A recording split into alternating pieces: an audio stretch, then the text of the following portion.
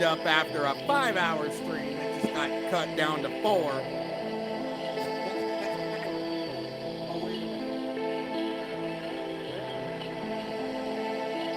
Wait a minute. It wasn't, hold on. In LARP World, it wasn't a 5-hour stream. It was a 4-hour stream. But in Mr. Jones' world, they're happy, and Anton, it's happy. It's only 27 seconds. All right, so check this out. We'll just reset and start another direction, huh? Okay, so we've got Brian here. I think his name's Brian. Over here on the left, only dude. And you see he's got a patch on his neck. All right, okay. And they talk about it. Now, Mr. Cox thinks that he went and got kissy lips tattooed on his neck, and he's gonna say he's hurt. Well, I mean, why would you need to put, lidocaine patch right on your test juncular there on your neck, your jugular vein? Now, let's see. There's something else I was gonna say. All right, we're gonna play on this. We're gonna play it for an hour. This panel, okay? Now, what you need to do right now, since we've got a few participants watching, only a few. Well, see, here's the thing. I doubt that it's rendering, because you usually able to just play a stream right when it ends, right? You say there's a little button there that says replay. Watch replay at the end of a stream. There's a reason why there's a button there for that. Okay, just an FYI. Anyways, oh man, we got to reset here. All right, so we got Brian of the Whatever Network. Okay, here, and what we're gonna do is we're gonna watch this for an hour. It's gonna be a little bit of cringe, but we're watching Saturday morning TrollTunes episode of Spot the Fed Operation. Now, here's the thing, okay? One of these women admits to being an actual working. I think she says she works for the government. Okay, just to go there, but to take it a little bit further, she also says that she's part of a task force, which totally cool, right? That's a good thing. Task force. Catching sickos, all right? And once again, that's a good thing that the government would be involved in with catching sickos, correct?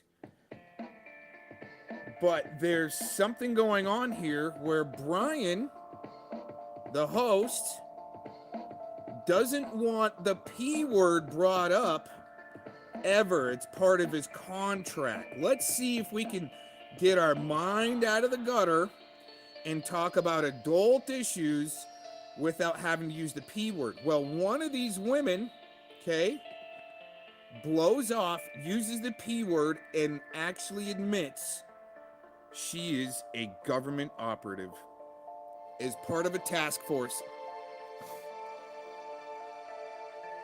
and starts using the P word. And then rage quits. And it was one of the most graceful rage quits I've seen yet, okay? And she's all, call me Brian. I want a date. All right. Now, you don't have to wait very long, okay, to know who the operative is here, right? And I don't know about that guy, right? What if they all are? And if you listen to the last stream, they talk about a girl with pink hair. That's what made me think of this. On the Trevor Edson podcast, number 6, I believe, they talk about a girl in Colorado Springs with pink hair. That, oops, all of a sudden she's a who and a what? A CI. Now, some people in the chat actually think that this girl is trans, maybe? Trans boy to girl or something. I don't know. I really don't care. She's not the one that rage quits, I'll tell you that much. But do they leave one behind? Right? Is that the way it kind of works, maybe? Do they leave one behind? Anyways, what I'm going to do is kick this off. We get the rage quit in an hour. In an hour, the rage quit happens. And it's graceful. Take notes, ladies, if you ever need to rage quit, right? This is a graceful way to bow out, right? And anyways, especially being from maybe, well, I don't want to give up too much. Okay?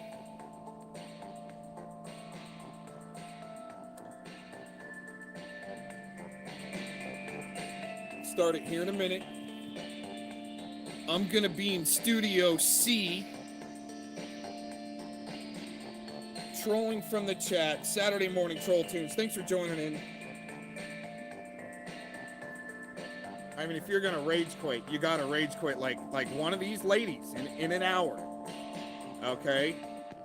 So like I said, there's some cringe value to this. It's happening. Right? Let's see if I can do some creative.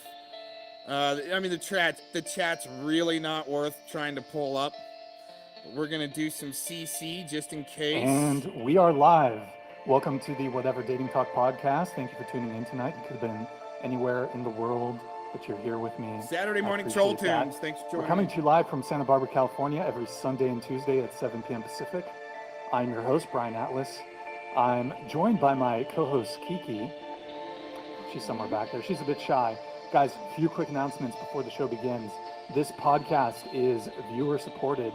Heavy YouTube demonetization, so we make nearly nothing from ad revenue. So please consider donating through Streamlabs instead of super chatting, as YouTube takes a 30% cut, Eric. Scuffed. Okay, so yeah, if you go to Streamlabs, basically the difference is you super chat 100 through YouTube, YouTube takes $30. If you donate 100 through Streamlabs, they only all about take them donos, $3. Donations and super chats $5 and up will be displayed in stream overlay. And Eric, if you can switch it over, all super chats $50 and up will be read. $100 and up triggers instant TTS, that's text to speech. However, guys, for this episode, keep this in mind, please. TTS is going to be through Streamlabs only. There was a bit too much interruption last show.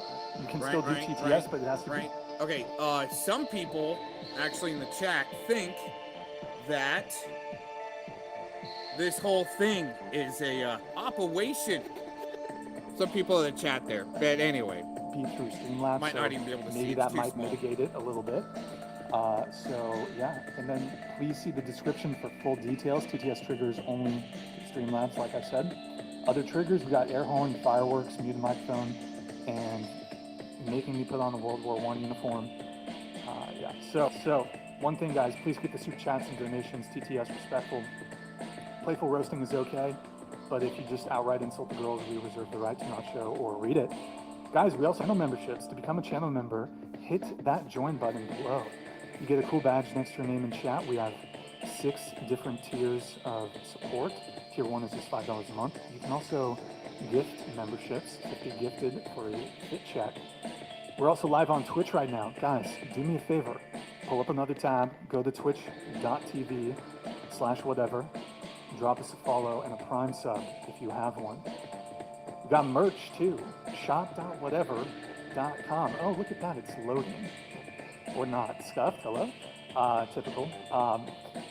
Well, you'll have to take my word for it that we have merchandise. Arcada? Thank you, I appreciate it. There we go. There it is. Look at those run-of-the-mill t-shirts we have. Okay. Also, guys, go follow us on Instagram at whatever. Yeah. By the way, we were at last show, we were at 95K followers, and then I don't know what happened, but you guys blew it up. So thank you guys so much. At whatever on Instagram, go follow us. And same with Twitter, at whatever. Any girls who want to be on the show, DM at whatever on Instagram. My Instagram is linked below, women under 5 feet and/or those with outies. My DMs are open. Okay, don't worry about that. BD_Atlas. If you guys can't catch the full shows, we have a clips channel. Link for that is in the description. Go subscribe. Last thing here, I don't know if you guys noticed, I got this goofy thing on my neck. I've been having some ongoing neck and back issues for a couple years now. You've maybe noticed the ice packs and shit I have during the shows. Tweaked my neck pretty bad about 10 days ago. Powered through the last 2 shows, but pretty bad flare-up, so might be worse than my initial neck injury. So Yeah, it's been a little rough, you know, haven't slept much in the past 10 days, some muscle spasms. So I'm going to try to get through this show and the Tuesday show. I don't know if you guys can hear my voice. It's kind of scuffed, but yeah, so, and then I'm going, after the Tuesday show, I'm probably going to take 2-3 weeks off. Maybe I'll try to, I mean, maybe I can bring in someone to host in my absence, but yeah, I'm probably going to take at least 2 to 3 weeks off while I try to recover from that. But yeah, you know, if I could build a team around me to kind of handle everything and then get a host to come in, that could be cool. But yeah, so, but we will be back, guys.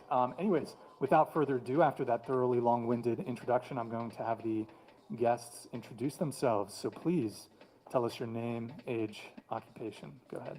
My name is Avery, I'm 28, and I do social media and OnlyFans. When you say, okay, you do social media, okay. Yes. OnlyFans, any other kind of adult content or strictly OnlyFans? Just OnlyFans. Okay, cool. My name is Missy. I'm 30. I do a lot actually. I bartend, I do OnlyFans, and I also do tattoo modeling for clothing brands. Rock and roll. Hi, I'm Hannah Jo. I'm college aged and I do OnlyFans. College age? Yes. Okay. All right, fine with her. Okay, what about you? My name is Kenny. I'm 32 and I work for the government. The government? You I'm an investigator for the government. You're an investigator? Yeah, you didn't know that yet. I'm terrified. What, like, are you, when you say investigator, what are we talking about here? I investigate, there's some words I can't use, but internet crimes against children. Yikes. Yeah. Okay. And so are you, is it like a state agency, local Santa Barbara agency, or? It's a government agency. Okay, you want to Yeah. keep it maybe a bit. Yeah, Fair enough. I can't say too FBI? much. I work closely with the FBI, but I am not Wow. FBI. But I know Okay. a lot of special agents, so be careful. No, I'm Oh, just fuck. Okay. Already regretting it. No, I'm kidding. Go ahead. Hi, I'm Violet. I'm 24 and I do social media marketing and brand building. All right, welcome. Hi, I'm Gabby. I'm an actress and model, and I'm also a full-time college student studying journalism. Age? Oh, I'm 29. 29. Okay. Yeah.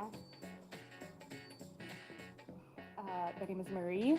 I am not nearly as interesting as all these other beautiful women, but I'm an HR manager here in Goleta. Yeah, Did you say your age? Sorry. I'm 32. 32. Yo, Eric, this pen is scuffed. Can you go grab me, keep it center, and just grab me a different pen? It's under the island. What about you? Hi, I'm Curia. I'm 19. I'm an admin in investment banking, a full-time college student pursuing economics, and I create home content on TikTok. Home content on TikTok. What do you mean by that? Like cleaning and household tips, home decor, etc. Did you say your age? 19. 19. Okay. Mm-hmm. Hi, I'm Edie. I'm 23 and I'm a tattoo artist. You said 23, yeah? Holy shit, all these pens are scuffed. Okay. Cool. Guys, everyone's Instagram is in the description. Go check them out, give them a follow. Okay, so we're gonna go around the table one more time. What is your current relationship status? You know, are you single? You got friends with benefits, talking stage, situationship, relationship, engaged, married, etc. And what is your longest relationship you've ever had? Go ahead. Okay, I'm single. I was in a situationship like last week, but trying to stay away. So we're gonna go with single. What, you're trying to stay away. Yeah, he keeps texting me trying to reel me back in, but I'm resisting. So How long was this situationship going on for? it was like 3 months, and I was like, all right, this is about the time when you start dating. But he didn't want to put a label on it, so I was like, I don't just want to be a situationship. So you wanted to put a label on it. Yeah. Okay. And you actually talked to him. Yeah, I was like, because I've just been in so many situationships, and I feel like 3 months, maybe, I don't know, maybe I shouldn't have these time limits, but I feel like 3 months is about the time when it should start turning into something. And if it's still like these once a week nightly hangouts, that's when I think, yeah, this is not going anywhere. So you brought up a conversation about wanting more, Yeah. and he said no. He's like, no, I'd like to just keep it what it's at. Okay. But he's still sliding back, and he's like, you know, if you want to like come over and watch Marvel movies and do our usual thing, like, Sure. I'm down. Okay. And I'm like, no, I really want to finish the Marvel series, but I can't do it. Okay, so single, freshly out of a Yeah. 3-month situationship. What's your longest relationship you've had? 4 years. 4 years. Okay. Got it. Okay. What about you? I am talking to somebody. How would you classify it? Situationship, talking stage? We're on the talking stages. Okay. He doesn't live in the same state. Yikes. Okay. What state? Montana? More like the Mormon state. Oh, what? The Mormon state. Utah. Okay. So is he Mormon? No, he's definitely not Mormon. No. Okay. He gets asked that question a lot. How long have you been talking to this guy? I'd say like a month. A month. Okay. And then your longest relationship? My longest relationship was about 4 years. 4 years. On and off, yes. Okay. Rock and roll. How did you guys meet? Was it here? Instagram. Through Instagram? He slid into your DMs or I slid into his. you slid into his? Does he have a blue check mark? He does, yes. Athlete? I don't know. Musician? No. Like bodybuilding. Bodybuilding. Okay. So like natty or like is he on some like trend? I don't think so. I think it's all natural. All natty? Okay. All natty. All right. Well, you've narrowed it down. He lives in Utah, natty bodybuilder. I think the chat's probably going to figure out who he is, but- Okay. And you said you've been talking to for a month. Yeah, You slid into his DMs, correct? correct. Okay. How did you just stumble on his thing? Were you stalking him for months? What was the... Somehow I found him on the Explore page, and I follow like every hot tattooed guy that I see on my Explore page, and just started. Okay. I have a question for you. Okay. Would that stop if you were in a relationship? Yes. Okay. Okay. All right, moving on. Go ahead. I am in a relationship. Okay. How long have you been in said relationship? 4 years. 4 years. So is that your longest So far, yeah. relationship? Okay. Are you guys gonna get married? You think, or I hope so. you want to? Yeah, I Okay. do, but he wants me to propose to him. He wants you to propose to him. Yeah, Okay. because he's already been engaged once before, and he doesn't want to do it again. And Mm. I also think it would be adorable to propose to him. You think it'd be adorable it'd be to propose cute, to yeah. him? Okay. Here, can you use this ring here Mm-hmm. to do it? To do To propose to him? it? To propose to Yeah. him?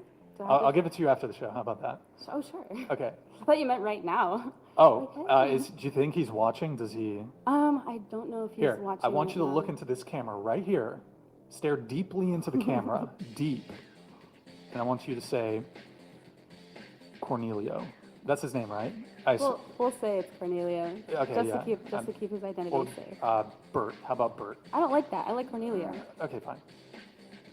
We'll propose to your... Can I have the ring? Sure. Can you pass that along?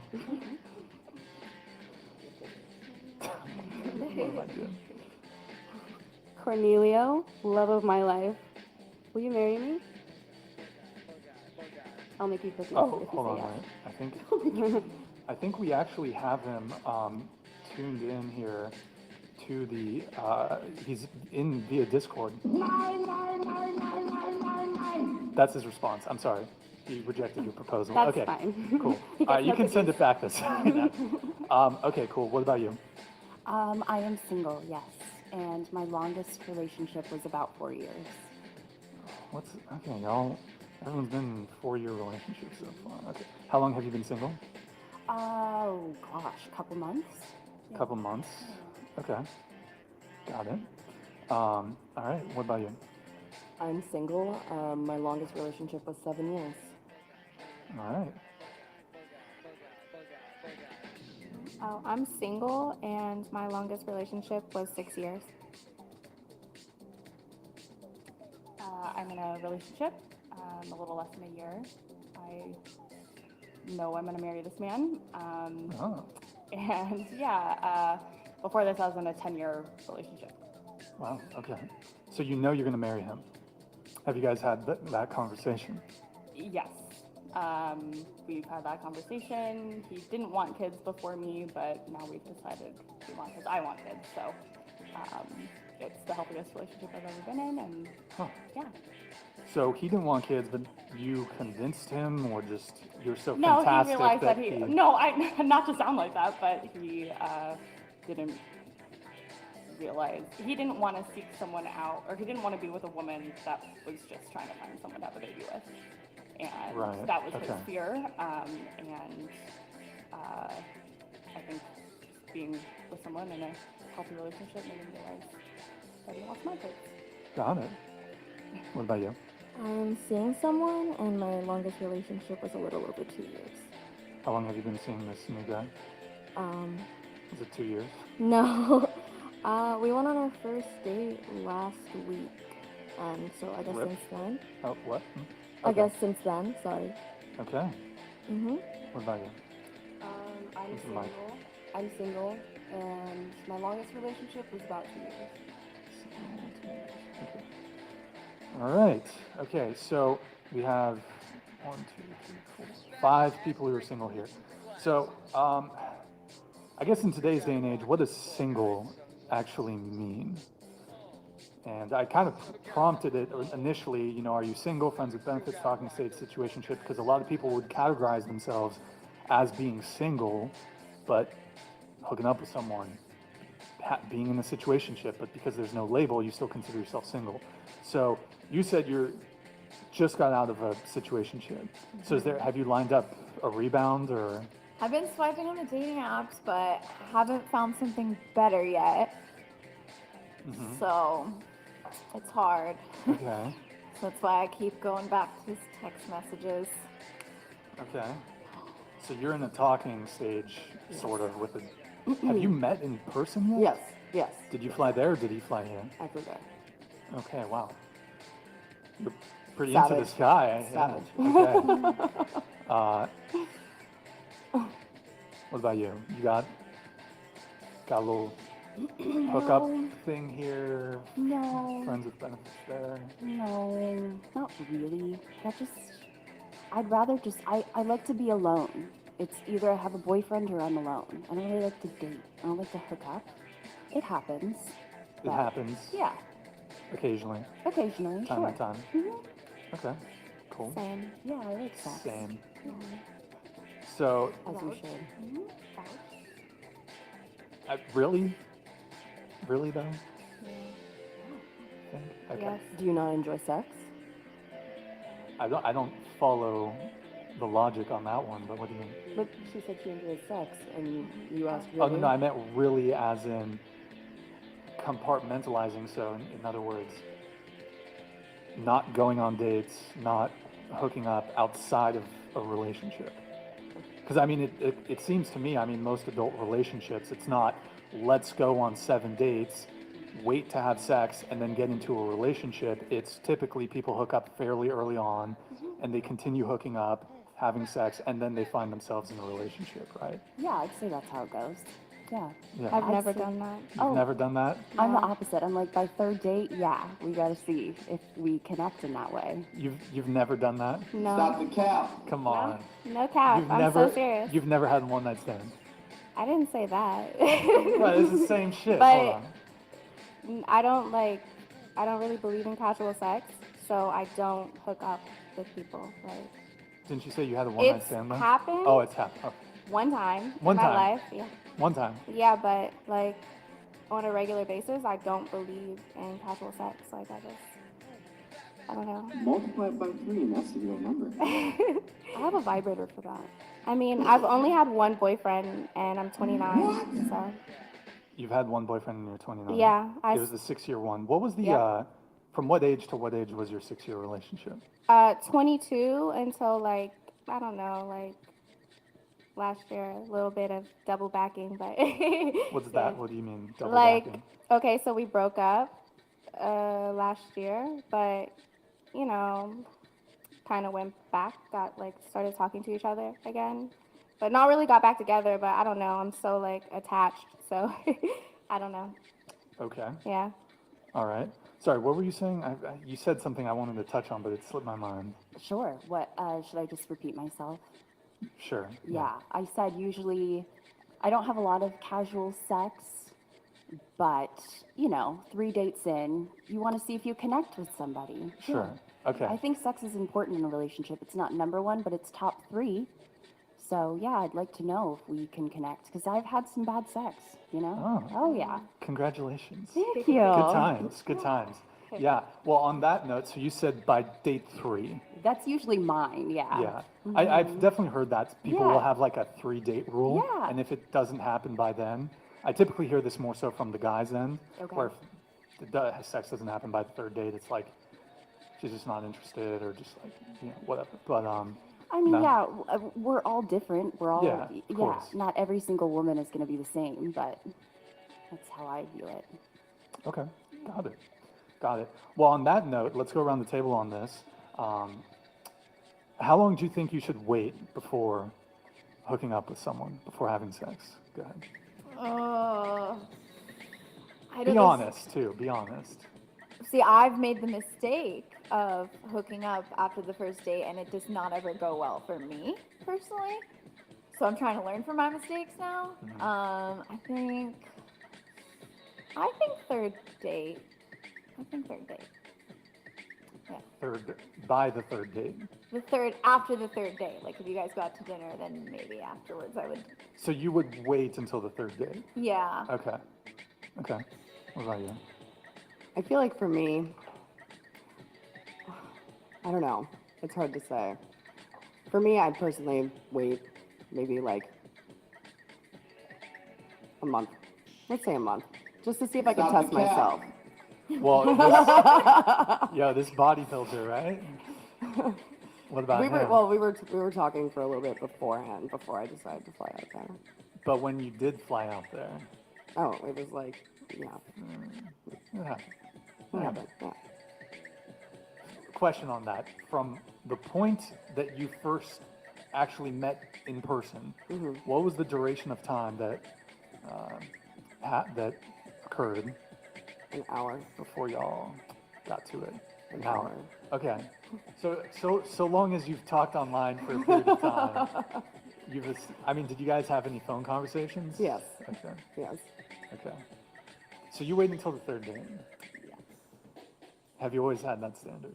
No, I used to do it right away because I just am a people pleaser, and I used to think that sex would make them fall in love with me. So I was like, yeah, I just wanted to do a really good job. I thought if I did a really good job, then it would make them fall in love with me. Obviously, that did not work out. So. What about, you said you were just out of a situationship. How long did you wait with this guy? It was the 3rd date. 3rd date? But it still Okay. didn't work out for me. Still didn't work out. So maybe we need to move it to the 5th date now. I don't know. Yeah, Wait a month. Wait a Maybe month. we need to, yeah. yeah. I think women in some ways are kind of damned if they do, damned if they don't. Because on one hand, even if you do wait, it doesn't necessarily guarantee that the relationship's going to work. Obviously, But yeah, it's kind of on one hand, you wait too long, and that could be an issue. But if you too quick, some guys might view it negatively. So it is a bit of a difficult position. Okay, so how long do you think you should? I don't think I can give an answer because I think it's entirely circumstantial. Like, you're not going to have the same connection with everybody. So Okay. with one person, you might feel more comfortable waiting, and with one person, you might feel more comfortable just jumping right in. I think there's no rule. When you say more comfortable just jumping right in, do you mean that you recognize that perhaps, for example, maybe some girls here have had this experience that if you don't hook up with him, maybe he's like really attractive, like a high status or whatever it may be, really attractive. You're concerned that you might lose him or not get him because if you don't sleep with him too quick. I don't do that, no. Okay. Because there's definitely guys like if they don't want to wait, so. If he's worth keeping around, he'll stay around. I won't have to make him with my body. Okay. Were you about was- to do some I was snapping? snapping. What about you? Yeah, no, I would say I'm usually about 3 dates in. Oh, yeah. Yeah. Okay, 2 yeah. days. But I agree. I think there's circumstances in which, you might wait longer and or quicker. Yeah, just depends. Say you're friends beforehand, right? I mean, So how long just does that jump last? in that Maybe, situation. I don't know. Yeah, sure. Yeah, I don't know. It's up to you. Sure, there's always variables. What about you? Yeah, I mean, when I go on dates, I tend to have that conversation pretty early on what my partner is comfortable with and what they would desire, and vice versa, what I'm looking for. And if I don't feel that connection or spark on the first date or second date, I prolong it until I get to know that person and become more comfortable with them. Okay. What about you? I think it just depends. Like, I really just go off a vibe. Like, I don't know, but the last relationship I was in, we didn't have sex for like 3 months. I feel like when you feel like a connection with the person, then that's when it happens. I don't know. I don't put like numbers or dates to it. It's like a feeling. Okay. Yeah, I completely agree. It's all depending on the situation and like what you want out of it. I mean, if you are connecting with someone and you can really see this like lasting a long time, sex shouldn't make any difference, really. But if you're like, this guy's cool for a hookup, then so be it. Sure. I think that you guys are right. It's completely circumstantial, and we all differentiate. However, me personally, 3 to 6 months. Personally, 3 to 6 months? yes. Oh, did you want me to like say why or elucidate Sure, it? yeah, Oh, sure. okay.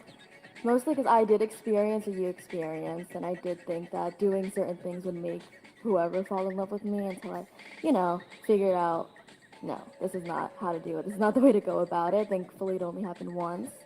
So with my last relationship, I made him wait about 3 to 4 months, mostly because that's when the honeymoon, 3 to 4 months after exclusivity.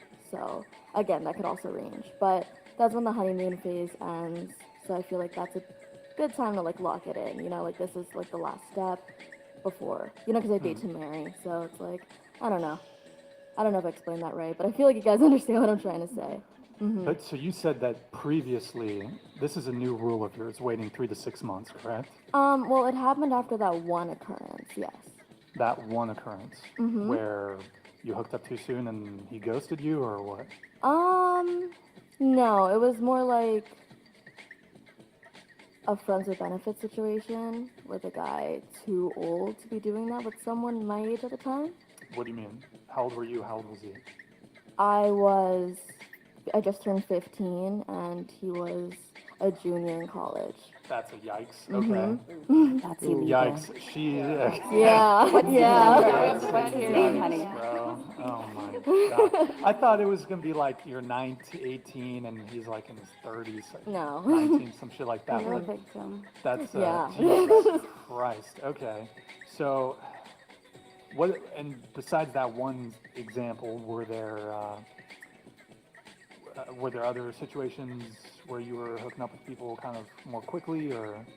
Well, if I'm being perfectly honest, after that occurrence has ended, when it did end, I didn't think that I was worthy of love at all after that, because I get like she said, I was a victim or whatever. So I didn't really think that I was already scarred. I grew up very religious. My virginity was gone, so I kind of hooked up a little bit, and then I found religion again. And I know this is like I'm not a born again virgin or anything, but then I found myself again, and I was just like, yeah, this isn't gonna work. So whenever I was in the mindset to date again, that was the rule. So my first and only boyfriend, I did wait, and then now I'm gonna wait with the next one. Okay. Okay, got it. Can I ask a question? Yeah, go ahead. Yeah. Is this solely based on like sex or the control that you want with it? You mentioned that What do you mean? mentioned that you made him wait 6 months. Oh, I didn't I had a conversation with him about it, like once I was comfortable enough, and I was like, okay, I'm not really comfortable having sexual relations with you. I didn't tell him what happened, I just wasn't comfortable with it, and then he was just like, okay. And then whenever I was comfortable with it, we just did it. But he never really initiated Yeah, he anything wasn't like like that. talking to you about it. Yeah, okay. I'm sorry, I was just curious. No, that's fine. What about you? I typically like to talk to someone for a good amount of time and get to know them before anything happening. Into the mic, please. Before anything happening, So how long? at least a month of like talking. At least 1 month. Yeah, like Okay. 1 to 2 months talking, getting to know them. I like to talk to someone for like maybe a few weeks before even meeting up with them, just to like test the waters of like who they are. But have you had any previous experiences where you just hooked up really quick? I had, yeah. Okay. Like, it's sometimes called like a hoe phase, party phase. You don't like that. Of course I did, yeah. Oh, okay. I thought you were like grimacing at the term hoe phase, yeah, but of course. guys can have hoe phases too, I guess. So everyone's had hoe phases, I guess. I don't know wish about I had everybody. one. What's that? I wish I had one. Oh my! Don't say that. That's Haram! okay. Yeah, the audio's kind of seems a bit low. I don't know if you can boost it to 80, Eric. One quick reminder, and I do want to hit on this topic. Guys, TTS is through Streamlabs only. Just a reminder, TTS is through Streamlabs only now. Here, let me just get this one though, just to clarify. James Wilson, thank you for the Canadian 140, man. Appreciate it. Yeah, maybe, sorry if this, you thought it would go through as a TTS, just only through Streamlabs is TTS. Question for Brian, and in know that you've said this before, however, you have a lot of new viewers, subscribers, so can you please explain the 7 on the collar for Everyone Cheers? I might reveal that maybe on episode 77, maybe, we'll see. But yeah, it's kind of a mystery, so don't worry, it's not like some cult shit, but yeah, it's just... Anyways, okay, thank you, James. Merci beaucoup pour le Canadien. C'est vraiment, tu es vraiment génial. C'est bien ça. Okay, so I kind of wanted to come back to what you said, and a couple of you said. So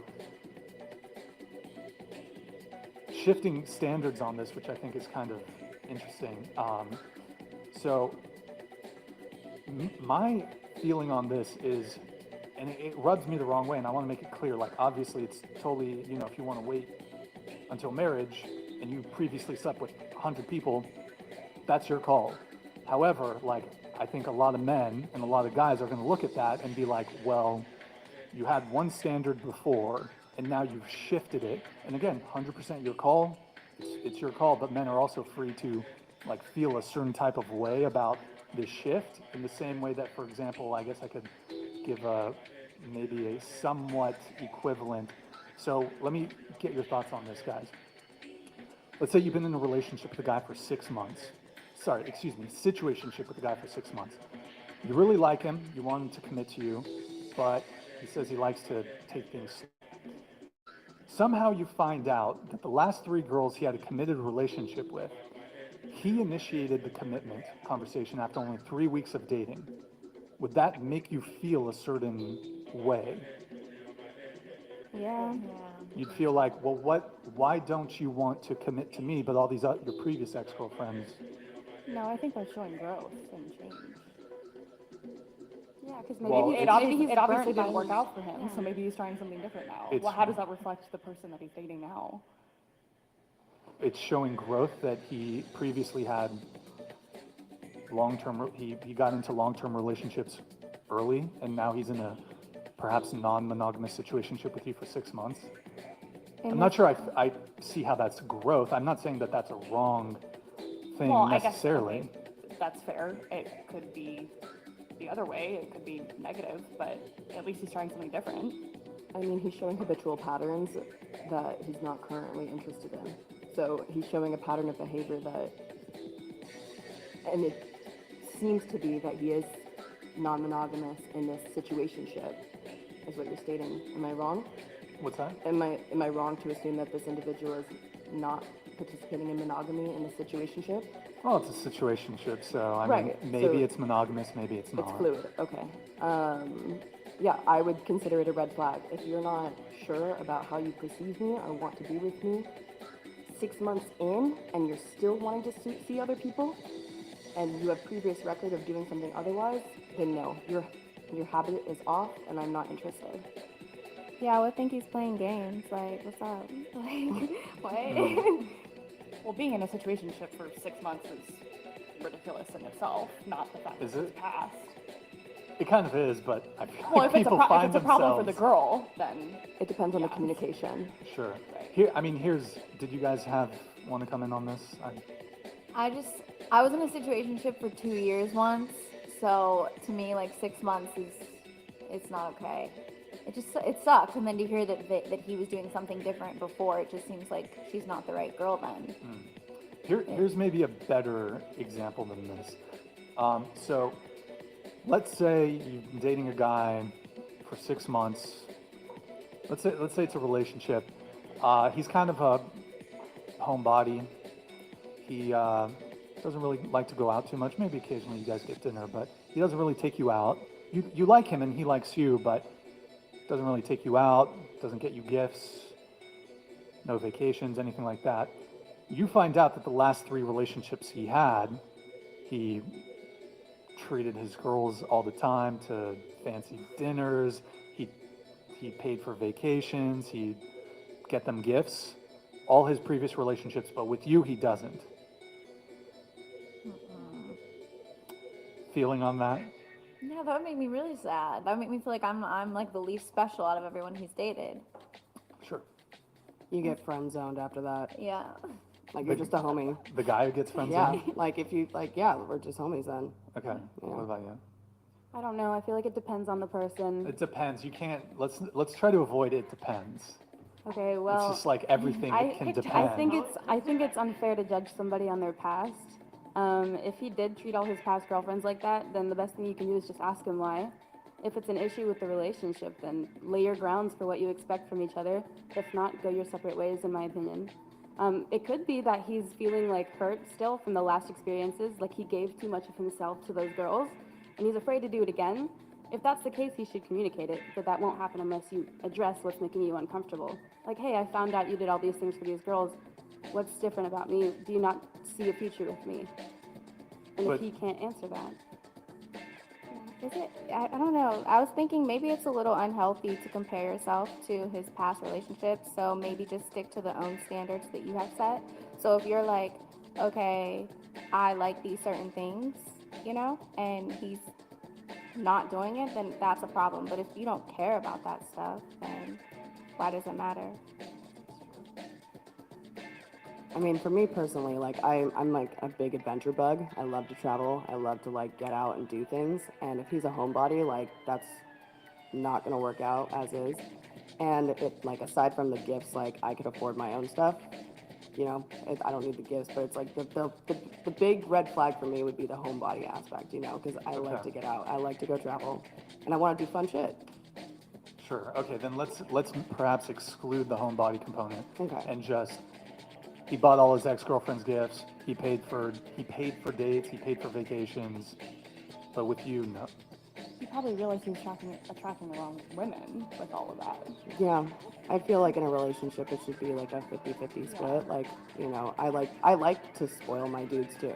Like when I'm dating someone, I genuinely like to pay for dinner. I like to pay for concert tickets. I like to be out and do things that are fun. Okay. And I have no problem buying. I'll have you answer it, but really quick. You mentioned 50-50 relationships. Who here is in favor of 50-50 relationships? Is this? actually, can I say I prefer 100-100? Nobody should I've heard. be giving Yeah, I've half heard of that. their Yeah, effort. it's semantics. Okay. Semantics, but okay, yeah. But just another show of hands. I didn't see who believes in 50-50, 100-100 relationships. What does that even mean, though? Wait, so hold on. Keep your hands Yeah, up do a you mean second. like money? Like materialistic things? Well, I mean, I think that's often the paradigm in which it's viewed in. But I mean, it could come down to household labor in that way. I often hear, though, I mean, when it comes to 50-50, usually the protection component is not part of it. So, for example, like the expectation that your male partner protect you in the event of a home invasion, for example, or killing spiders, that typically. Oh, I need that. I need protection, so. I can kill spiders. Okay, all right. Yeah. Hell yeah. There you go. You Are you didn't, talking more about like rules? into the mic, please. Are you talking more about like rules in a relationship? Where I suppose, yeah. So like, I mean, the obvious ones that occur to me is paying for the first date, providing. So, do you want to be 50-50 with the person? Do you want maybe, you know, in a long-term relationship, you know, some arrangements, there's a partner that's stay at home, taking care of the kids, the family, whereas the other person is the breadwinner. So, yeah. I didn't see everyone who was raised their hand for 50-50, but yes, 50-50. No, so you two no on 50-50. No. No on 50-50. I don't agree with equality. Don't agree. What about you? No, No, absolutely not. absolutely not.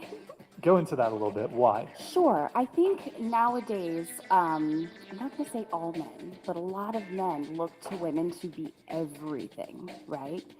We have to have jobs that make a lot of money. We have to, well, most men that I talk to do. I see your face like, Most men that you talk to. well, if we're talking about 50-50, if they're paying half the rent, they better have some money under their hands, right? So if we're going 50-50, no, I think that's bullshit.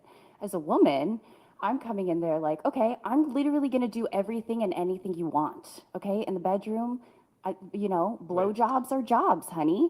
So yeah, absolutely. I want you to pay for all of my shit. Wait, hold on. Let's go. Feminism. Feminism. Oh, you're gonna trigger That's Brian. feminism. Oh, here we go. Before I responded, maybe you guys had a response over here. Okay, sorry. So when you say, I'm just piggybacking off what you Please, said. yes. So a lot of the men, especially the men who like to watch the show, love to like throw crap onto feminism. And I'm not a feminist myself, so I can see both perspectives. However, men are also victims of feminism or the feminist movement because the feminist movement tells women that, I mean, inadvertently.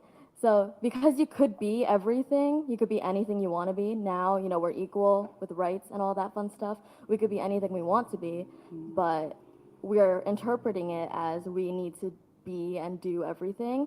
And the men are also now interpreting it like that. So I don't believe in 50-50 relationships, and I personally want to be a stay-at-home mom one day. So it's not going to cut it. It's not going to work out. You know, like what, the woman's supposed to pay half the bills and do all of the housework? That just doesn't make sense. That's like 70-30. Yeah, You that's know? more what I'm talking about. Like, Yeah. at least pay maybe 30% of the bills, and she does Right. more of the housework. Like, it has to be a certain, you know, just can't be like, you know what I mean? Yeah. I feel like kids make a huge difference in this For whole sure. conversation. Absolutely. So, And I we're mean, usually the ones pre-kids. having kids. So Yeah, we're the only ones having kids. I mean, we're spending 9-10 months really in yeah, gestation. but you're going to base your relationship off of that, even if No, you don't not at plan all. to have kids with this person? No, but I think, feminism isn't a bad thing. Of course, there's always going to be extremists, right, that are like, oh, just hate men, just hate men. I don't But believe isn't that. feminism all about equality? No, it is about equality for sure, but I think there's more to it. We've been completely erased from history, and now, Erroneous. Erroneous. and now, Hold on. wait, no. Feminism's about equality. Okay, Let me yeah, wait, just hold on. go ahead. Just hold on. Even now, there have studies that have been shown that quite literally show that when women start dominating a man's career, the cost of that job goes down. Right? So once women go into the field, how much they're making goes down because it's women now, right? They don't really care about us as much. And, Erroneous. I mean, you can see that Erroneous. now with just healthcare, you know? I mean, I can't go to every state and have necessary healthcare. That's really scary for me, right? And that's where I'm coming from is like, no, we should have, You're the talking same. about abortion laws, Yeah, right? Okay. abortion laws, yes. Yeah, and also at the same time, it's becoming more dangerous for women because in certain fields, like, I forgot the statistics, but in certain fields, women do make the same amount as men. And I'm from New York, so in New York specifically, women out-earn men. In the age Absolutely. group from 20 to 40, women out-earn men. We're more And- educated too. Yeah, that's Yeah. so all educated women in Manhattan alone out-earn men, and this is at least over there. Right. It's making it really dangerous for women because men still want to feel dominant, and they will inadvertently try to dominate the woman in another way, like a domestic violence Sure. thing. Okay. You know, or emotional abuse to try Sure. to be like, I'm the man, even if you're making the more money, because even if you're not emasculating him, If you're making more than him and you're still like splitting it 50-50, you'll have more saved, you'll have more invested, and he'll feel bad. Depending on the man, but I I'm pretty respect sure that. this is most. I definitely you know? respect that, but what you have to understand is globally, men hold far more money than That's women true, ever will. So, well, maybe not 80, will, 80, but right 80%, Right now, yeah. 80% of consumer spending is done by women. Women hold Correct. the majority of debt. yes. So, But I mean, the most billionaires, millionaires are men. I mean, that's the apex fallacy. But You're tell me looking, about that. the apex fallacy, you're looking at the top percentage of men, Mm-hmm. which happen to be a very small proportion of men, and attributing to that as to men as a class, as a group. But don't you do that when it comes to, I can't bring it up. I'm about to use a P word that we're not allowed to use. Oh my God, I don't see how that's at all relevant. Oh, I to do. the Okay, so conversation. 99% of sexual perpetrators are male. And That's false. no, look it up right now. What about It all is these a- women teachers that are Right. Let me get into that because this is quite literally my background. This is what I do for a living. So I can tell you that it is 99% of sexual perpetrators are male. You can look that up right now. That's false. Yeah. I'm telling you, this is what bugs me about men who say things like that. That is willful ignorance. You can absolutely look that up and educate yourself right now, and you don't. Why? Also, when it's a not true. when a high school It's boy It on is its- true. On its face, it's not true. It Oh is my God, true. you have to It look is it true. up. How can you say that's not true? What's your background? Where are your statistics coming from? It also What are- doesn't help that when a young man is like assaulted by an older teacher, Yes. instead of getting support, you see the comments full of "Wow, he should feel grateful. What a lucky boy." And I'm not saying that men cannot be raped. They are absolutely being raped, but they're being raped by other men. And they don't stand up for victims. Yes. So women can absolutely rape. I've seen bad cases in the cases that I've worked on with women. But this is a real statistic, and I'm going to say it again, and you're going to say that's not true, but you can easily look it up, so that's willful ignorance if you don't want to. 80 to 90% of you know what I'm saying, are male. 99% of See, sexual perpetrators you've just are given me male. two different numbers. Right, I'm talking Previously, about- you said 99%. Yes, but we're Now talking you've about shifted it to 80. pedophilia. Oh my Yes, God. we're talking about pedophilia I alone. specifically instructed you before the show. We're Not not to gonna- say it, and then when I Yes, looked at you but and I tried to don't say see- it, you looked at me I don't, weird. I don't see how that's relevant to the conversation we're It is having. relevant to the conversation. We're talking about We're- men and women. Men But have you're totally a far... derailing the conversation. We were previously talking about the 50-50 wage gap equality Of course. somehow, relationship. and now, Absolutely. and I'm talking about the apex fallacy, Right. and But you we want were to talking, yeah, so talk we were about talking something about, right. totally unrelated. And then it got into feminism, right? So then we were talking a little bit about feminism, and then I'm coming on here saying, okay, we're looked at as women as these horrible, awful people, and yet... What are I you mean, talking about? It's a big difference What are you between... talking saying about? that? Who? Okay, Look at the chat. oh, everyone's like hating me. It's okay. It's okay. Your This is viewers something don't that you like can, us. yeah, it's something you can easily look up. I'm not sitting here saying like, oh, Okay, just we're not believe going me. to talk about that statistic. Sure. Okay. Okay, fine. Let's take children out of it. That's fair. And yes, but still, based off of that, 99% of sexual perpetrators are male. It's a real statistic. I don't see how that's at all relevant to this conversation. Right. But I'm we're talking failing about to men and see- women, Okay, right? Yeah. I don't see how that's relevant at all. Oh, see, I do. I think there's a big difference there. And Are you just trying to point out that men do bad things? Like, I don't understand. Or, like, We were what? talking What about. is- I don't.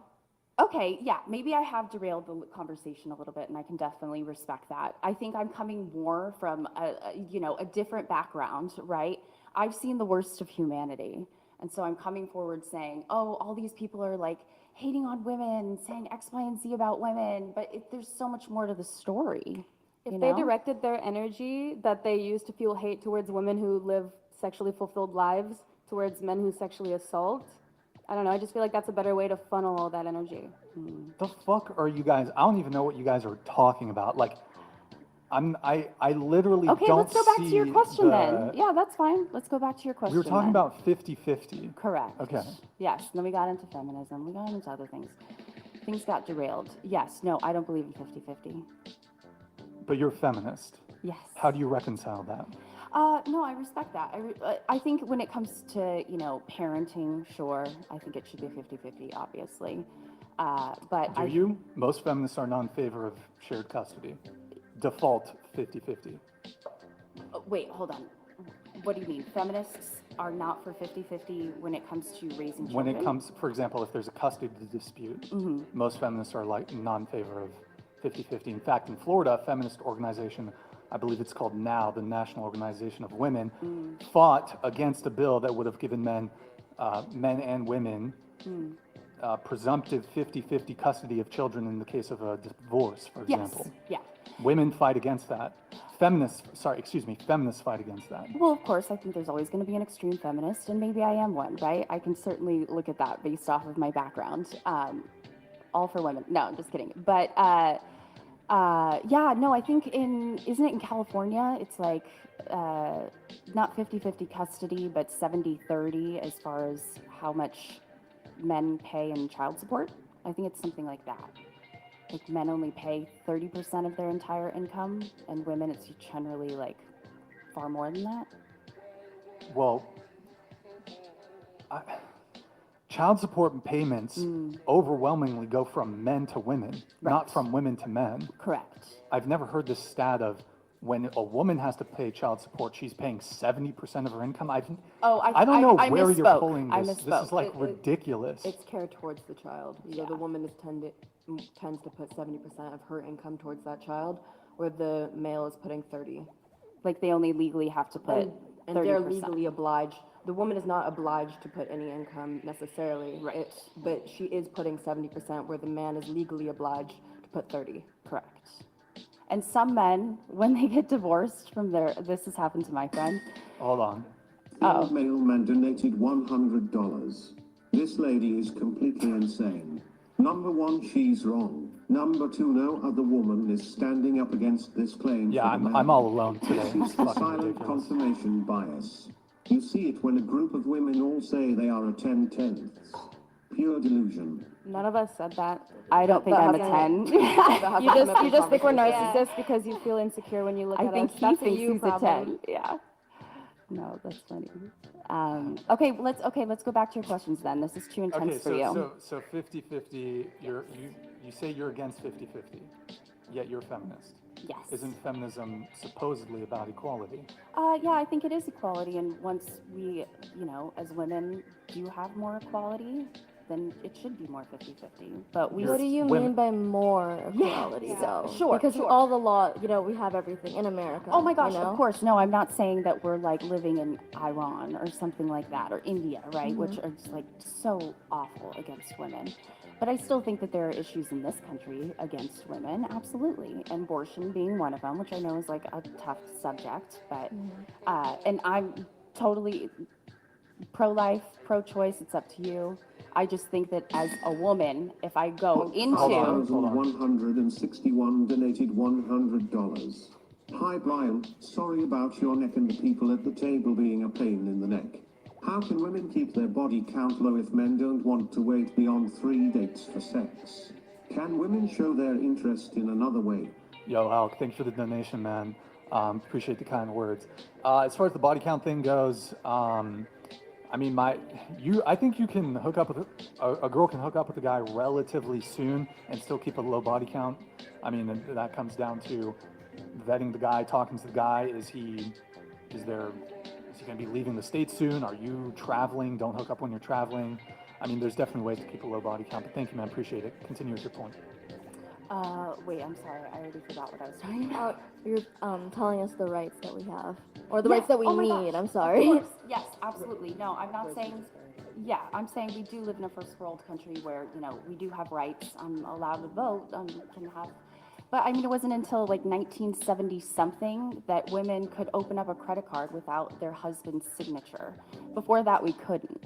Right, so these are all not brand new, but relatively new, right? These things have happened in modern days. This was back in the 70s. Our parents were alive in the 70s. You know what else happened in the 70s? The Vietnam War, Exactly. where men were exclusively drafted. Yeah, Pol And- Pot also was really bad during that time. Well, yeah, there's Cambodia. okay, sure. So, Yeah, you say that we don't have equality yet between men and women, correct? to me, correct. In the U.S. Correct. Okay, so name one right that a man has that a woman doesn't. Again, healthcare. So, right, if let's say I'm pregnant, God forbid I lose my baby and I go to Arkansas. I do not have access in Arkansas to legally go into a clinic and get an abortion, which, would happen if my baby was unfortunately dead inside of me, right? So those types of things, right? Let's say I was bleeding out or something and it was from, something happened in the birth canal, all that stuff. Like, we don't get that, right? That's scary to me. That's scary to my children, for my kids, Well, okay, so I would want to prompt you to give me one example outside of reproductive rights, because men have no reproductive rights in this country, so it's not clear to me if that's an equality issue. So besides, and Roe v. Wade just pushed it back to the states, so Right, it's up to there the are state. some states where you still have that right. So Yes, definitely. besides that, the only thing that occurs to me, one right that men have that women don't, is in some states it is criminalized to be topless.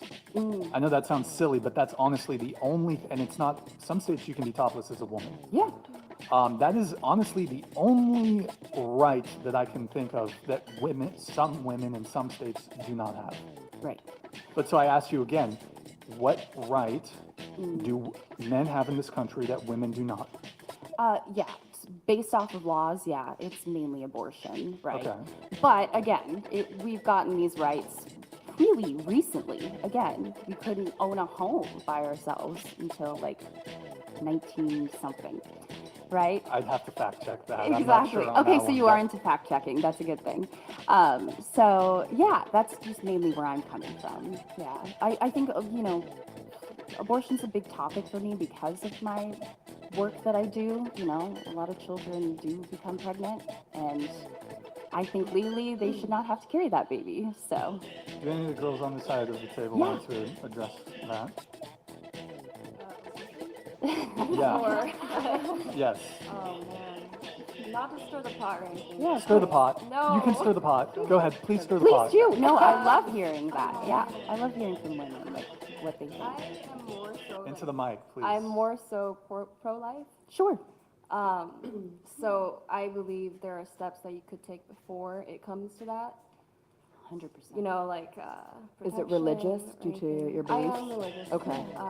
But also personally, like I don't think anyone should have the right to decide if a baby who can't decide for itself whether they can make. Would you keep a child that you got pregnant because you were assaulted? Would you keep that? Honestly, I think I would, but that percentage is very low in terms of who goes and gets an abortion. Like statistically speaking, through. But how many people don't would don't those that when they individuals go? deserve access if they do not want I think that that child? could be a topic that we could talk about. Like there could be like, for those people, but it's like once you let something be so easily accessed, it's really hard to draw a line of like when it stops or like when the cutoff is. People are not getting abortions for fun. I can promise you that. I know, no, that's not what I'm saying at all. Yeah. But I'm just saying Economically, it's really. let's say you couldn't take care of it, you don't have the family, you don't have the foundation, and you're now in a state that abortions are not available to you.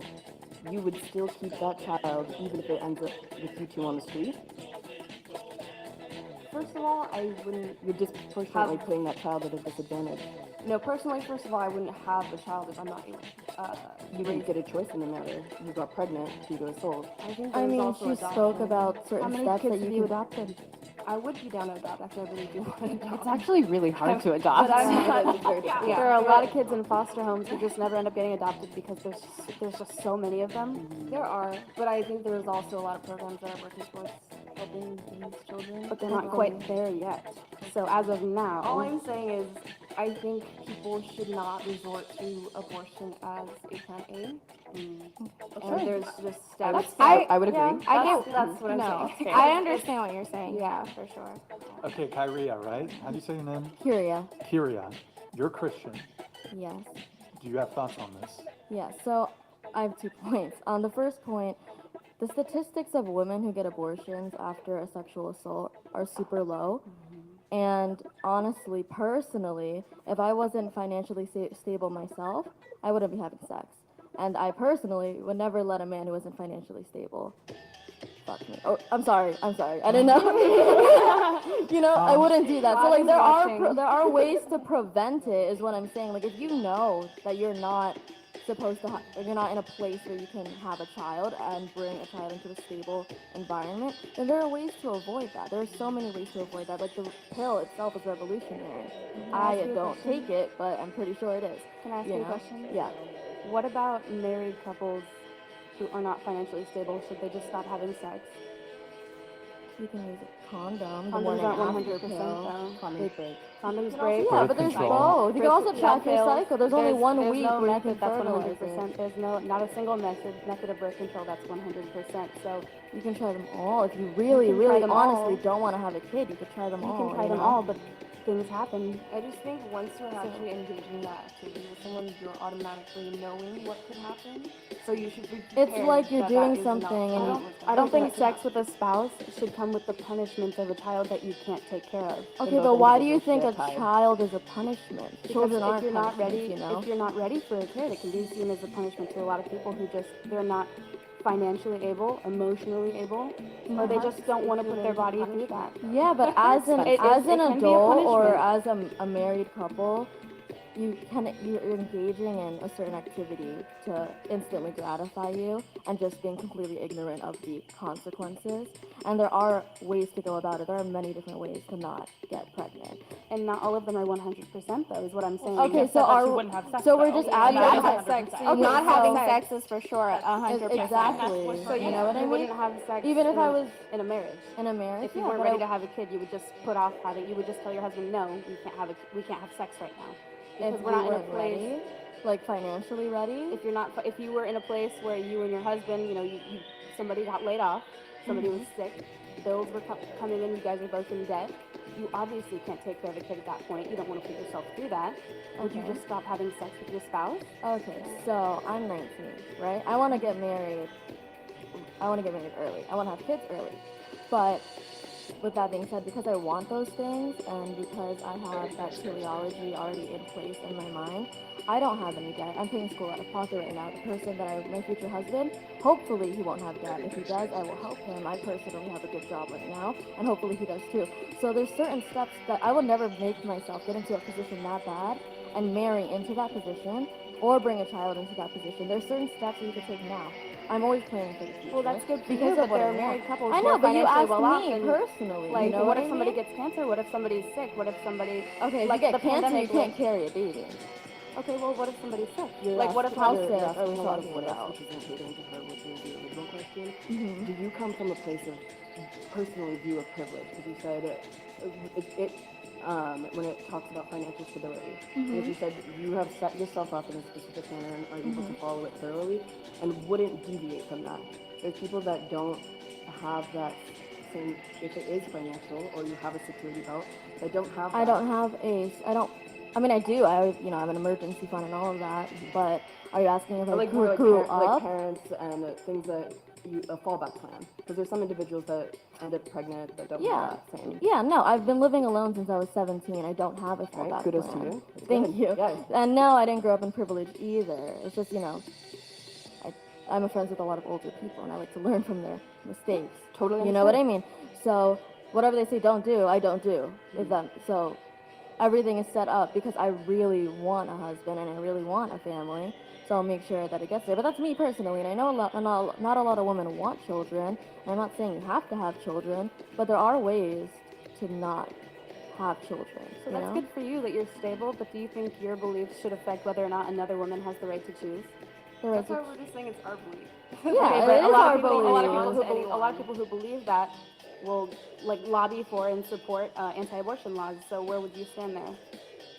I still don't think that it's okay for you to decide to kill a life because If you have you seen a 15-week fetus? Have you seen I don't it? care to, no. Well, exactly. So like, if you don't care to know, then that's what it is. But it's still a baby, and I'm I mean, just not I definitely comfortable with have, but that. I'm saying it's You to know? me, it's not a baby, and that's just my belief. So It's- it looks cells. exactly like a baby. It's a It clump of looks cells. like an actual baby you can carry, but you don't think it's a baby, is what I'm hearing. Like, I don't. It definitely doesn't Okay. survive out of the womb. okay, it can't survive yeah, but it's still your child. So you would still a vote, child, you would vote your against other child. women having the right to choose because of your personal beliefs and your situation. But she chose to have sex. But that she did not is- choose to get pregnant. And yes, it's always a risk, but I'm saying what if somebody's taking all the precautions, taking all the birth control they possibly can? It's like a So when that happens, 99.9%. then we can have this discussion. Yeah, That but do happens you? a lot. Okay, but do That you happens a lot. personally? If they're taking birth control and that happens, that's not a lot of. But if there's a law in place to stop them from doing so, why should we wait until it comes to that? Okay, but if you're talking about the 0.001% chance that it happens if you take all the precautions, right? Like that's what you're asking. Do you honestly really think? I'm not shitting on women right now. I'm not. But do you honestly really think that all these women are taking every single one of those precautions or are responsible enough No, to I take all don't of think they're all them? taking precautions, but I don't think Exactly. it matters because it's her right to choose. At the end of the day, it's her body. If she doesn't want to gestate a baby and damage her entire pelvic floor delivering said baby, she shouldn't have to. But it took Then a- why did a she man choose and to a have woman sex create knowing Because the humans were built to consequences? piss and shit and have sex. They were It's- made it's to a- it's a procreate. fundamental- Actually, they were made to it's- procreate. We were not also to have made, we're sex. also, humans and dolphins are the only two mammals who have sex for recreation. Huh? It is- Dolphins. Dolphins, yes. Dolphins. up in Dolphins here. have sex for We recreation. should know what we should You talk about. fact check talk that about. too. We should talk about dolphin mating. Let's talk about it. Welcome to the Whatever podcast, where we discuss the mating rituals of aquatic Dolphins animals. also enjoy killing All other right, animals for fun. let's move it on. Let's move it on from this. Let's keep talking. Oh, I'm just God. kidding. Well, I'm going to bring it back to the 50-50 feminist Oh, thing. sure. So I wanted a bit of more clarity on that. So you're against 50-50 relationships, but consider yourself to be a feminist. Yes. I'm a radical feminist, meaning that I think men should do everything for me in life, and I shouldn't have to lift a finger. I'm totally messing with you. What the fuck? I bet all your viewers are no, going to but- believe that. Oh my god. I'm I- just kidding. No, You know, I there's really- some truth there, right? Yeah, absolutely. No, I definitely. I can tell you this. Listen, I've gotten got by a man before. I've You had. got got? Yeah, I paid this guy's rent for a long time, right? What a legend. Exactly. And then after that, you're like, yeah, I'm never doing that again. So if any man wants access to me, like, I'm not gonna pay his rent. I'm not gonna do that shit. I would never ask someone to pay my rent. But initially, I think if I recall what you said Yeah. something along the lines of, well, I'm doing all these sexual things for the guy, Yes. ergo, No. Okay. ergo, he should yes. pay everything. I understand. I think I meant that more in like a joking way. Like BJ, they don't call it a job for nothing, right? Sure. But yes, but I do know that a lot of women during sexual intercourse don't actually come, right? So already here, Oh, we're hold on. we're not having as much fun. $100. You're definitely a government employee. For knowledgeable useless ignorance about you, they should transfer you to the USPS. You're a bucket of bad ideas. God luck with your future. Daddy government, cat shelters, and Pfizer are cheering you on. Your response to Marquavius. Hi, Marquavius. I love you. No, I'm not. I'm not a Fed. I am a government employee. Yeah. You try doing the work that I do, and then we can talk about it. Love you. Okay. So you were saying, Oh, I'm sorry. I keep coming back. I don't even know what I'm talking about yeah, anymore. the 50-50. Yeah. No. Okay. So I'm gonna base this off of my own familial interactions. Okay. So growing up, my mom not only had a full-time job, but she also raised my brother and I have an older brother, and did everything in between. My father went to work and worked on his cars, and if it was like, oh, can you help with the kids here? No. In fact, my dad went to pick me up in kindergarten. They wouldn't let him take us home because they didn't believe he was our father. Because they never saw him so much, right? So that's His what, complexion was a bit different. Or? well, he kind of does look Middle Eastern. I won't lie. Okay. But, yeah, it was different. He even had to like show his ID and everything. It was really funny.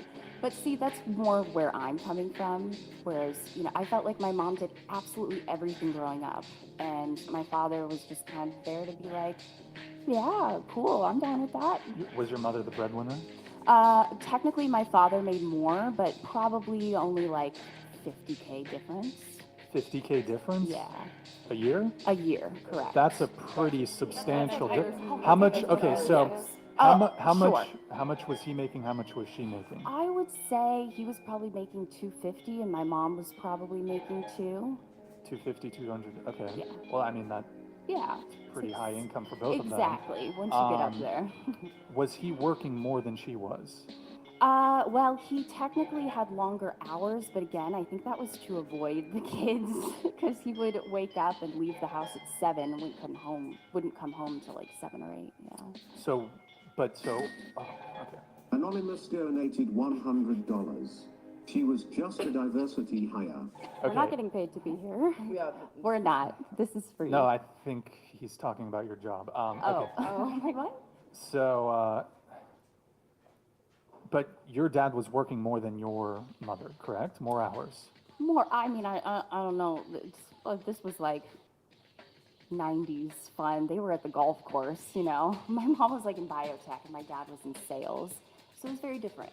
But you right? said he would leave home at 7 a.m. and Right. then. But Okay, I mean, in between, he'd go to the gym in the morning, then he'd go to work, then he'd go to lunch, then after he'd go to golf. I mean, it wasn't like he was working 24/7. did he work more than your mom? I would say no. You. Okay, I'm getting a little conflicting information. My mom worked 8 hours a day. My dad worked 8 hours a day. But my mom came home and took care of us, which she is not compensated for. Okay. So, yeah. Well, you had a dual income household, but Yes. I would say, I mean, he was out earning your mom, so I mean, there is an argument there for. Oh, hold on. Martin donated $100. Thank you, Marquavius. I'm a multi-millionaire with businesses across the southeast, hundreds of employees, post lady. What do you do that I couldn't do drunk as hell blindfolded? Make a woman come. Watch child pornography for 8 hours a day. Yeah, that's what I have to do, honey. Yeah. Can try you it. avoid using like? It's just like, geez. Okay. Okay. So it would seem to me that. The old mailman donated $100. What a sad time we live in. People are literally fighting for the right to kill their babies just so they can run the streets and take raw meat with zero consequences. Also, they don't want 50-50. Feminism isn't about equality, it's about superiority. Yes. Cry. I would like to be superior. Thank you. No, I'm just kidding. It's so funny listening to them cry. And a lot of these laws that are in place were put in place by men. So, What? I mean, there's actually more women who are, if you're talking about the pro-life stuff, there's more women who are pro-life than, of course. No, I agree with that. so it's not like a man thing. Right, but I mean, not a lot of women have been making laws for too long, right? We didn't have the right to do that like the past 50 plus years. Past 50 plus years? Probably, yeah. What do you- When Women did, have been when in did we positions have of the government. first congresswoman? Yeah, that's a good question.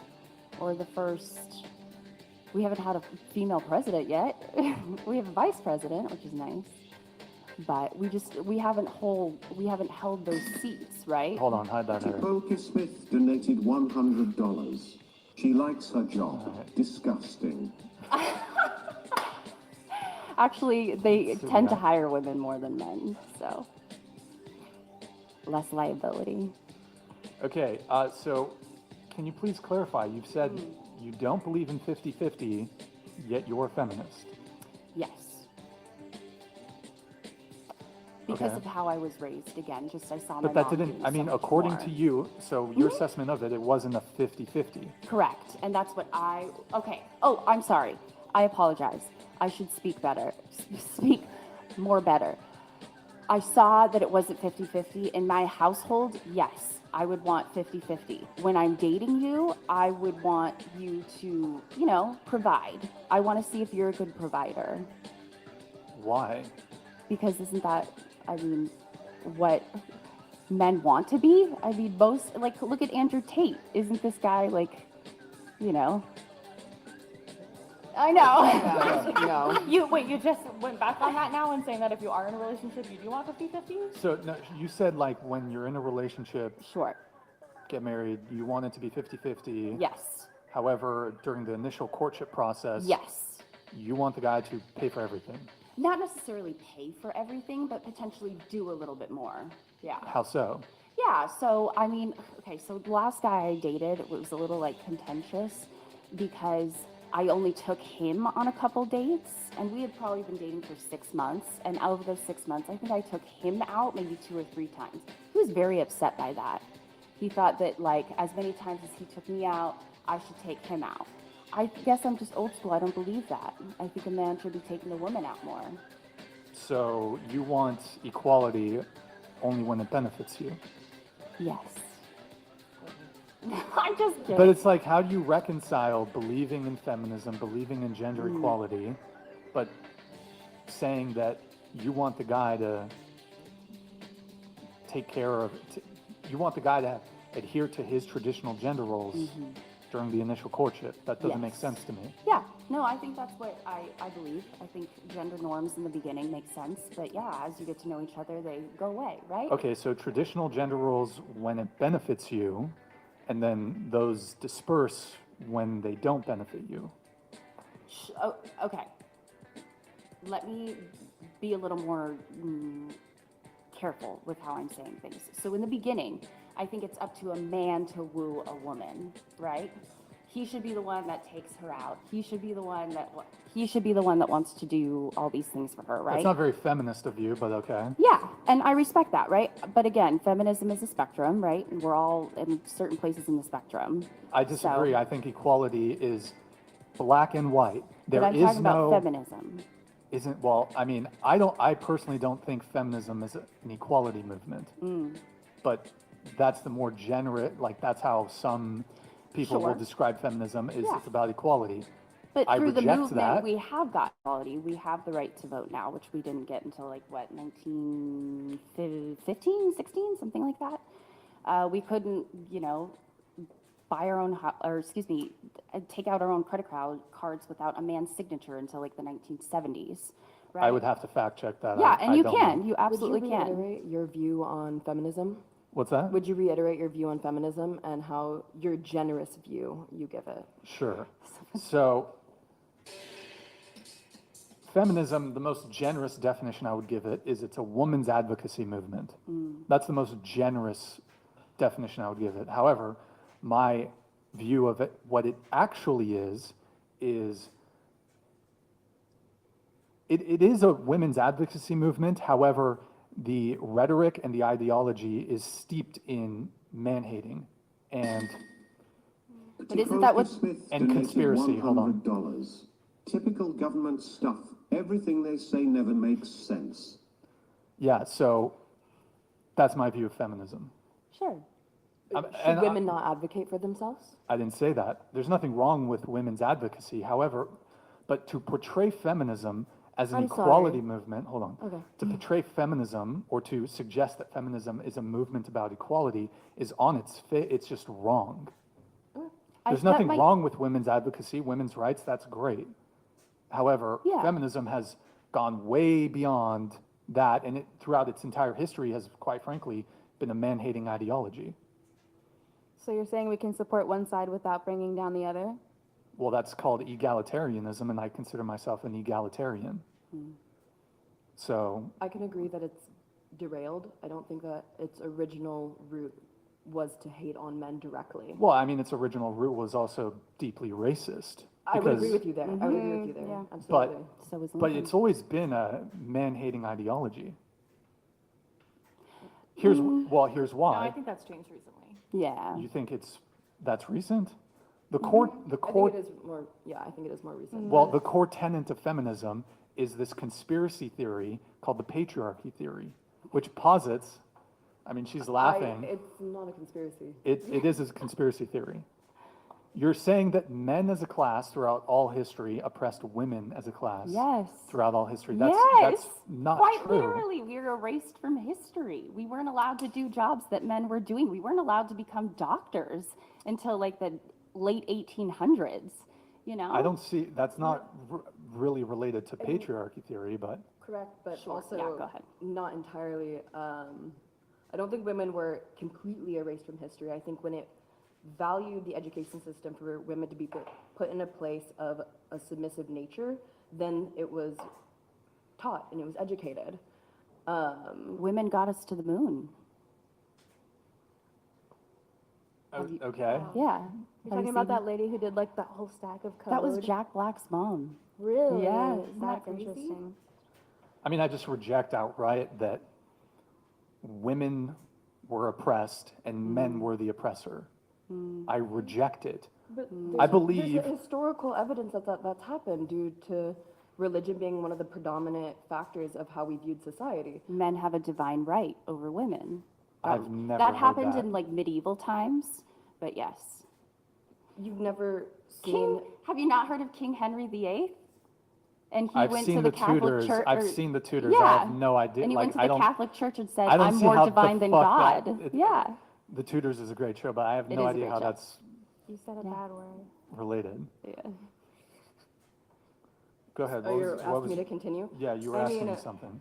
Well, just if you date back far enough, that you see that women were put in a place to be very submissive. So their role was to be mothers and caretakers. They were not given the opportunity or even considered intelligent enough or able enough to do chores outside of that.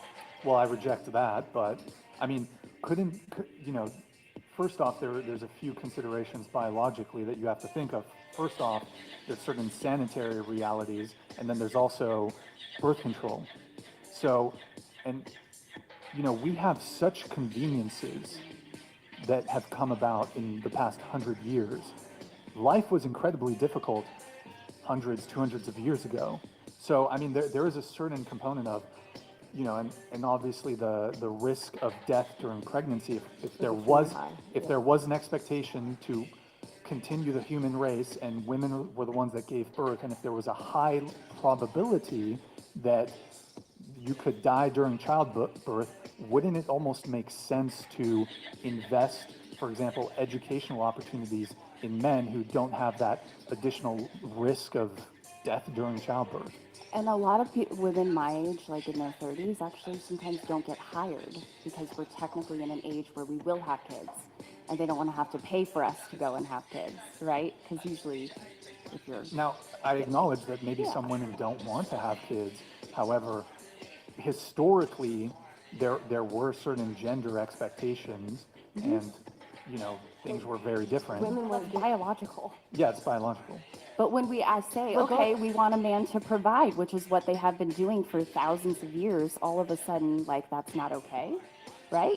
But if you're expecting that from a man, shouldn't he expect you to act as the traditional form of woman? Totally, yeah. So, okay, So but you're traditional in your behavior? I have traditional behaviors, yes.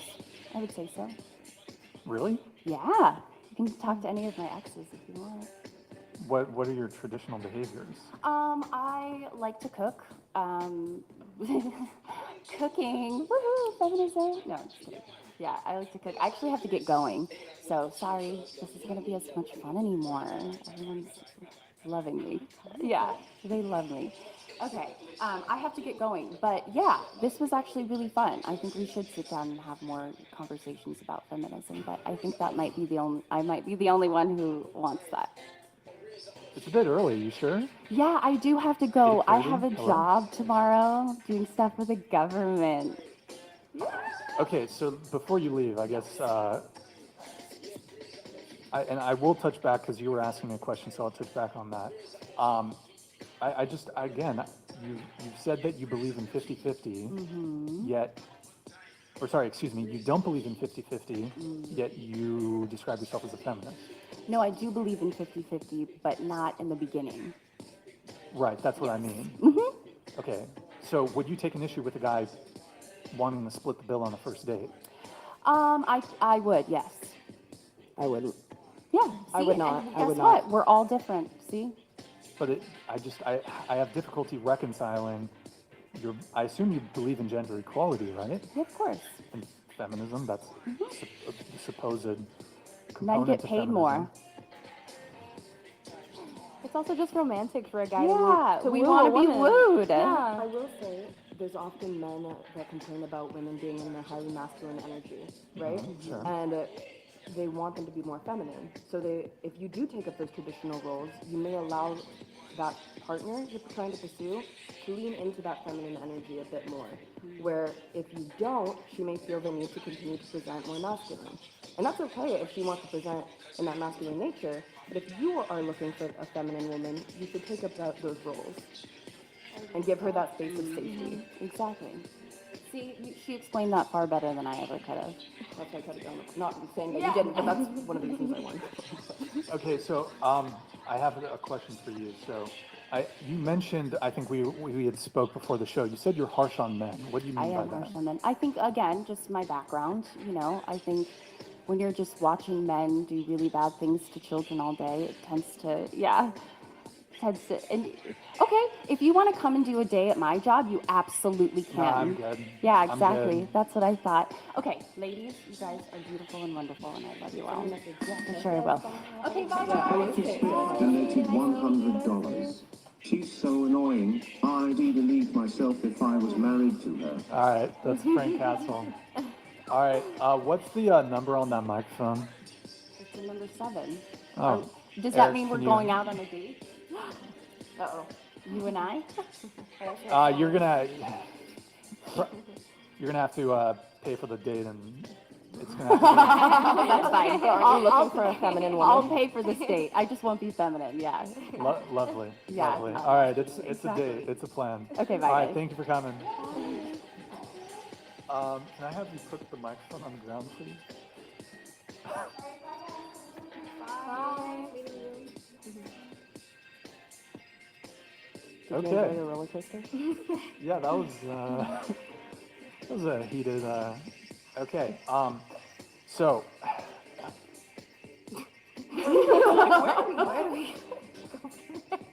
Was it? Can we spread out a little Oh, bit? read Yeah, this. yeah. Martin donated $100. Let's hear more scholarly ideologies from Bella Thorne's special needs Hispanic second cousin. The one with bad hair and worse ideas. Tell us more eyelashes. You're coated heavily in the devil's war paint. I bet you're even more stunning underneath. That's not very nice. That's it? That's all you got from Aquavius? No, that's not very nice. You should be nice. Okay. All right. Oh, shit. I lost some of the recent events. Oh, well. Okay. So I'll do a couple. We'll hold off on the super chats. Oh, fuck. Bro, she said, I got to leave at 9:30. Okay, whatever. Consensus on her? I play the fifth. Come Yeah, on. me too. Yeah, not touching that with the 10-foot pole. She's fun. Avery? I think it made the stream a little more interesting. For sure. She's a fireball. Yeah. She's Yeah, a. exactly. Is that not fun? What's the. I don't think it's fireball. What's the word? Fire. I don't know. Firecracker, I She's guess. exactly what you need on a podcast, though. Was she not Somebody to also good? challenge you. Yeah, no, She should have stayed longer. I agree. All right, guys, I'm gonna take it off. I'm gonna take it off members only for a little bit here, guys. Okay, so it got very heated almost immediately. Eric, can we? I'm gonna ask the girls a question. So try to bring a little levity back to the show. Would you date the following man? Eric, can you pull up the Instagram? Oh, before you pull it up, scroll down so you don't see the bio on the guy's Instagram. Did I pull it up? I think I did. Yeah. scroll down so you don't see the bio. Okay, so would you date this guy? Scroll down there. No. I've already dated somebody who looks just like that, actually. He looks familiar. Yeah. Keep scrolling. Keep Yeah, I going want to see down. more. Keep going down. Oh, wait, I like the ears Yeah, photo. the ears are cute. All right. Keep going. And he's a gamer, bonus points. That's what, I kind of like All the right. silly faces. He doesn't take himself too seriously. So his name's Zach. Okay. He's like Chad, World of Warcraft gamer. Okay. Nice. Yeah. Would you guys date him? I actually would. Yeah. I like nerdy guys. Yeah. He's in Texas. same. Can Okay. I can get you guys linked up if you're down. I'm actually down. Oh, yeah. crap. Let's I go. need to try something new. Yay. Whoa, we made it through an hour and a half of that just to see a freaking graceful rage quit like we saw this morning with Eric Shilkerson. Interesting, we lost an hour of footage for some reason, and that stream wanted to render it 27 seconds long, which I think it got struck the shit out of, and they had to hold on to it. But because of the morning crew, shout outs to the morning crew over at the YT headquarters for not blocking that stream from this morning. Probably, like I said, got the shit struck out of it, and that's why it was only 27 seconds. But we lost an hour, so Silicon Valley morning crew, you book burned an hour of my stream, you bastards. All right, what were we going to do here? Saturday morning TrollTunes, thanks for joining in. I know we've got couple of things. I've actually got to get out of Studio C and B here and shower up from sitting in the hot tub, Studio C. And was gonna play something here. I don't know if we should play what we were playing this morning because there was some funky shit that happened there. It was really weird. Really weird. You know, I usually get my broadcast dropped out any internet connection or even a DDoS. That was just a full-blown swirl, and that was weird, man, this morning. So anyway,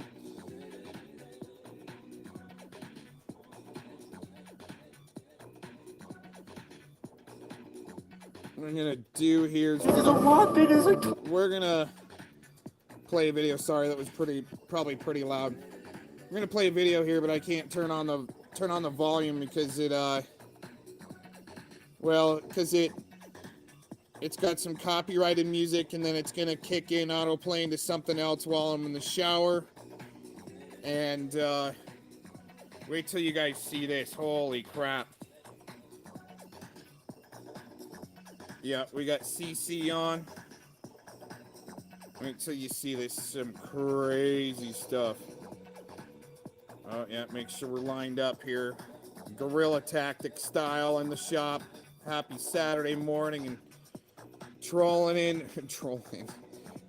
into the Troll Network, baby, right? Saturday morning TrollTunes. You guys are awesome for being here. We had some good rage quits earlier. Mr. Jones, Nicola had to rage quit. Eric Shilkerson rage quitting again his own stream after he says he's gonna call the cops on Mr. Cox. Okay. All right. Yeah, this is playing music, so we gotta. These guys are gonna ride a kayak off a big old jump and get hurt.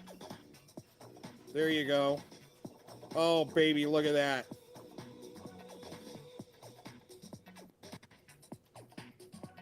Glad I didn't play this right when it came out because there was no copyrights attached, and now there are. I would have gotten black screen for sure, man. That's why you can't play anything just right off the bat. You got to do your research and all the copyrights. Oh, Mount Hood, watch out. Oh man, nefarious stuff happens there, like Mount Shasta. Oh, they got a drone. And they are gonna do some massive jumping.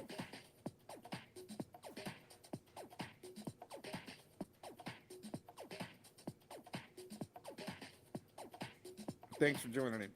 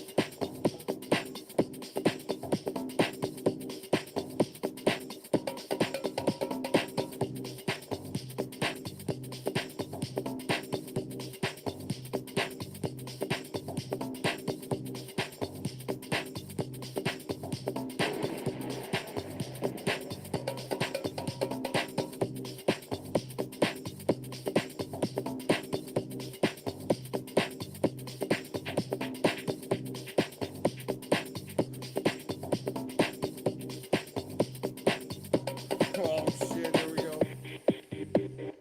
Oh man. Oh, that looks like fun too.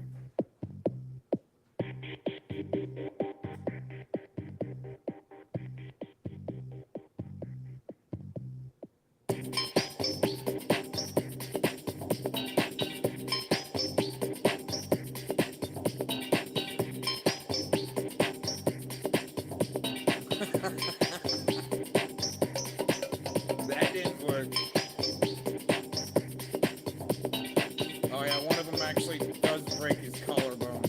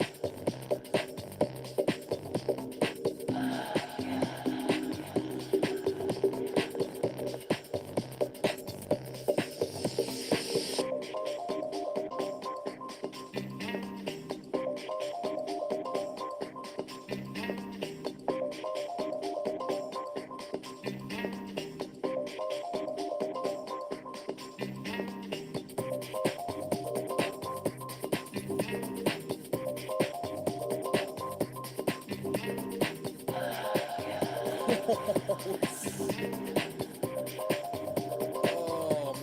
man. Yeah, I think one of them broke their collarbone on that one.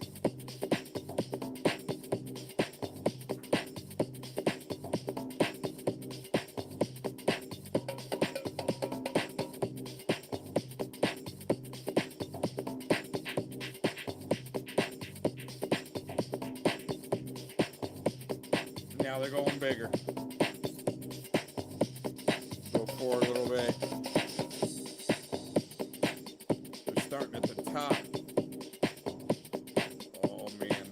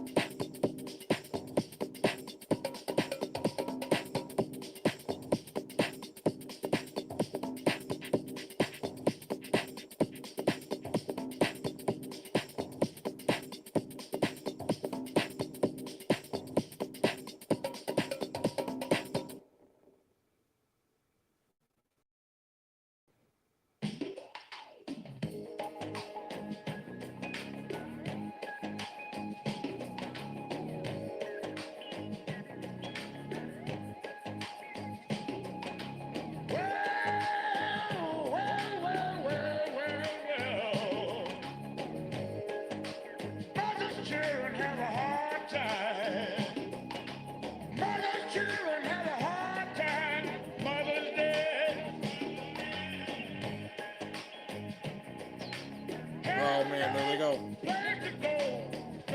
Holy crap, that's stiff. Man. Oh my god. Holy shit, they flew. One of them breaks his collarbone in here though, maybe that guy. Dang, that's serious, man.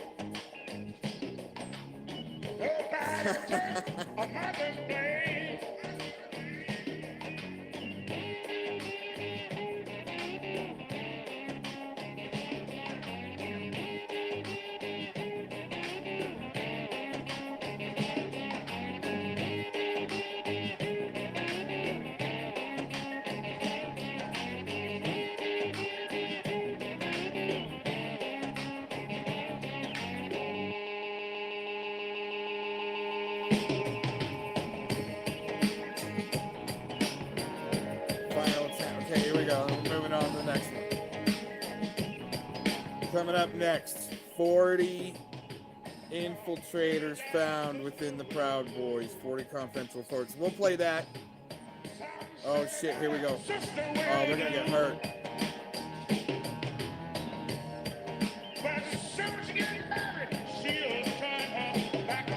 Yeah, now that their track is a little more slick. Holy cow, dude. Holy cow, that's fast. Holy shit. What? No way, man.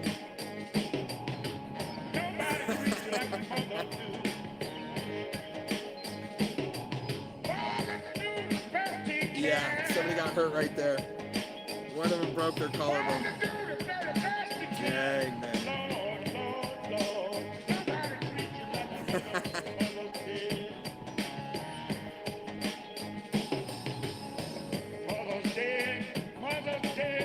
Yeah, that guy right there. Holy crap.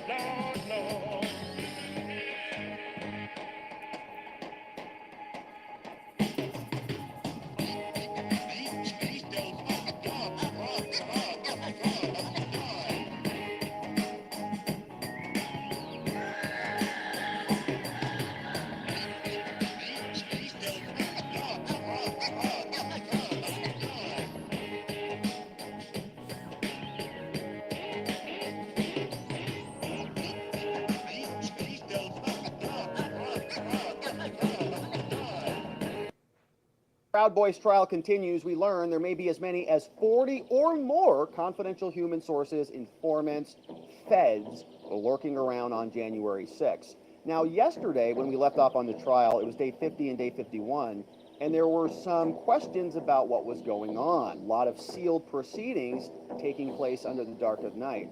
Jordan Fisher, Jordan on the Record on Twitter, gave us an update. He said that the day before, on day 50, Proud Boy trial went under seal for several hours. And they're going to go back under seal again on day 51.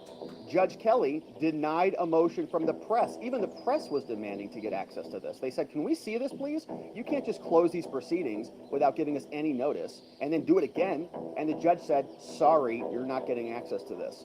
It is going to remain closed. And so we were sitting here wondering, going, what the heck? Why is the hearing so sealed? Well, maybe it had to do with confidential human sources. Maybe there were a bunch of agents that the judge didn't want us to hear about. And we wake up the following morning on day 52, and guess what is fresh on the docket? We have a new motion filed by defendant Pizzola, alleging big issues with the case.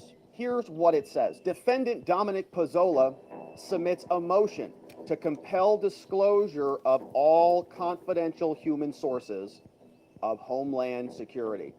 Not the FBI, we're normally screaming about them. Different agency because there are so many of them. Now, this was 11 pages of filings submitted 4/5/23 out of the DC court, of course, the Proud Boys trial. Defense attorney Roger Roots is writing. He says, all right, everybody, comes now the defendant, Dominic, Proud Boy defendant, with a motion. We're asking the United States and the court to compel the prosecutors to reveal all informants, all undercover operatives, and all confidential human sources relating to the events of January 6th. Okay, all of them. Every single one of them. Not related to this case only, but all of them. Informants, paid or not, undercover operatives, CHSs, all of these people are not officially FBI or DHS agents. They're not on the payroll as employees, but they're still there. And we've been following them along throughout this entire case. Defense attorney says that Pizzola recently learned, maybe in one of these sealed hearings, that a federal agency other than the FBI called the Homeland Security Investigations Unit, his, which I think is an illegal pronoun for the federal government. They're probably going to have to fix that. Call it they. Was handling and running undercover CHSs on January 6th. And there are many other intelligence agencies. We've joked about how many different police departments there are in Washington, D.C., Capitol Hill Police, MPD, you know, the Mint has their own police department and all of these things. There's different, Smithsonian, right, history, Smithsonian Police and all this stuff. So they're all there, and we're asking how many were involved. The federal prosecutors in this case, says the defense, are refusing to disclose information about these non-FBI informants, because they're from a different entity, DHS. The existence and the conduct of these CHSs is almost certainly exculpatory for my client called Dominic Pizzola. Remember in the Proud Boys claim, it's about a conspiracy that they were going to take over the country. They were going to insurrect America. And if there's dozens of informants all over the place, how could that happen? Why did they allow it to happen? Why couldn't they stop it? Why did it get as far as it did if there are more informants than there are Proud Boys who were insurrectionists? Here's the background. From the defense, they write, the United States government has tortuously avoided disclosing the full scale of undercover confidential human sources among the Proud Boys on January 6th. Government FBI witnesses first admitted that there was one confidential human source embedded among the Proud Boys on January 6th. Just one. It might have been one. And then there were two. Then there were three. Then the government stipulated on April 4th that we read here that there were 8 FBI confidential human sources among the Proud Boys. That's just one. That's just 2. Now 3. And we know that one of them, Kenny Luzardo, picked up Enrique Tarrio from jail on January 4th or 5th, the day before this so-called insurrection.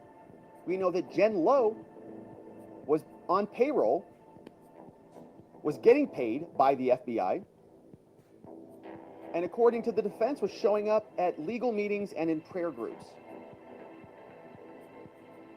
On Friday, March 31st, federal prosecutors pulled defense counsel aside end of the week, things are coming to a close, and they disclosed there were even more additional undercover officers belonging to Metro PD among the defendants on January 6th.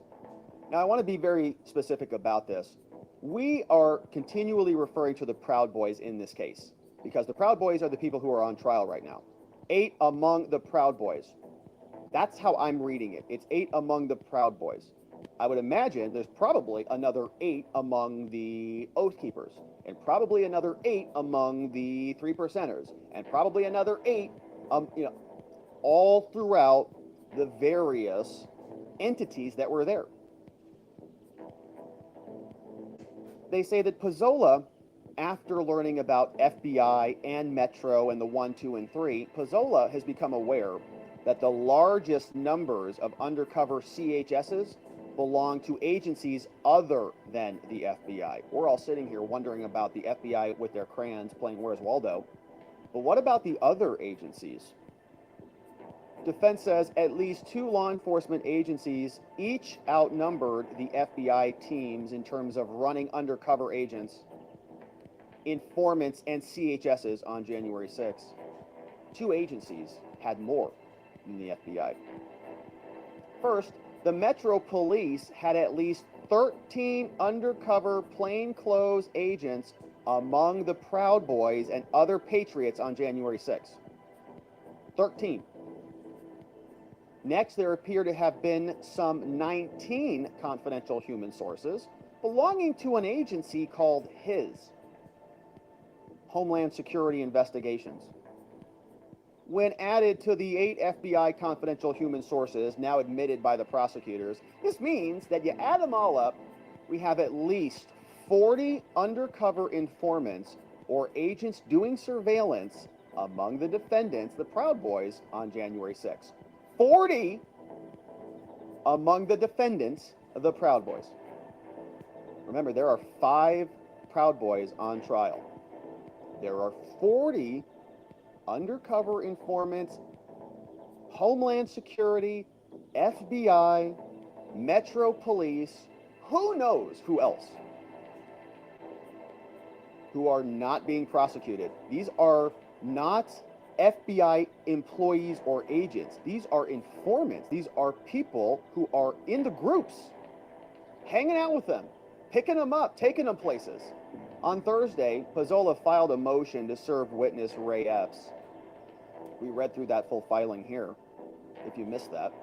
Defendant contends that Mr. Epps is being suspiciously protected from prosecution by the government. You're kidding. Pizzola's motion included a paragraph addressing revelations by the J6 defendant, William Pope, in another case. Shout out to William Pope on Twitter, as I believe Free State Will. Shout out to William Pope. It says undercover Metro police officers were among the crowd on January 6th, instigating the crowd to storm the Capitol. Metro police officers were among the crowd, instigating the crowd, not just standing there observing, instigated. The following day, on Friday, March 31, in the middle of trial, federal prosecutors in this case pulled defense lawyers aside and revealed that the United States came across, we possess previously undisclosed information regarding the Metro PD officers working undercover on January 6th. In the middle of trial, near the end of trial, okay, we are on trial day 52 on this thing. They just pop it up. Oh, hey, by the way, we're charging all 5 of your defendants with insurrecting America, with being a part of this massive conspiracy, and there are a bunch of MPD officers who are also instigating a lot of the other chaos that we're blaming your clients for. Specifically, there are previously undisclosed text messages between the undercover officers and Proud Boy supporters, which evidence very closely familial or intimate contact and relationships. Now, the information involved 12, now known to be 13, undercover or plainclothes officers from Metro amongst the demonstrators. Some of these undercover Metro officers marched with the Proud Boy March, and some appear to have played roles of instigators, and that they are seen on body-worn cameras. The police are shouting this. Go, go, go. Stop the thing. Whose house? Our house. Whose house? Our house. Metro PD doing that. Others generally follow demonstrators towards the Capitol. Now, Pizzola submits that the entire defense in this trial, including opening cross and defense, would have been very different and much more aggressive if the defense attorneys had known the scope and the scale of the undercover government operations. Prosecutors made arguments contrary to information they possessed and withheld, and defense counsel could have lodged different cross-examinations and different examinations if they had known about these materials. Here's one example. This newly disclosed information supports Proud Boy assessment of Antifa prior to J6. The defense says that undercover Metro officers are seen on videos and private text messages remarking on the dangerousness of violence of Antifa. The Proud Boys were there. They had been attacked, somebody had been stabbed, somebody had been hit in the head, I think, in another ordeal. Prior to these revelations, prosecutors had painted the Proud Boys' statements about Antifa as exaggerated. They're just making it up. There's no Antifa there. A prosecution witness even said that.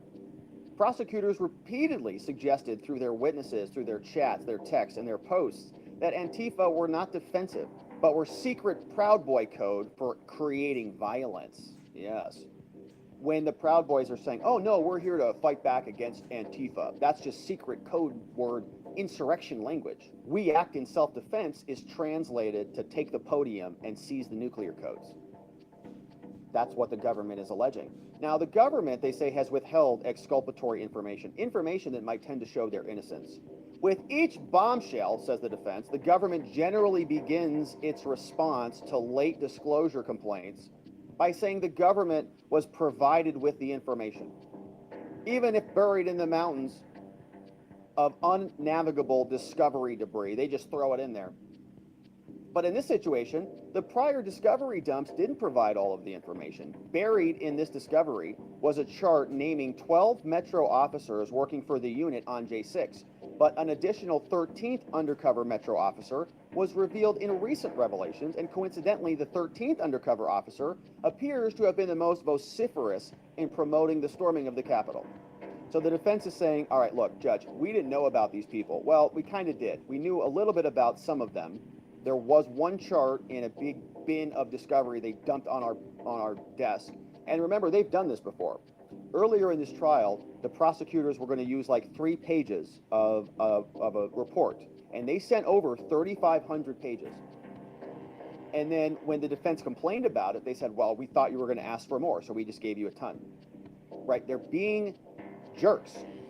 They're being cheaters, because that's largely what government does, is cheat, especially in J6 cases. And so here, they do disclose some people, but 12 are known officially. The 13th is disclosed late. They go through the 13th. That's the most aggressive person in the crowd. Weird how they left that 13th person out. So they say the material rebuts significant portions of other motive evidence that the government was permitted to present. We objected to that. They were still allowed to run with it.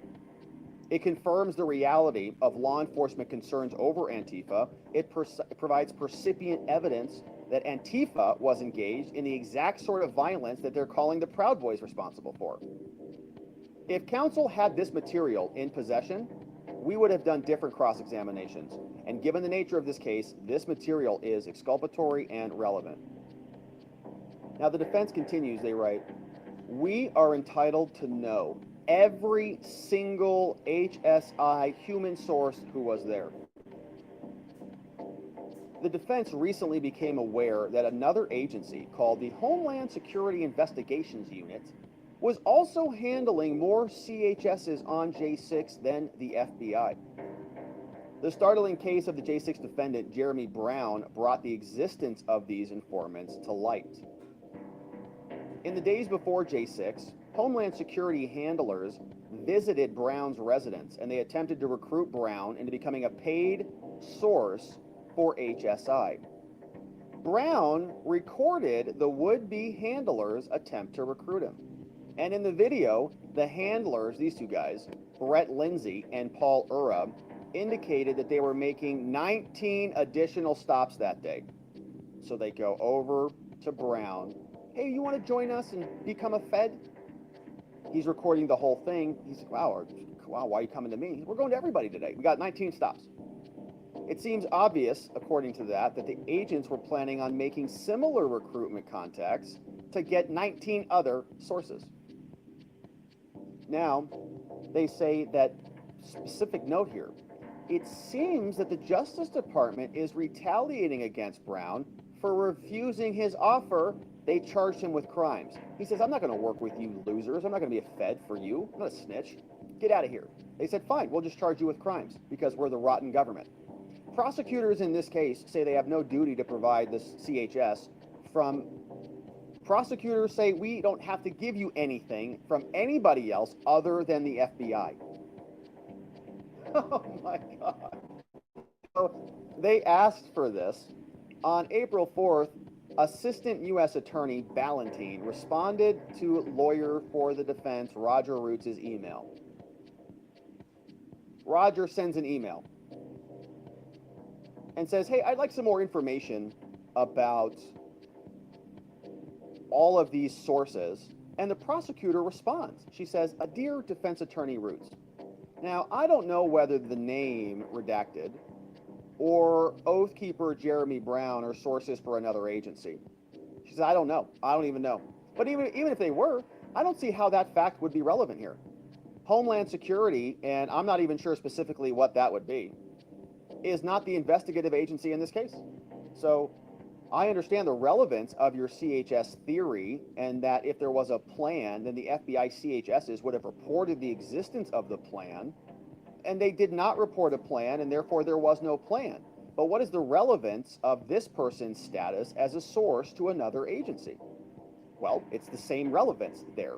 Ballantine, if they didn't report it to the FBI that there was no insurrectionary plan, all 40 of them, no 40 of them reported there was a plan, we'd like to know if their other agencies also got those same reports. Well, what does it have to do with it? They didn't tell the FBI agents and handlers about it, so who cares what they told Homeland Security? What's the relevance? Roger says, of course, these proclamations violate the government's obligations under Brady and its progeny, saying you don't need it, they're not investigating this. Okay, well, we don't care. You don't have an obligation only to disclose exculpatory material from whatever cases you choose, from whatever agencies you choose. If it's within the power of the government, you've got an obligation to give that to us because we don't have the power of the government. We don't know, as defendants, as innocent citizens with the presumption of innocence, what is going on.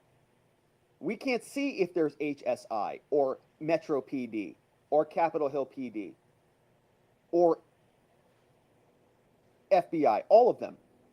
We don't get to see it, so you've got an obligation to tell us this stuff. And if you're alleging there's a conspiracy, there's a common scheme or plan, all of these people are in cahoots to do this together, why didn't any of them report to any of their handlers that there was in fact a plan?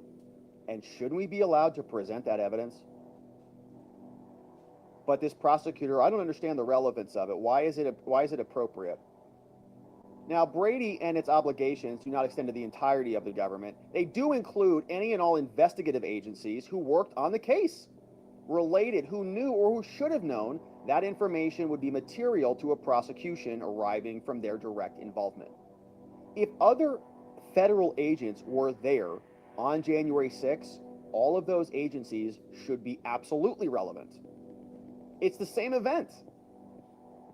The Capitol Police are directly related and fully aware of the events. Capitol Police is an agency of Congress. Capitol Police and Congress are two primary alleged victims, and the Capitol Police is the primary investigative agency in terms of immediacy and geographic proximity. Most of the witnesses and the investigators from the FBI have no firsthand knowledge of the events. They're merely reviewing reports. Here is the original email by Roger Roots. He says, hey, Jocelyn, Prosecutor Ballantine, we're still following up on this person. Who is this person?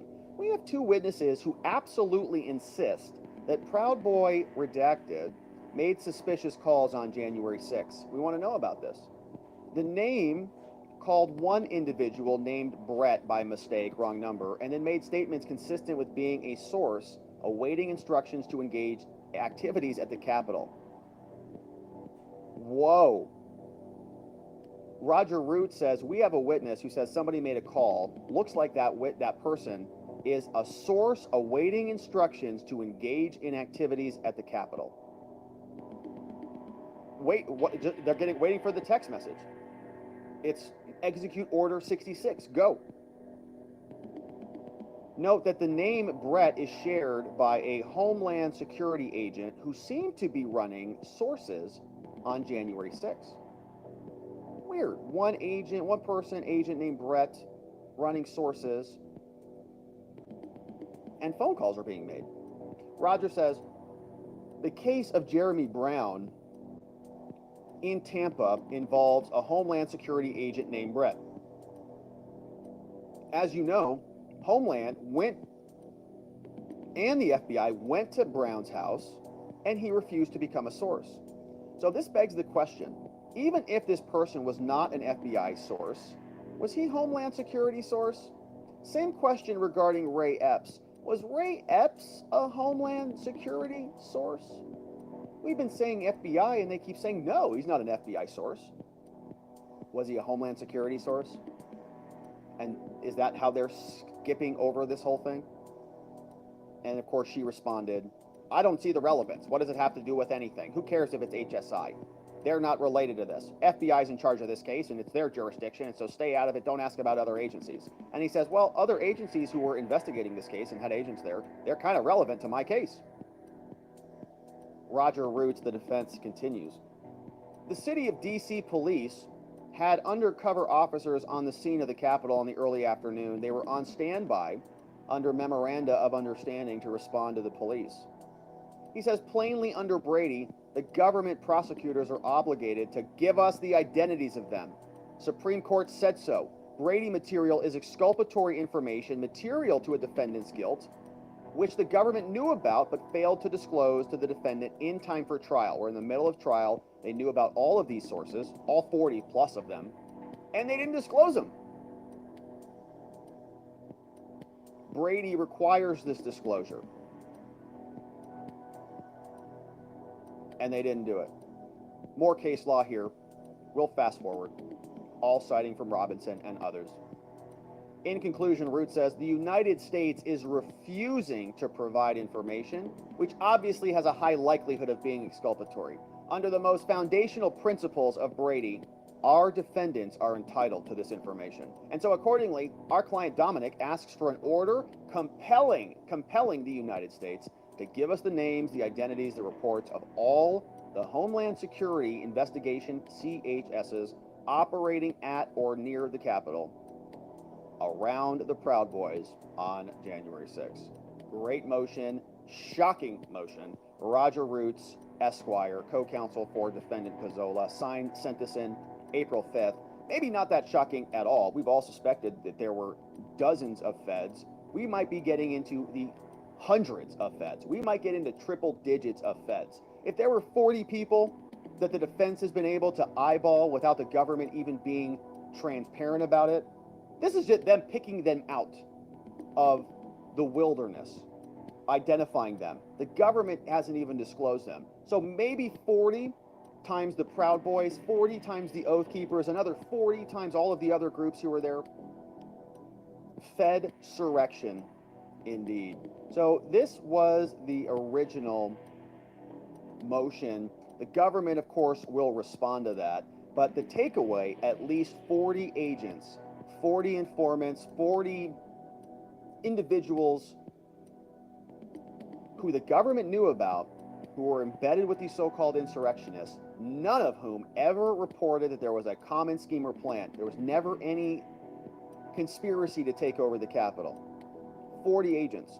Now, we've made a big stink here about how many charges there are, or how many lack of charges there are in the J6 cases. Kyle Cheney from Politico posted this one today, gave us a quick summary. Remember, 1,000 people were charged. Only 339 of those 1,000 were assaulting or impeding police, which is basically a joke charge. 107 of those were with a dangerous weapon. We've gone through the funnel of these numbers before. 107 charged with a dangerous weapon. Many of those dangerous weapons were water bottles and flagpoles and other things like that. So it's about 107, and we've got about 40 undercover CHSs who were there. You see those numbers? Now, 533 have pled guilty, 83 found guilty at trial, which means half the cases are closed and already sentenced. 453 have already been sentenced. So our whole useless Department of Justice is spending millions and billions of dollars and wasting all of these efforts for give or take about 500 open cases. A small percentage of those are actual violent or assault types of crimes. And as we know, a big portion of those cases, many of them being prosecuted, were probably inundated with feds, CHSs, and others everywhere. This whole thing is like a drop in the bucket. 1,000 charges for 2 coming on 3 years of prosecutions is nuts. And half of them were feds. That is what's going on in the Proud Boys trial before we even start the day.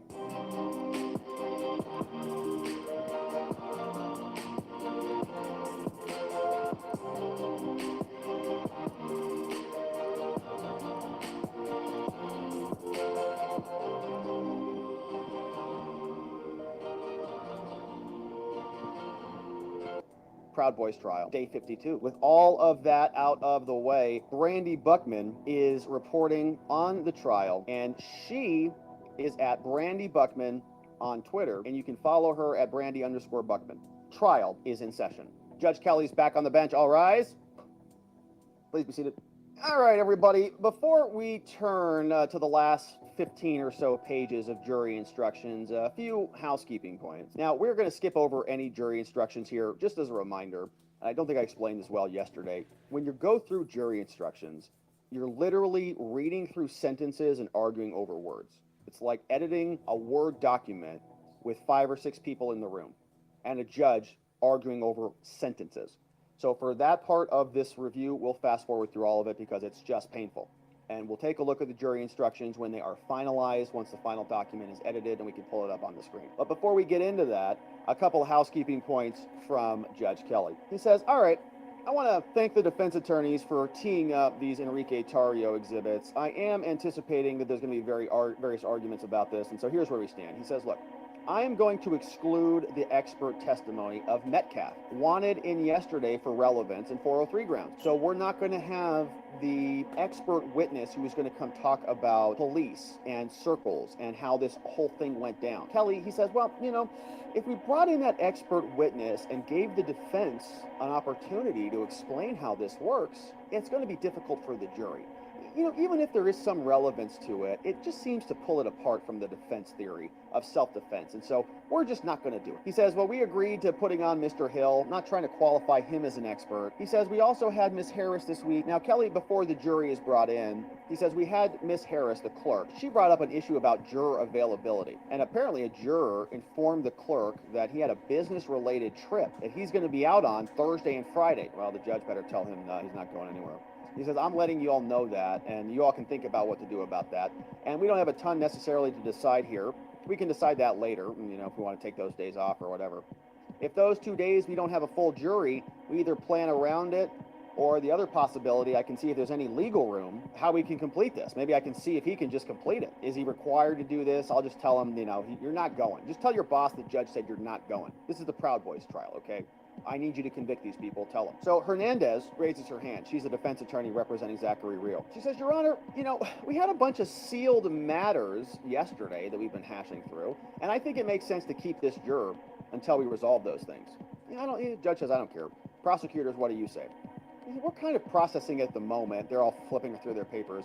But we're inclined to indicate to the juror that we're at a point where we're close to closing arguments, and we want to see whether that juror can just make some adjustments. I'm not sure what we want to do yet, but we may just tell him you're not going on your trip. I think we're prepared to proceed. That's where we're at. Now, he says, Your Honor, the government has 2 Metro police officers here whose reporting was disclosed to the defense last week or so. They were on ground during the rallies in November and December, and they observed and recorded videos.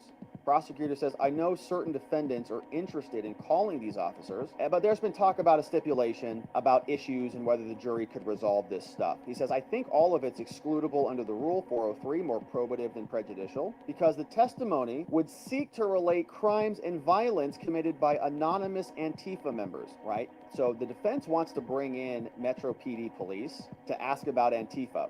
And the government says, we shouldn't ask about Antifa because they're just anonymous. And it's outside the scope. It's too far removed from any of this. They're charged with crimes, not Antifa. They bring up the November and December rallies, talking about the motive and the intent of those rallies. And they're still hashing over this witness. The defense attorney jumps up. He says, well, we did have an officer with Antifa, and they could be put forward, and if they want, they could put on a rebuttal case. Judge says, well, it is relevant. The evidence of some of these other rallies are relevant, but I didn't let in some of the other post-election rallies, so maybe I'm not going to let in the other rallies. On the other hand, the judge says, we might be able to get the evidence in through direct and cross and just kind of see what happened. Who was looking for trouble with whom? He says, he's given us a big explanation. Part of the evidence we have, he says, is from the radios, from communications. In some cases, we had body armor and other things like that. Part of the evidence you've elicited through your own witnesses and the cross of the government is no. We had that because we took what happened with Mr. Bertino and attempted to bring order out of chaos. It says, I can't say the evidence is irrelevant, but if you want to put on a limited show, I think you can do that. So they're still going through some preliminary matters, and I want to get to the witnesses. Okay, here it is. Now this is what we're talking about. Roger Roots comes in, and we just read through the motion with 40 plus confidential human source. Judge Kelly says, oh, hey, Roger Roots, I think you filed something minutes before I took the bench, so I'm not going to burn any time on it this morning. He says, Judge, well, it's kind of an important issue. You know, there's an agency of the federal government that had more CHSs than the FBI. That's why I filed it. It's kind of a big issue. He says, yeah, I saw your motion. I'll say this. There's a lot of things in it that seem like they are internally, factually inconsistent. Can you believe this, Judge? I saw your motion. He just said I didn't read it. I think you filed something before the bench. I'm not going to burn any time on it this morning. He says, well, there's about 40 informants in our case. Yeah, I saw it. I'll say this. Look, there's a couple things in it. It doesn't really seem factually consistent to me. And there's a lot of things that you leap from thing to thing in a way that I'm not sure is warranted. You just keep bringing up these people. And Root says, well, I want to make a statement on the record. Okay, I filed my motion. And if you're not, before we begin, I want to just make a statement on the record. We're on recording. I want to make a statement. Judge Kelly says no. He says no. We're not going to do things like that. We're going to do the things that we're prepared to do today. The government's going to respond to your motion. We're not hearing your argument on the sources. Prosecutor Ballantine says, well, maybe Sunday I could give a response by Sunday. Judge Kelly says, no, that's Easter. Monday. You guys have Monday. Respond by Monday to your source motion. Now we get back to the jury instructions, which they say they should complete today. And we're going to fast forward through the jury instructions, talking about intent. You can see how difficult this is to follow because they're raising the issue of 15112E, and that's written into the statute as an affirmative defense. I note one, right, and they're talking through all the different elements of the statutes. So let's see if we have any other witnesses today.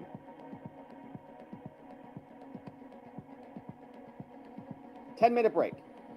Good progress. Kelly says he's going to circulate draft jury instructions to the parties. A few items are going to be bracketed. Good progress. Great. All right, that's good. Jury instructions are just a pain and boring and terrible. They take a 10-minute break, and we're back. Oop, spoke too soon. Technical problem. And now we're back. Now we have another witness. The defense calls Stephen K. Hill for Dominic Pizzola. Hill takes the stand. He's an older gentleman, quite tall and thin. Very neatly shorn gray hair and beard, dark suit jacket, light dress, shirt and tie. Hey, Stephen, thanks for being here today. Can you tell me, what do you do for work? He says, oh, I'm retired. Well, what'd you do before you retired? He said, well, I started my career in the Air Force. I was a law enforcement specialist. I was in a position for about 6 years. Then I became a police officer for the Albuquerque Police Department. I was there for about 19 years until I retired. Probably a very good witness on the stand. Probably testifies very well. And now, after you retired, Stephen, what happened next? You became a training instructor? He says, well, I've always been a training instructor. I was hired by Sandy International Laboratories, where they hired me to be a lieutenant for a training program. It covered about everything. I certified firearms, less than lethal weapon systems, use of force, and just about everything else. The main reason they hired me was for my expertise in a hostage rescue. I have a lot of experience with it, so I went to DOE to train, and I've trained hundreds of police officers on how to protect vulnerable, high-risk materials or people. Now, Metcalf shows Hill a picture of a V-100 armored vehicle from the Albuquerque Police Department. It's up on the screen. He says, what is this? You were with the SWAT team? Prosecutors are objecting. Objection, Judge. What is this vehicle? Relevance, 403. Judge says it's overruled. Hill describes the photo. He says, yeah, that was our tactical team. It was the SWAT team and I. We would park this vehicle up at a park, and that's me right there in front. It was about 1997. And they say, well, Mr. Hill, you spent a lot of time looking at footage from January 6th. Is that true? He says, yeah, a lot of time. I want to play one clip from this. Tell me if you recognize it. It'll be a little bit less than a minute, and then I'll ask you another question, okay? Plays the video. Footage is from outside the Capitol. Defense is trying to show that Pizzola just got caught up in a little bit of a mess. It was just chaos. Rioters are scaling scaffolding. Police are outnumbered. Metcalf asks Hill to explain what he's seen. Hill says, well, here we have uniformed officers, standard patrol officers. After a couple of moments with people yelling, you see a hard squad, a kind of a skirmish line. Officers in heavier protective materials, they line up. There's a line of officers behind the line. And the defense says, is there a line of officers after the skirmish line? He says, yeah, they are. We call them linebackers. Basically a handful of different officers in a leadership role. They're there to keep the skirmish line straight and make sure nobody gets in between it. Prosecutor says, Your Honor, objection to this. Husher is off. Proceedings resume.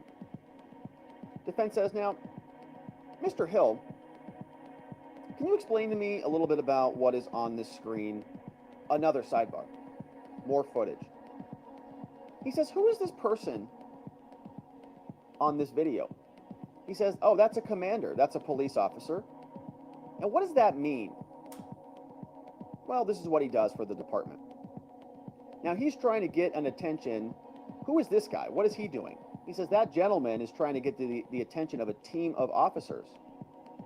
What is that officer doing? He's giving a physical circle, the wagons gesture, to get someone's attention and pointing at the crowd. So he's making some hand gestures in the video. He says, who's this person? That's Pizzola, Dominic Pizzola, Proud Boy defendant. He's in the footage now in the middle of a thick crowd of people. Officers are trying to keep people back. Defense says, who is this person? He says, that's another officer who's on the ledge. Plays the video forward. He says, who's that? That's another officer at the top of a stairwell. Who's this? That's another officer near the scaffolding. And who's that? How many officers are total there, Hill? He says, about 3 or 4 in the area. Now, there's another man making gestures. Who is that? He says, that's Inspector Lloyd. And he's pointing at the officers? Yeah, directly at him. He says one officer has his shield up between the crowd and himself. He's using it to ensure no one throws anything at him. Now, what about the officers next to him? She has a less than lethal weapon. He uses some technical name. Is that like similar to a rifle? He says, yeah, but less than lethal. Now, there's another commanding officer standing in the group. They play the video forward. And then by about 1, Hill says, now we're prepared to shoot less, they prepared to shoot less than lethal rounds. Camera pans from the crowd. Screen is flicking off officers screaming, F you. Hill says the crowd was angry, very pissed. And after officers fired less than lethal rounds into the crowd got animated, right? Very angry. They're standing around. Cops start firing off projectiles. They start getting angry. Hill says a man named Joshua Black is hit in the face. Now, the crowd, according to Metcalf, he's trying to make the argument, they got whipped into a frenzy. The police started it. The crowd was standing around until they started lobbing up. projectiles.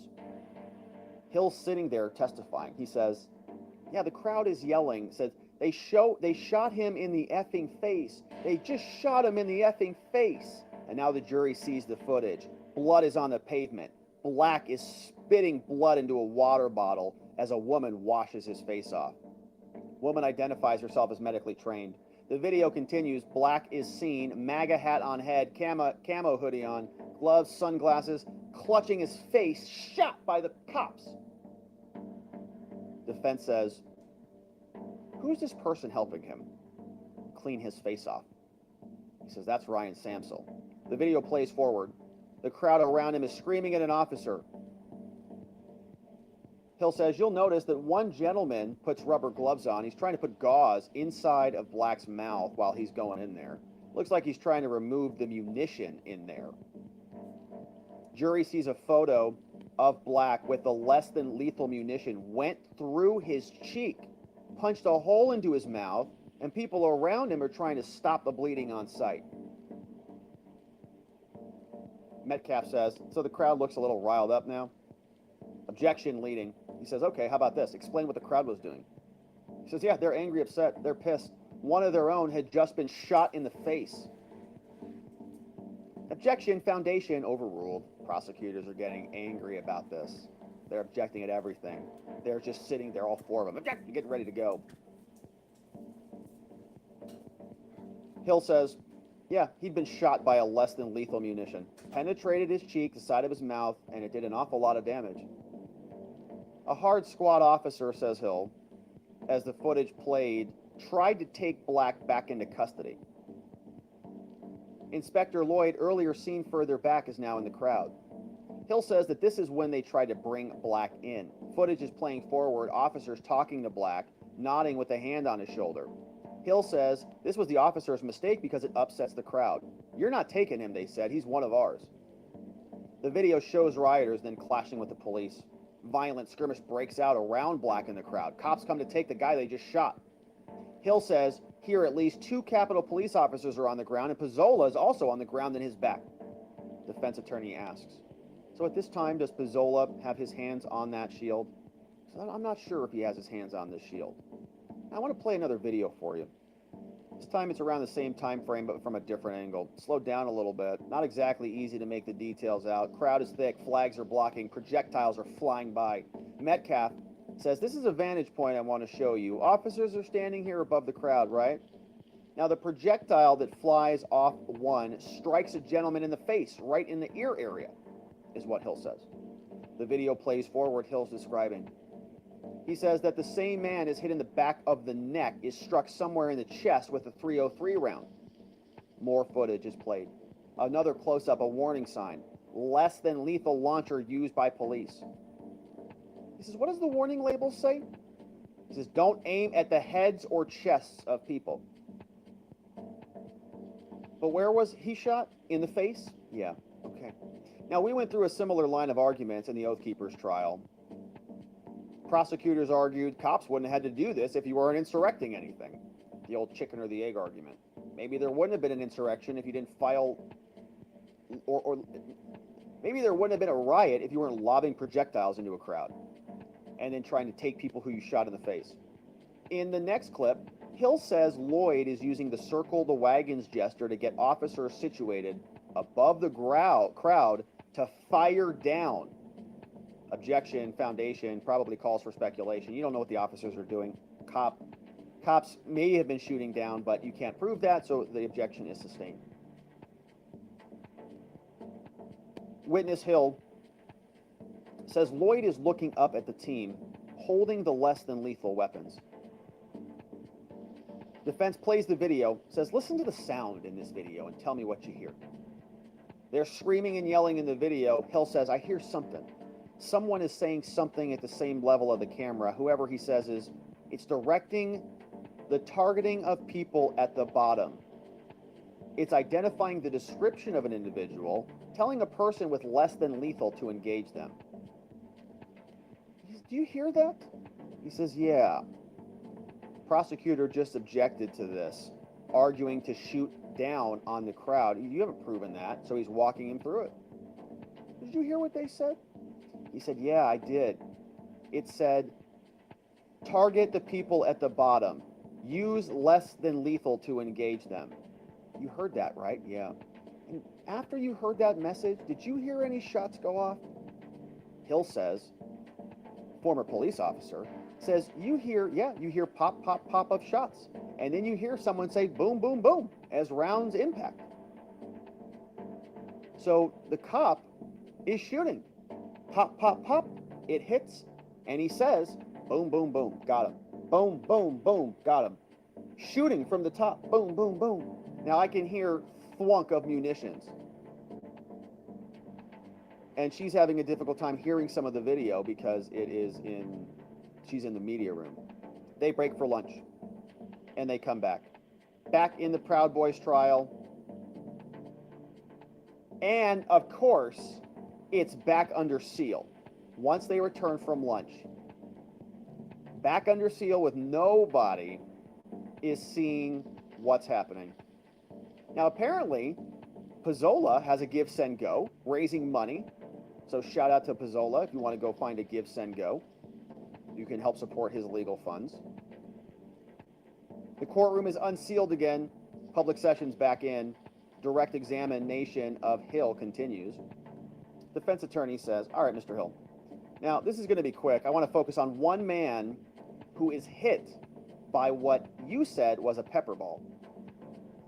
He circles a person on the screen near an area. What happened with this guy? He says, yeah, this man is someone who is wounded with a less than lethal hit him. So I want to do a compare and contrast with you, Mr. Hill. You've compared and contrasted these videos, and you've looked at this scene from very different angles. And so I want to start with a signal where Lloyd gave, and what do you see? He says, you're seeing a crowd pushing against officers and officers pushing back. The officers are doing a good job. And he says, well, you're not qualified as an expert. Even he has a lot of expertise. He's still not doing a lot. He's still not qualified as an expert on this topic. So he says, without giving your opinion, he fixes it. He knows what's going on. He says, well, you can see it's a shoving match in the scene. He says, no one's punching anyone anywhere. And now after the circle wagon's signal is given, Hill says, you can see less than lethal launched into the crowd. And within a few minutes, the crowd gets angrier and angrier. Okay, so we see this change. The crowd is pushing against the officers. Officers are pushing back. It's a shoving match in the scene, but no one is punching anything. Then cops start firing stuff into the crowd. Crowd gets angrier and angrier. And this leads to Joshua Black getting shot in the face. Circle the wagon signal is given. Cops plunk, plunk, plunk, boom, boom, boom. It comes firing down. Crowd gets angry. That led to Joshua Black getting shot in the face. He says, yeah, you can hear 10 shots in the video. One of them have high decibel. One person has high decibel hearing loss. He pulls up another video. Plays it back. Can you hear those shots? Yes, I can hear them. Before the shots, I can hear someone in the background calling in the shot. The voice says, gray hair, and then he saw a shot. Another shot into the crowd. And this happens 4 or 5 times. Somebody's up there yelling, gray hair, black hat, something over here, and they're just taking them out. Plunk, boom, boom. Black is visible after being shot. Metcalf says that less than a minute after the signal from Lloyd, there's more than 10 munitions shot into the crowd as somebody's calling them out.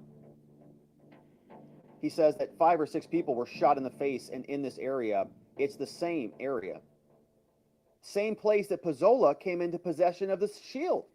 So Pizzola grabs the shield, not because he's going to go insurrect the Capitol, but because the cops are shooting projectiles into the faces of, at this time, peaceful protesters who were just standing around on the grounds. Under 30 seconds, he grabs the shield. Very fast. No further questions.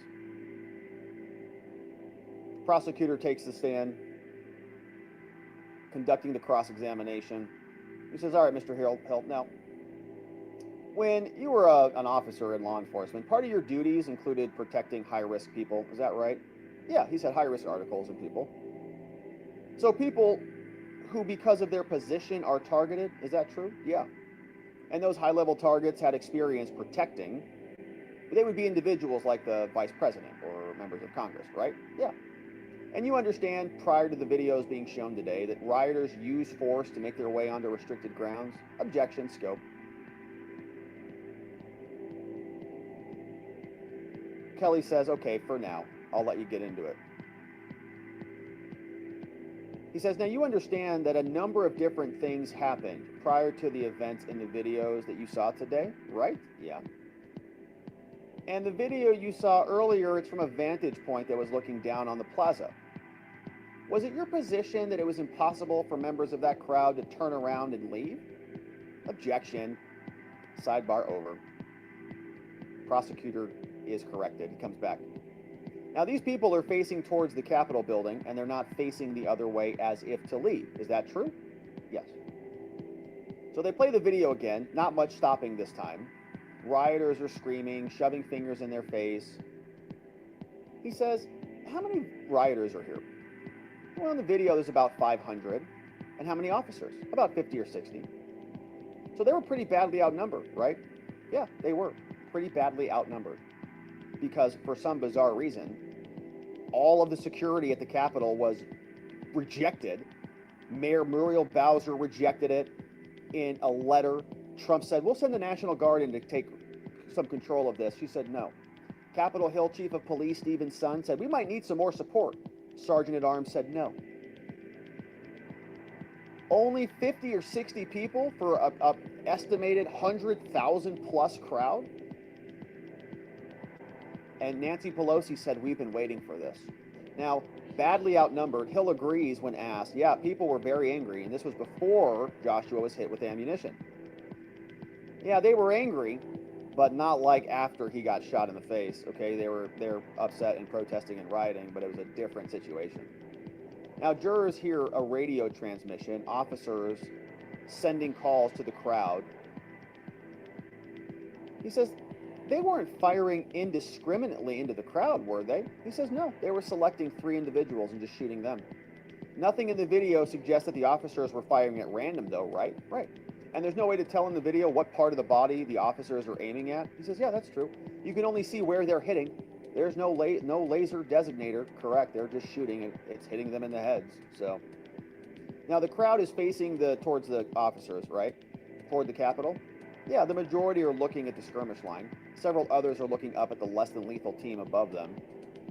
Prosecutor says, I want to bring this video up and show you what is here. It's the video where Joshua Black is hit in the cheek. He says the crowd is already clashing with the police, right? And he hasn't been shot yet, right? Yes, it's not happened yet. And the crowd's getting pretty forceful with officers. He says, yeah, there's a lot of pushing and yelling. That's right. And you understand in the layout of the scene that these officers are separating the crowd for the Capitol? He says, yeah, that's the purpose of the skirmish line. Now, there's a man at the skirmish line posting a large flag on the video. He's hit with ammunition and he falls back. Hill says, it had to have hurt. And Mulrow says, yeah, that's the purpose of the projectile. It's to deter people. So another man in the same video, same time frame, same location. He's hit twice, and he continues to advance. Plays the video again, drawing attention to a man who's hit in the brim of the hat with a beige jacket. Hill says, yeah, by the face. Yeah, hit at the brim of the hat by the face. And he moved away, right? Yeah. I want to play another video. And it's a transmission from the police. They're saying, they're throwing poles. I have less than lethal target. The base of the subject, baseball hat and axe handle, and the subject with the gas mask and an American short, American flag. He's assaulting an officer now. Right, yeah, they had baseball hats, axe handles, and flag poles. These were all the violent weapons, axe handles, and water bottles also. So the prosecutor says, you see the man grabbing an officer by the throat? Is he wearing an American flag and a gas mask? Yeah. And it's here we see Pizzola jump into the fray and grab the shield? He says, yeah, I see him in the fray. He's bringing himself there, though, right? Objection. he's coming into the crowd. He's not being shoved from behind. I don't know. A lot of people are being pushed from behind, so I don't know. You see camera crews trying to get in there. They are diving in for a great shot. I don't know what it is, Hill says. Everybody's pouring into the building, taking photographs, and those people didn't get charged. Now, more police radio transmission is played. Jurors hear officers send up warning that rioters are not backing down, not stopping the assault. So it's a bunch of cops, we're under attack, man. They're killing us all. We're all dying here. And they just play it over and over and over because why not? Now the prosecutor asks about the people giving care to Joshua Black, who got shot in the face. He says people further back in the crowd, they can't see the extent of this injury, right? So, they can't get mad because of this shot in the face. They didn't know about it. He says the people giving him care are not flying into a rage, stealing shields, are they? He says, no, these guys stop what they're doing. There's a lull in the action, and they're rendering aid for a gunshot wound, and they're doing a pretty good job. They play another video. Officers in riot gear crouching down with Black after he's injured. The officer is in hard riot gear, has his hand on the man's shoulder, and they're talking. They say, Hill, have you ever given medical aid before? He says, yeah. He says, so they're talking, and Black backs away from the officer. Ryan Samsel steps back between Black and the officer, and people start shouting. He's one of ours. The officer grabbed Black's collar, pulled toward the police line, Hill says. So he's grabbing it. You're coming with us. Prosecutor says, well, if they were attempting to arrest Mr. Black, that would be interference with his arrest, wouldn't it? Objection, sustained. I think they used the phrase an awful lot of damage to describe his injury, right? Yeah. And he says that Josh didn't even leave the Capitol after this, did he? Says no, he stayed at the Capitol for some time. He's clutching his cheek and he's talking to somebody filming, still on Capitol grounds. Now, prosecutor continues, shows a picture of Joshua Black inside the Capitol after he's been shot in the mouth. Says he's right inside the Capitol, isn't he? On the Senate floor? Yeah, that's correct. So this is attempting to show that this being shot in the face thing is not so dramatic. Okay, he got shot in the cheek. He's still there in the Capitol building. So the defense attorney comes back up and continues with a redirect. And says, Mr. Hill, do you recall seeing Pizzola touching his head, feeling his head like he's been hit? You've seen a video of an interaction where Pizzola got a shield? Yeah. And you reviewed these things frame by frame? Yeah. Do you recall seeing Pizzola looking down after blood was on the floor? Yeah. Do you recall seeing Pizzola ducking down? He says, yeah. I want to show you this video with Ryan Samsel. That's the man who put his arm between the officer and Black? Yeah. And what did the officers do when the officers picked up Black? He stepped in between them. And what did people do around them? Well, they're trying to pull Black away from the officer. Brief sidebar. Now, this video is super slow-mo. Can you ID my client, Dominic Pizzola, here? He says, yeah, I can. And what's he doing? He says, first he covers his head. He's ducking, as if he's protecting his head with his hands. More footage is played. Slow-mo. He stops it. He says, what happened right here? What are people doing? He says some people are looking up at the officers above them as they prepare to fire munitions. It's like the Boston Tea Party, man. They're sitting there, and the police are down upon them preparing to unload. Defense says, should it matter if a couple of shots were good or bad? Objection sustained. No further questions. Now, the jurors are excused. Judge Kelly says, before we break attorneys, jurors, you're free to go. Thanks for your attention. We do want to get to the Tario law enforcement exhibits. Defense attorney Jerigwai for Enrique explains, we're ready to go. Judge, if you'll allow it, I'll make a brief argument for something that you ruled out earlier, but we're ready. Kelly says, now I want to talk about scheduling. How much time do we have left? He says, how long will the reading of exhibits take? He says, I don't know, about 30, 35 minutes, depending on how many you allow in. 40, 45 maybe? A minute per exhibit. We got 46 exhibits, so how much? Judge says, are we getting to Carmen Hernandez's investigator today? Well, I think we could. He says, well, I know we have a hard out today at 5 p.m., but let's get as far as we can. Carmen says, my witness has been here all afternoon. Kelly's looking at the prosecutor's table. They talk about 3 exhibits now for Shane Lamond, a suspended police officer. Multiple layers of hearsay are being argued. Kelly will let Tario's team admit other exhibits, actually, most of them. And now they're talking about scheduling. Can we be done by the 17th? Well, there's a big difference here. Talking about reading exhibits. Tario's intern is very smiley. Wow, big day in court. Intern's having fun. Shout out to Enrique Tario's intern. Doing a great job. Shout out to the defense interns out there. Prosecutor interns, have a nice life. Brandy says, as she continues, these are messages between Tario and the MPD. Tario is communicating with the police, and they're actually talking about November dates, January 16th dates, February 2020 dates, February 28th dates, tons of exhibits, all the way leading up into October 13th. Text is going fast. She's typing away.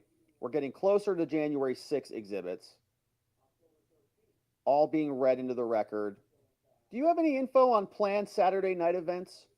Tario says March at 6 p.m. That's the December date. We're still in December. Now January 4th. What are you guys doing on January 4th? Staying at the Phoenix Park Hotel. Shane Lamond confirms that. All of these exhibits are read in. Hernandez is up. She says there are 2 items, Judge, that we need to talk about. Talking about admissibility of some information. And I wonder see if we get to Carmen's next witness. So they're still debating about some of this evidence. Now the jury is brought back in. We have another stipulation that's being read into the record. Here's what they're telling us about Zachary Real. The parties agree. Carmen Hernandez is reading this into the record for the jurors. She says, I want to tell you a little bit about my client, okay? Zachary Real enlisted in the Marine Corps 2008, honorably discharged 2012. 2010, promoted from private first class to E2 Lance Corporal E3. Later promoted to Corporal E4. Real earned a Marine Corps Good Conduct Medal, his unit awarded commendation as a traffic management specialist. His responsibilities included shipping equipment to Marines overseas. Real suffered a lower back injury during a time on a traffic management team, shoulder injury on an obstacle course. Injuries led to an honorable discharge. Attended Temple University, GI benefits, earned a bachelor in business administration. Innovation in management, 3.5 GPA, didn't attend a rally in the DC, wasn't at the Airbnb on 1-5, and was present at the location at the plaza. Was not present at the location when Charles Donahue threw a water bottle at the officers. Was present in a different area. Real's phone shows metadata that says his video was taken at 1:25. He was not present on the Upper West Terrace. And between these times, he was not present when that window was shattered. This ends the stipulation. The judge says, I can report to you, ladies and gentlemen, the end is in sight. Says, we're not sitting on Friday or Monday. So we've got nothing going tomorrow. We'll start on Tuesday at 11 a.m. and the rest of the week we'll be conferring and letting you know what is coming. Judge says, things are in flux here, but we'll let you know what happens next week. Thanks for the evidence. Now, attorneys for Joe Biggs and Tario, they say, we're done. We've presented all of our evidence. Hernandez says, we still have motions that we want to put forward. Nick Smith says, we're not quite done yet. And Roots still has the foremost window expert.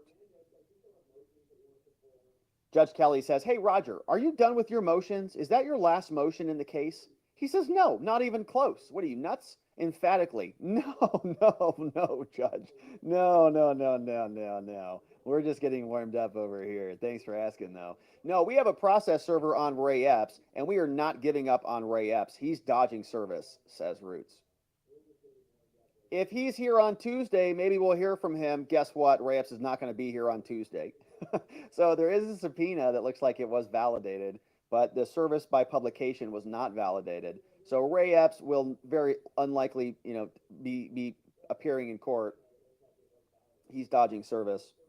Kinnearson, the prosecutor, says, this Roots witness, the window expert, they've received no information about him. We don't have anything about his resume or his name. He's going to bring in a window expert to tell us that probably the Capitol building windows were made out of that movie glass, you just sniff at it and it breaks. And we'll propose to exclude that on the basis.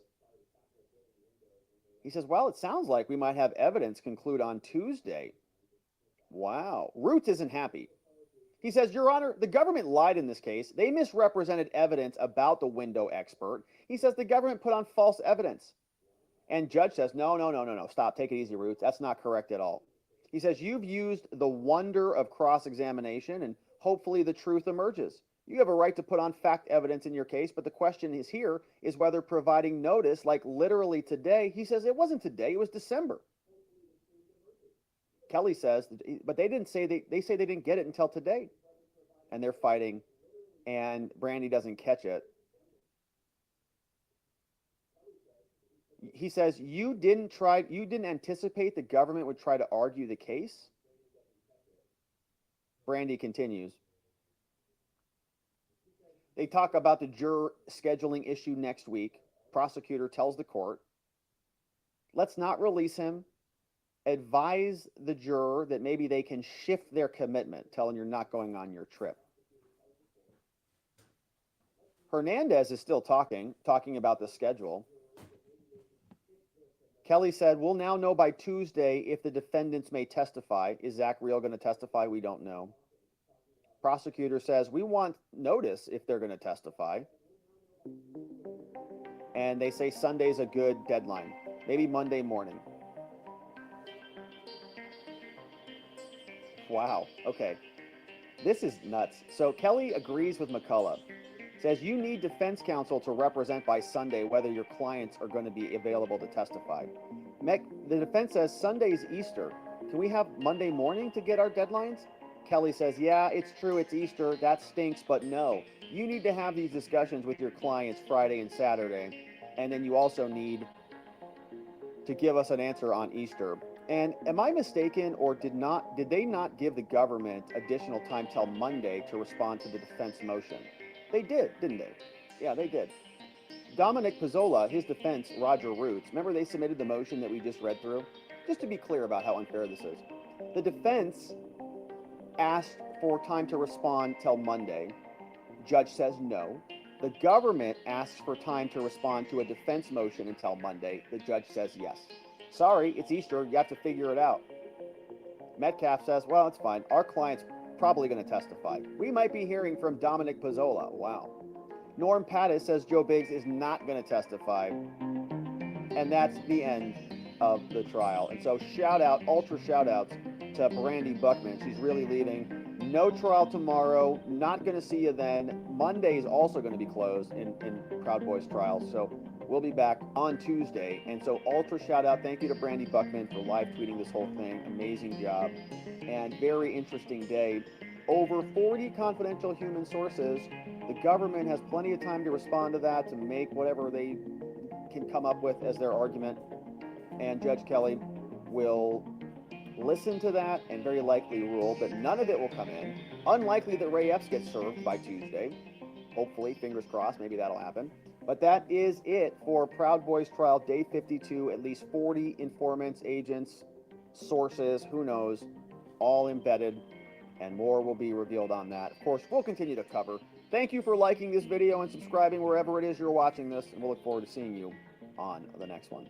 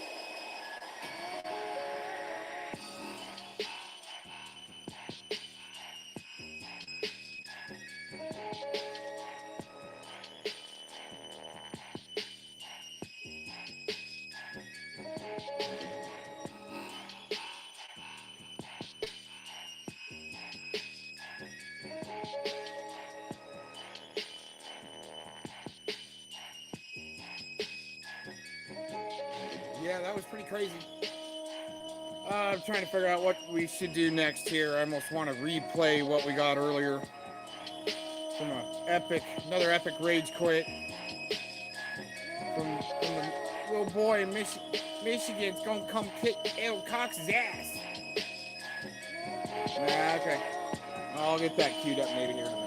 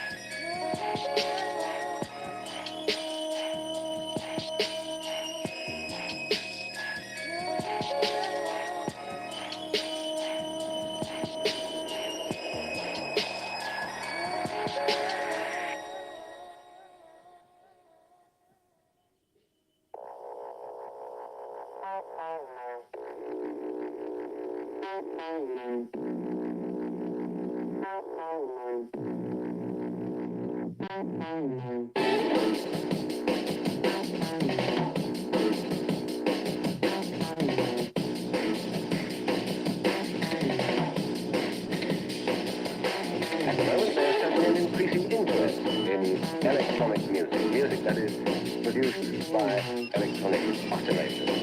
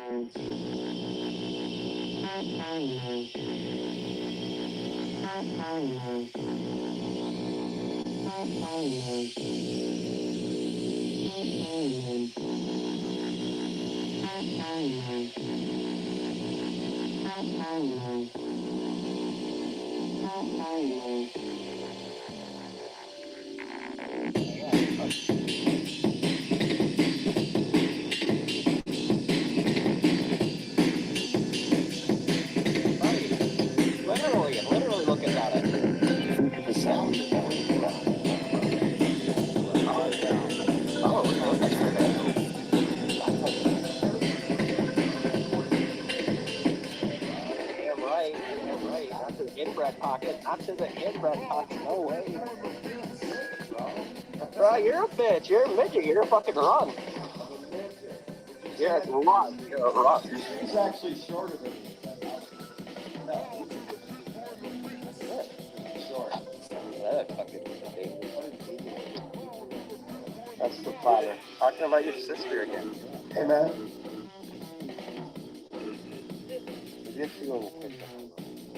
Hey, I'll put $1,000 out there if you can find out where this clown is.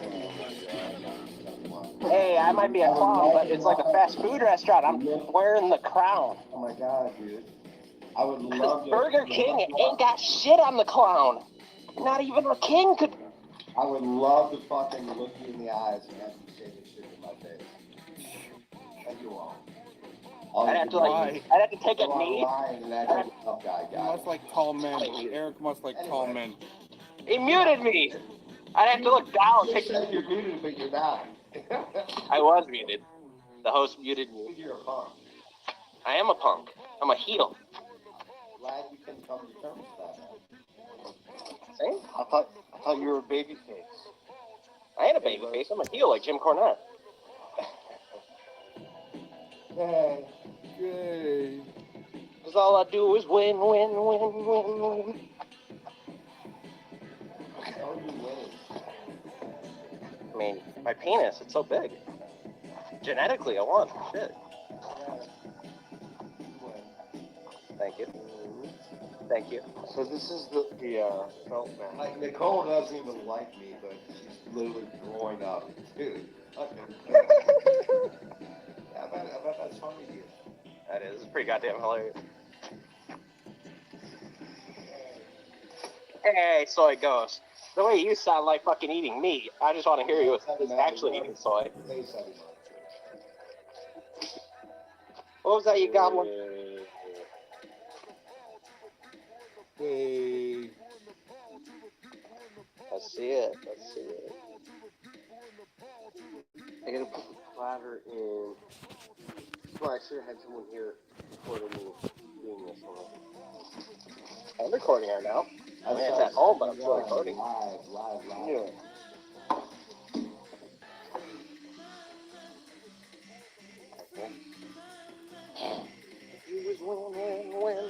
Go, SR71 live. Oh, that's fucking hilarious. You know what's also hilarious about that? The only person I've ever watched that was like 7 years old. I have that on DVD now. Yeah, you're fucking like 50, Scotty. Well, I bought it. You showed some live footage from your home, bro. Oh, that chick was hot back in the day. Cable.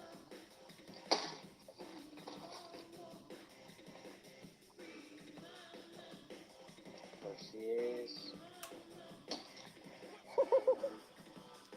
Here's. I have some scratch needles upstairs that I got at Guitar Center. But they give you like a little generic cartridge right here. But it's probably not really good. It's probably alright. Here comes SR71. I don't get its stream taken down. Pretty so. Dude, I swear, the eyebrow.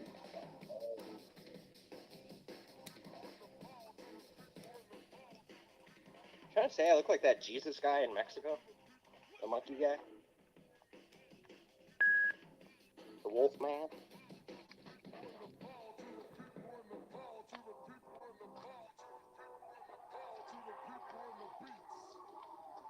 People tell me this does not look just like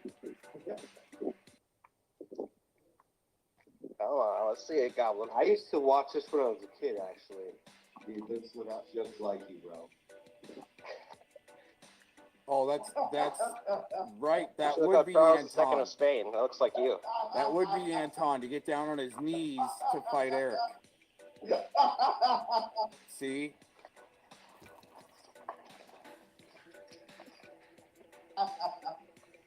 See, you have to get on his knees to be able to fight Eric.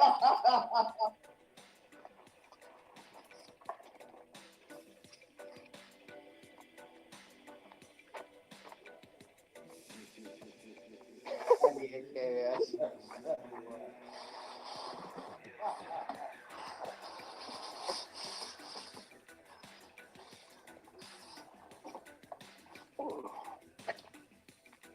Hey, put my turntable back on. Well, he's got to show me, I guess. I don't feel it. He's talking about the old guy, right? The Count Dracula looking guy? No, Eddie Munster's the kid. Oh, it is? I'm mad at this video. Okay. Hey, I like that haircut, actually. I bet you do, bro. Oh, look, an ad. Eric ruined it all with an ad. So, this weight's gonna go on the tone arm over here. The counterweight. I'm nervous, bro. There's a 45 adapter right here. Oh, that's cool. You got the vehicle. I've got some crappy turntables. I sold my good turntables when I moved to California. Well, no, I used to. But now I have crappy ones. This is the best. This is what I used to have. And I'm very happy to open this up right now, to be honest with you. SR71, he just has some old Playboy magazines on the sand. What? I'm not old enough to have those. Bro, tell us you're a virgin without telling us you're a virgin. Bro, your penis is like literally 1 inch. When they see mine, they're like, oh my god, that fucker's got arms and legs. Like, why did you jump on the stream just to get roasted? Just to roast you, you midget. With class. Again, with class. Bruce Lee, would you be roasting me? Yeah, because he's dead at 32. I'd be like, damn, your life expectancy was pretty weak. You would roast Bruce Lee. Wow, you're the man. I would. What a punk you are, bro. Thank you. I'm a heel, baby. I'm a heel. Yeah. I think I have how you can go. I can't wait to take some clips to you and put them on TikTok. You gonna put clips of me on TikTok? Yeah, I'm gonna make you famous, bro. Thanks. Oh, that's nice. Dude, that's brand new. Cool. Yeah, the platter's right here. I got the platter on top. But yeah, this is the premium turntable that you see. And I had some crappy ones. I used to have like a 70s. I sold them when I moved to, I'm gonna set it up. I'm gonna put the platter on now. SR71 is gonna show some Hot Pockets in my bottom. Man, I don't fucking eat Hot Pockets. I eat fucking like vegan food, you fat bitch. Look at your face. Oh wait, he's not even showing face. Faceless troll. Faceless troll. Oh my god, here we go. Faceless troll action. Yeah. So, okay. Hold on. We have Aaron V. Cox coming out. Oh shit. Now, here's the deal. Aaron V. Cox, I'm going to let you on. I haven't banned you. You have to show your face if you want to talk. Show a stick. No, I'm going to ask even the panel members that I don't even like. Would you guys agree he has to show his face? You showed Yeah, 100%. So, Aaron, if you don't you're gonna show your turntable. Show your turntable. And that's not my decision. That is the decision of the panel. Yep. So when I bring you on, I don't care. Show your face. If you don't, I'm gonna kick you. And Scotty, that's not humanly possible not to care. That's like controlling how tall you get. Hey, put your camera on, or you're gonna get kicked. Not my decision. The panel's decision. Let's see it. Oh my god, he looks like a bum. Yep, that's why he doesn't put his camera on. Yeah, I'm a total bum. I don't have a hobo to enable me and prop me up so I can sit and troll the internet all night as a baby You're tool. not gonna come on my stream and just fucking talk over people and take over the stream, bro. We asked you to put your camera on. We didn't say for a second. Oh, so he's gonna Camera on. I'll just kick you off. So you're gonna mute me. Yeah, You're gonna keep it mute on. me the whole time. As long That's what as- he's doing. He's gonna mute me the whole I time. will not mute you. He said I could talk if I turn my. Put your camera on. And then he mutes me like a bitch. I kind of gotta agree with Aaron. He did explicitly said he has to leave it up. That's true. I don't mind leaving it on for Oh you my fucking god, you know what, dude? anyway. I prefer you leave it off. I agree. Hey, I thought you were like gonna call the cops or something a minute ago. Get swatted, get swatted, get swatted. Are you gonna have me arrested yet or what? You keep on saying you're gonna have me arrested, Eric. Change starts with a call. 911. Call 911. Of me ever saying that? I never said that. You just said it a minute ago on your own fucking stream, you loser. What? Show me. I mean, like right at the beginning. I'm not worried I know about you it. got a mental midget-sized, fucking memory there. You know how to have a conversation, man? Not with losers like. I talk, you talk. I talk, you talk. I much rather get you to admit that it's your on the Connor suicide. Is it not your voice on the Connor suicide LARP? You said it is in there. Suicide LARP, blah blah. You said it's not even your voice. That's what I want to talk about. Come on, man. You said it's not even your voice. He's gonna talk. I didn't defend him after I found out he was a pedo. Talk over and me. Dude, you never shut up. God, You said it wasn't even your voice on the. Oh my God, dude.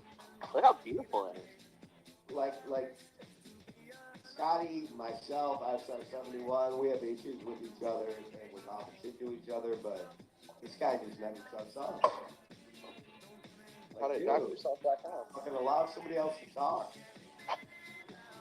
Come back on. If you're just gonna talk, that's a...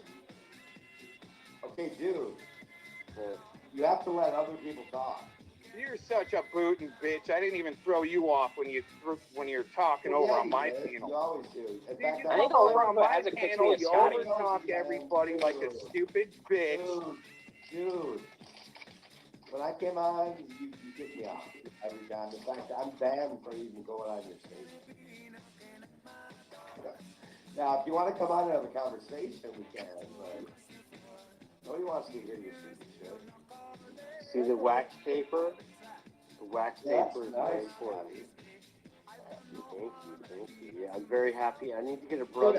Dude, are you going to behave or are you going to be a fucktard, bro? I'm not going to adhere to your fucking dumbed down orders. I'm not going to lick your boots. I'm not going to lick your boots. Are you friends with this fucktard? Outside 71? No. What's He's his my lover. Aaron's my lover, actually. I bet he is.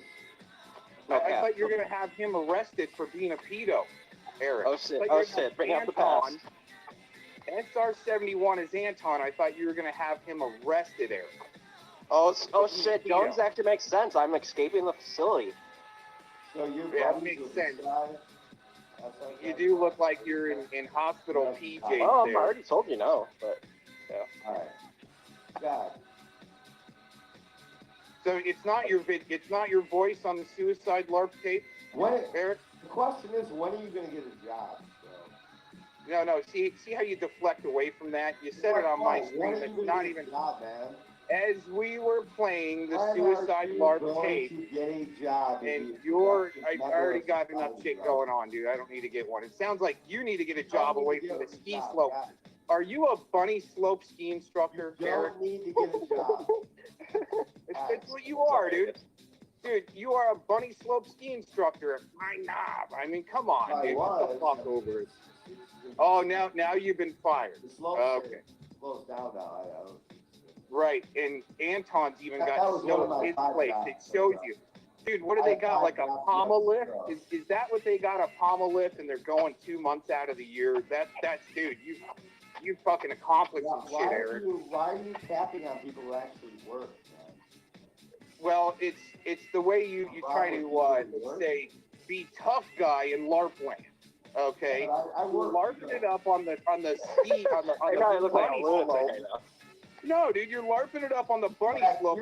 You're talking about me being a ski instructor, and it's gonna be. Dude, when you wanna play tough guy, come talk to me, and we'll do some real skiing. What about other jobs? What are your other jobs? Why? So we can talk about Eric, so he can deflect away from it not being his voice on the suicide. Cringe. Aaron's being cringe. I don't care if I'm being cringe. He's the one that's cringe. He's fucking lying. He's lying. Sus-lord, baby. Never fucking stop talking. Can we just look at Scotty's equipment? That's brand new too. Let's show it. Show it. Women, bro. I'd much rather roast you than sit here and coddle you, stupid You cannot bitch. roast me. You already paid up Dude, dick. You don't even Dude, have you're a job. bunny slope ski instructor and Right, a dumbed down little one of Palma me, lift one of resort. my 5 jobs. Got it. That's Good fucking job. already, dude. Eric, you even Good said, job, man. dude, Got it. see, you even said that Utah was getting shitty snow and they're still open. Dude, Your little Palma lift bullshit bunny Mount slope Maggie is already closed. 3 weeks ago, bro. Yeah, By that the tells way, that you tells said I real worked at- skiers at out there where? what type of a job you got at a This fucking idiot right here was saying that I taught in the Upper Peninsula. That's how dumb you are. God. Tell me, Yeah, where, well, it where do was- I work at now? You finally found out?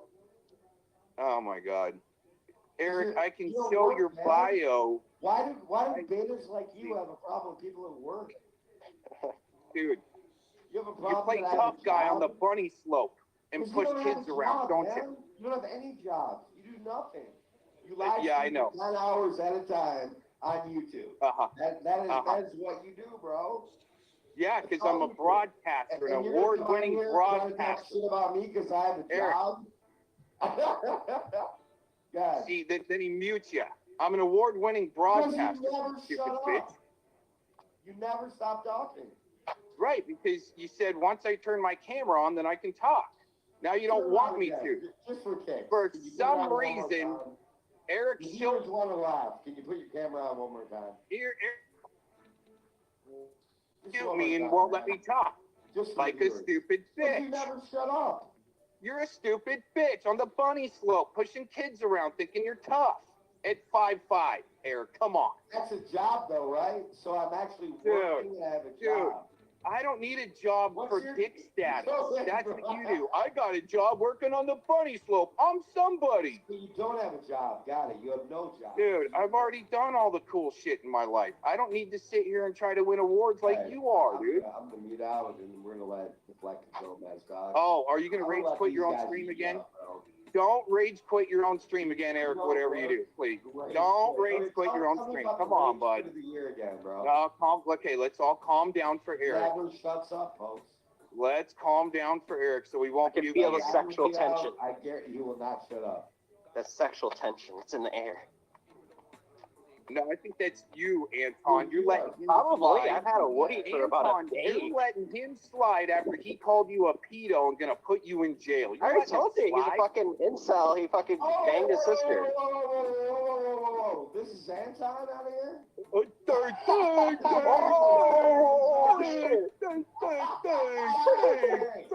You are a beta. You're such a fucking dumbed down karaoke star. You're so Karen, full of shit, Karen. Eric.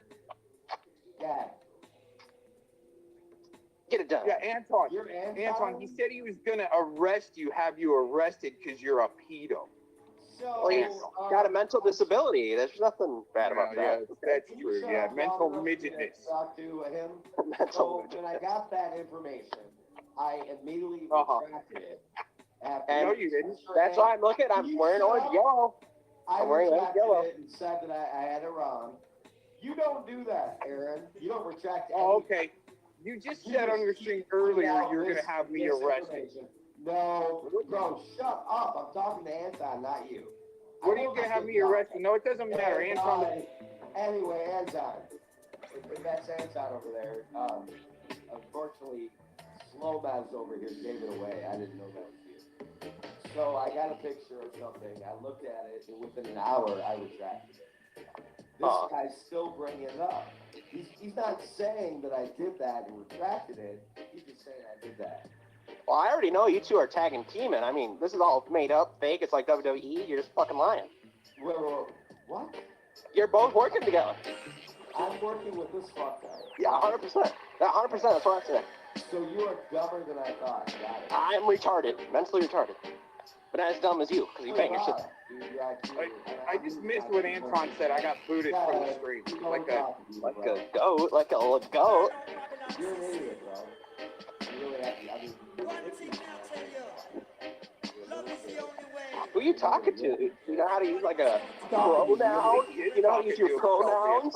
It's very interesting that you guys all came to my stream. did. Come to mine though, Eric. I thought I'd pay you back the favor. You're making yourself look stupid.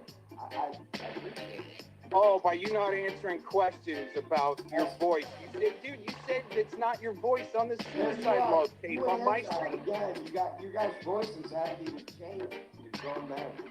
That's why because you drank gasoline. Instead of beer. Got it.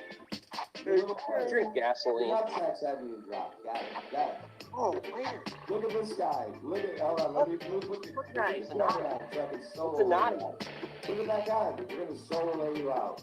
Let's hear it. Put your camera on, man.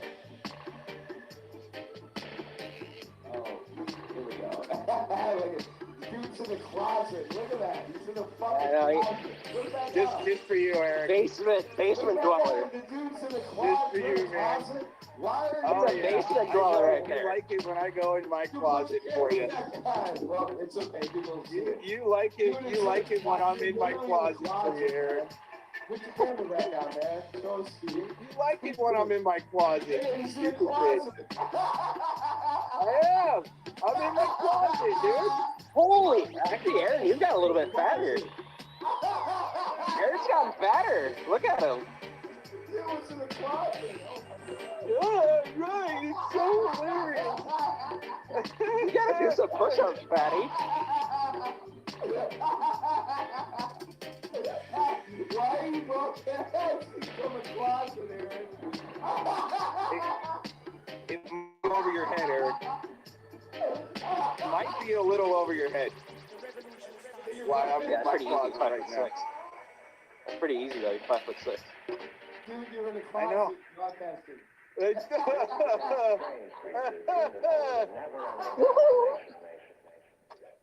Dude, you're the one rage quitting your own streams, you mental midget.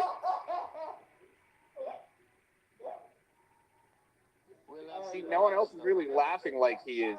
I wonder if he's the one deflecting away from being in the closet. No, dude, seriously, are you in the closet like Mr. Jones? I'm not the one who's broadcasting from the closet, bro. Hey, it's warm. It's warm in my closet, and you're not worth turning on my studio for. Cool, man. Your studio in the closet? You mean when you were on my panel and you said that it wasn't your voice on the footage of Mr. Connor's suicide note? Is that what you're saying there?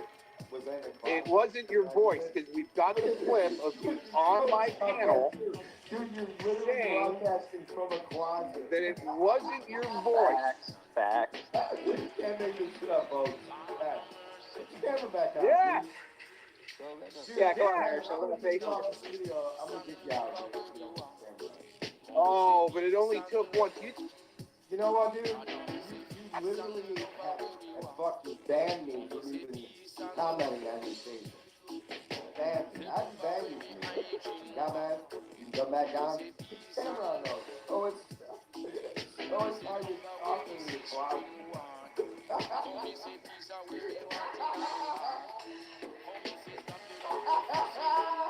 Hey, put your camera on. I'm gonna kick you out again, bro. Don't be such a bitch. You didn't make Mike.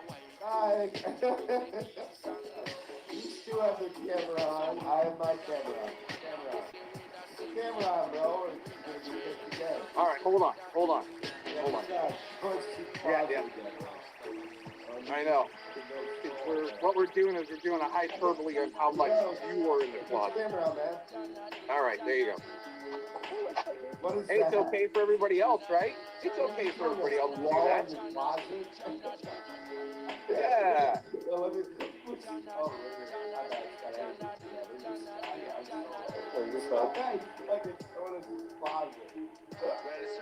Right, you won't answer questions about why you said it wasn't your voice on the Connor suicide lark. Oh my God, dude, Dude, I've denounced that guy over and over again. You, on the other hand, did denounce the guy that you were fucking covering for. Oh, he was set up. Dude, you're strong. Put your camera on, bro. Or not. At least I'm letting you come back on. That's how it's done, everybody. He's got his camera on. Let's look. I'm gonna look away. Skinny jeans. These are Cheeto fucking pajamas, you pussy. Come on, Anton. Why are you talking shit to Scotty? I mean, no matter He what looks like he is, shit, like bro. you. He looks He's old. a you would whoop your ass, bro. You look like an abortion. You're an abortion brain, you hillbilly monkey. You're broke. All you can do is You look like an inbred fuck up. see that. I fucked your sister. Hey, I don't have a sister, you dumbass.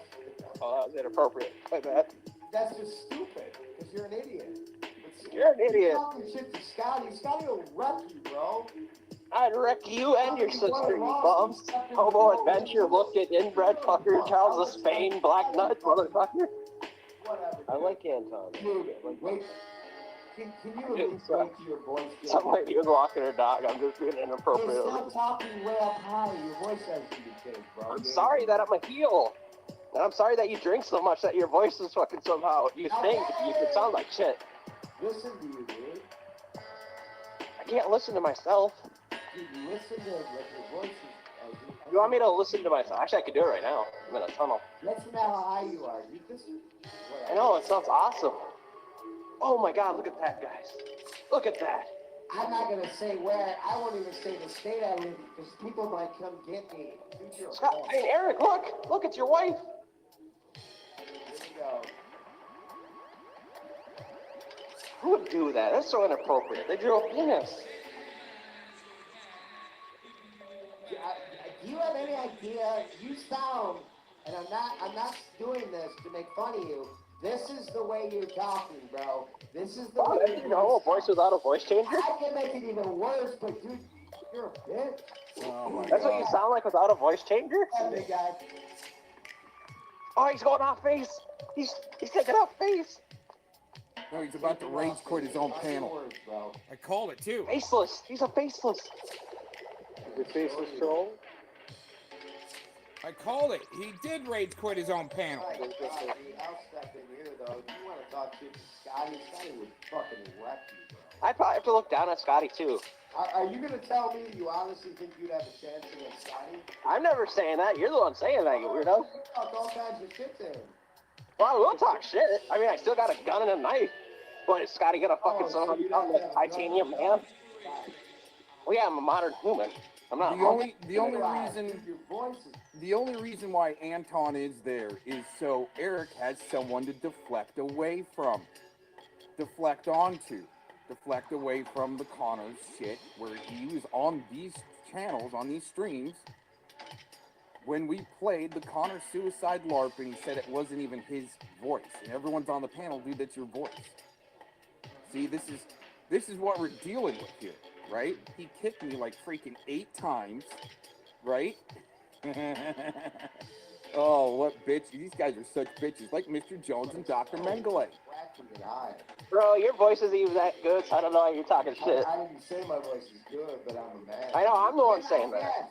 Listen to yourself, bro. No wonder all you do is play video games. Baby, I'm sorry that you don't like my voice. It's not I don't like it, it's just you're just a little weasel. You know what I think? Well, thank you. I mean, that's a heel. Heels make millions of dollars. Jim Cornette sounds up high. Conan O'Brien sounds up high. Oh, this is really good. Anyway, yeah, Conan O'Brien's father was actually like the professor of meditation or medicine over at Harvard. You're the weasel. Got it. Yes, I'm the weasel. I'm a very intelligent animal. What happened to Aaron? You're saying a weasel's intelligent. Got it. Kind of.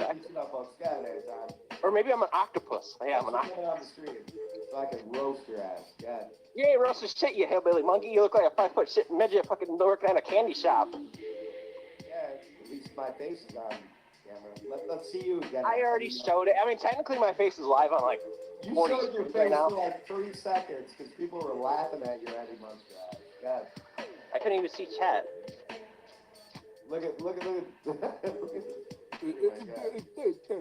Okay, I'll go ahead. You look like a fat whale. Scotty knows I have respect. You look like a thumb, Eric. You look like a thumb. Whatever. You keep talking with your little fucking 1980s. Okay, I banged your sister. You look like a little dwarf. You look like Hornswoggle off of WWE. Charles of Spain fucked your mama. You kind of look like Sir Isaac Newton, but without the brain. My mom's dead, so who fucked my mom? Because I beefed her to death. Tell me who fucked my mom while she was in the grave again. I did. I beefed her. Okay, so just an FYI, right? When Anton says that to me about my mother, all right, I'm like, oh, okay, yeah, whatever. Watch Eric just explode over this one. She was dead. I beefed her to death. I bet you did. I did. I bet you did. I was like Ed Gein. Ed Gein? You mean Ed Yeah. Gein? Ed Gein. Dude, it's Ed Gein, first of all. I know you're wrong, but I'm not going to say why I know you're wrong. You're such an idiot. I do actually know you're wrong, but it's Ed Gein. It's all good. It's all good. It's Ed Gein. Got it. Why Sure is, buddy. Are you some kind of serial killer? Yeah, I'm like Jeffrey Dahmer. You know, what do you think I'm doing outside right now? Weasels like you are the people who grow up to be serial killers. So I wouldn't put that past you. That's hot. You do have FBI watches this shit, right? Okay, sweet. All right. Okay, sweet. Got his FBI buddies Look at watching his after he shadow. called him. Look at that. Look at the shadow. Look at his face. Look at his chin. His chin got Botox. Look at move the camera. Look at his titties. Camera, Eddie Monster. Look at his G.I. Joe shirt. What are you Look at gonna his do, balding bro? hair. Look at his All you hairline. do is talk. Look at his glasses.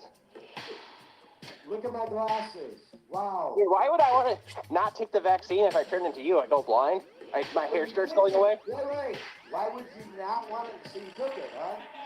Oh, Sure that's did. a- I took 30 wow. of them. Drank it. That's some double reverse. Here, let's listen to I that can again. tell you didn't. Why Look would at you not want to? Look at my glasses. Oh my God. Eddie Monster. Look at his G.I. Joe shirt. What are you Look at gonna his do, balding bro? hair. Look at his All hairline. you do is talk. Look at his glasses. Look at my glasses. Wow. Dude, why would I want to not take the vaccine if I turn into you? I go blind. My hair starts going away. Wait. Why would you not want it? So you took it, huh? Sure did. I took 30 of them. Drank it. Cool, man. You're fun. I can tell you didn't. Look at you. You're blind. You're fucking going bald. You're fat. I'd say I have a lot of hairs at 51, but God. Oh, 50.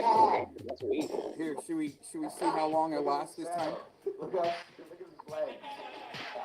My forearm's bigger than your fucking legs, bro. Look at this guy. Look at those It's shields. live. Drinking Bud Light too? Never drank, smoked, or done drugs in my life. Probably Here. drinking Bud Light. Here, they're being stupid anyways. Okay, here, I'll log back in. It's live. But should we take bets on how long before he kicks me again? I'd say 1 minute. He'll kick me in 1 minute.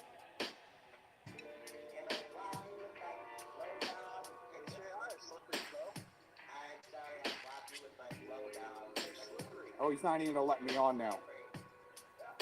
I'm in the back.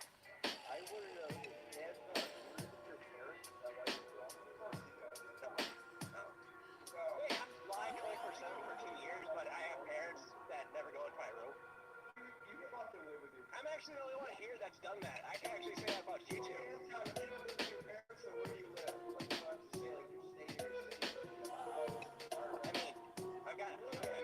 He's not even letting me on.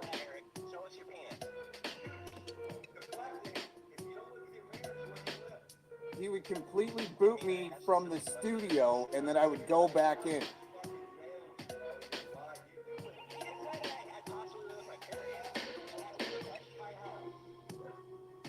I'm backstage, you won't let me on.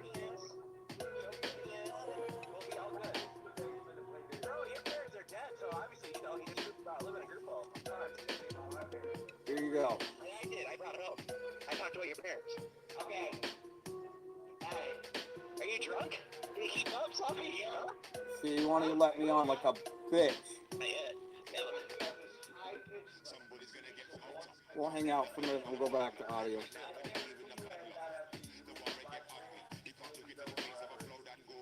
Okay. Eric's gonna be known forever as the one that won't fight Scotty.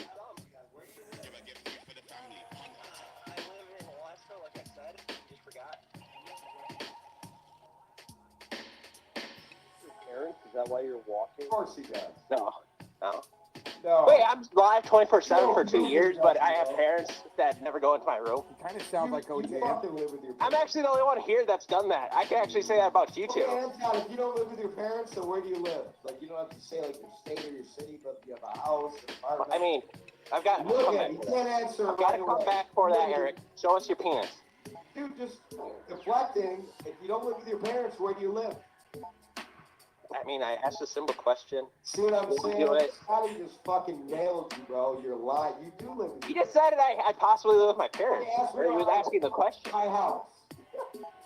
How about this? Show me your penis. Show me your penis, and we'll be all good.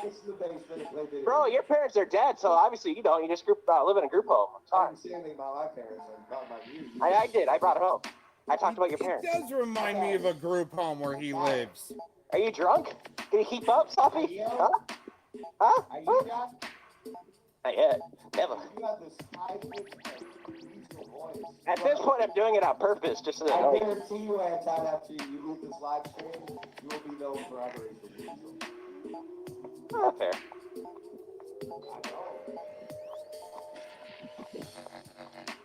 Is that what you're gonna talk about? You look like fucking thumb. Where do you live? Oh, you got I the live phone. in Alaska, like.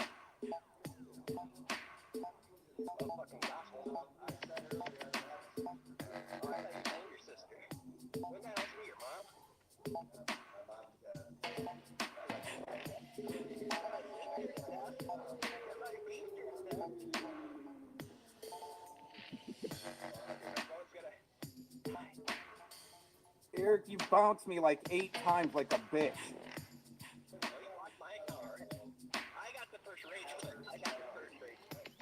Oh, he almost rage quit his own panel. That would have been okay. He already dipped out once to call the cops. Why did you call the feds? Is that why you needed to dip out there a few minutes back? Okay, well then, have him come talk to me. We got lots to go over, especially about you, Eric.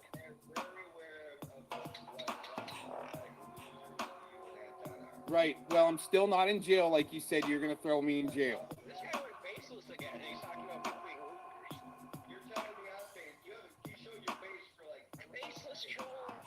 Uh-huh. No, you're a deflecting little bitch.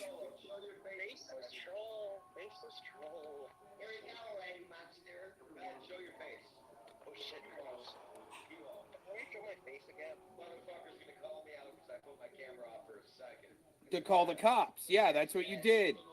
You called your Fed buddies. Just like we've got clips of Eric saying he's got tracers going through his chats for the feds to track people.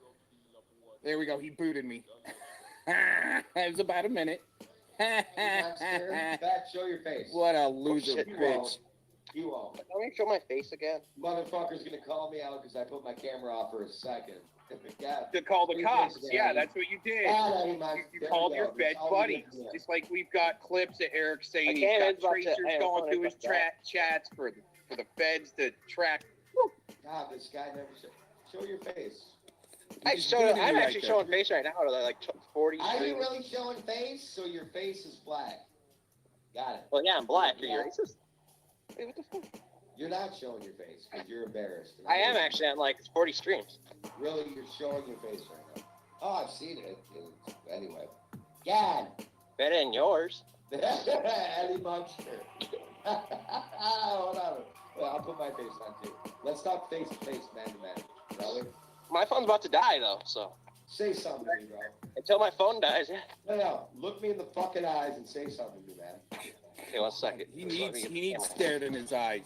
Look into my eyes, Eric. You're a piece of shit. Look at that Jewish nose. Look at that big old money nose like the president. You look really nervous. I do? Oh, I am outside. You're fucking in your basement. And I'm outside. You're in your basement, you whip. Get your ass outside. In the eyes and have a stare down. You look really nervous, bro. You got big eyes. God, he looks psycho. Look how fucking Anton is a psycho. Look how goofy you look. You're fucking red and black right now. You fucking look like a drunk. You look like my janitor. You look like my ex-janitor. What does a drunk look like? Big red and fucking blue. Wait a minute. A drunk looks like Eric every other night besides tonight. Well, he Yeah, still I'm looks like he's got wet brain. looking. I'm actually looking over you because remember I'm 6'2", you're 5'6". Okay. You're not looking me in the eyes. I'm trying, baby. Scared to look me in the eyes. I'm not. Oh yeah, you are. He needs What to look is in this? his big doe eyes. Dude, fucking look in the eyes of a coward punk right here, folks. You're not looking at me. I'm trying, baby. I mean, I have to go like. Hold on, let me put you on solo. Doing that. Let me look down. Let me look down at you. Uh-huh. That was actually looking up. But anyway. I can't get the angle because the fucking phone's about to die. I can't deal with the dumb. God. Look me in the eyes. I'll try. Look at that account. So you're telling me if I was face to face with you, you would do this shit, huh? I probably would fucking drop you so quick. Probably would, or would? I would. I probably would. I can't guarantee anything. Maybe you're gonna be a ninja. I'm looking at you, little boy. Maybe you're gonna take some roids and kick my ass. Guess what? Your time's coming. It is. Okay. Not by you though. That was almost. You almost sounded like an adult. I'm fucking running outside, you fucking fat bitch. You're down in your basement talking shit. Why are you calling I'm literally the opposite of what you said. You're calling me fat? I'm not fat. You kind of look fat. Okay, I look Take fat. off the shirt. Come on, show us the titties. Come on. Okay, I'll take Yeah, mine show off. shirt. Hang on. Let's do it together. Let's see. Outside of the cold, I'm just gonna be fucking No. picking You up. asked me to take my shirt off. You take Okay, yours okay, off. if you do it- No. Take You it do it, off. I'll do it. No. Take yours off. I'll take mine off. Right? Sure. No, you first. You asked. Same time. See, right? No, he's not gonna do it. But we Right? don't need to see that either. Yeah, right. Oh, these two LARPing losers. Take it off. You won't. I'm doing it. I've got her up to here. Take it I've off. got her up to here. Right here. Do it. He's not gonna. Take your shirt off, bro. I'm so close. Eric really isn't the one to make the first move unless it's taking his clothes off or putting his dress up over his head. See, look. You're not gonna fucking do it. You haven't. Such a win. Because you are a skinny little stick boy. I'm 6'2". You're fucking like You think you gain 5'6". power by talking You look smack. like a fucking heart attack. You're a bitch. You look like a heart attack. Take it off, bro. I was. I swear. I'm waiting. I'm waiting too. You said it first, so you do it Are first. you a faggot? Why are you asking me Oh. to take my shirt off? Look at Scotty, fucking heck. Whoa, wait a Hey, minute. it's me, you fucking Whoa, cunt. wait. Eric, I don't think Anton, I mean, as much as I don't like Anton, I don't think he's trading dick pics with his fans and his own club. That's what Eric did. He traded dick pics with Damien and Jamie, like it was an initiation into their club. It was they do some pretty weird shit. Got it. Nothing Excuse wrong me. with that, but you want. I mean, you're a banana slammer, you're eggplant smuggler, you fucking grab your own sister's butt. So you won't take your shirt off. Got it. Eric's not going to be the first one to make a move Sorry, I hurt your ever, heart. Because you're a stick boy. ever. I look like Slenderman? Dude, that just shows what a little boy you are. Talking about. You're a little boy, you're like a foot shorter. Like Slender Man shit. I could shove my dick up your butt and you fucking take it like a little bitch. Yeah, you sure would. Look at this guy. You sure would. You sure would. Put this fucking idiot on solo. There you go. How you doing, guys? Dude, your whole body is about the size of my fucking thigh. How you doing, girls? Look at this guy. You ready to get some of this? Oh my god. Brazilian and Romanian. You know what they say about those Brazilians. Foot in the pants, that's for sure. Now show that sign. Rick and Morty. Don't show it. Can't talk to myself. Retard radio. Inbred radio. Welcome to Retard Radio. Welcome to Third Cousin Pockets, where we bang our sisters. I bet you do, bro. I bet you do, sweetheart. Get that camera on yourself. I don't want to dox myself, you weirdo. You're the one who wanted me to take my shirt off. Oh, it might be too dark right now. Yeah. There we go. What's my percentage at? 2%. I got 2%. I bet. Great reason to leave without fucking showing. Let's look at the comments. Your little stick boy body. Let's look at the comment. 6'2". Aaron, they say crying Patrick wants Aaron. Aaron's Look gay. at this guy's hair. Oh my god. Anton has crazy eyes. I do. Eric could get fucked up. He doesn't know it. Right. He'd get choked out so quick. Fuck yeah, dude. It'd be like John Jones versus like fucking a dwarf. Yeah. I'd go all CIA agent on him. He'd be dead in 2 seconds. You're scary, man. Yeah. Fuck, Crazy. I'm not gonna fuck with you ever. I wouldn't. Convince me. It'd be ended 2 seconds. Okay, man. Are you done or what? You're 2%. Yeah, I'm almost home. Normally, when somebody's phone's at 2%, it would already be out, but you're lying. You're scared. All right, it's at 1%. Okay. You're not even showing your face. Anton, you have 100 phones. Hey, I'm outside, you doofus. What, am I going to pull them out of my ass? Am I gonna pull them out of my ass? Dude. I'm just asking a logical question. Where am I pulling these things out of my penis? I'm just going to be like, thank you. I'm not gonna tell you what state I live in because I might get got. I might get fucked up. I've messed up a lot of people. I mean, I've trolled famous people. I've been on the panel with like Ryback with like 3 million subscribers. You're like the dude who got beat up in high school. And he still No, I was too didn't get big. his The recognition ladies he were needed. protecting me. They're Oh, like, damn. damn, look at this huge, gigantic Frankenstein-looking penis. Look at this Frankenstein-looking penis. By the way, did you guys know, like, presidents used to talk about their penis to fuck up with motherfuckers? It's like an actual tactic learned in the CIA. I don't know if you knew that. That's why I talk about my penis. That's why I talk about my penis to mess you guys up. Okay, It's an actual so CIA. I don't think Anton, well, he probably does know, and it's all part of it, but, the first president of the CIA was actually part of NAMBLA and MAP, if you know what that is. All right, okay. A learned tactic. Oh my god, man, you are retarded. FBI, open up. You didn't know that. You're too uneducated. To know that presidents talked about the size of their penis. It's an actual fact. Look it up, baby. CIA lark. CIA fact. Universal fact, a known fact. Okay. Okay. Why did you say so, man? That's what I'm saying. That's what he's saying. That's what I'm saying. That's what you're saying. I'm saying it, baby. Dude's like literally trying to make his voice deeper. No, I'm totally not. I'm actually making tired. Yay. Gay. Uh-oh. So your phone was at 2% like fucking 3 minutes ago. It's about to die anytime. It's at 1%. I'd stay on, but Now it's at 1 now. Got it. it's been at 1. I told you last time. You told me 2, and that's 1. You're a liar. Not a liar. Your wife's a liar. She said you had a big. Wow, Say it again. Hold on. I was trying to put that so there you go.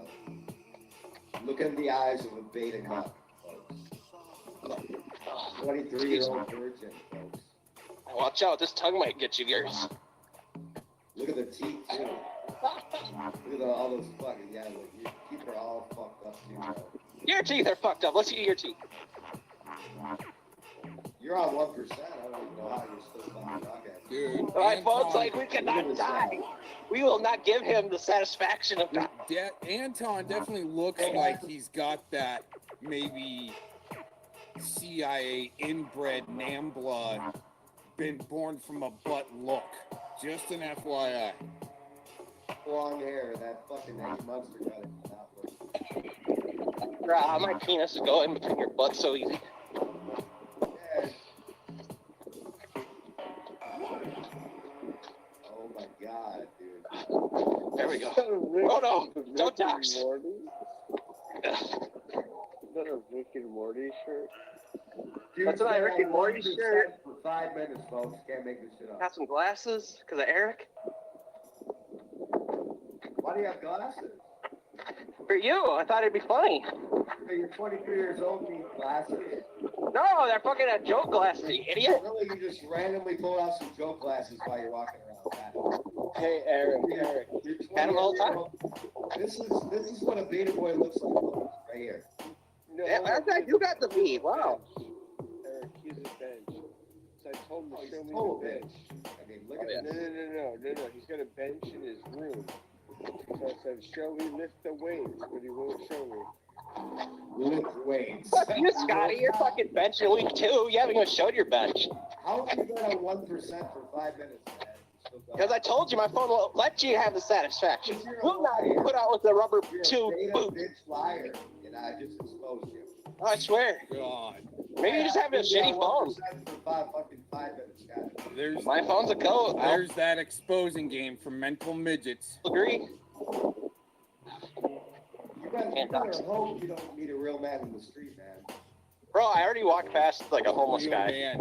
He was singing it. Oh, Awesome. wait a minute. Hold on. Eric just said you better hope you don't meet a real man in the street. Here, let's see if we get that again. You better hope you don't meet a real man in the street, man. Is that what Eric was doing with that $100 bill in Detroit?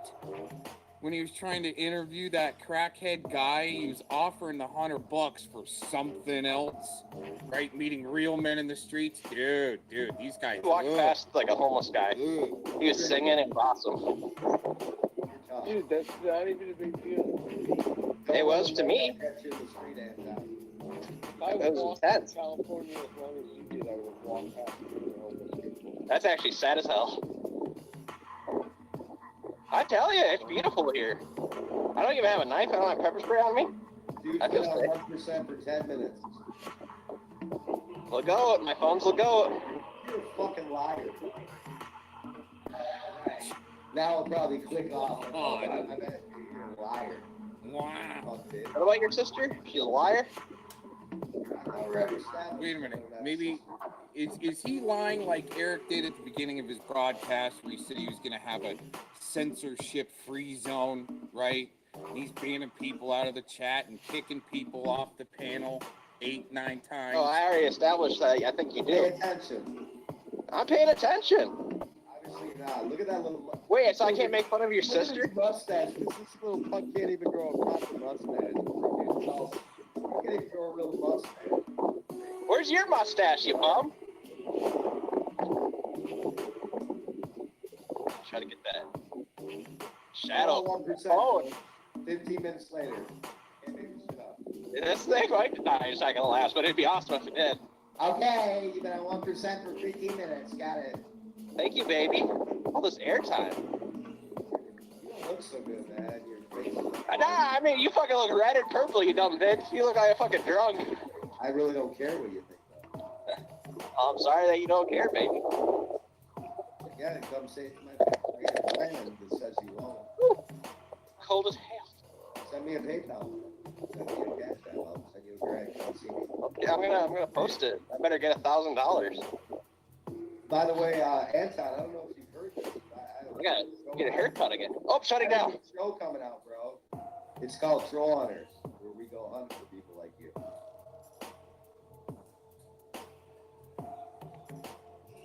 Oh, his fucking phone is found on 1% finally died. Go ahead. Could you imagine being part of that crew? Go ahead. So, I don't the light on too good on this. Let me turn your volume up. Here we go. I'm saying. This guy's a bitch, man. What a little punk bitch. Anyway, go ahead. You can kind of see my face. Back to have to turn the light on. I don't care. Dude, that doesn't matter, bro. It's, well, you made me call in. Plus my girlfriend. Yeah, man. It's a little punk bitch like this coming on. Oh, shit. No, well, yeah, I don't. I like Anton. I think he's funny. But I bet you do, dude. Because I mean, that's your intellect level matches your fucking fighting skills. But I think if that's the guy that you think's funny and you like. Anyway, folks, welcome to the Resistance. Peace.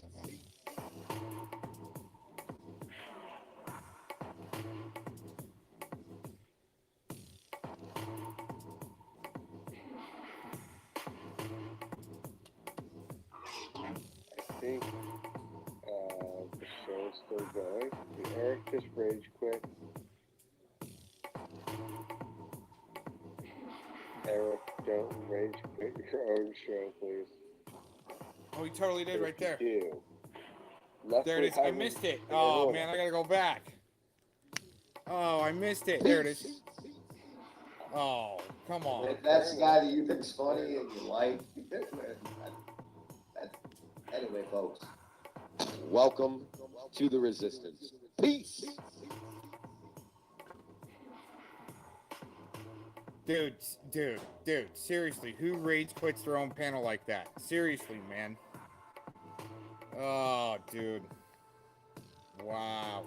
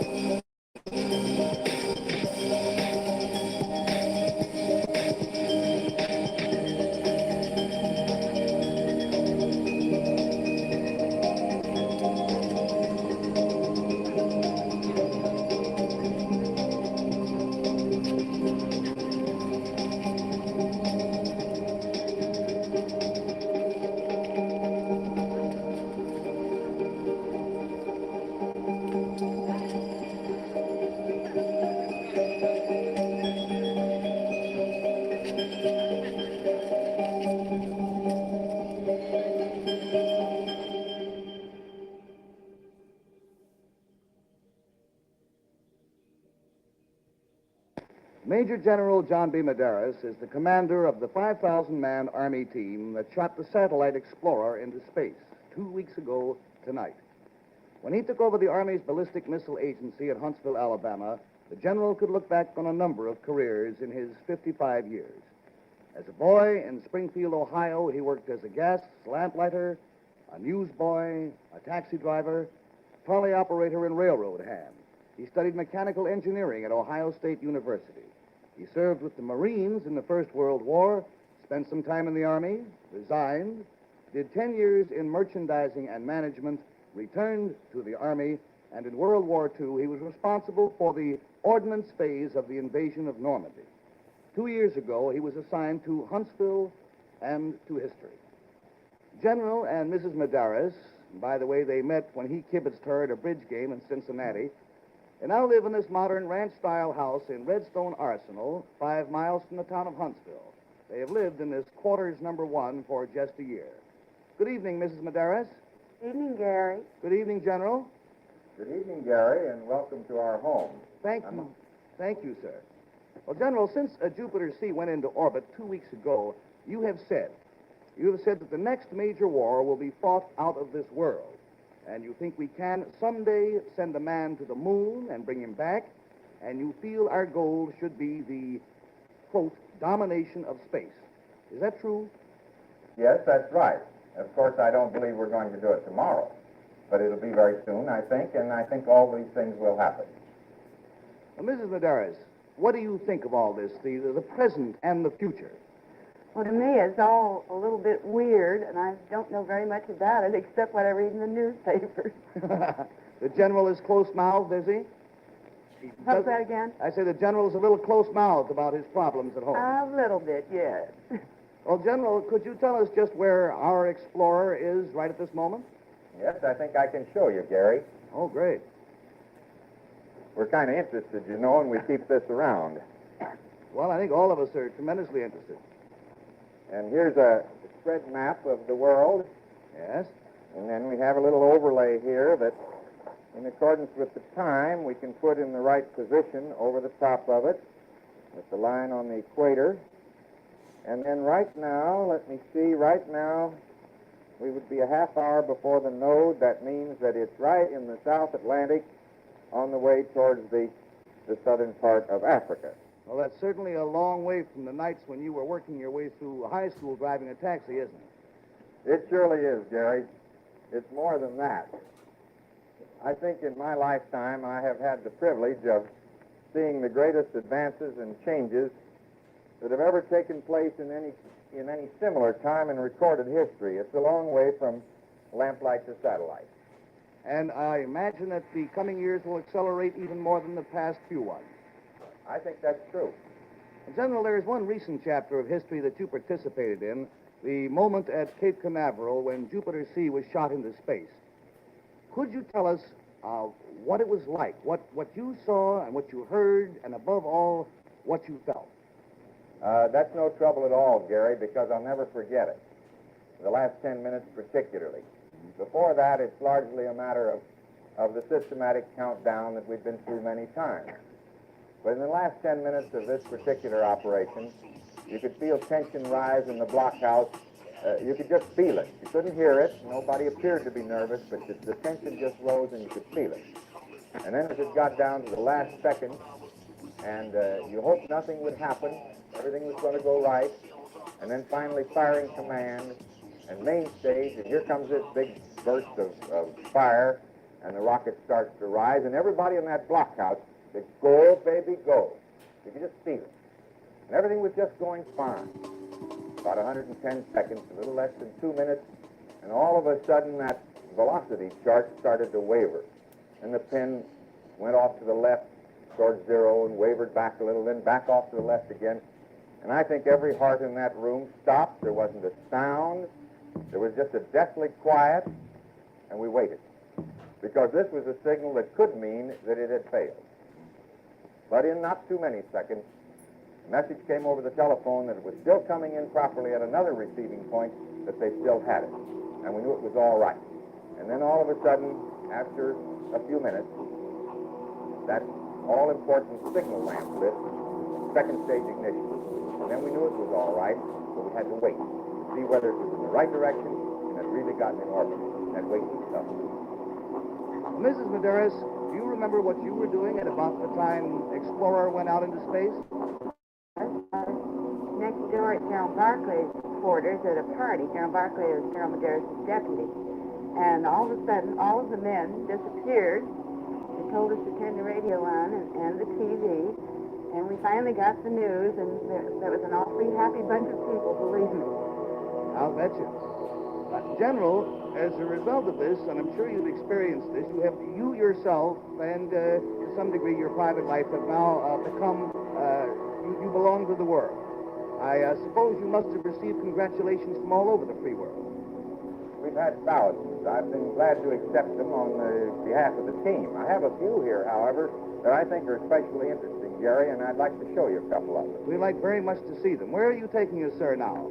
Taking you down to the study where I have my little alcove here that I use for work at home when I need to and for reading and keep some things that are precious to me. And here's a small file that has a few of these letters in them, and I'd just like to read you a couple of them that are especially interesting, I think. This one says, "The last time I felt the elation and the thrill and the new lease on life is when my wife had her first baby. Your success with the satellite has brought to us the elation of the birth of a newborn. God bless you." That's one kind. Oh, that's very nice.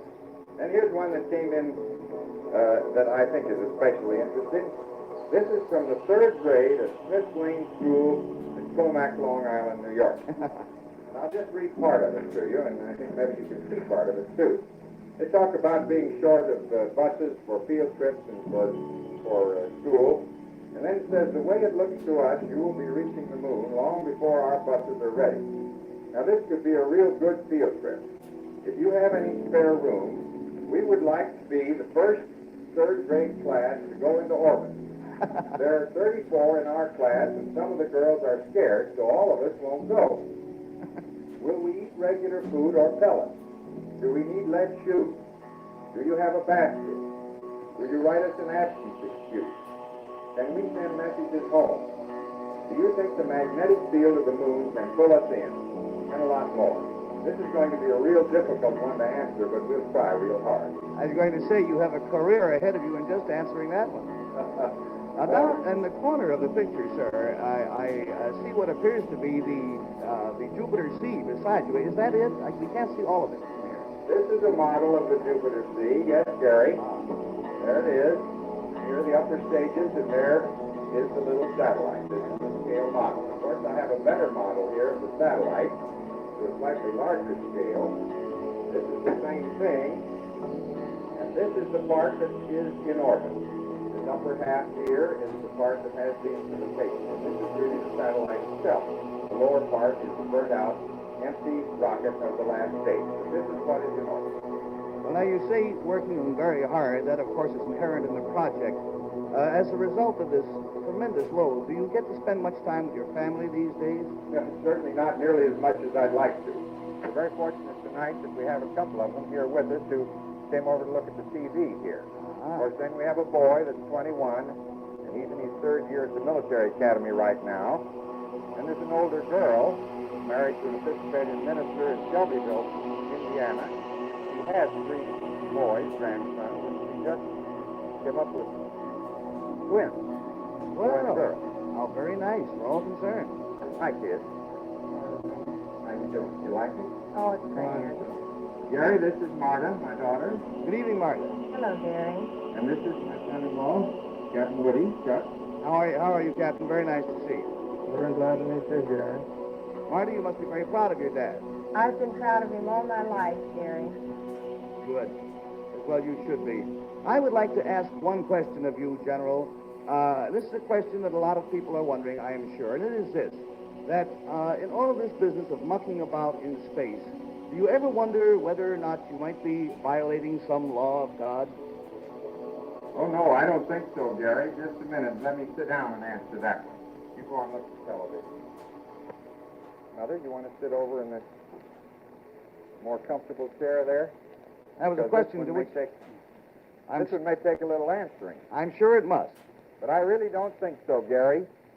I believe really that if we had been violating any real religious precept, any law of God, that the door would have been slammed shut in our face long ago. I think he's made it possible for us to learn these new things. And now I think the challenge is on us to know how to use them. And if we don't meet that challenge, then we will really be in trouble. But if we meet the challenge and know how to use these instruments instead of having them use us, if we can master them, and if we can, in the tradition of the United States and our people, if we can use them for the good of mankind, I think the whole business opens up a tremendous possibility for future peace, for greater progress in the fulfillment of God's will. That is such a fine answer. General Medeiros, Mrs. Medeiros, it has been a great joy, great pleasure. We appreciate you taking time out of your busy schedule to visit with all of our friends on Person to Person. Thank you very much, and good night. Good night, Gary. Good night. Good night, Ms. Medeiros.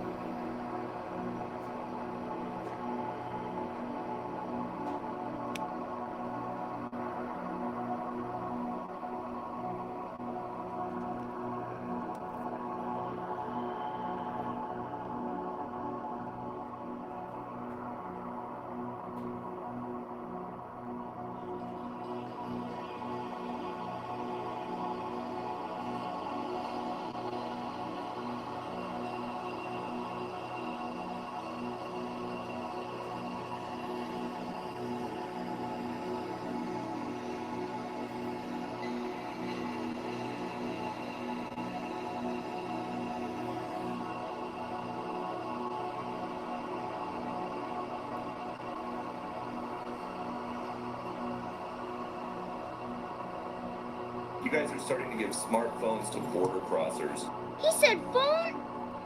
He said phone? hoping that they'll use the phones to check in or to be tracked. You want to call somebody? Which part of that is supposed to deter people from crossing illegally into the States? E.T. phone home. Well, I think you, of all people, since you've asked me a range of questions on this topic over time, E.T. phone home. He wants to call somebody. would recognize that we need to take steps to ensure that we know where individuals are and we can track and we can check in with them. Hello? Are you okay? I mean, you seem... Who is this? Or the neighbor. No, I really mean it. Oh my God. So any concern by folks around here that these migrants will take the phones and just toss them? Hello? E.T. phone home. I don't know if you're ready to see what I want to show you, but unfortunately you and I have run out of time. Get Obama phone. Keep Obama in president, you know.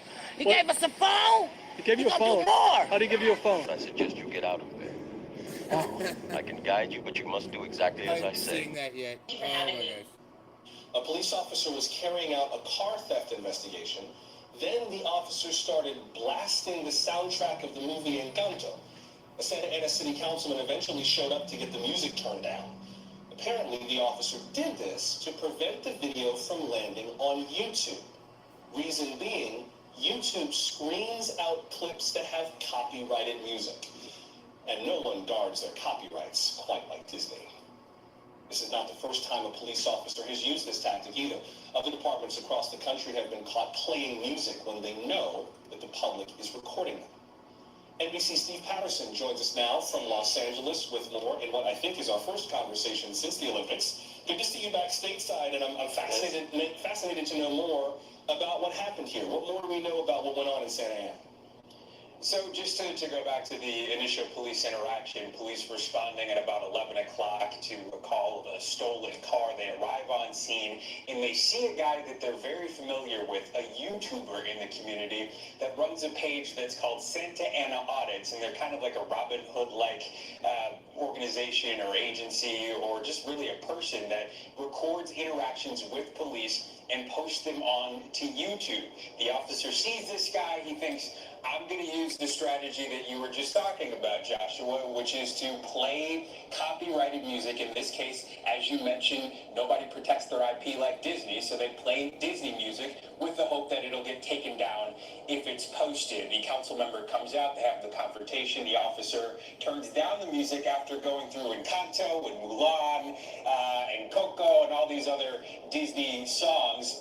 And eventually he apologizes and the situation is over. However, it is the back end that people are worried about, this gray area where when you post these things, as you mentioned, they're liable to get copyright strike. And it's not happening as if somebody is manually sorting through these videos, looking through the copyrighted music. These are probably what you would call less sophisticated algorithms, bots that automatically take down these videos.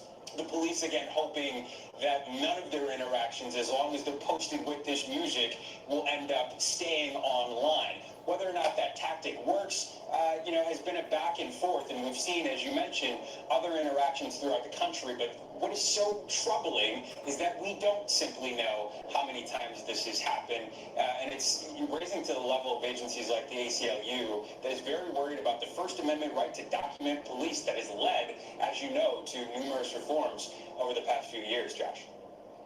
So you have this officer from Santa Ana blasting, I believe that was Reflection from Mulan, but blasting a variety of Disney songs to try to prevent scrutiny. Have the city or the police department responded to all this? They issued a statement, I believe we can throw it up on screen. They're basically just saying that they take these interactions seriously, that they mean no disrespect to the public, and that there is an administrative investigation into the officer's conduct. Now, again, we're still in this kind of gray area, this brave new world that we live in. There's not really anything in the police charter that says that this is a wrong move. It's certainly not illegal, and it's certainly not copyright infringement on the officer's end. So again, that leads to a lot of people concerned about using this tactic, or this tactic continuing to be allowed to be used by the police. And, it's led to the idea that how many of these videos have actually been taken down in the wake of something like George Floyd, which led to so many other changes within departments across the country, Josh? I was just going to ask about that. Also from the statement, I should just note, the Chief of Police, David Valentine, wrote, quote, "My expectation is that all police department employees perform their duties with dignity and respect in the community we are hired to serve," unquote. That's from that official statement from Santa Ana. Steve, we should also be clear. People do have certain rights to document what the police do. You do not have the right to interfere with law enforcement officers as they're doing their job. I think that's what made the George Floyd video so powerful, is that people were bystanders. No one intervened in what was happening, as painful as it was, but because they didn't intervene, that allowed the police department to view what happened solely based on the officer's actions. I wonder what our sense is of how this fits into all of this, especially because there's so much more scrutiny on police. Well, and I think obviously there is, you could say, more of a nuisance when it comes to police handling cases where they're just simply trying to do their job, and now you have a guy sticking a camera phone in your face and you're worried about the conduct that you're doing. But I think a nuisance is almost virtually within an officer's job description, and they should be trained how to handle those nuisances, if you want to call them that, without creating a nuisance of their own. And that's what we saw in this case. But more generally, and I think more broadly and more speaking to this case and the worries and fears that come from this, is that if you're going to start striking and taking down these videos that are posted online solely for that function, with most people knowing what their rights are, what they can and can't do when it comes to an active scene, I think a lot of people are worried about what we're missing, what is getting taken down automatically without the general public knowing, Joshua. All right, thank you, Steve. Much appreciated. That's NBC Steve Patterson with the story tonight from Los Angeles. Eggs are...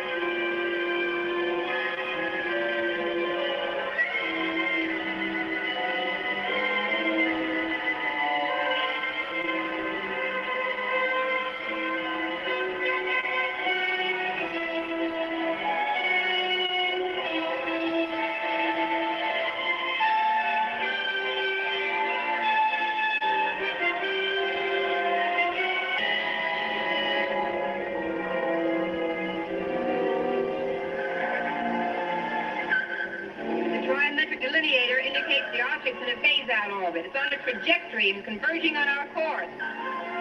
Emergency quarters, all personnel report to emergency stations immediately. Emergency quarters, all personnel report to emergency stations immediately.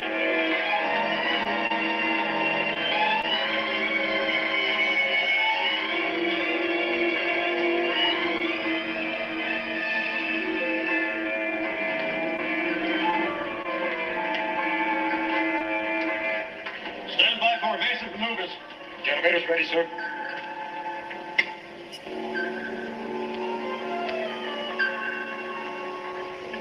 Another one of those communication satellites, Captain, 1960-70 type. It's closing fast, sir. Range 500 and directly in our orbit pattern. Activate horizontal number 3, 25 degrees. Stand by vertical control jets. Standing by. Activate vertical control, 4-second thrust.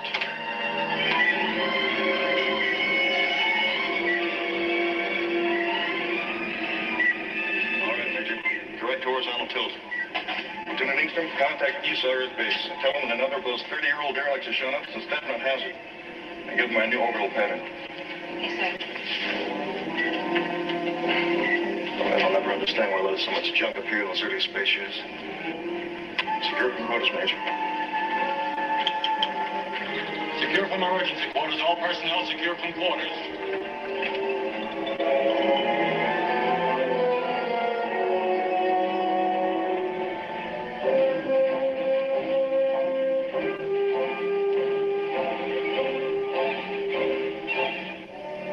Lunar Base 2 can be built in half the time it took for the first, and for half the cost. General, the discovery of these ice caves opens up an entirely new area of thought. With water, we can produce our own construction materials right on the site. The savings in transporting raw materials will be tremendous. Yes, if we can convert that ice to water. It may not be that simple. Captain Stevens, have we heard from Lunar Base yet? Not yet, sir. We're still trying. We should be able to incorporate solar power reflectors. The heat they can produce will certainly melt ice. Yes, I know. I wasn't thinking of that. It's a human element that concerns me. Tell me, when will we know about those soil samples from the Mare Imbrium area? In about a week. The geologists are studying every possibility. So far, no sign of ore deposit. General Nolan, communications is receiving from probe ship number 5 at the lunar excavation. Major Towers is standing by. Right on schedule. Now we'll find something about those ice caves. All right, Captain, put him on my confidential channel. Towers, this is Nolan. Are you reading me? I read you, General. How's the weather down there? It's beautiful. What did you find in those ice caves? Did you get me any samples? I've got a check of everything I can see. I'm even bringing you a cake of moon ice. Good work, Major. Stand by.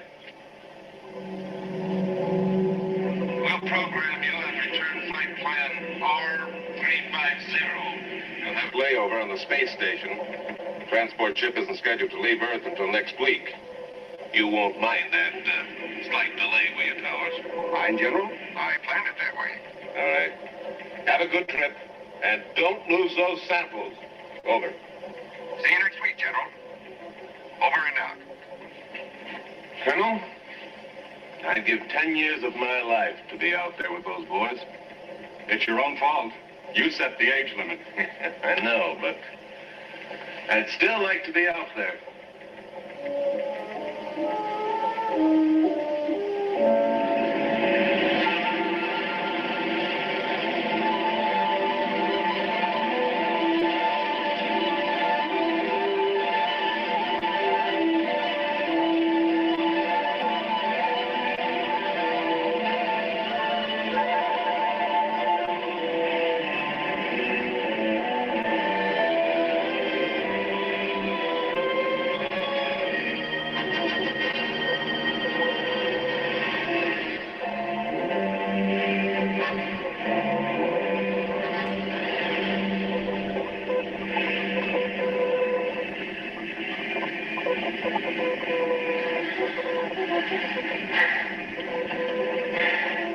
Switch to automatic pilot.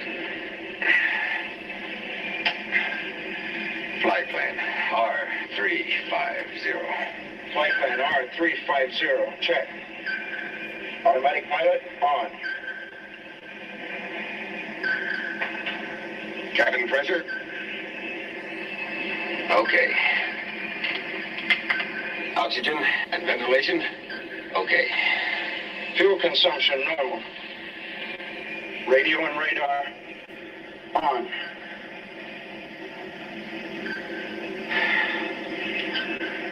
Well, we're on our way home, Don, without a hitch. I told you there was nothing to it. Just sit back and let the electronic skipper sail you safely through the hazardous seas of star-studded space. Sure, nothing to it. You'll get used to it. The first trip out is the only rough one. After that, it's like cruising down a freeway in a wrong lane blindfold. Tell me something, Major. What did you mean when you told General Nolan that you planned it that way? The layover on the space station, I mean. What's so special about it? It's not what, Weber. It's who. Who? Okay, who? You've heard of heavenly bodies, haven't you? Well, kid, in about 8 hours, you're going to see a real, live, living one. You'll probably put in for an immediate transfer for a tour of duty on the space station. But don't. You'll be too late. In 1 more month, you'll be transferred back to Earth and into the arms of her Prince Charming. And happiness ever after. You don't mean Lieutenant Ingstrom, that great big beautiful blonde with a binary brain. That's right. I do not mean Lieutenant Connie Ingstrom. I mean Faith Montaigne. The civilian biochemist? I didn't know she was out here. Is she supposed to really be something? Now, you can take my word for it. It's no supposition. It's a fact.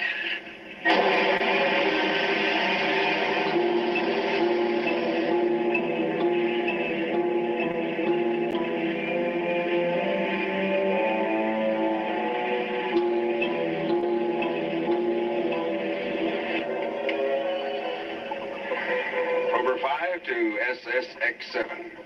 Prober 5 to Space Station X-7. Are you receiving? Come in, SSX-7. Hello, Prober Ship 5. We read you clear and clean. Standing by to receive your transmit. Over.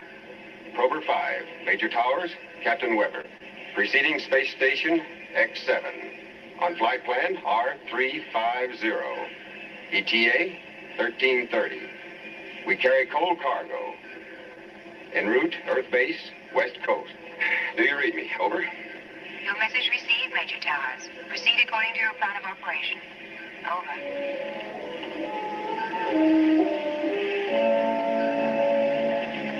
What's the matter? Oh, nothing. Just an itch. Maybe we can get a bath on that space station.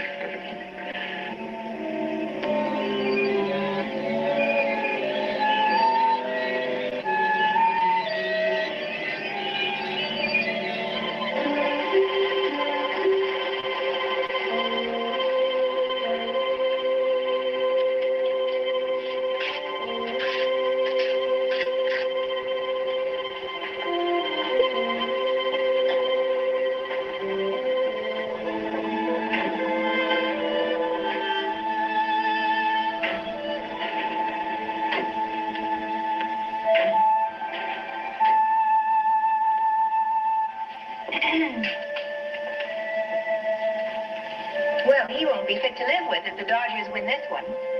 I'm not watching a ball game, Lieutenant Ingstrom.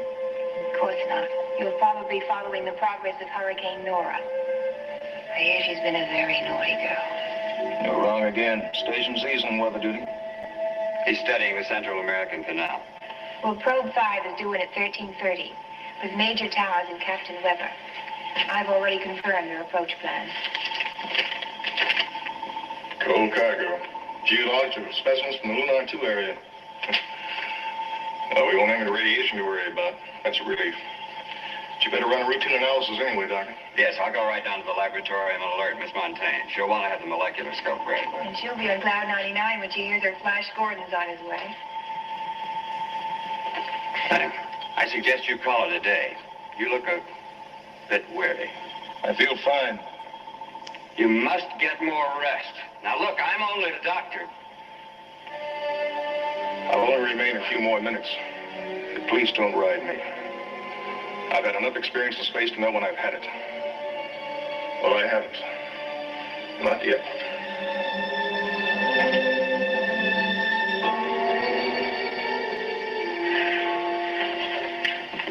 Don't Don't you think it's about time he got his feet back on some solid ground?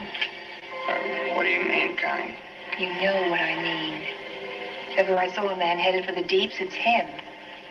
And I don't want to see it. What can I do? Look, for the rest of you, I can demand, but he is the captain. Now, I've tried to do everything I can do, but he's a pretty stubborn man.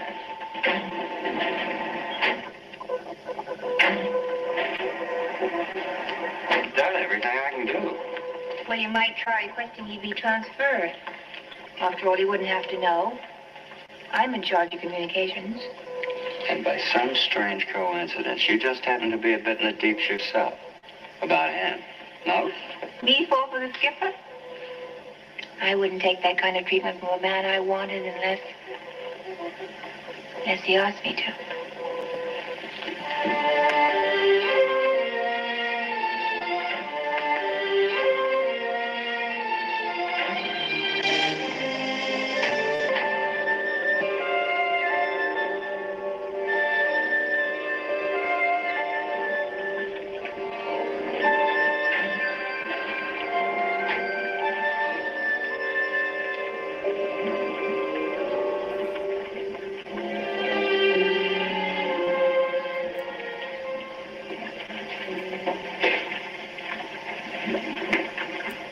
Well, it isn't the farmer's daughter. And how's your garden grow? Why, Dr. Austin, whatever brings you to these remote parts of the outer world? This is an enchanted forest. And legend has it that a lovely nymph lives herein. 'Tis true. But alas, tonight you are too late. One has already won the fair maiden's hand. Naturally. But only because I'm a true scientist and not some adventurous hot rocketeer. Probe Ship 5's coming in from the moon with some new geological samples. The captain wants a thorough check run on them. Oh, what's the nature of the material? Do we know? Non-active and stable, I imagine. These are specimens from a new excavation near the new lunar base there. The ice caves. The ice caves. Well, then Gordon will be on Prober 5. Oh, yes. I forgot to mention that. Yes, Major Towers will be along, too. Why didn't you say so in the first place?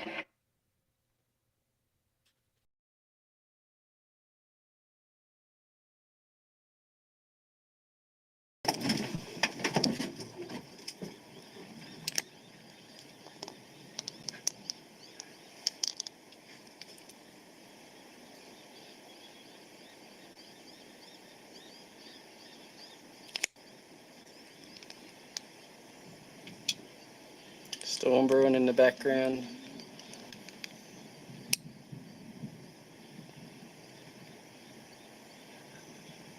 Emus are slowly walking over to inspect the Catman. What is he up to?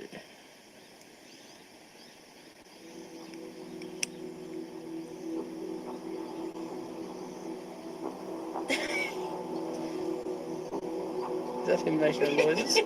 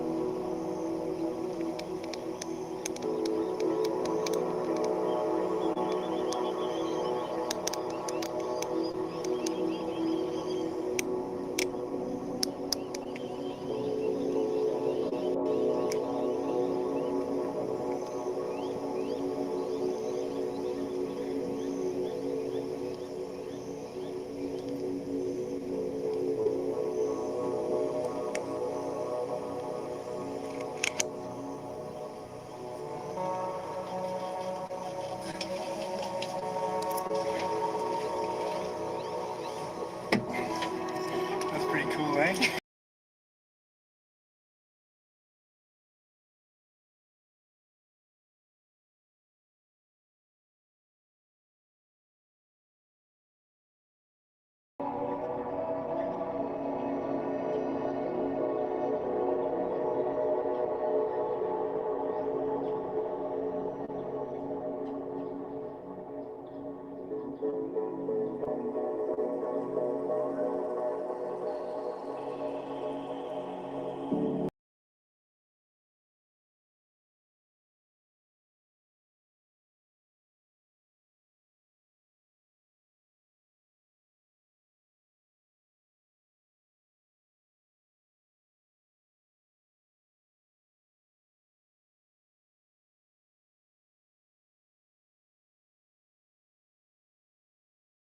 Getting my point. My point is you're willing to believe that 6 million did not die in 1942 from gas chambers, Jews. You are upset. You're bothered that I don't agree with your views on New Zealand. You're not getting my point. My point is you're willing to believe that 6 million did not die in 1942 from gas chambers, Jews, okay? But you're not willing to believe that in New Zealand that no one died. Really, how are the two related? They're not related. I'm just talking about the willing to believe. Well, here's both can be manipulated. Here's what I'm willing to do, fellow man. I'm willing to look at the evidence, and I'm willing to look at the absence of evidence, and then weigh the two. That's fine. So to answer your question, yes, I am willing to believe that there is an absence of physical evidence for the mass homicidal gassing of 6 million Jews during World War II. Okay.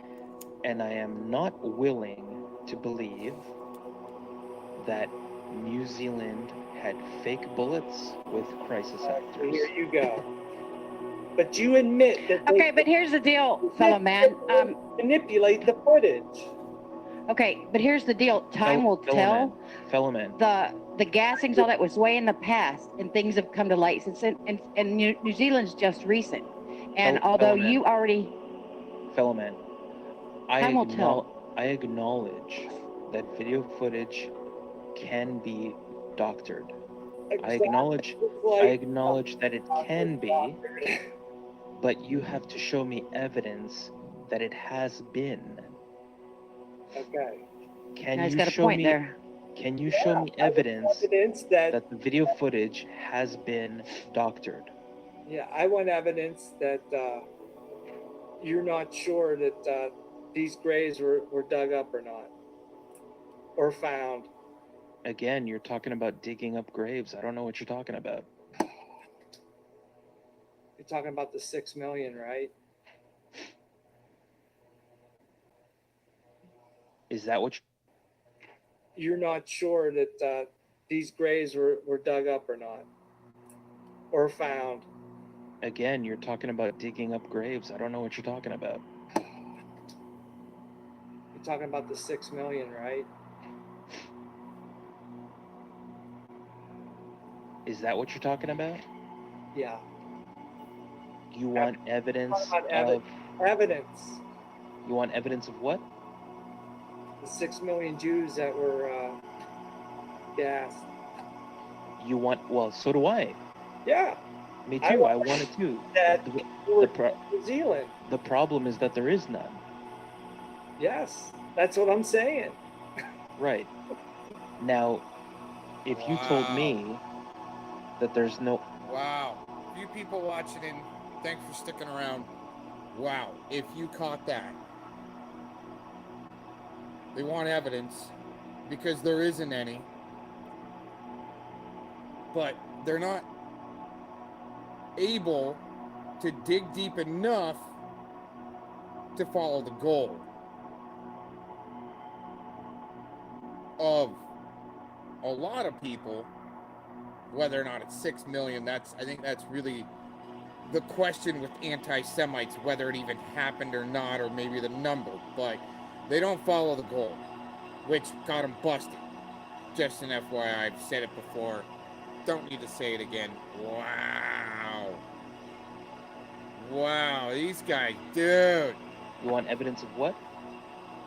The 6 million Jews that were gassed. You want? Well, so do I. Yeah.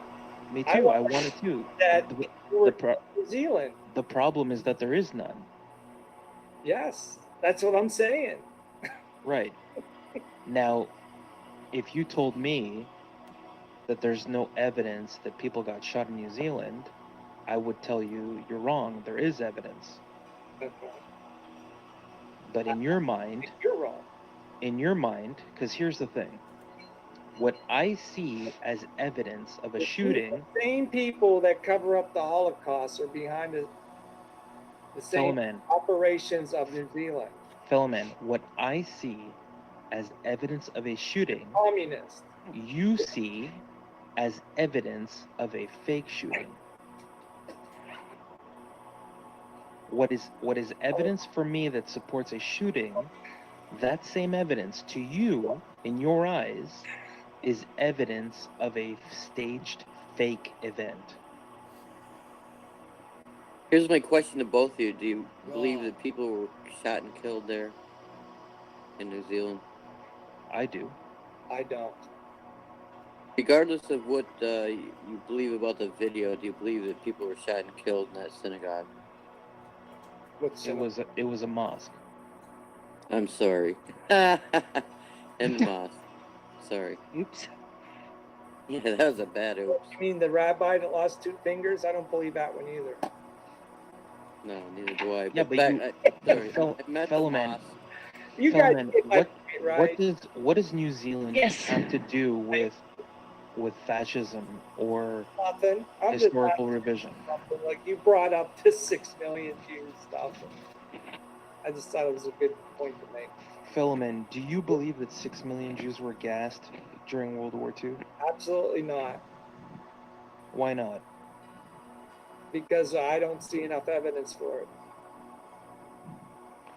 Wait a minute, now I'm confused. Philomen, what if I showed you video footage of people walking into a gas chamber, getting gassed and dying?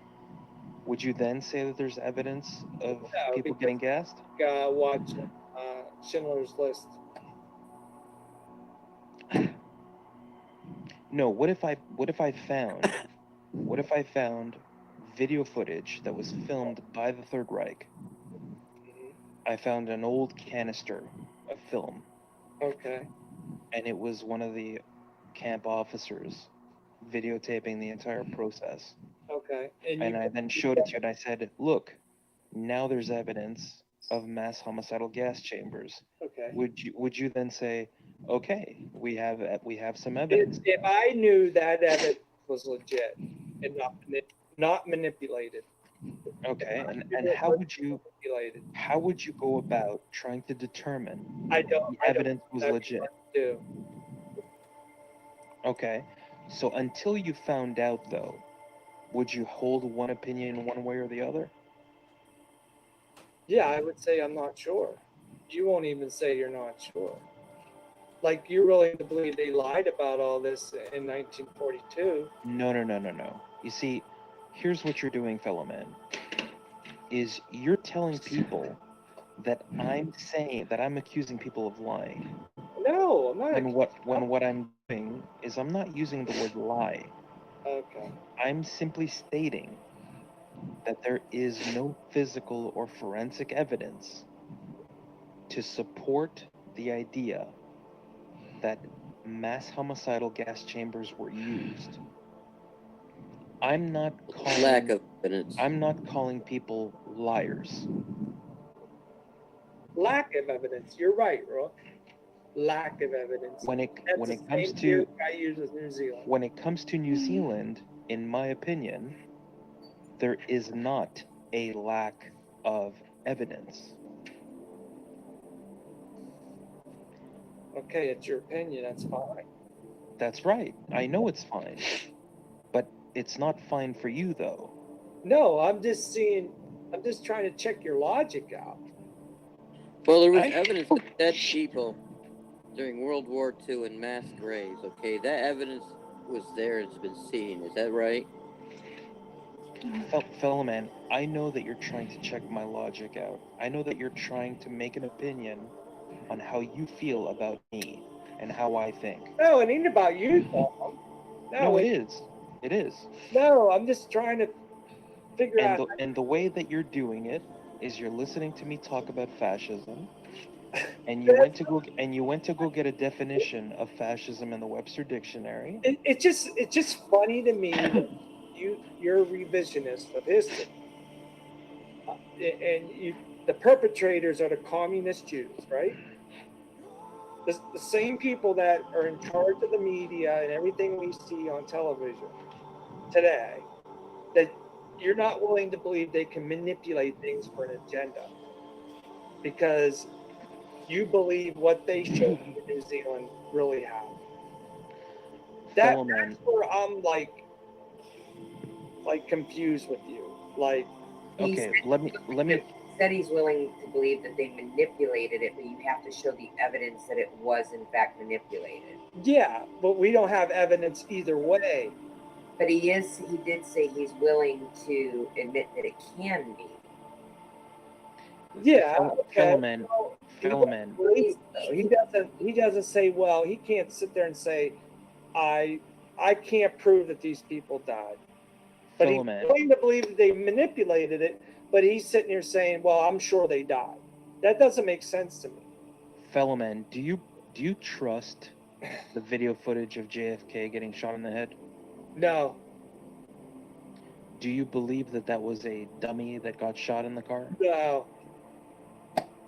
What is it that you believe you're seeing in that I video don't know footage? what I'm seeing. It wasn't lifelike to me. So you do not believe that John F. Kennedy got assassinated? Not there. You believe that he got assassinated somewhere else? Yes. Where? Don't know. Okay. Check out the King Kill ritual. Do you think, based on what you've just said, that some people now might be curious as to how your logic works? Yeah, I mean, that isn't proof to me. There's a magic bullet that doesn't make any damn sense to me. Oh, I never brought up a magic bullet. Well, He got shot. What about the film footage? He got shot several times. He got shot in the neck, and then he got his head blown off. But my point is that you don't believe the footage. The magic bullet. Remember, they got to use that word magic. No, I understand. I understand the magic bullet narrative. I get it. I understand that. Arnon Milken was the producer of the JFK movie. And if you watch, when there's protesters out in the streets, you'll see signs about witchcraft, that they use witchcraft to pull this off. Philemon, all kinds of clues in that movie. Go ahead. The Zapruder footage, in my opinion, is clear evidence that he was shot by several bullets. So the magic bullet theory gets debunked immediately, in my opinion. I like how these guys are there to almost ruin conspiracy theory. Good conspiracy theory. To, let's say, bury the knowledge of the Garrison files so people don't talk about that. They talk about these other angles that are so far-fetched sometimes, like the Sandy Hook stuff. And if you didn't believe in their narrative of Sandy Hook with Stankola, no joke, like, you're getting trolled. It's because you're a shill because you don't believe that no children died at Sandy Hook. That's their worldview. That's their line of evidence and questioning, from not leaving from behind their keyboard, expecting other people to bring them the evidence instead of going out and actually getting something on their own and on foot, on the ground, looking at it for yourself, going there, feeling it out. There's a big difference of a feel behind a keyboard, thinking you're Cam Web Warrior, and going and get it getting it yourself, being there yourself, feeling it out for the land. What is the land telling you? Yeah, these guys. Wow, dude. Whoa. I mean, that's what we've been up against for these many years as a little wiffle ball. It's like playing wiffle ball. Really. Like this crap right To the here. Zapruder footage. You're trusting the Jewish Zapruder film. I do believe what is shown on that footage. I don't. I also It's believe weird how it came out later, and they're saying this. I also believe the people that witnessed it, that were there. Yeah, the lady in red, Mary Mormon. There's a lot of things that are going on, man. Why do you believe that he was assassinated somewhere else? Why do you believe that he was assassinated at all? I'm not sure when and where he died. Why do you believe any of the things that you believe? Because clearly you're not going by evidence, you're going by hunch. You're going by your gut. Well, I'm going by what I see, and it doesn't look realistic to me. Well, that's the thing. You're not going by what you see, because what you see you do not believe. So you're not going by what you see, you're going by what your intuition is telling you. Yeah, and I don't think I'm the only one. It doesn't matter whether you're the only one or not. My question is why do you believe any of the things that you believe? How do you come to those conclusions? That's what I believe, Domingo, just like with your theories and your opinions. Right, but mine are based on evidence. What are yours based on? Lack of evidence. Okay, so the lack of evidence is what's going to make you believe in something? No, it makes me question it. Because for me, a lack of evidence is what's going to make me not believe in something. So how do you come to believe the things that you do believe in? You're like a damn lawyer, dude. Come on, man. I told you, I just don't trust what they're showing us. I understand that. Okay, I understand that you don't believe. I understand that you don't believe what you're seeing. You don't believe that 6 million Jews died, and I agree with you on that. But my question is just because you don't believe in one thing doesn't automatically mean that you have to believe in its opposite.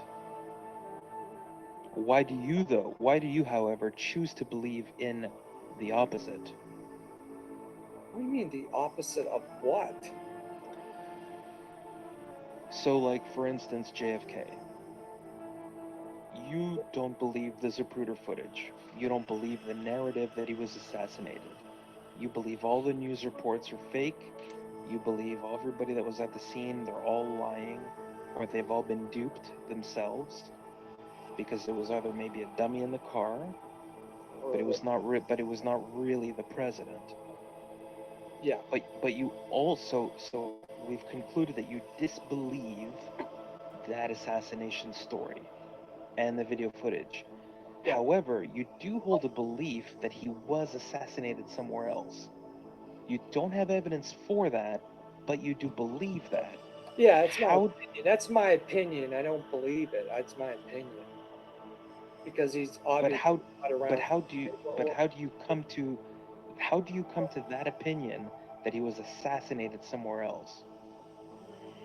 That's just what I choose to have an opinion about, dude, because I can't prove it either way. But there's got to be so you just decide that he's assassinated somewhere else because you just decide it? That's it? There's no outside factor motivating you to believe that? I don't believe the footage was very controversial. I mean, very real to me.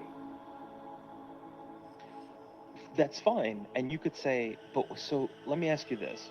Why don't you say instead, I don't believe he was assassinated. I think he's alive and he's in hiding. No, I don't. Why don't you believe that? Hiding. Why would you go to he was assassinated somewhere else? Because of the king kill ritual I studied up on. What does that mean? I'll tell you about it later. It's a ritual in how they killed the king. And they even brought it up in the movie.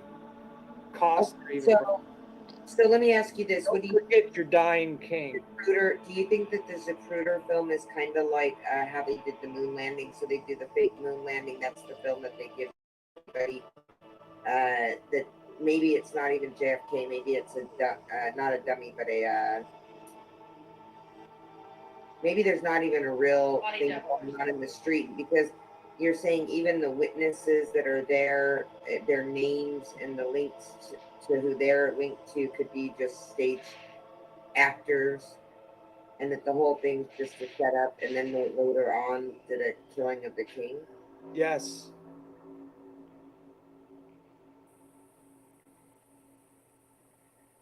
Influence. I'm not even sure what you asked him, but he gave you a clear yes. So he must have understood more than I did. Yeah, yeah, I understand what he's saying. I get what he's saying, but to somebody like Domingo, that's gonna be like, he's gonna be in a whole other place with that. Yes. Yeah, and that's okay. That's okay, because that's his way of dealing with the information that he is seeing. He's seeing actual footage, and he has to go with that until somebody can prove it otherwise, right? And you're going with, well, it can be already pre-doctored. The whole thing can be pre-doctored, and they can have fun with them later on with other crazy bullshit. Yes. Just because something is possible doesn't mean I'm going to believe that that possible scenario is the fact. Right, yeah. I'm not going to believe it simply because it is possible. Right. That's not how I work. That's not how I reason. I am inclined to believe what the evidence is suggesting. Yeah, no, I understand that too. I understand the evidence they give you. Yeah, like here's the thing. So I understand the other what fellow man and stuff thinking, because if you look at it from the moon perspective, that if they fake the moon landing and that's all fake footage, that's what they gave us and that's what we went with. But it didn't make it legit. And if that's true, like if people will accept that that's possible, then what he's saying is, why not accept that another scenario is possible for an assassination? Because these are the magicians that like to play this game. They're so Thank you, Influence. My God, thank you. Here's Why couldn't that be the same way with the Holocaust? here's the difference between me and fellow man. This is what it all boils down to, is that fellow man believes what he wants to believe. No, Dom. How many others see through New Zealand as well, man? I don't believe. I will change my mind if you can convince me. Yeah. And there's nothing wrong with that. That's it. Nothing wrong with that. That's logical. Really, you're not willing to say, I'm not sure, fellow man. You're willing to say, I believe wholeheartedly that footage I saw is real. Fellow man, I would be willing to say I'm not sure if I genuinely was not sure. But why are you sure? By the same people that are manipulating the Holocaust. Fellow man, I've tried to explain to you why I'm sure that airplanes flew into the towers. This has nothing to do with 9/11. I tried to explain to you why I'm sure that real people were shot in that mosque. I've tried to explain this to you already. Secondary footage of the mosque at New Zealand. Have you watched how they acted afterwards? Do you remember me asking you how you know that footage came afterwards? I have those videos. No. I know you have the videos, but do you remember when I asked you how you know that that footage came afterwards. Afterwards? Yes. How do you know Floor. how do you know that that video footage came afterwards? Why are they in panic? Why is there blood on them? Do you have video footage of people sitting down talking with blood on the floor? Yes. Show it to me. Yes, I will. I'll dig them up. Okay. I've seen these. Yeah. Hey, Fellowman, listen. You need to understand this about me. I'm willing to look at whatever credible, real evidence there is. Okay. I'm willing. I have to dig them up here. I'm not unwilling. I will go wherever the evidence leads me. Now, fellow man, here's where I would ask the question is, why can't you have the killing of the king ritual with an assassination that shocks and horrifies the whole of the nation so that the magic... I know, I question that too, but there got to be some reason they did. Just like 9/11. All those people. Yeah, but just like 9/11 put us all in that state of shock and horror that they wanted, why wouldn't they want to do the same thing? This was a different type of ritual. Like everything's, I guess, influence. I'm not sure. Like, I don't know. I have to read more on the killing of the king. I mean, I know parts of it. Is it possible it was just a political assassination? Does it have to be a ritual? I would think it's ritualistic. Oh, the clues are there, Dom. They bring up the king. Kevin Costner brings it up in his speech. Don't forget your dying king. Why would he even say that? I'm not sure what you're talking about. Oh my gosh. I feel like the influence trying to tell people about the star. Kevin Costner's statement was long after this assassination. It's on a stream, right? The killing of the king ritual. Yeah, there's the and the swapping of the king too with the left foot and the broken leg. Yeah. Yeah. That's an interesting thing. That's legitly part of the mythology and stuff. Yeah. I don't know. I would think though that they could simply just do what they did and not have to go through a big cover up, just absolutely blow his head off in front of everybody and get a genuine rush out of it. I could see them like being totally into that. You know what I mean? And the Zapruder footage came out only much later. Just like all the 9/11 footage. Sorry. Well, I mean, but that's typical, right? When you're collecting footage from people that are like on the sidelines filming things that are happening. You can't get that footage. If I'd seen those planes going to the building the next day, I'm calling the news. I would record multiple tapes and bring that to the news. I know, fellow man. I know that you're the type of guy that would do that. I'm sure 90% of people would do that too, Dom. Yeah, you know what? I'm sure 90% of the population thinks just the way you do. Dom, it sounds like you're shilling for it when you talk like that, dude. I have no doubt that that's how it sounds to you. Okay, dude. I don't get it, man. I'm not trying to convince you of anything, fellow man. I'm not trying to convince you either, dude. I just don't get it. But what's clear though, fellow man, is that you're having the emotional response. I'm not being emotional at all, dude. I just don't get you, man. People have different opinions. I think you're not willing to admit that you're being emotional, but Dude, that's you're okay. trying to put me in this emotional box, man. You ought to see these other people online, dude. They be yelling and screaming at your ass. Like I'm just being honest with you right now, dude. What are you talking about? But you do, but Domingo does believe that stuff can be manipulated, and he also believes that there is a cabal of people working against the better interest of the people. So he's on that. He understands all that. You know what I Look, mean? fellow man has a different standard of evidence than I do.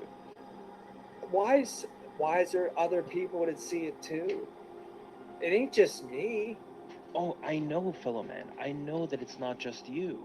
Okay, man. But the fact that there are other people that think like you isn't going to make me think that you're any more right. Well, it's not going to make me think, Dom, that you're correct and you're all knowing about this. I know, and I'm not trying to convince you. Condescending tone.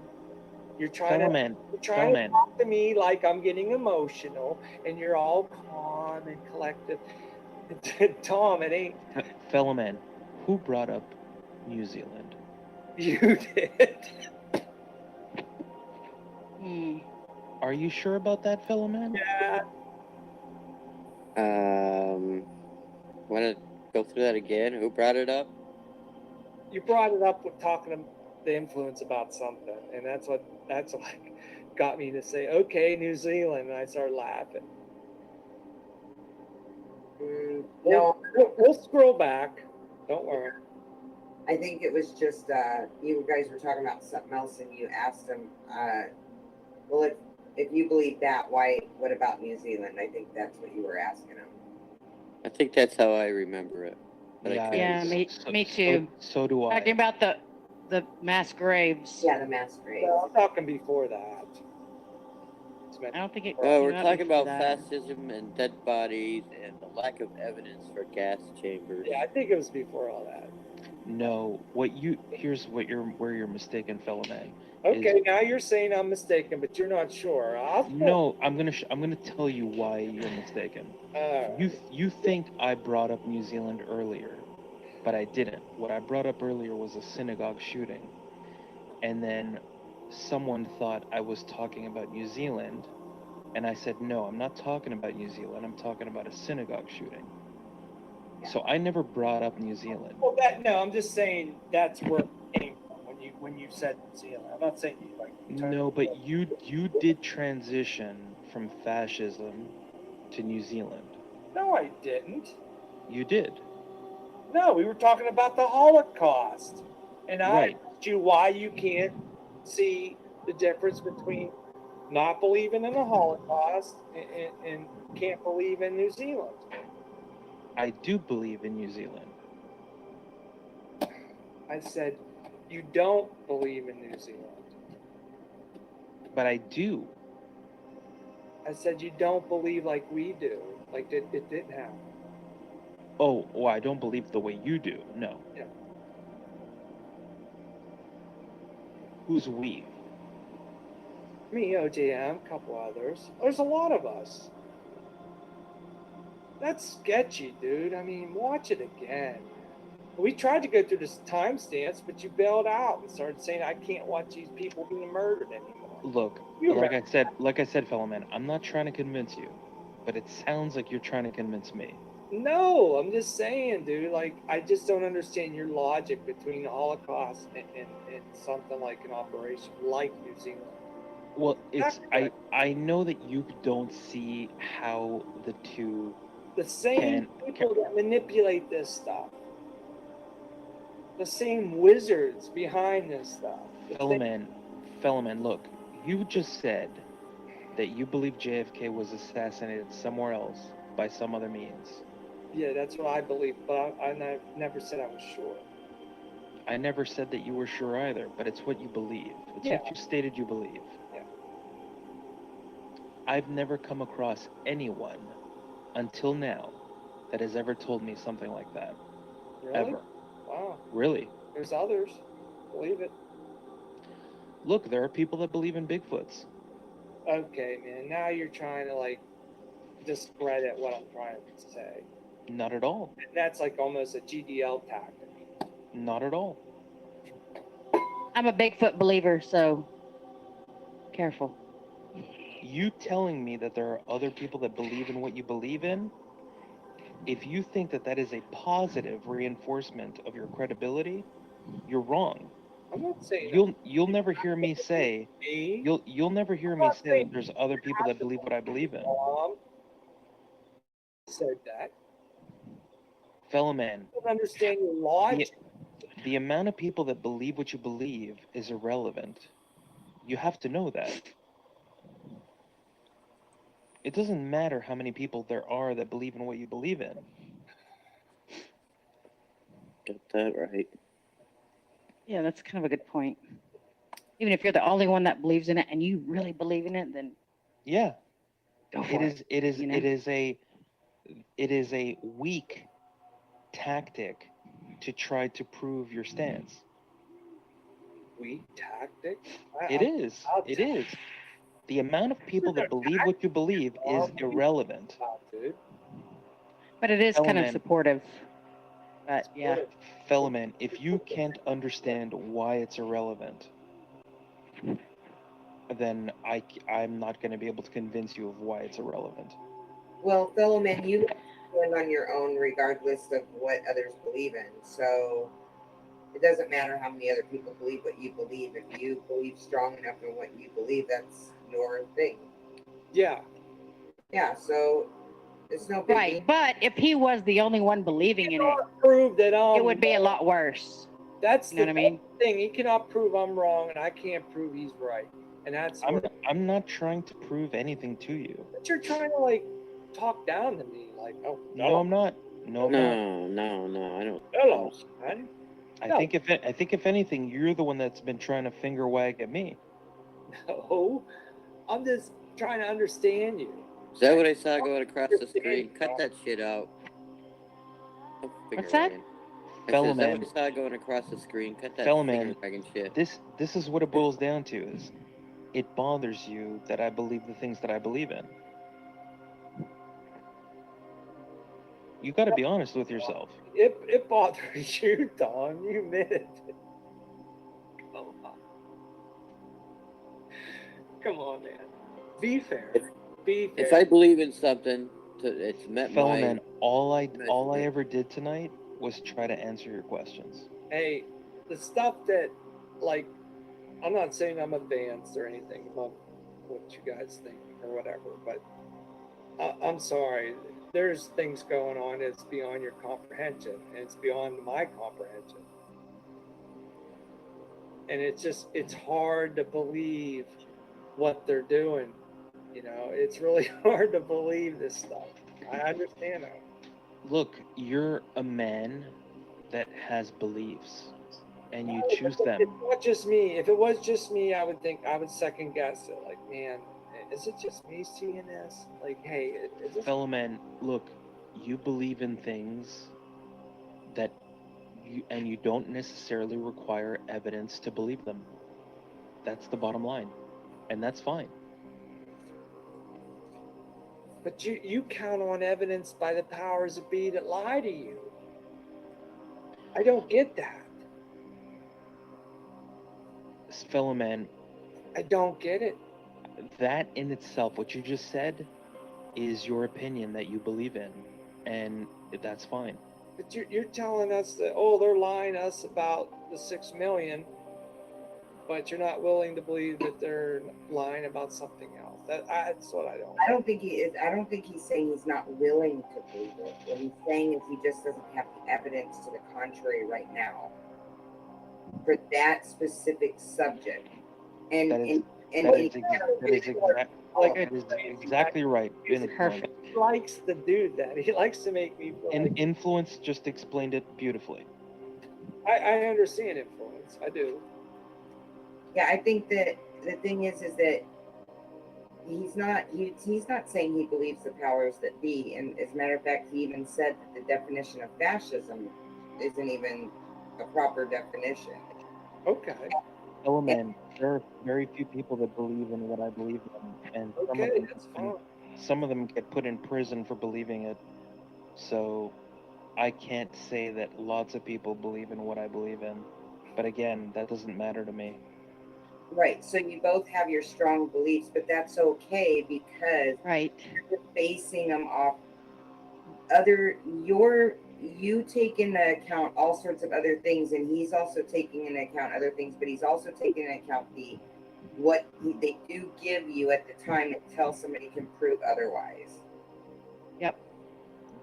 Does anybody on the panel the possibility, we recognize as a possibility, fellow men, that it can be, stuff can be fucked with. Does anybody on the panel think that I'm talking down to fellow man? No, I No. think, No. I think No. the guy's trying to. Not right now. No. Is it? No, seriously, fellow man, he's not. I think that you're just very like determined in your belief, and I think you're going at the conversation as you want to convince him to change his mind, rather than just say, "Here's some things to throw out that you might consider," like what he's doing. And so, How do you instead guys, of thinking, how do you guys feel about fellow man me, that I'm talking to him like a lawyer? Well, you always do that? No, to everybody. I never thought of that before. you have a tone and you have a method in how you talk. But I do too, and I understand that. I get it. And so my one friend's mom calls me the Encyclopedia Britannica. She goes, "Oh, did the encyclopedia come over here today?" Because just the way that I'll talk about certain things in a certain methodical way. And So you talk to people and they interpret it in a certain way and react to it, but it's their interpretation. It's not always what you're doing. Right. Thank you. Right. Beautifully said.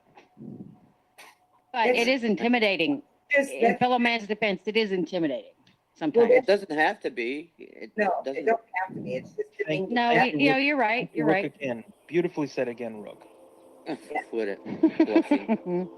The thing is that we've also, as a group, have sort of labeled Domingo a certain way. So when we listen to him, we think of him in that way because we've given him that label. Well, we have in a way, because it wasn't corrected a lot of the times. So a lot of us contributed by not even correcting it. But I mean, I've said it before. I think that it's just the method of how he handles things, how he speaks. But it's not. I agree with that. I don't think. I think it's normal, and he speaks normal and makes clear points and is logical. And if that's weird, I don't think it's weird. Well, no, I don't think it's weird at all. It's not weird, but it can sound weird based on how it's said is all. But that's just him. That's just Domingo. That's just him. Right, but that's how he got the reputation of. I mean, with his question, he gets that reputation. But that I don't think that's. Maybe I'm wrong. Maybe it is insulting to you. But for us to say you talk like a lawyer, or whatever, is not like. I didn't think it was something insulting to you, but maybe it is. But I just thought it was kind of a. Well, I take around it the community. I take it as a backhanded compliment because lawyers have bad reputations. No, that's not my intention at all. It just I don't think a lawyer. I mean, I think like car chasers do. Scrutinize. When I think of Domingo, I don't think of lawyers in the same sentence. Lawyers have far more negative stereotypes attached to them than positive ones. Well, they might. That might be true. That's a fact. I had good experiences with my lawyer. Well, when I sit here and listen, I don't think of you as like, oh, I'm listening to a lawyer. I mean, I don't get that at all. But it's like Influence just said, people have said that, nobody's corrected or anything. So it's not like I hear a lawyer when I hear you speak, but that's what people have said. So that's just the going joke or whatever, But I don't look at you in any negative. As a matter of fact, I look at you as somebody I actually learn things from, and not law stuff, but just interesting information. A psychologist come band member come. Huh? What? A psychologist? Uh-huh. Are you sleep talking? Domingo, you're the lawyer, like I'm the crazy so Psychologist come. Psychologist come lawyer. It's like I said, Influence is a backhanded compliment, right? Right. Well, call me What? batshit crazy, Domingo. I remember. Fellow I man, think so. fellow man, I'm not going to forget what you did tonight. What, dude? It's a good one. I enjoyed it. Yeah. It was good. We always come Thanks. to agree or to disagree. That's all. My tone and my way of speaking is not going to change to make you feel any better. Care about it. I want to understand the Dom, and I never will. I'll never. I will never understand the Dom. We both agree that we're undecided about the moon landing. That's about the only thing. Do you understand, son?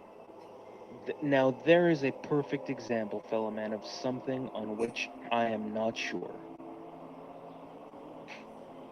There you go. Either am I. Because I see evidence that suggests that it's faked. I feel the same way about New Zealand. And right, you feel the same way about New Zealand, and I don't. So the question is why is that? And we can try to explore that as we have in the past. Yeah. But nothing good comes out of it, from my experience. Well, same thing with 9/11. You think all those frames are okay? You know? I think real planes flew into the towers, and you don't. I think there's just too many coincidences. I understand. I always have a big agree to question disagree. about that. That's okay because we're not in a cult. We don't all have to think alike. Charlie, Right. I've been okay to disagree from the get-go. Say again? I've been okay to disagree from the get-go. Oh, I know. It's just, you know. But it's harder for fellow men to agree to disagree. That's true. I think it was. Sorry, fellow man, but that is true. If I agreed with you, I think that's what you really want. Like, that would make your day. Fellow man. That's the presumption. Fellow man. That's listen to me when I say this, fellow man. If you never agreed with me ever, I'd be okay with it. He'd love you anyway. You said I'm the immovable fellow man. That's what you said, right? And then I'm like, you look. You are, fellow man.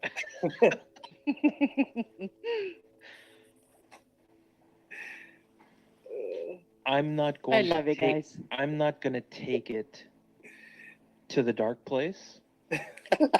I've been making an effort to restrain myself, and in the name of all that is holy, and in the name of the greater good, I am exercising restraint. oh. Well, I had a couple drinks tonight. You know that, right? That's why I slipped up, but it's okay. I think it's better everybody has their way of thinking. Yeah. But if you call me a lawyer one more time, I might ask you to. What about psychologists? What'd you say, psychologist. I said it. Psychologist. Oh, I don't. What about calling you a psychologist? No, I'm not a psychologist. Does he look like a modern day exorcist to you? I have no idea what he looks like. Like, you know, He might. We're all in here. We're not willing to. That's why he said it. We're willing to argue with each other and not just like cuck. You know, I like that. Right. Yeah. It's not an echo chamber, you know. Yeah, Domingo. Yeah, you're right. You know. That soundbite that Jolly recorded of OGM saying, geek to get along, you gotta suck the Mingo's ass. Oh, Jesus. It was horrible. I imagine Jolly will cherish that forever. I'm sure. It was taken out of context. It was I imagined it was. Yeah.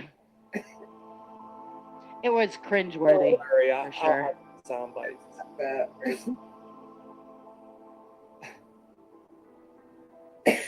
Dolly said he makes 90% more money than all the college graduates out there. So. Oh, good for him.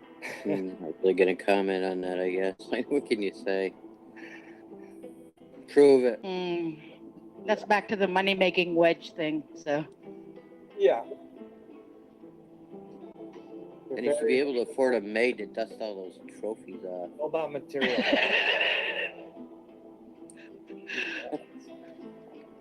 I am. That was bad. The dark place didn't happen. I'm happy, dog. Okay, now I'm triggered. Jellyman escalated with me, guys. Y'all need to know the truth here, and I'm gonna tell you, as I see it. I had a conversation with Jolly. I left. It was uneventful, and then it escalated in my absence. But when I returned, he just wanted to attack me. I didn't say anything to him. Right. I heard that whole deal. I'm sorry. Yeah. No, I mean, you had a very good point, and what you were saying he was doing, he just kept on doing. It was like you couldn't convince him. No. You just could not convince him. No. I was actually trying to figure out myself what was really going on there, and I think I reached the conclusion that he was enjoying it a lot, and I was. Yeah. He didn't want to get out of it. He didn't want to not talk about it. Yeah. Which is cool. I don't care either way. Right. Don't ask my opinion if you don't want it, though. I'm gonna get it. Exactly. Might be good, might be bad, whatever. Just an opinion. I'm gonna remember that because I might come ask you your opinion on me one day. I don't have an opinion on most people, so. No, I understand. No, I caught that whole conversation. It went on so long, and it was just like a circle, Yeah. It's all a blur. What's that long ass stream? The one that. That was the end of one of Jolly's, but it went on for like an hour and a half or 2 hours or something. I thought it was Renee's stream, but I'm not sure. It might have been. Wanted me to come on, and she goes, Rook, can you fill us in? Tell us why nobody likes Jolly, and, people don't like him, they won't say why. Something to that effect. I'm not doing verbatim here. Right? The first thing you said was, you interrupt everybody all the time. He's like, You're rude. Oh, okay. You're fucking, and I didn't even say the worst of it. Right, but then it just came down to, you just gotta let it go. Stop watching them. Block them. Don't be a crybaby. Turn them off. Block them. Blah, blah, blah. And he just would not go for that. He was just like, no. Yeah. He just wanted to bitch and bitch and bitch and bitch. I think the truth is that he likes it. Real truth. I think he Fine. likes, the drama. And, I'm I not going think to lie. I do too. I like to listen to a stream where there's some drama going on. I really just don't want to participate with it. Right. He does what he wants and he enjoys it and pretends he doesn't, and I don't, and don't pretend I don't. Right. Done. Mic drop. Right.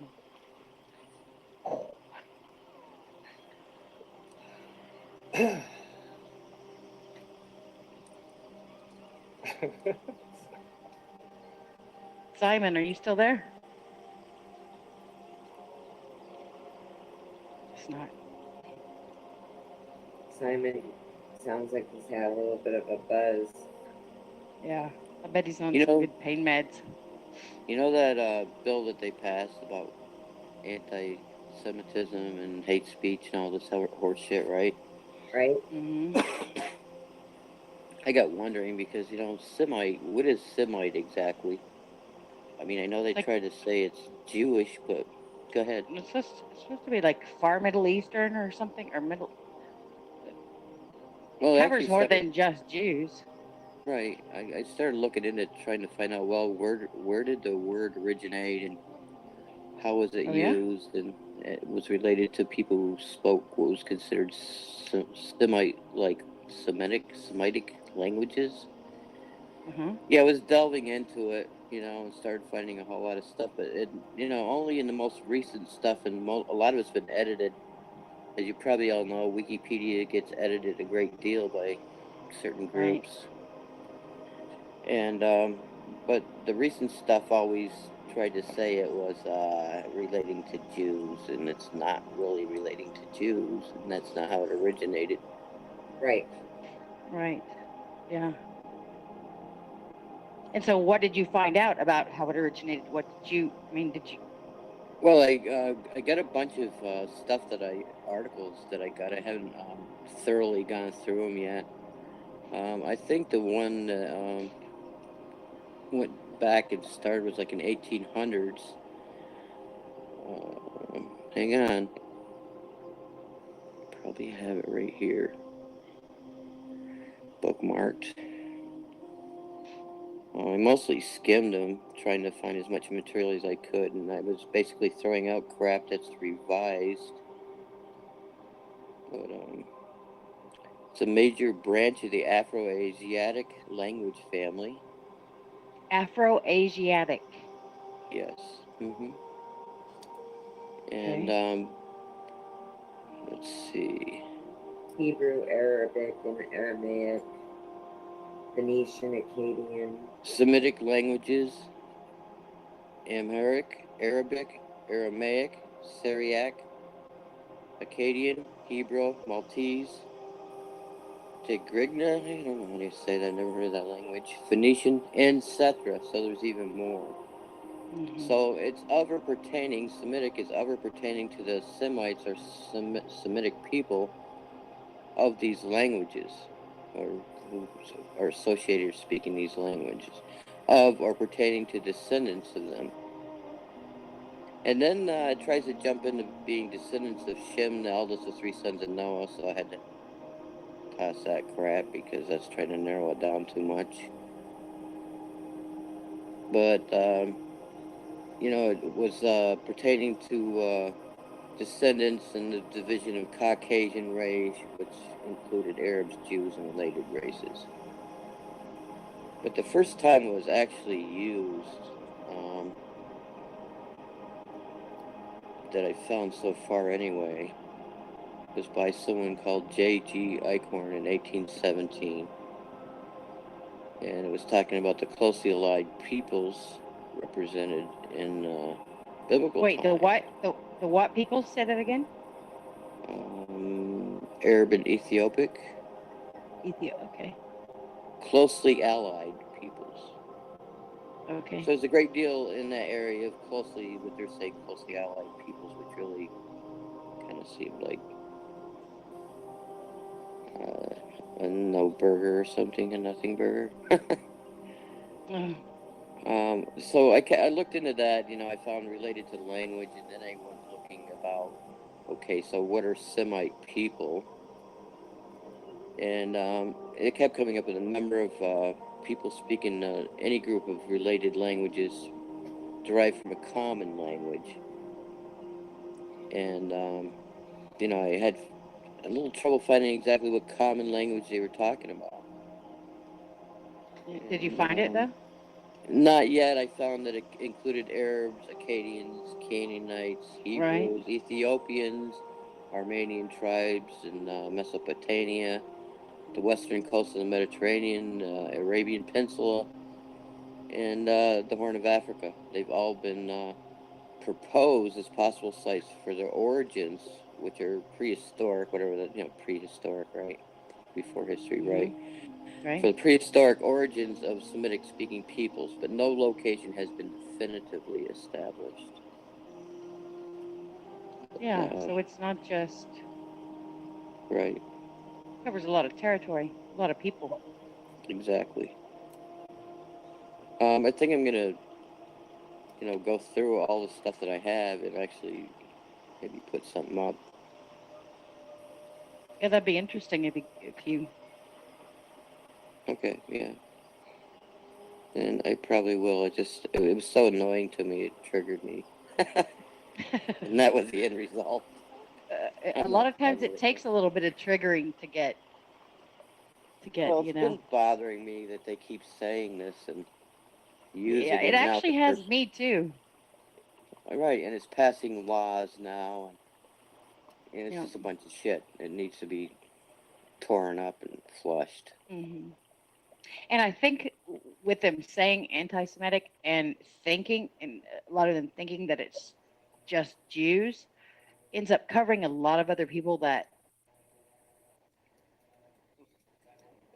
we might not have agreed. I mean, even like the Jewish supporters in the United States might not have even realized, that, like, they want to blame the Muslims or over in the Middle East, and it's like they start doing that in the future, and that definition comes out. It's like, it could include trying the to Muslims. twist It could shit. include, yeah, exactly. So it's a word that covers a whole lot of people, but that has really been taught to us to be one certain person. But and in the future, it could end up being blowing out into a big thing. Anyway. Well, it's always bothered me, like, if you speak out against somebody or some group, they've got a label for this and a label for that. Right. But you don't have it's anti-whatever, or it's racist, which covers everything, or it's bigotry. Right. Why does one special group need their own special word that they should, be treated Right. Yeah, differently? exactly. I see what you're saying. I never even thought of it that way. Whether it's bigotry or racist or anti-Semite. Yeah, why does each group need their own?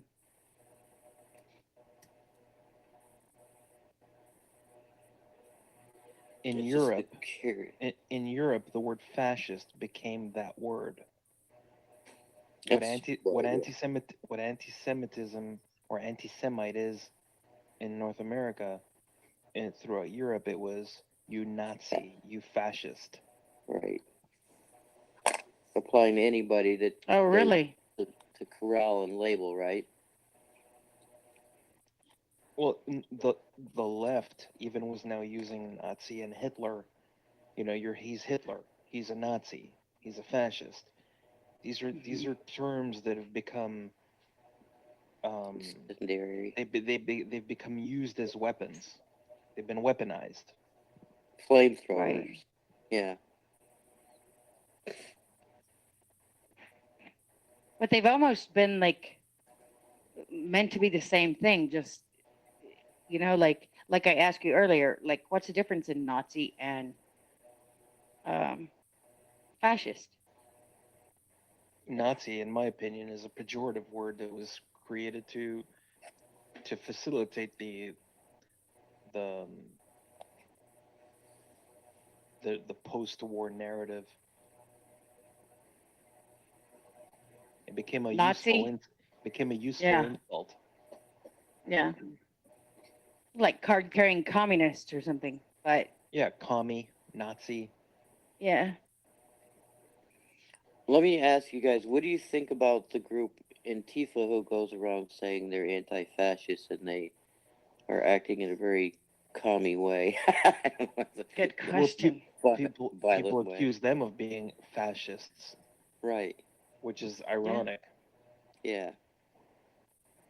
Because it shows that people think they know the meaning of the word fascist to begin with, because they're calling them fascists while they call themselves anti-fascists. And speaking of astroturf, there's another perfect example of astroturfing. I'm not sure what astroturf is. Is these Soros Antifa Mercs.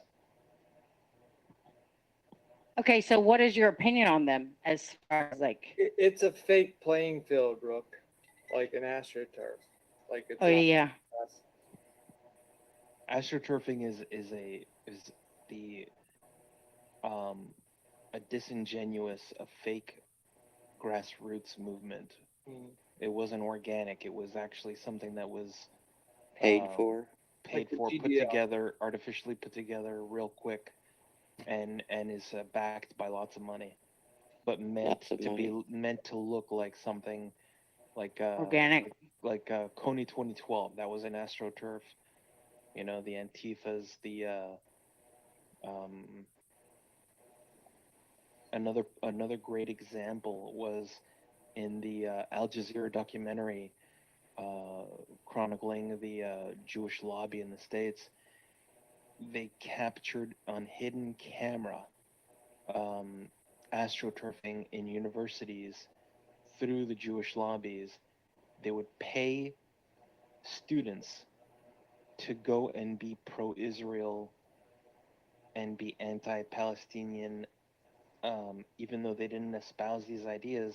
They paid them to do it, and they got them on camera admitting that it was, the whole thing was Paid. astroturfed, that it was a fake movement, and they Mhm. even got these students to admit on hidden camera that they cannot win the debate fairly. They cannot win an open and honest debate, and they have to resort to the name calling, to the shouting, right? To the talking over Mhm. people. And this is what happened with Adam Green. He had on this Duvid guy. It's just another classic example of whether it's a Hasidim, whether it's a moderate, a modern Orthodox, or whatever, they can't win any kind of debate. They can't justifiably hold their position. And ultimately, it always ends up with a deflection, a reinterpretation, or the one line you'll hear them say a lot is you'll hear them say this line: well, I reject that. Well, I reject that. Right. It is something that you'll hear them use it over and over again. You'll present facts and they'll just say, well, I reject that.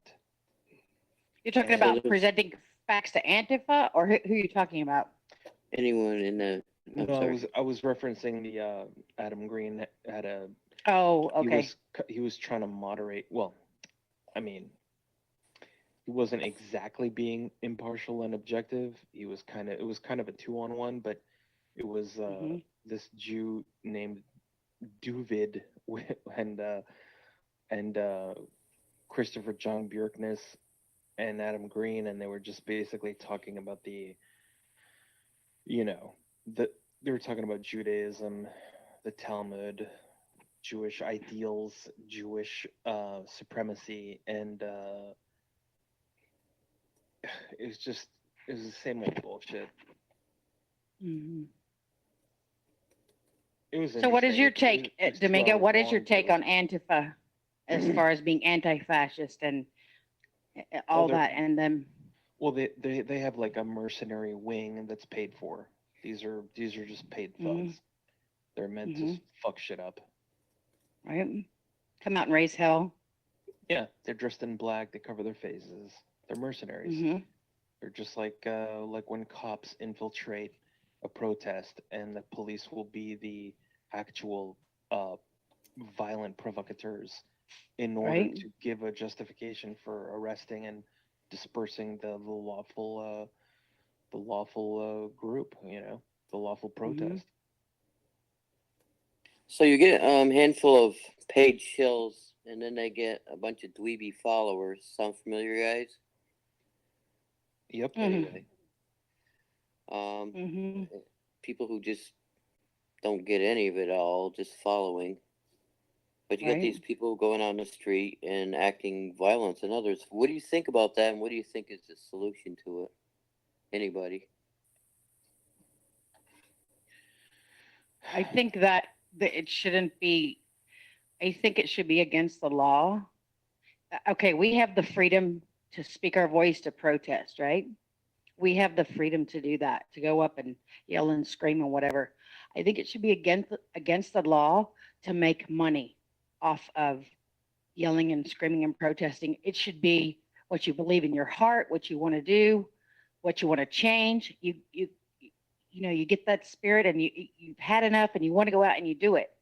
I think being paid to do it should be against the law, because that's not what protesting and what speaking out against the government was originally for. I mean, Even that said, they're committing violence. They're attacking people. I bet they're paid to do that. Yeah, but you could be paid to have an opinion, and you could be paid to speak, but you can't be paid to attack people, because then that's like you're committing violent crimes, and right. Then you're no different than a hired thug by you're still Right. engaging in criminal activity. Right. Exactly. They're criminals. But the thing is in a free society, and in a supposedly free country like the U.S., one should be allowed to make a career of being sort of a human loudspeaker. I disagree. I don't think that should be the case. But I think I think if the people have an opinion, and they want to, and they firmly believe in it, and they have, I think they should go out and protest and have every right and speak their word. But if they don't really give a flying fuck, and somebody pays them to go give a flying fuck, that's bullshit. That's fraud. Don't we pay our politicians to do that? It may be bullshit, but it's not a crime. No, but what I'm saying is it should be. If they can track down that you get paid for protesting, that you really don't believe it, you really don't believe in it, you really don't give a fuck about it, you're just there for the paycheck, and they can prove that you got paid to raise hell. I can hear the fascist in you, Charlie. If you can prove that they got paid, you've already defeated them. Their message isn't being heard as something that they are serious about, because they're getting paid, right? Well, if they're getting paid, they're not serious about the cause. They're only serious about the money. And that's just another lobbying. That's just another fucking corporate, it's just lobbying effort. It's just a sellout. It's like people that endorse products that they themselves don't even like. Exactly. It's like the people we send to Washington. And it's like the people in your community. That's the kind of gutless, shallow fucks that have no place in a strong, united fascist nation. Oh my God! Really, you had to throw the fascist in there? I'm trying to deprogram you, Charlie. I understand. So I've got that already. I figured that out. What do you think? And I'm trying to get there. Just That's his opinion of fascism. Yeah, I understand. What do you say, Rook? What do you think? How do you think these people should be dealt with? They need to be dealt with, don't they? Or do they? Dealt with how? Like, right now, there's no laws against them doing it, being paid to go out and. Well, there's laws against committing violence. Yeah, you can't be violent, but there's no crime being committed if you just go out into the street holding a sign, shouting ideas that you don't necessarily believe in. But if you go out in the street with a club and your intent is not just to speak. No, well, I think that you should be arrested. I mean, yeah, and I think that all the YouTube, live streams and the videos, and I think the people that do commit violence and they get caught on camera and then they identify them, I think those people are getting arrested. Do you think they have? I don't know go out there? Do you think they have a right to go out there with a mask over their face and commit violence so that they can't be identified? I do not believe that they should be committing violence. Do you think I they have think the if- right to go out with a mask on their face? I think, well, I mean, we do that at Halloween. So, like, are we all going to get arrested for like going trick or treating with masks I on? think people should So be I'm allowed saying to wear masks. if they don't commit, yeah, I do too. I just don't think they should be doing violence. I mean, if okay, let's say we make a law that says, okay, you're allowed to protest with masks on, but if you commit violence and you have a mask on and you're caught on film and nobody knows who you are, but we eventually find you, then your punishment is doubled because you had a mask on. You were Do you chicken think- shit behind the mask. Do you think if you see an Antifa individual with a mask on committing violence, do you have a right to go up and rip that mask off him? You Identify them? Absolutely. You can't put your hands on another person. Well, if they've already put their hands on you, you can rip their mask off. If you saw somebody committing violence against another person, they were clubbing them and they didn't have a mask on, would you intervene? Absolutely. Yeah, you do a citizen's arrest. Well, I So would if definitely they had rip a the mask on or off. not- if they had a mask on or not and they were committing violence upon someone else, I you would have a right to definitely, intervene. I don't know if I would have the right to or not, but I'm telling you, I would. If the context was self-evident, I probably would. But, because sometimes there are certain... If I see anybody beating anybody to a pulp or anything, I'm there gonna are certain physical try to altercations stop that it. you do not want to get involved with, because sometimes it's possible that the person taking the beating Started it. has very much earned it, Mhm. and Now that's true. and deserves it. That's true, and that's like sorted out in the end. But just on my basic instinct, I would. If I saw somebody beating up the shit out of somebody, even if that person just killed their wife or something, I don't know that, but my instinct is to stop the beating, and then Yeah, in a sound society, you would have individuals coming to the scene and quickly assessing the situation, finding out what is happening, why it's happening, and getting it under control, and making sure that the violence does not escalate. right. I appreciate your opinions. Yeah, I appreciate everybody's opinions. I think it's all about living and learning and listening and learning. And Do you think the people who hire them to go out are committing a crime? They're not. I don't know that they are legally, but I think that it should be. They're not committing a crime, but they're dishonorable cunts. I think, just like I said, it should be against the law to get paid to protest.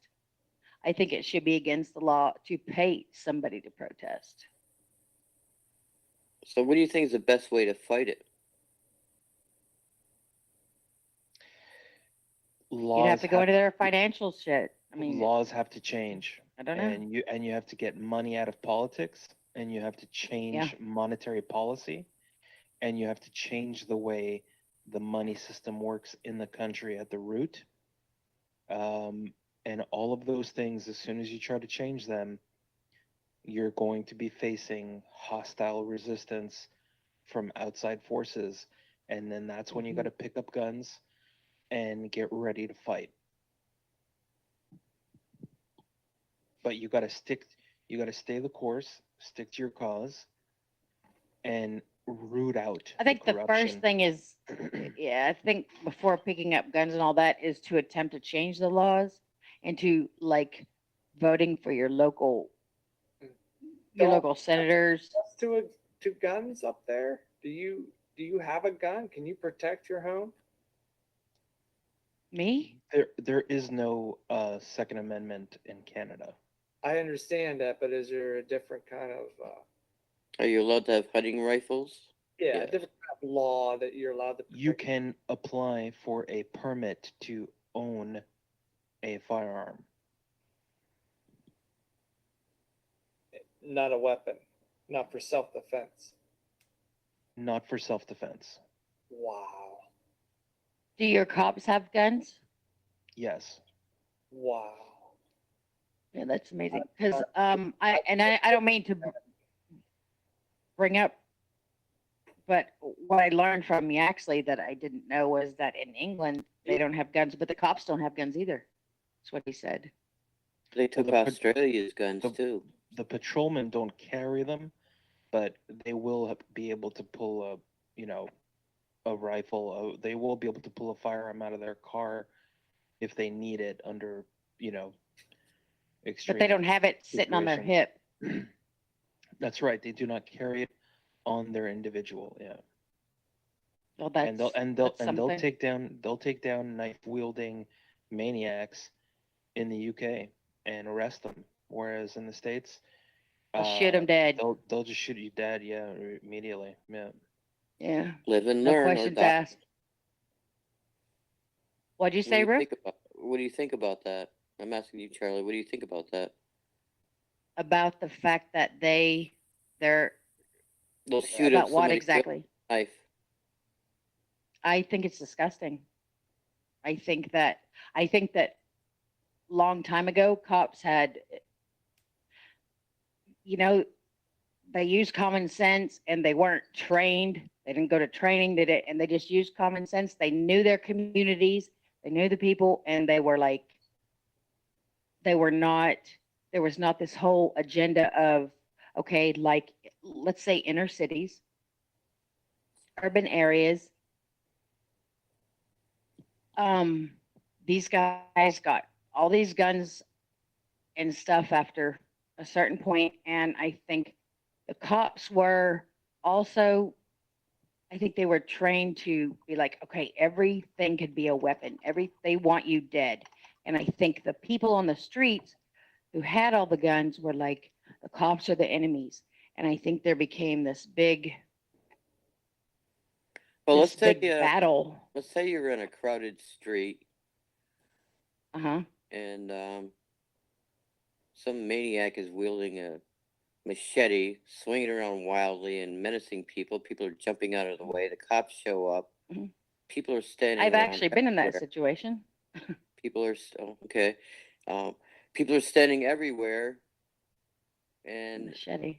He's taking swipes in the air and towards people. People are dodging out of the way. He's impaired possibly or something. He can't quite catch it. Right, but nobody's shooting him. And I'm in Texas, so Well, nobody's going to shoot him. Here's two Okay, go scenarios. ahead. He came towards you and you're in Texas. Wouldn't you pull out that gun and shoot his ass? No, I wouldn't. Maybe a lot of Texans would. I would run.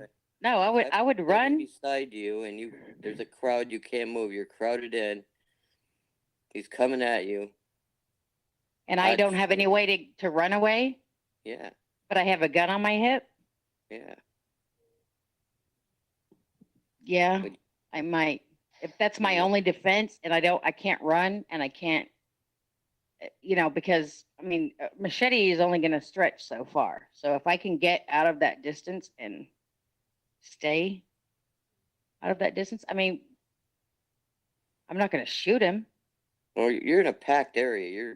But if I'm in packed and he's right beside me and I can't move and he starts swinging that, and it's going to either be my head or my arm chopped off, or I'm going to pull the gun off my hip and shoot him.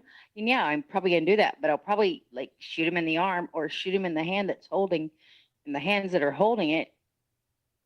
But I'm not going to shoot to kill if I can help it. The cops show up to try to get his attention because there's people everywhere and nobody can really move. Some people are just standing there staring. Okay. The cops show him, tell him to drop it, and he just doesn't drop it, and he heads towards the crowd. He's made it very clear he's going to kill as many people as he can. You think that cop should shoot him?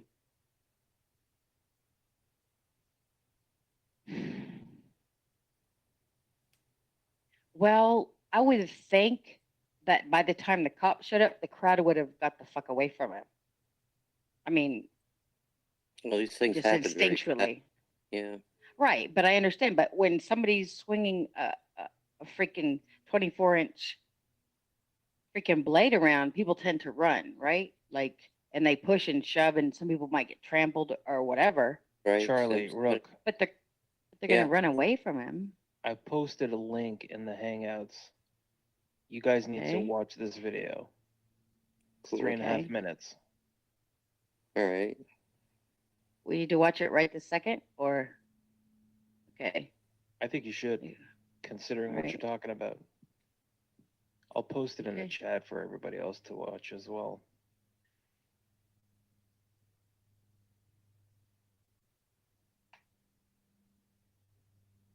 I gotta figure out how to get to it. Okay, ongoing call. I've put it in the YouTube chat as well. Okay.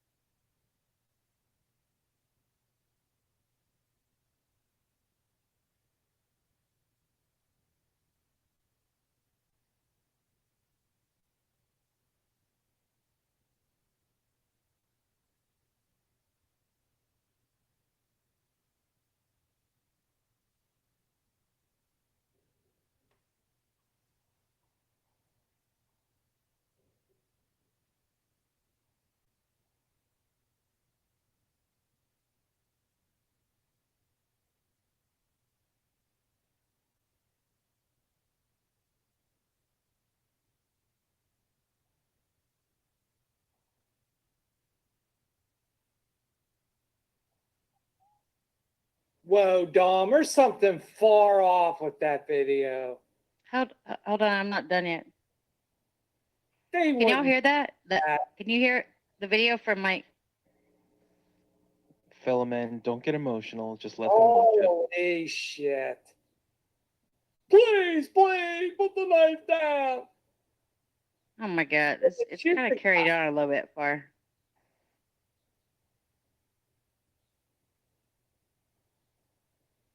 I mean, let me listen to the audio again from the distance. It's...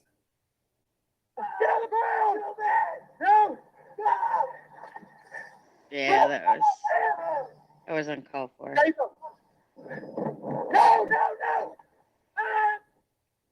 It almost looks like a video game. Yeah.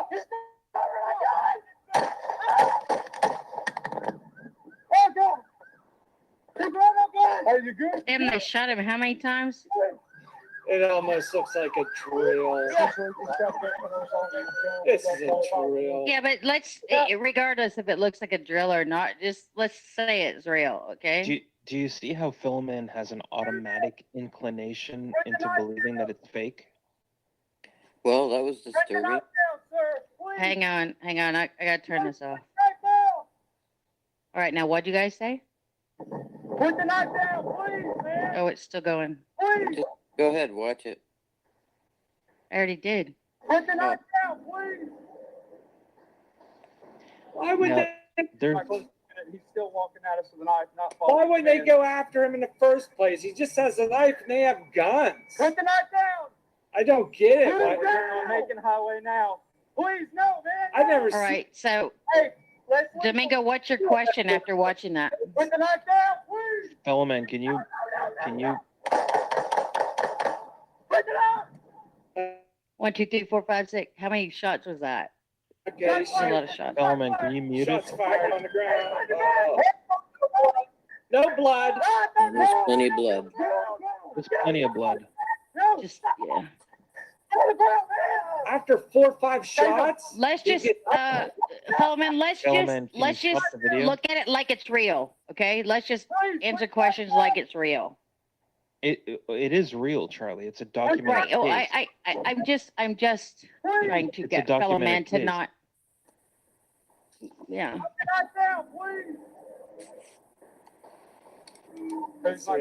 Fellow man, mute the video because we can hear it coming through. Anyway, my point is that there's lots of now. If you go on YouTube and you type British police take down knifeman or man with knife, you'll find a number of videos of British police using pepper spray and tasers and batons and technique to take down attacking knifemen.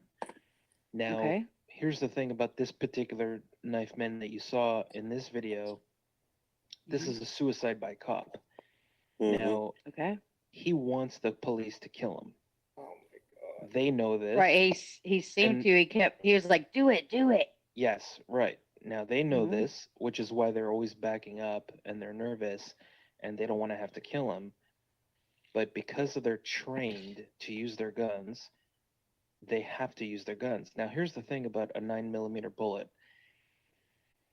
A knifeman that's coming at you with adrenaline, several gunshot wounds may not necessarily stop them right away. Because when a person with a knife just has to bridge a gap of a few feet,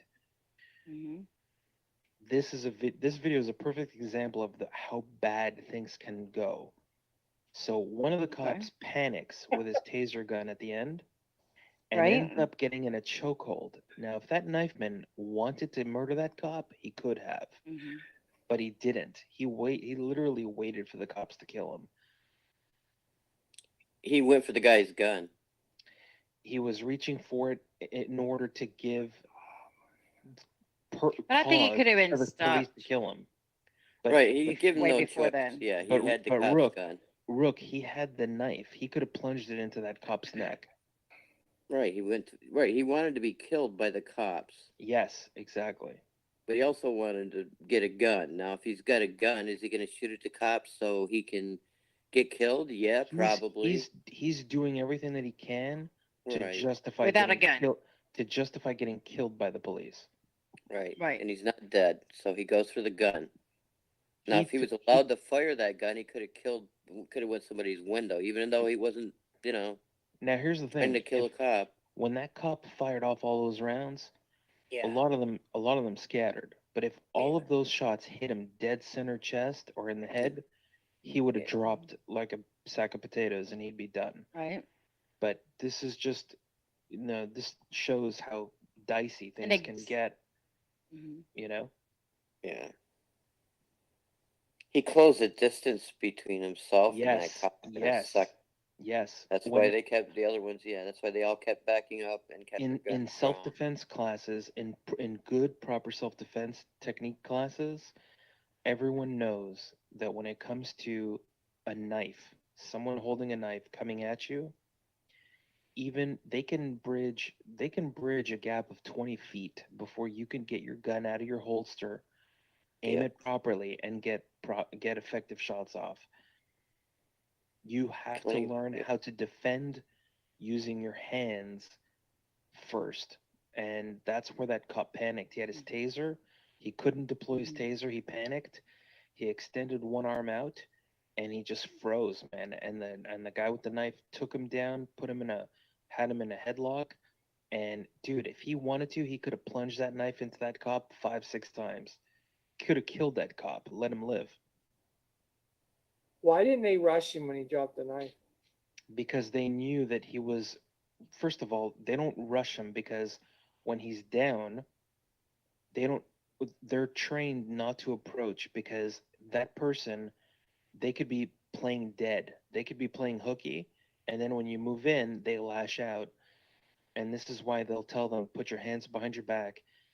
There's videos of cops telling a dead body on the ground, put your hands behind your back. Put your hands behind your back. They have to do it. It's because it's part of the training. It's fucked up, man. Being a cop. But you know is what? not a, If the it's not a guy, fun if the job. cop had not had the taser or the gun or whatever, and just had like pulled out his baton that was much longer than the knife, he could have just whacked his wrist, hit him mace upside would the be- head or whatever. Mace, Mace, would be, yeah. pepper There you spray go. would be a lot more effective in this case. Yeah, there you go. Because it'll disorient the guy that's advancing, and then you can move off center and get out of his way. Well, the and then- problem with that is it's been shown that it's not effective against some people that are psychotic or high on drugs or extremely, like full of a lot of adrenaline. Like that's useless. Well, pepper spray directly into the eyes will impair your vision. That's just a fact. But if you're on adrenaline, it's possible that it won't take you down. You might keep going, but your vision's going to be blurred at the very least. Right. So because you can find clips of UK cops. That's what they're using is pepper spray, batons, and tasers. I think. And I don't know. that's how you disable a knifeman. Right. What were you gonna say, fellow man? Sorry. I don't know. And there's tons of blood in that video, fellow man. He shot him 5 times and he got up. Yeah, because he didn't land good shots. Yeah. But he might have purposely not been trying to shoot to kill. He might have been trying to shoot to. Oh, he was shoot shooting his to knee, kill. shoot his. Oh, you think he was? He was When shooting you're to under kill. duress, But he was so amped up that his shots were going everywhere. Right, wild. He was 20 feet. I wouldn't even get 20 feet. Okay, I'm playing. I'm screen sharing this fucking shit. You can drop the link for people to look at if you don't want to put it on your channel. When you're nervous and your hands are shaking and you go off rapid fire like that, ba ba ba ba ba ba ba, your shots are gonna go everywhere. Dude, Well, there's no telling who could get hit by him. marksmen practically, dude. They Just don't, bystanders. all right. Are they showing people who miss targets when they're like 5 feet away? Yes, exactly. And if you've ever been to a range, you know how easy that can happen. I get to. I've been to a range, but not in a panic situation. All right, hold on. Your ability to aim and fire accurately under even a little duress can be changed quite a bit. Yeah. Yeah, I could see that. In his view, where his gun is directly on him. Hold on.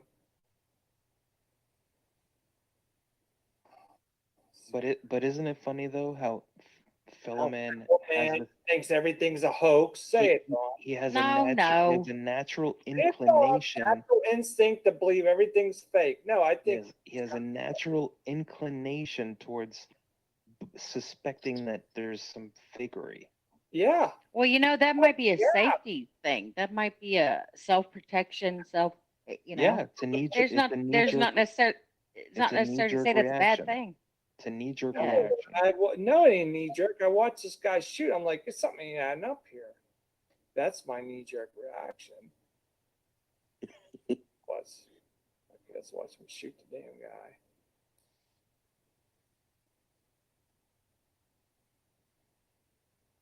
What is it? It's close to the end. Further, way further. Put the knife down! Put it down! We're on Macon Highway now. Please, no, man, no! So that's like 20 feet. That's lethal. That's lethal. Put the knife down, please! No! 15 feet.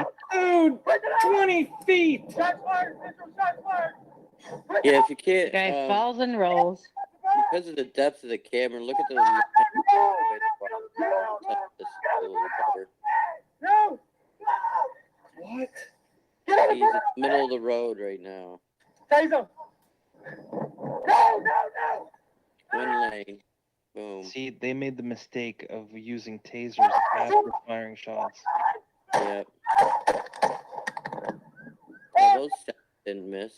You know how they have those when they're in car chases, they have those things they can throw out underneath their cars to like Just see pop the the tires and civilian. stuff. Do you see the civilian in the? I don't mean to interrupt you real quick, but did you see the? No, go ahead. No, I Did you didn't. see I didn't the even. civilian in the background behind the guy that got shot? I wasn't even paying attention to that.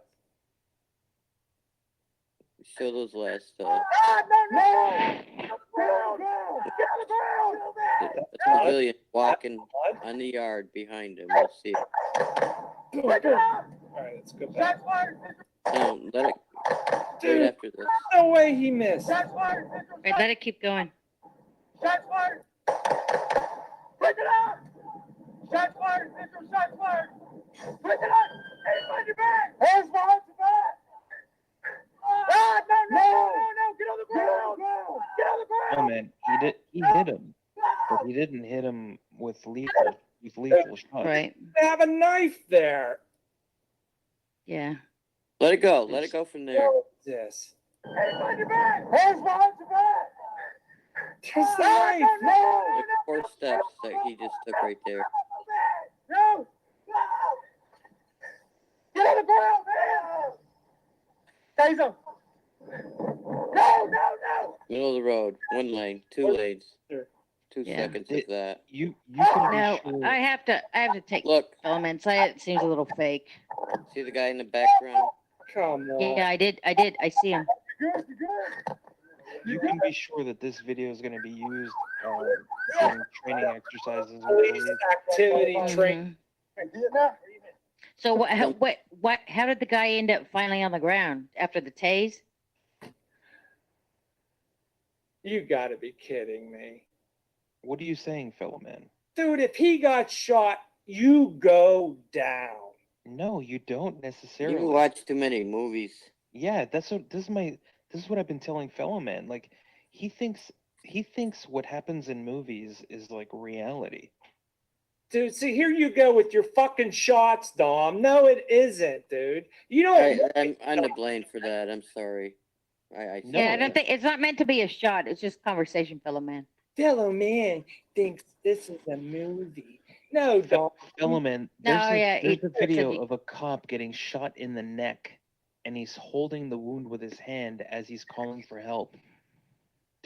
Dude, bullets and bodies. Yeah, it does happen, but this video here is sketchy as fuck. Fellow man, I know you've been drinking, but you don't have to yell. 10 feet away. You don't have to shout. Break it up! Shots fired! Central shots fired! Yeah, don't get triggered, fellow man. Just talk about it. I mean, No, Dom, you have to take your shots about, me in the movies. There's no reason for that. Fellow man, I don't know when it No, said. fellow man, you No, don't I get know it. exactly what you're doing, Dom. It's bullshit. You could get shot by 9mm rounds and still keep going on adrenaline. It happens all the time with police encounters. Yeah, it happens when people hunt. The animal still runs before it drops. Yeah, but man, where's the impact? Fellow Where's man, the blood? there's blood on the street. You can see it. Okay, let's look. he does have a point with the impact because the guy should have at least That's blood. You're telling me jerked that's back. blood right there. It is blood. That's not blood, dude. It's something. It came off his pants. It's not blood. Fellow Look man, at it. fellow man, It's not a blood puddle. fellow man. Oh, Look at the amount of blood that spits onto the cop once the cop makes contact with him. You're telling me that's blood. Fellow man, you don't have to believe that it's blood. You don't have to get upset. No, you had to take your fucking shots about me in the movies, Dom. You do this all the time to justify your cause. Nope. I don't know why you do that. You didn't have to fucking say that, Dom. You've been drinking. Not See me. how fellow man views this stuff? He thinks everything's a Hollywood movie. I heard you say it, dude. You think To fucking you, say, yeah. you think that if a bullet hits him, So what? that he has to go down when it's not the case. You're telling me that's blood? He shot him 5 times. fellow man, why don't you believe that it's blood? Okay, let's watch the shots again. Let's watch them in detail. You also do realize that his body's blurred, right? Why is it blurred? Because they're hiding his identity. Charge from the gun. You ever shoot a gun? What did you just say? Put it up! Shots fired! Visual shots fired! Put it up! Hands on your back! Hands behind your back! Do you ever shoot a gun? No, what you said before that. No! Get on the ground! Do you know bullets can eject without shooting a shell? No! Get on the ground! Say that again? You're talking while the video's playing. Hold on a minute. Let me pull it back. On your back! Hands behind your back! Put it up! Hands on your back! Hands behind your back! Visual shots fired! Put it up! Hands up! No, I was saying that shells can eject without a bullet firing. So you're saying a case can eject with the projectile still Yep. inside the chamber? Shots fired! Visual shots Is fired! that what you're saying? Put it up! Get up! Shots fired! Visual shots fired! You ever shoot blanks? Shots fired! Okay, so are you saying they're shooting blanks? Yes. And how do you come to this conclusion? Because I see nothing coming out of that damn gun. Okay, well let it play until he's got the cop in a headlock. And then tell me if you think you see blood. Pathetic training exercise. Let it play till the end, until he gets the cop in a headlock. And then tell me if you think you see blood. Put the knife down, please! All right. No! Get now!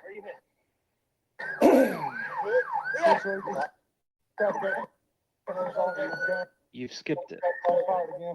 Where do you want me to go, Don? You good? Philman, let it play so that we see him get the cop in a headlock. Get on the ground now! Taser! No! Ah! He's got it! Oh, God!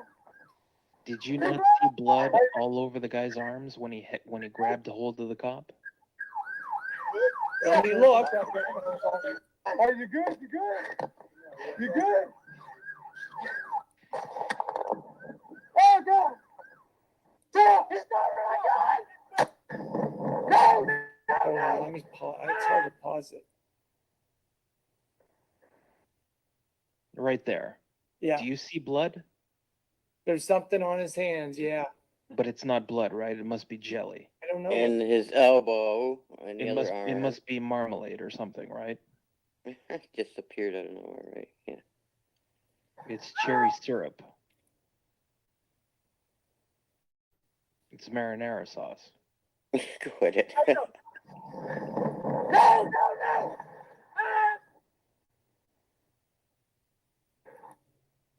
He's covered in blood. See, right there, if he had a knife, he could have killed that cop. But did he still have the knife? It looked like the knife was on the street. It looked like the knife was on the road earlier. So I see a lot of blood. I don't know what that is. It can't You know, possibly. the It can't guys- possibly be blood, though, right, fellow man? Oh, I don't know. It could be for the fucking.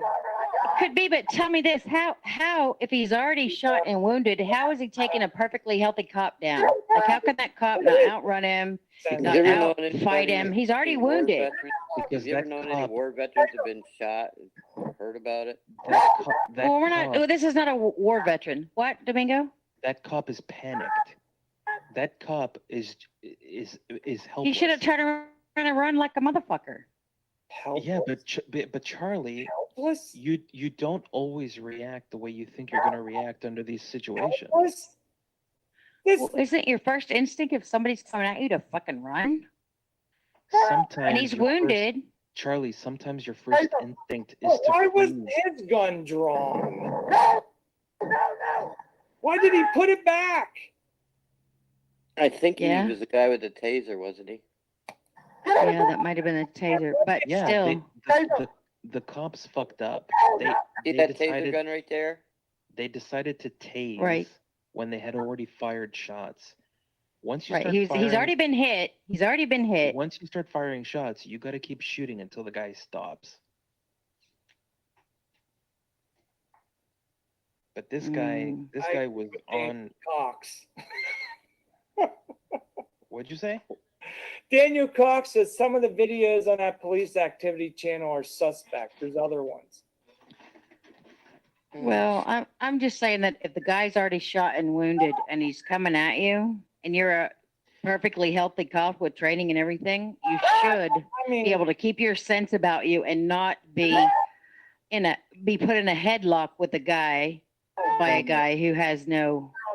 Philomen, the reason I bring up Hollywood is because you also bring up Hollywood when it comes to New Zealand, and you say that it doesn't. Hollywood because it's like a Hollywood film. I'm not saying it's Hollywood. I said it's like one.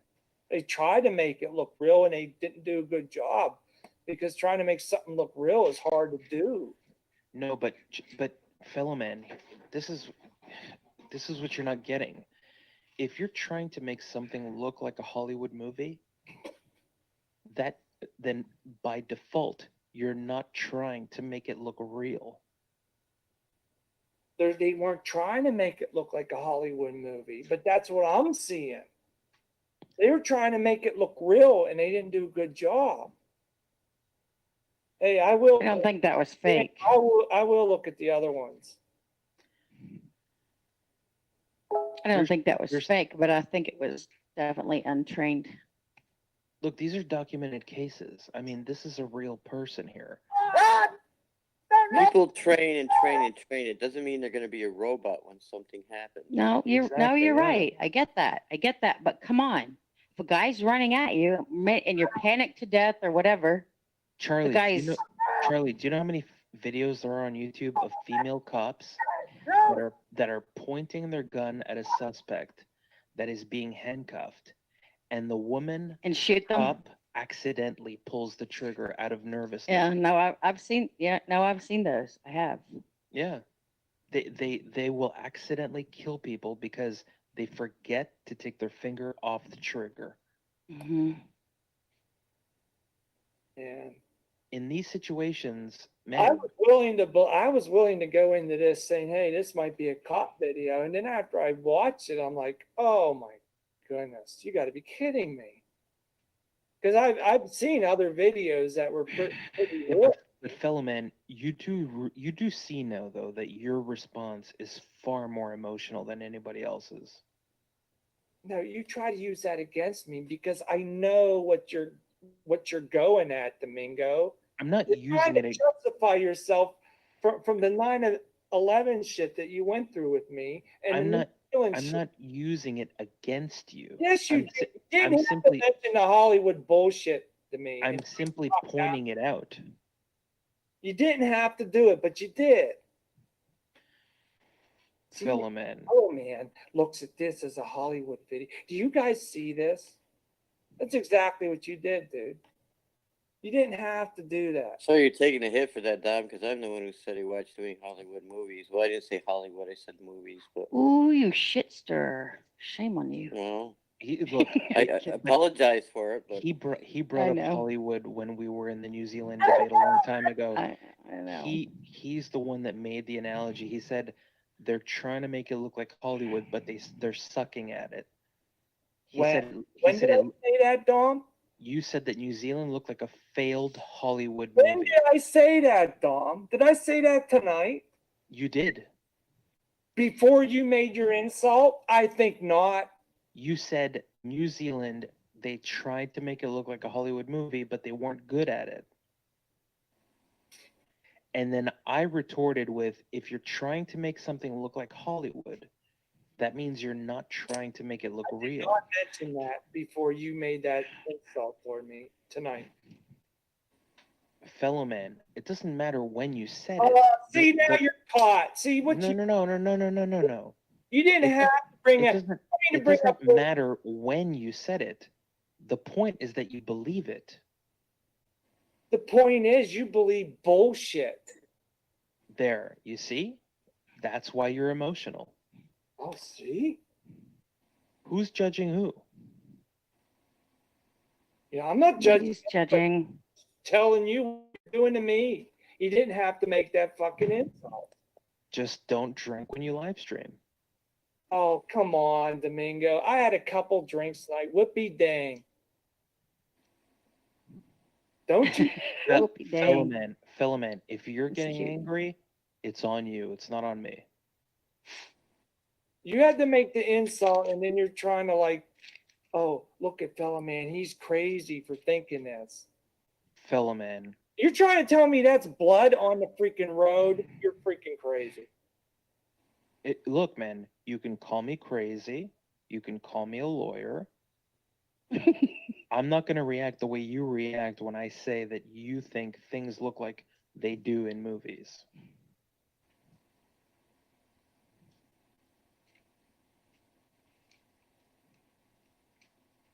You're emotional. That's it. Yeah, I am emotional because I don't deal with fucking bullshit. Yeah, you have strong beliefs. Yeah. You want to make insults? I'll insult you back. How did I insult you? Dude, look at fellow man. Well, I'm going to scroll back and prove you wrong on all the shit you said tonight. I think where he took the insult was you said, fellow man thinks everything's a movie.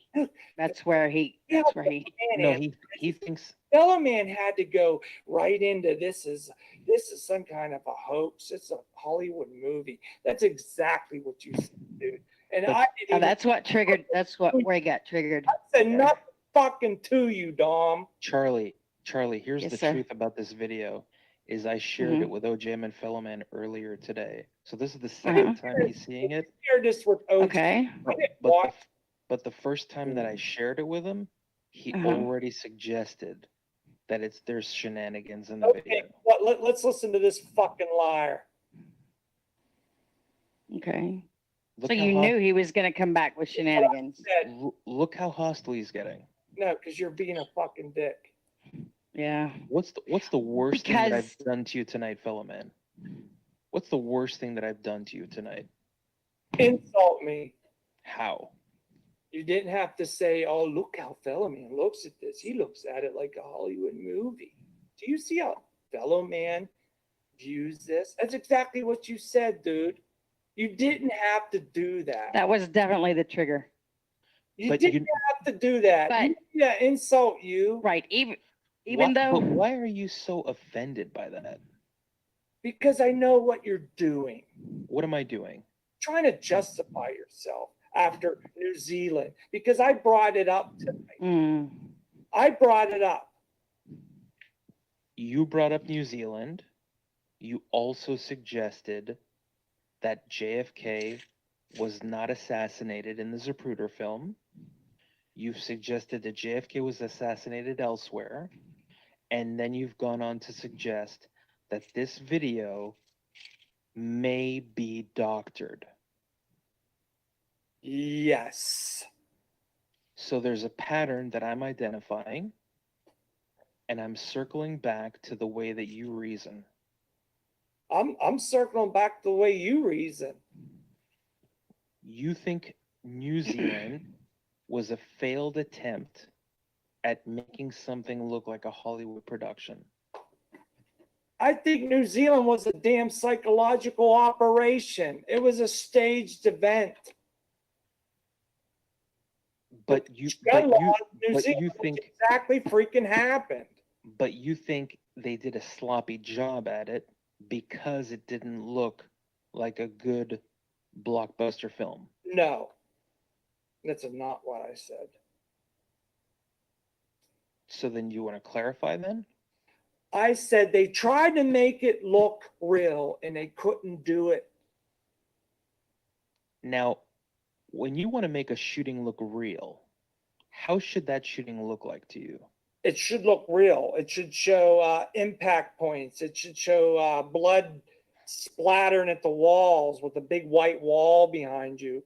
There's many things that was not accurate with that. And what do you timestamps that you felt at last time with me?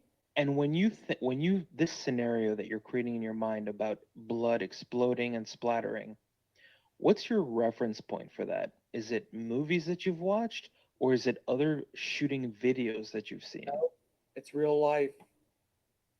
Okay, so you're basing yourself on other documented cases of shootings that have been caught on video. Is that correct? Real life. Okay. Can you cite some examples I've of shot- real life shootings? Wait, fellow man, you mean to tell me you've seen actual human shootings in real life? I've shot animals. Okay. No, I'm not saying that's any different. I just thought you were saying you'd shot people in real life. Okay. So you've Go ahead. shot animals, and when you shot animals, you've seen blood splattering on walls, and No, you've not seen wall, blood. but there's blood that comes out from the backside.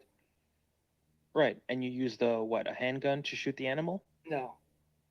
You used an AR-15? One time, yeah. Okay, and do you feel like an animal being shot is going to give you automatically the same results as a human being shot? Not exactly the same way, but same way a bullet handles flesh. Okay, now other than you shooting animals, have you seen videos of real people getting shot by real bullets? They won't show that Who's they, and why won't they show it? because they blur everything out, don't they? Why is So the guy blurred? So there are no videos on the internet of real people getting shot by real bullets at all? I don't know. Have you seen any? I have. You haven't? I'm not sure. So the only Everything thing was that blurred out. Everything I watched. Okay, so then we've just concluded that you have no reference points of real people getting shot by real bullets. All you have to go by is your personal experience of shooting bullets into animals. Mhm. What kind of animals have you shot? Deer, And what else? raccoons, groundhogs, rabbits. Okay.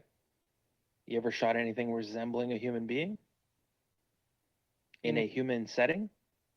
You know how thick a deer skin is? Pretty thick. I don't. I'm guessing it's thicker than a human skin. Yeah, very thick. So, fellow man, would you ever endeavor into researching the internet to see if there are actual videos of real people getting shot by real bullets? Is that something you'd ever care to look into?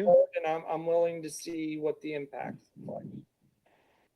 Because I can tell you right now, there's plenty of them. Okay, send them to me. Let's watch them.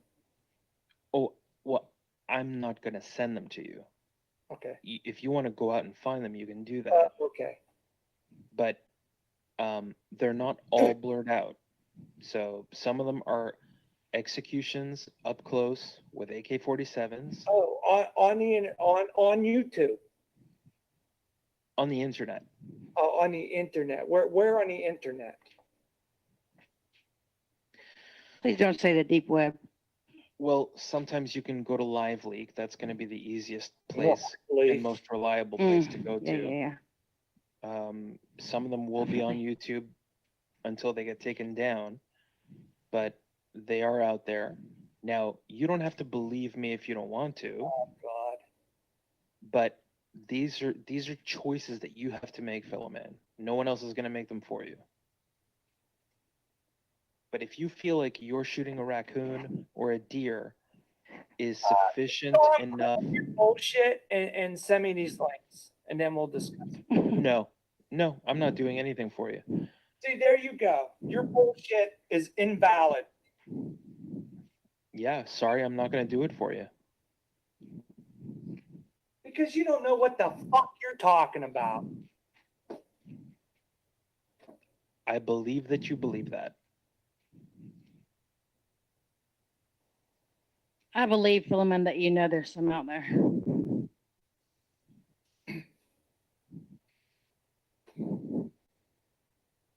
Tomorrow, go check it out. Seriously.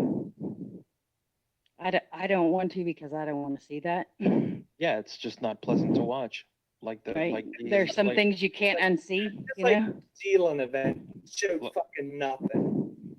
Get the hell out of here. But I don't know about the New Zealand event. I'm talking about like individual people, like not in a mass shooting or anything, but just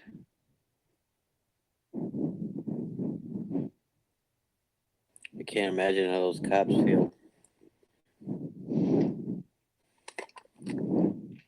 from New Zealand or from that video From the video. or both.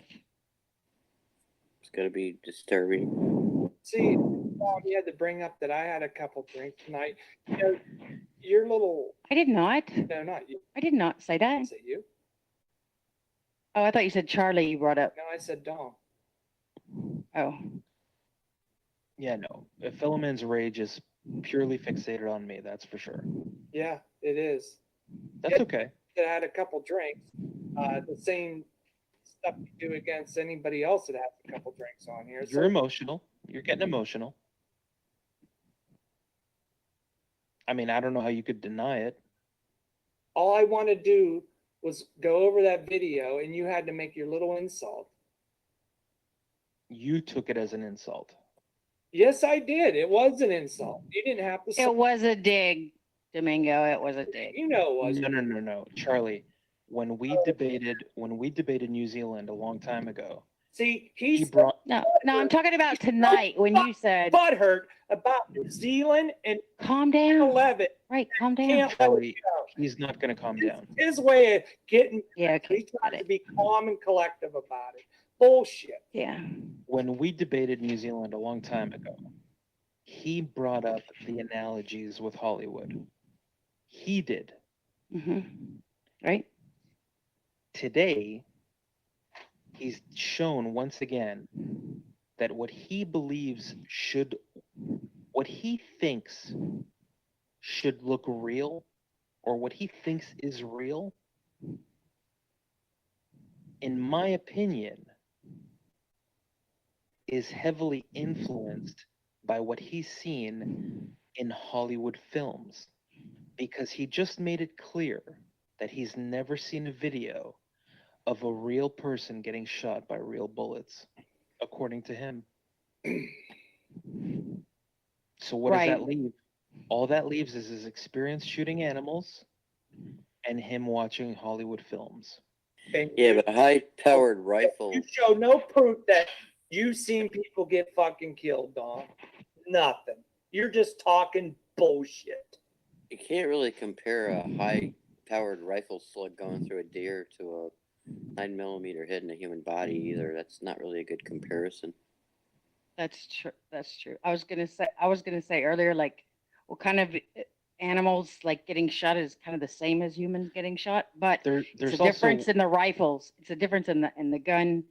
There's and a also high-powered. another big reason why you can't compare the two, and that is because people wear clothing. Animals don't. But animals have fur, and people don't. So They do have fur, yeah, but they don't wear a separate layer of clothing that is free floating between their body and the outside, right? You know what I mean? Like a jacket, right, yes, right, shirts with gaps between, yeah. Right. I mean, if you watch shooting videos, what you're gonna see is that none of them look the same. You're not gonna find uniformity automatically in all the videos. Okay. You see, I mean, I can talk about this and stay calm, Mm-hmm. Right. but for some people, it's a sensitive topic. Yeah. And I can kind of understand that the situation at hand. I'm not saying it's, 100% justified, but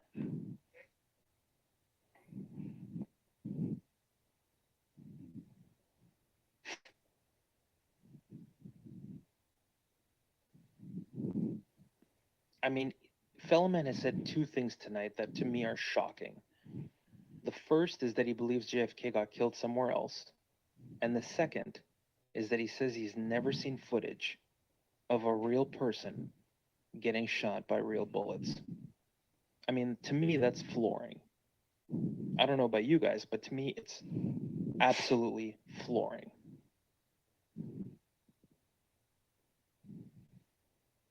yeah, maybe with all the claims that he makes on videos and stuff like that, but I've never seen a person get shot. I mean, maybe on videos on YouTube or something somewhere, but not that I could see it clearly or anything like that. But I see what you're saying. I see where you're coming from. What videos you've seen of anybody getting killed with real bullets? No, I'm not going to do it. All because you're bullshitting. You're bullshitting me. No, I'm not going to do it because you don't deserve that from me. Bullshitting me. I don't owe you that, and you don't deserve it from me. Okay, fuck you. See? I will be willing to tomorrow look one up. I hope you listen to yourself tomorrow, fellow man. I will, Dom, and I know your tactics. I know what you're doing, and everybody will hear it. Yeah, I get aggressive because I know what you're doing. No, you get aggressive. You get aggressive because you're aggressive. The same way I do. And you're sitting there saying, I'm astounded what fellow man said tonight. Two things. He never seen people die with real bullets, and he believes JFK didn't die the way they said. JFK got killed somewhere else, and you've never seen video footage of real people getting shot. Exactly. And neither of you.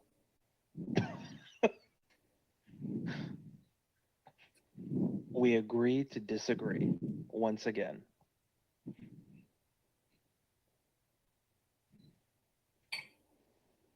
But one thing is for certain, I didn't resort to ad homs. No, you did little insults. Not a single one. Okay. If you've never seen footage of real people getting really killed, all you've ever seen is Hollywood films. Fact. Dude, that's bullshit. Fact.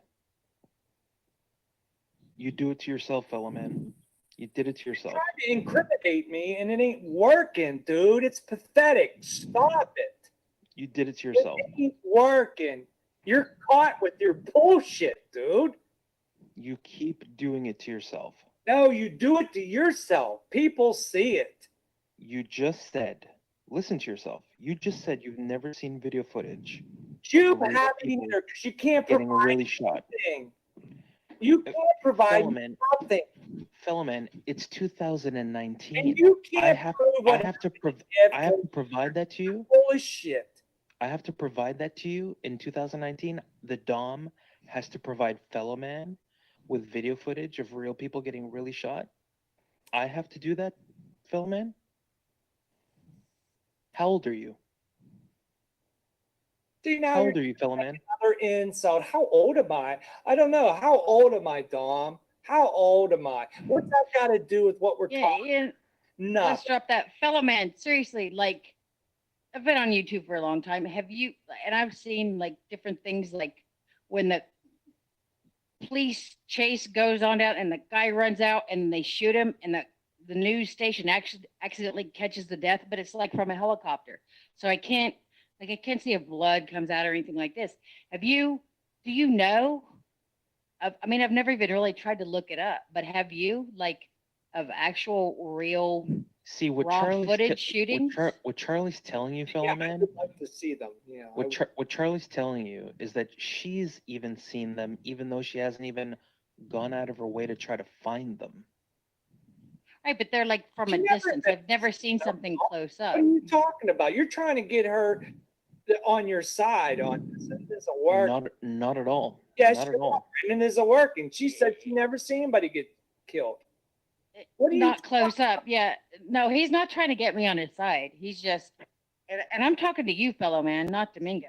I'm saying, have you ever actually looked and seen raw footage of somebody up close, not like from a helicopter, from a police like distance, like Roy Finnegum or like chase shootings where they run out of the car and they shoot them and you see it from a distance? But have you ever seen? Because I haven't. I mean, that I know of. Me either, Charlie. My point. Thank you. Yeah, I haven't seen any either. Up close. I'm not saying they're not there, Domingo, in your defense. I'm not saying they're not there. I'm just saying I have not seen them, but I'm sure there are some out there somewhere. Charlie, you don't need to say anything in my defense. Oh, okay. Well, no, you're right.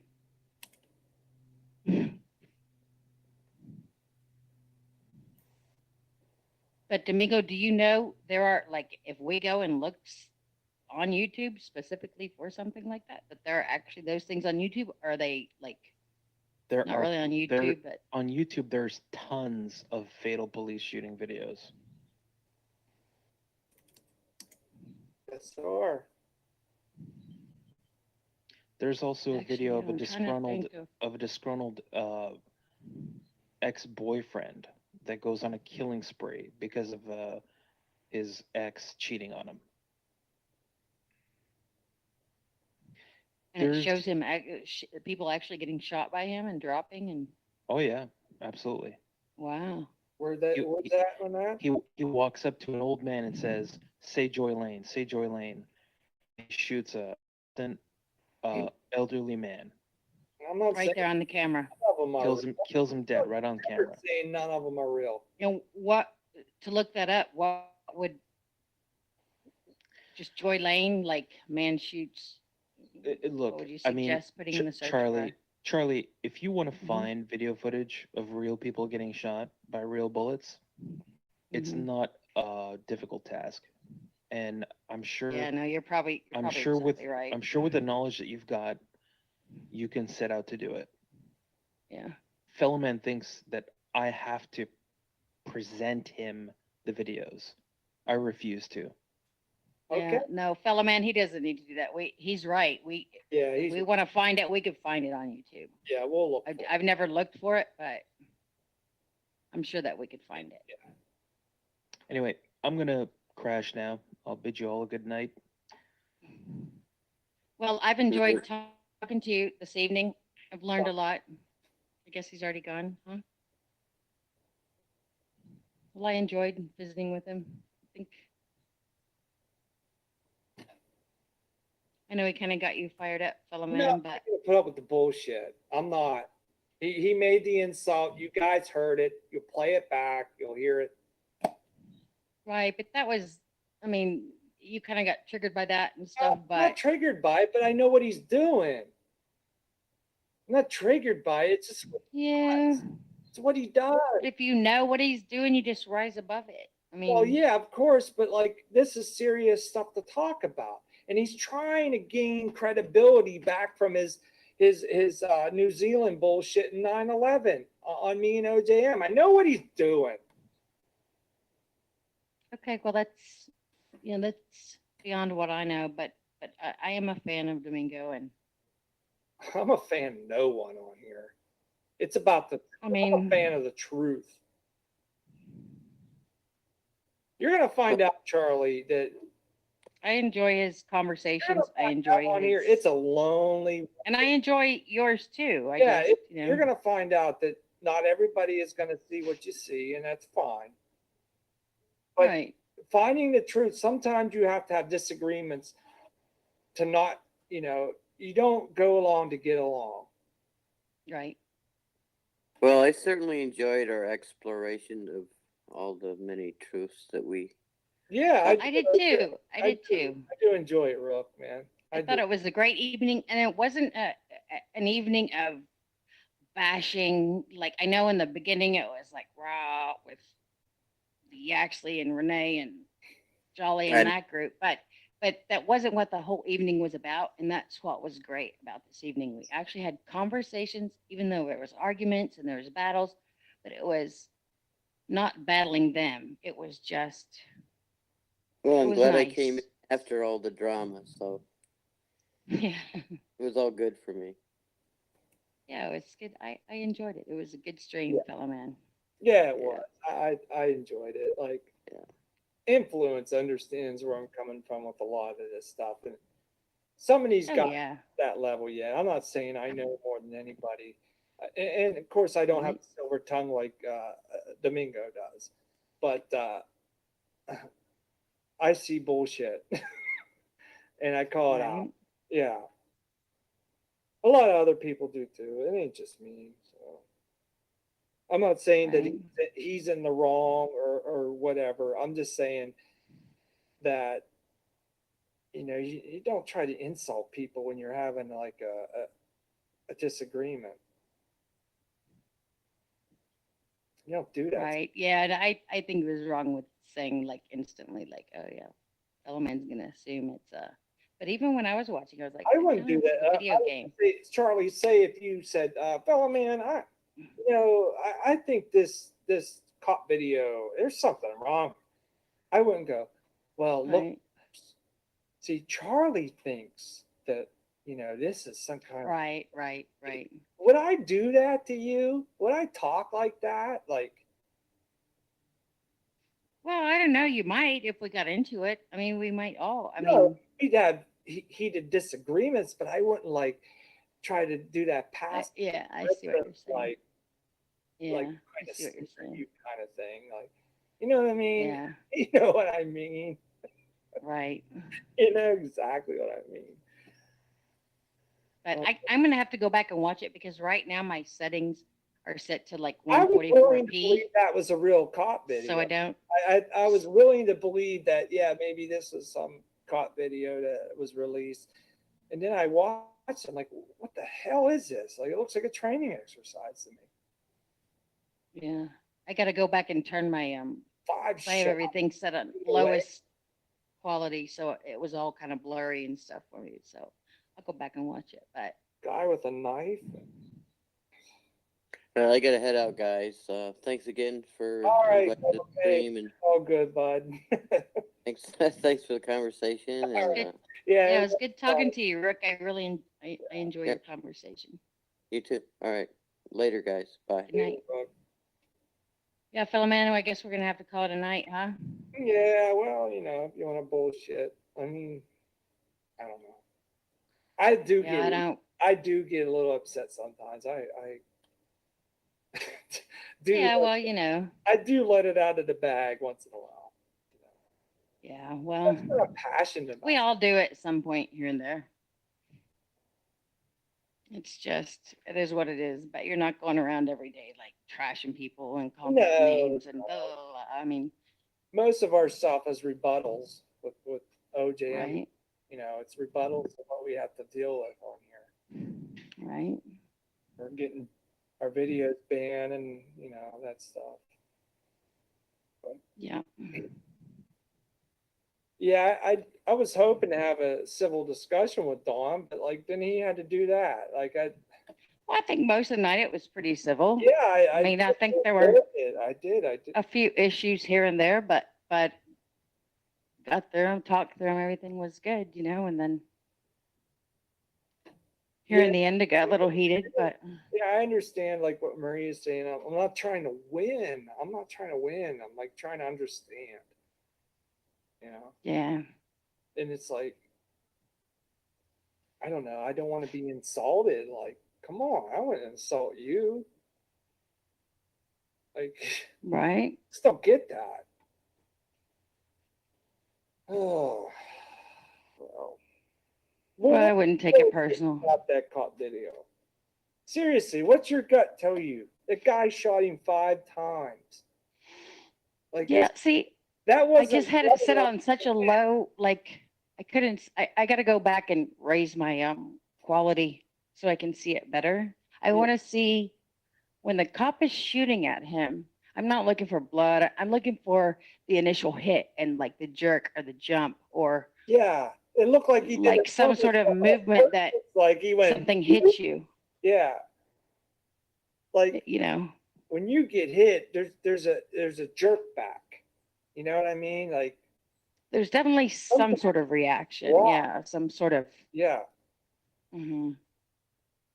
And I just have my quality set so low. I have it on 144, so I don't waste any data. So I got to go back and watch it with a higher quality so I can see the real. Right. I was just getting like fuzzy Oh, things. that stinks. Yeah, you definitely need HD to watch that. Yeah. Definitely I'll have to go back and do that. But I thought the initial point in playing the video was we were having a discussion about guns and cops carrying guns or not carrying guns. And I don't know, because we were talking about, that I had said something like, yeah, he actually says in England that none of the civilians carry guns, but the cops don't carry guns either. But I think even before that, Domingo had said, yeah, the citizens don't have guns, but the cops do, or something like that. And then he's like, just watch this video. And then it just went off into a whole tangent thing that was totally beside what I thought we were going to learn from it. So it doesn't matter. yeah, I appreciate your honesty. Like, you're not trying to like take a side. Yeah, I don't like to do that. I mean, I just like to see what I see and just whether I'm right or wrong, or maybe I haven't paid close enough attention, or maybe I've missed something, or I've maybe seen a lot of cop videos that I would consider real. I have over the years. with cops shooting people. Yeah, yeah. I would. Well, why didn't you say that? No, I mean, I just said I can't be concrete that that's truly real. I believe that it might have been real. Oh, I see what you're saying. Sure. Yeah, I got you. You know what I mean? Like 100%. Yeah, well, watching anything on the internet is not 100%. 100%. Trust me. Yeah. All right. Well, I'm gonna get off here too. I'm trying to get laundry caught up and get things cleaned up because I got company coming tomorrow for the 4th. Yeah, I understand. Tomorrow's a big day. Me too. A long night. Yeah. I didn't expect this.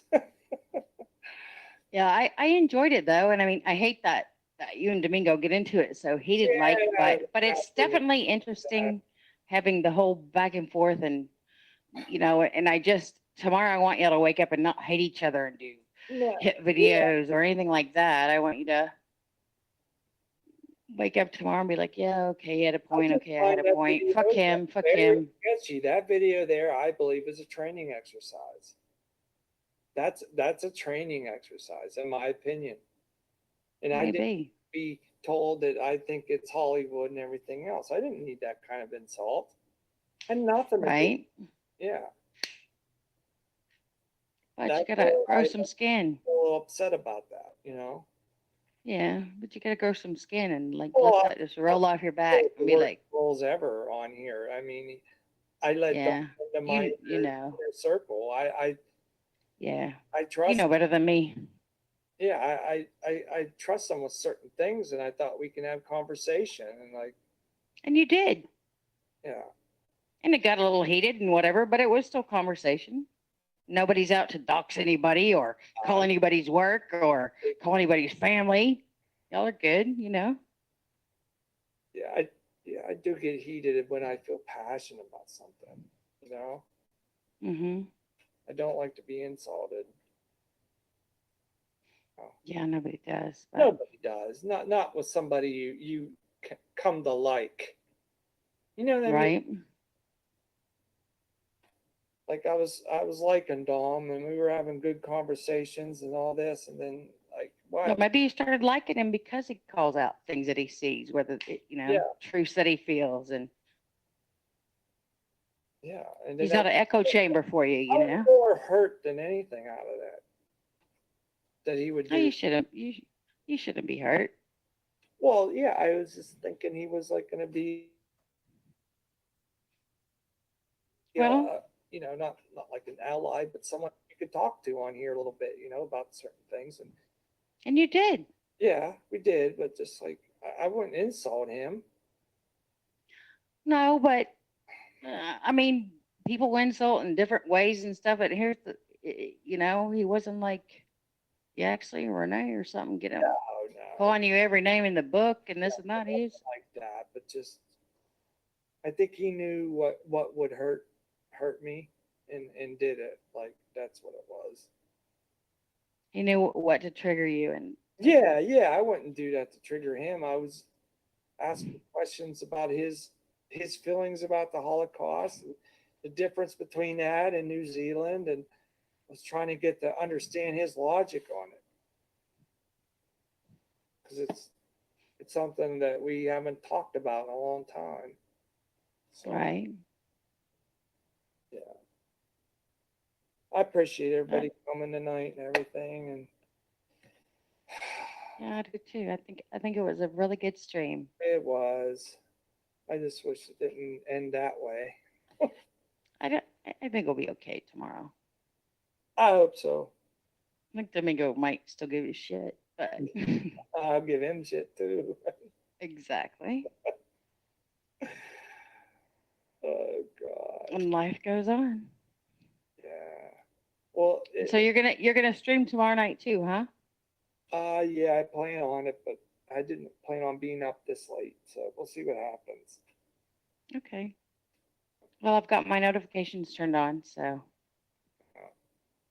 hopefully. Well, actually, I have. Yeah, I'm gonna try to. If you do stream, I'm gonna try to come on. At least I can listen. Maybe I won't be able to actually get on, but I might be able to listen in one ear with a little earbud or something. But got nieces and nephews coming in.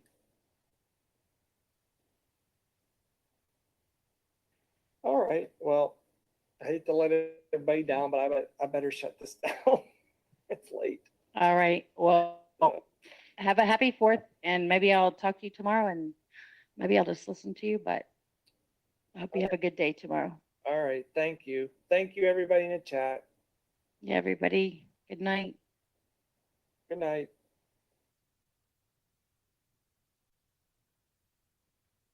Mom, you're not acting like an adult right now. You're not acting like an adult right now. Adults don't do this. You're not acting like an adult. Get out of the house now. Get out. Okay? You are an adult now. Get out of my house. Get out. You're not acting like an adult. You are 40 or 50 years old, and I am 19 years old, and you are acting like a kid. You don't throw stuff at your kid like that. Okay? Today, move all your stuff out. Okay? Or I will move for you. Okay? Oh my gosh. Can you guys just imagine as a parent seeing your daughter post booty hole naked pictures on OnlyFans? Just imagine how it must make you feel as a parent that you failed.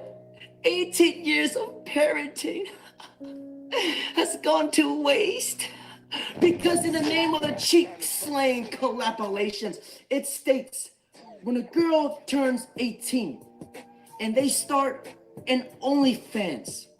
Like, bitch, were those your only plans? Never did that. I was just messaging him because I wanted money, so I'm like, let me flirt back and forth with him, see if I can get money. And I did, so that was whatever, but it's like, Go to his OnlyFans. I don't know exactly which one it says, like, how, Go because to it. it's anonymous. Go to it. Do you know, you know. No, I don't. Go to do it. you want me to, do you want Go me to to message? it. Back in Houston. No, I don't want to lose you. Get I off don't of want to me. lose you. Women, get off of I me. don't want to lose you. No, because you I'll send you $10,000. send it right now.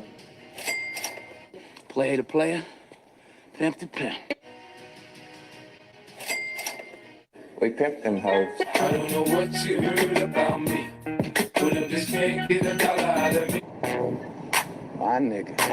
My nigga. Now, the $1 million question here is, how many of you guys are subscribed to a girl's OnlyFans account?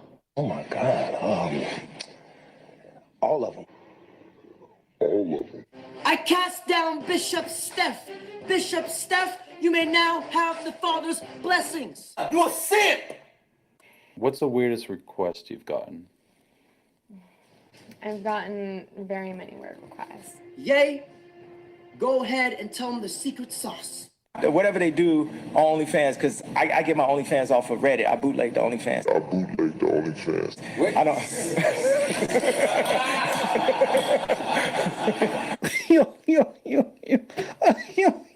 This is a certified hood classic. To this day. To this day. My fellow cheek slaying Spartans, if you see a girl like this on Instagram, if she got a whole man and she posts bikini pics on Instagram, She belongs to the streets. if her kitty smell like fishy, by the name of the cheek-pounding prophetic fathers, it states, if a girl has an OnlyFans on her link tree, just understand she's flying through dicks like a halo band she. And any girl who opens her legs for the whole world to see does not get a relationship out of me. What do you mean? Talk to me about what? Like, I don't know what it is that you want to talk about. Please, go to the house. Who's gonna come with me? Because you made an OnlyFans account and I told you not to. Okay, are you gonna pay my bills? What are you talking about? Get out of here, Really? You bro.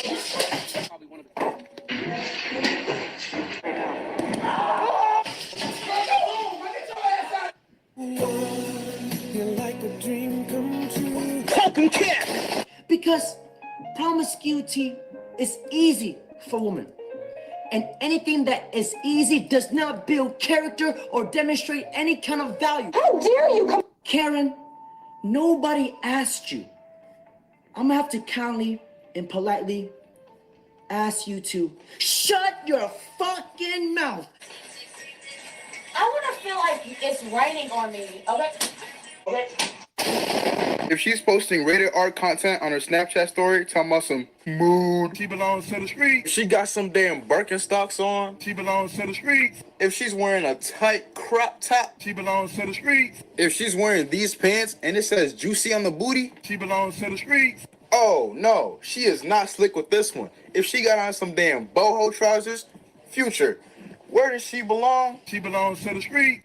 I think those black guys are gonna try to save us. If she's just naturally flirty, She belongs to the streets. if you see her with 10 different hoodies a week and they don't fit her, She belongs to the streets. if she does not post her boyfriend, She belongs to the streets. if she got a man and she got OnlyFans, She belongs to the streets. Because in the name of the cheek slang Shakespearean, if she has an OnlyFans, send her back to the streets of oblivion. Because she slept with every single civilian. A dick-sucking Olympian.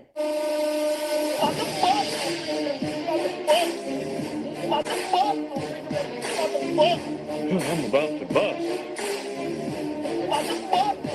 Because in the name of the cheek slang collaborations, if she has an OnlyFans, you ain't her only mans. If she twerks around the clock, my brother belongs to the whole block. Perfect. Perfect. Perfect. Perfect. Because an OnlyFans girl is like a smartphone. Because she gets touched every 15 to 20 minutes. I want you guys to have a look at this video here. What's the weirdest request you fulfilled? That's a good question too. I have done the peeing one. You peed in a bucket? I do a few different types of peeing, like sometimes I ask them to pee on the floor. Nasty bitch. Or sometimes I ask them to pee in the sink. Like butt naked? No, I'll have like a bra on sometimes. Stop it. Get some help. And where's your job? I work on OnlyFans Okay. and I'm a model. Come on. So, Money Tree from OnlyFans. Yes, I run a business off OnlyFans. Okay. Breathe, calm down, everything's gonna be okay. Who's That's why I prefer the understanders I prefer. Just when I thought society could not get any dumber, where do these girls' brains go? To their ass and their big voluptuous tits? Fuck me. Probably these girls think that 1 + 1 is potatoes. These girls be like, oh my God, let me just take a slutty picture and post it on Instagram. And all of a sudden I will wake up the next morning and become America's next top model. Let me just flash my big voluptuous tits on social media. And I'll become a successful business entrepreneur like Jeff Bezos. I'll become the next Bill Gates. Well, shit.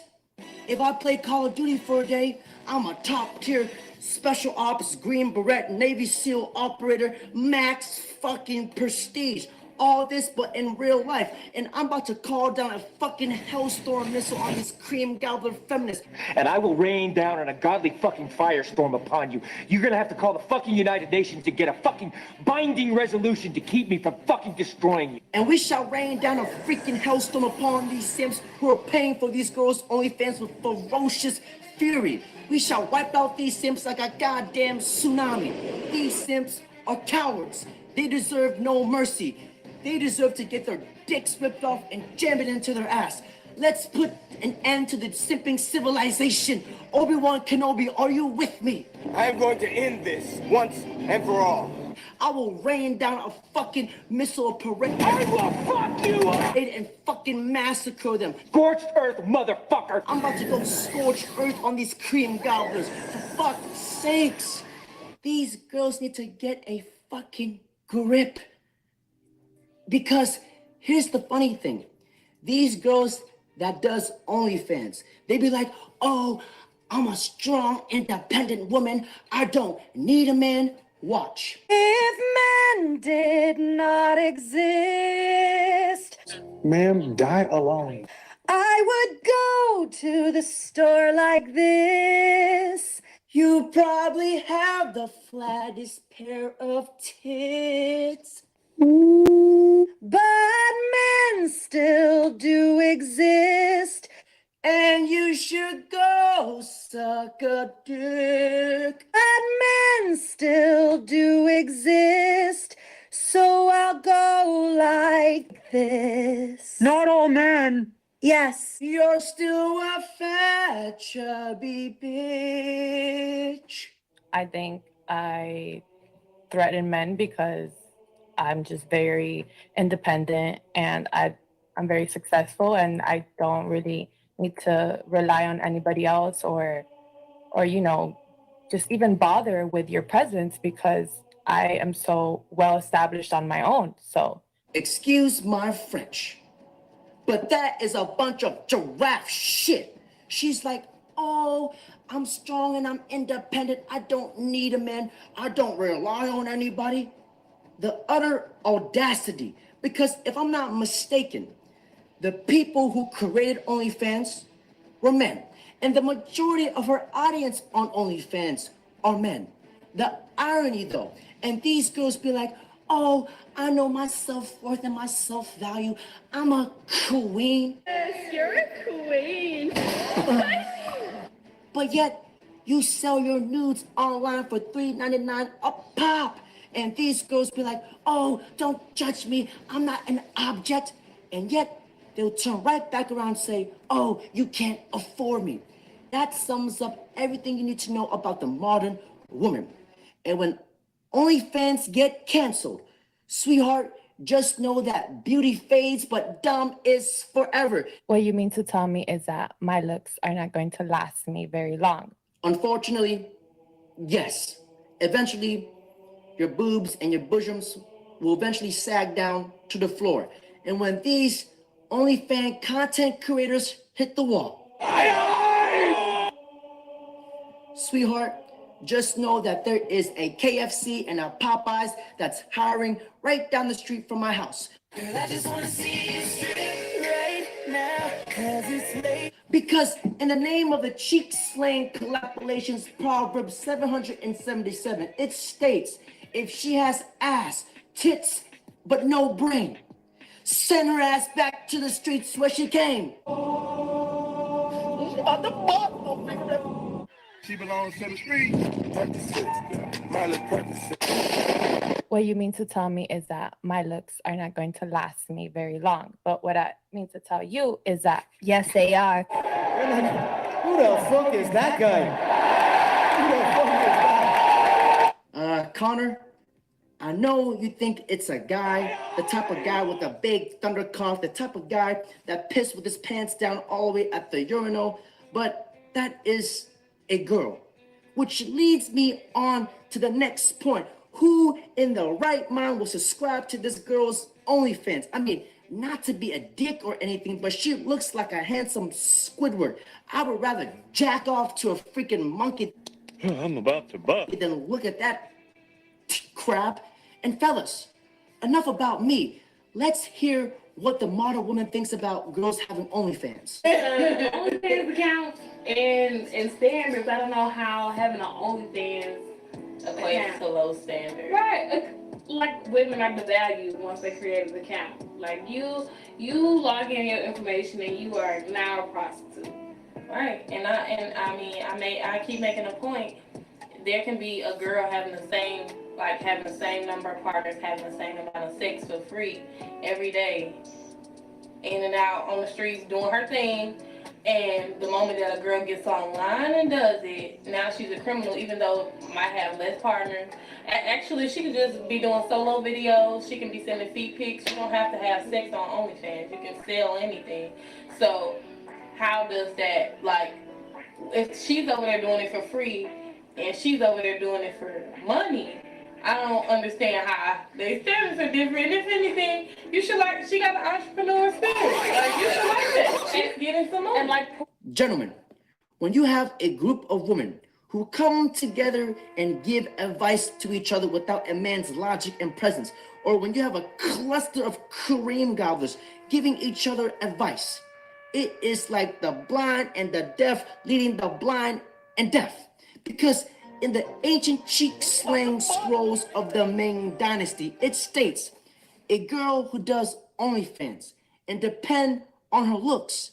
Looks does not acquire much learning or skill. So I just wrapped up the shoot for today. Normally I spend like an hour on a shoot. Seriously, a nutless monkey could do your job. But today, obviously, it was probably like, I don't know, like 20 minutes. I did 2 fits.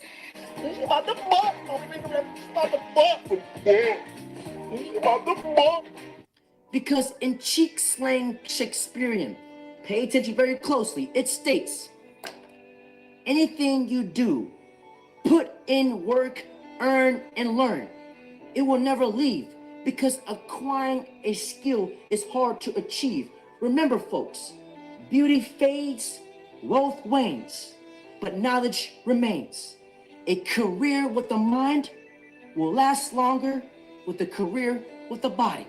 Can I get an amen?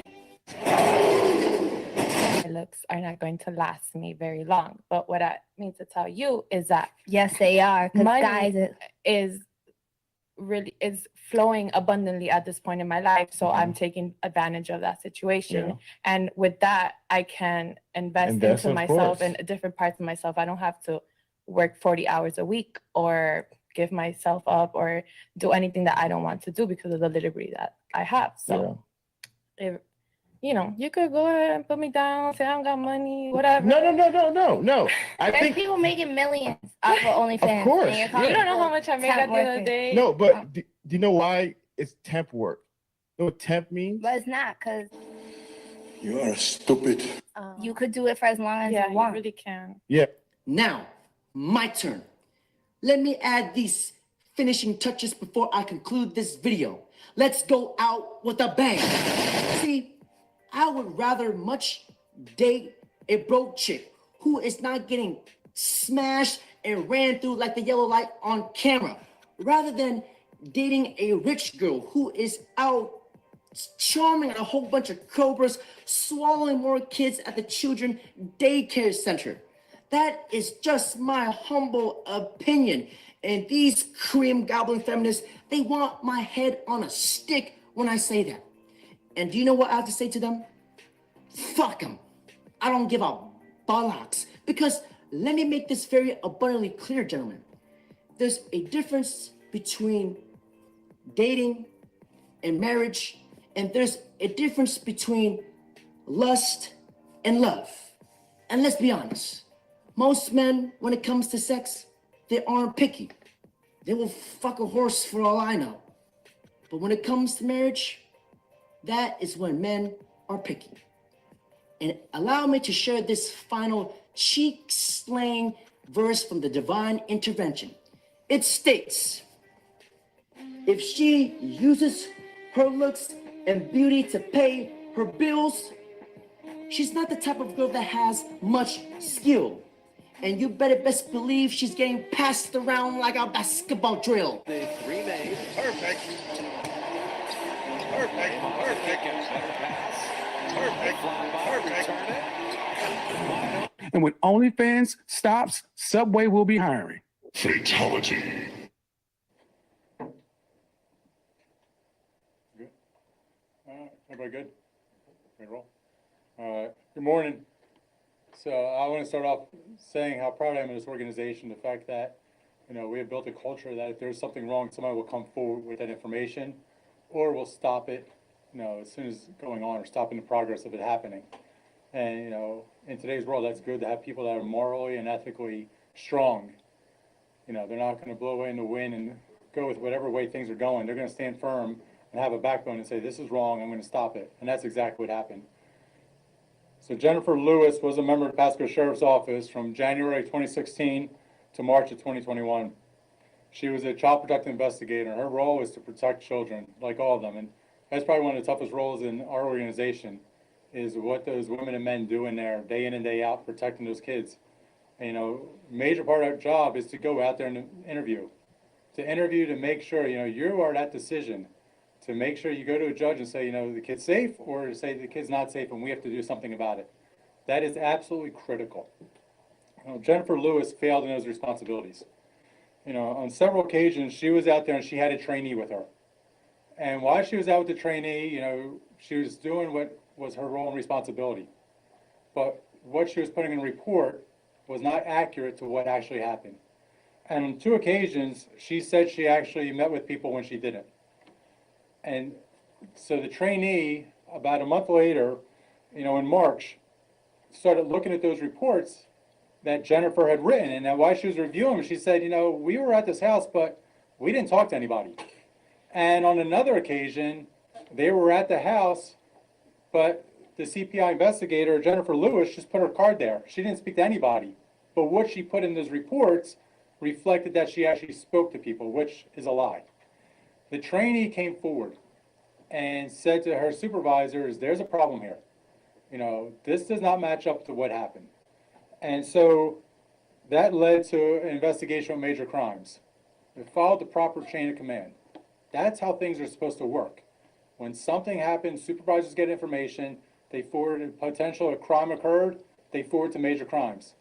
The leadership in our CPR, Child Protective Investigation Unit, did the exact thing they were supposed to do. They forward to major crimes. Major crimes started confronting Jennifer Lewis, started just questioning her about these things. She resigned very quickly. She turned in her paperwork, she resigned. But that does not stop what we do as a sheriff's office. There was a potential crime that occurred, so we investigated. Our major crimes looked into it. They did what was right. As they were looking into it, they started working with the state attorney's office, with Bruce Bartlett's office, and making sure that, everything was done properly, everybody's rights were upheld. It came to the conclusion that 2 felony charges for falsifying and altering DCF reports were filed. So now Jennifer Lewis is charged with 2 felony counts. But the story does not stop there for us. You know, we have to go back and we have to make sure that everything is done properly. So our child protective investigators went back and reviewed the current cases that Jennifer Lewis were working. There was 27 of them. They went back and reviewed all 27 cases. They didn't find any discrepancies, anybody being harmed. Well, not say discrepancies, let me go back to take that back. There were some discrepancies that they were still reviewing, but as to people being harmed or anybody in danger, there was nobody being harmed or in danger. There's 27 cases. They then went back and did another step and they reviewed 62 previous cases, and to make sure that nobody was in harm's way, that everybody was safe, and everybody was safe. So a couple of things I want to point out there. You know, we go through training through Georgetown. It's called active bystandership. Active bystandership in law enforcement. That's a training where it encourages people to stand up and say something if there's something wrong. To, you know, come forward and be able to say, hey, look, there's something wrong. I'm morally called upon to say something about it. And, you know, not to say this training is what helped this trainee, but at the same time those are the things that we do as an organization going forward. The other one is, you know, and it's not because of this case, we were already planning to do certain things, but we're piloting the body-worn cameras with our child protective investigators. You know, the same way, you know, we were the first, I think, in Tampa Bay to have body-worn cameras. You know, it's been almost 6 years now. And it's that open, you know, that partnership with our community that they recognize if we're wrong, we're wrong. If we're right, we're right. But it allows everybody to see what is going on. And so that's the one thing with the CPIs is that we started that body-worn camera because unfortunately, you know, people do make false allegations against our CPIs. And so we want to make sure that they are protected the same way our citizens are protected and the same way we handle this Jennifer Lewis case.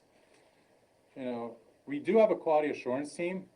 And it's interesting because one of the questions that come up is, you know, why didn't quality assurance catch this? And they probably would have, But they go back every quarter and review the previous quarters to go back to see if there was any discrepancies, any issues.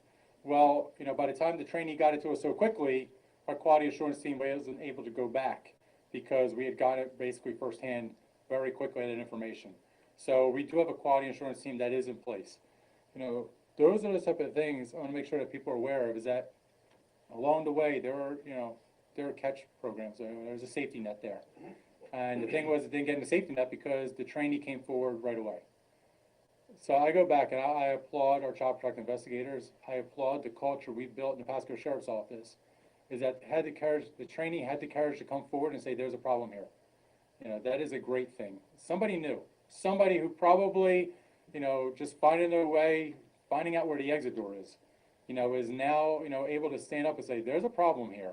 You know, to have that courage, I applaud that culture is in place. I applaud that trainee for doing what she did. You know, at the same time, I carry everybody in this organization anywhere. If there's any problems, any concerns, you come forward. And then I applaud our leadership because they did what was expected of them. They notified major crimes. Major crimes gets involved when they believe a potential crime was involved. And then from there, major crimes goes to the state attorney's office after their investigation and works with Bruce Bartlett's office. So the process worked. Unfortunately, we have people that are human beings and they fault. But we can't fault when it comes to children. We can't fault when it comes to protecting our community. We can make honest mistakes, but you can't do things purposely that could put people in harm's way. And that's one thing this Pasco Sheriff's Office will not stand for. So are there any questions, any concerns, anything I can answer? Sheriff, when was she taken into custody, and is she still in custody? She was taken into custody the other afternoon. I think it was Friday afternoon, but I'll let Detective Paris. So the culmination of the investigations, as the sheriff referred to, there was 2 warrants that were issued. She was contacted and turned herself in. That was on, I believe, Friday afternoon. And so obviously she's going through the court process now as far as dealing with the warrants. Any indications of why she did this? Did she give any explanation? No.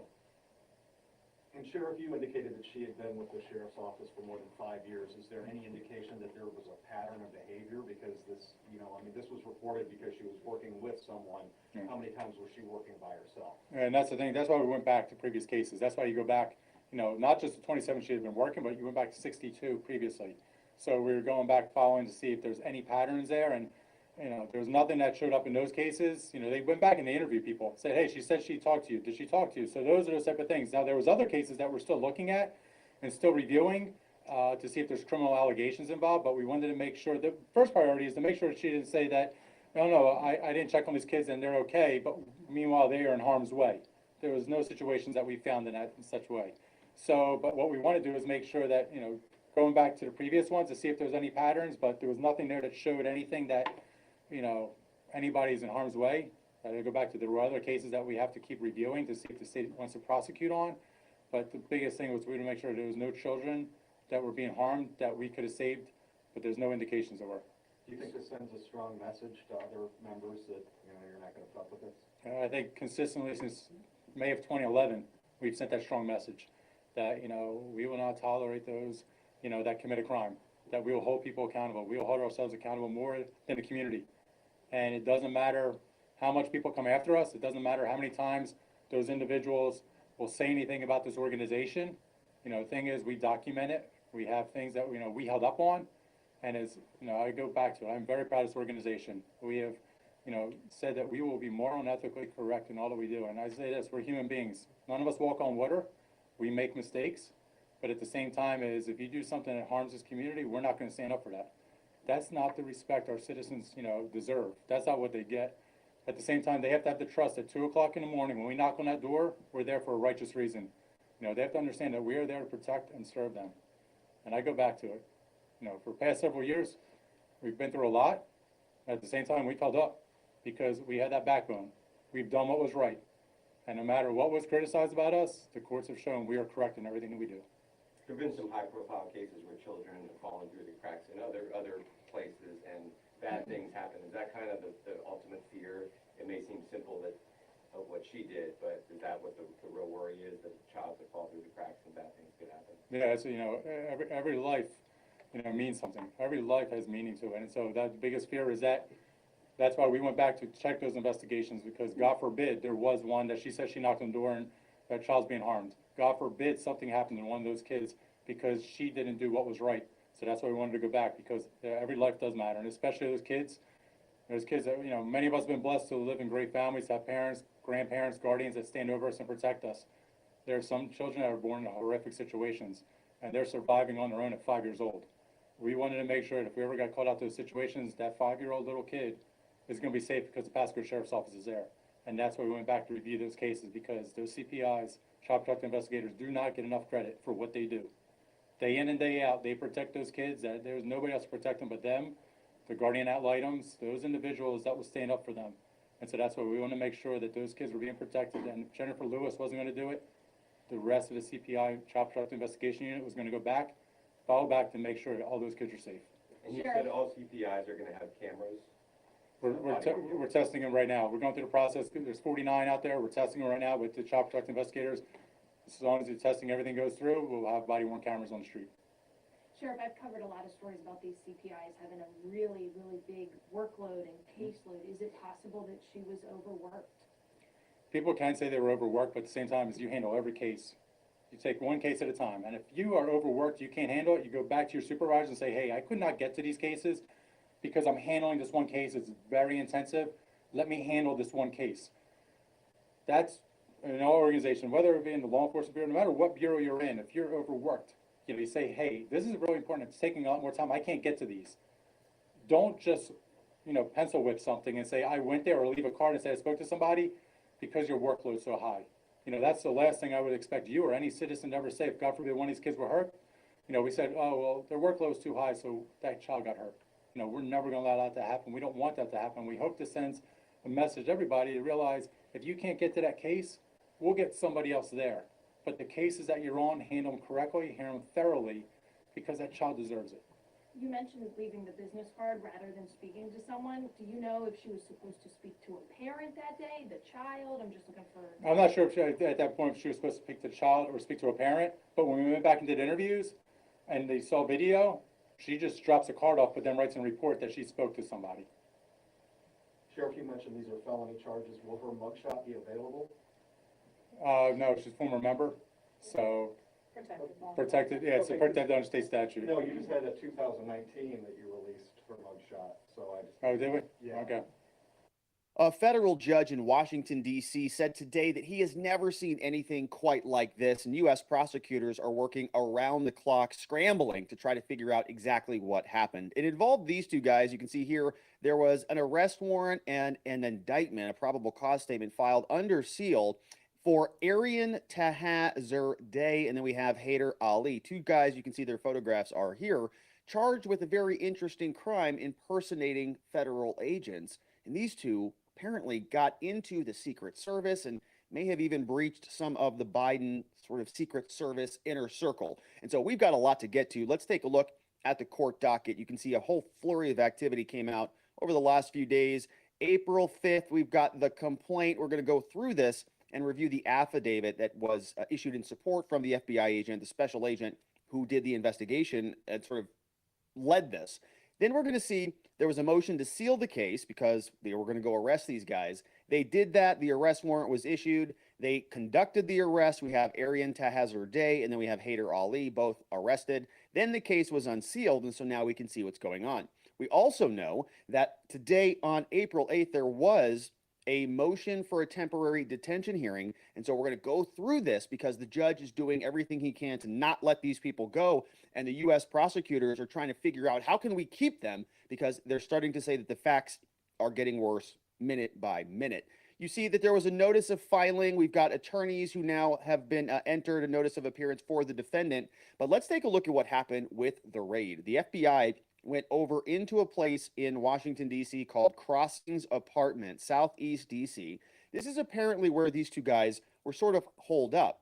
And apparently there's a lot of law enforcement, Secret Service, Homeland Security, federal agents that live in this building. And so they all kind of, pal around together while they're conducting their schemes or whatever.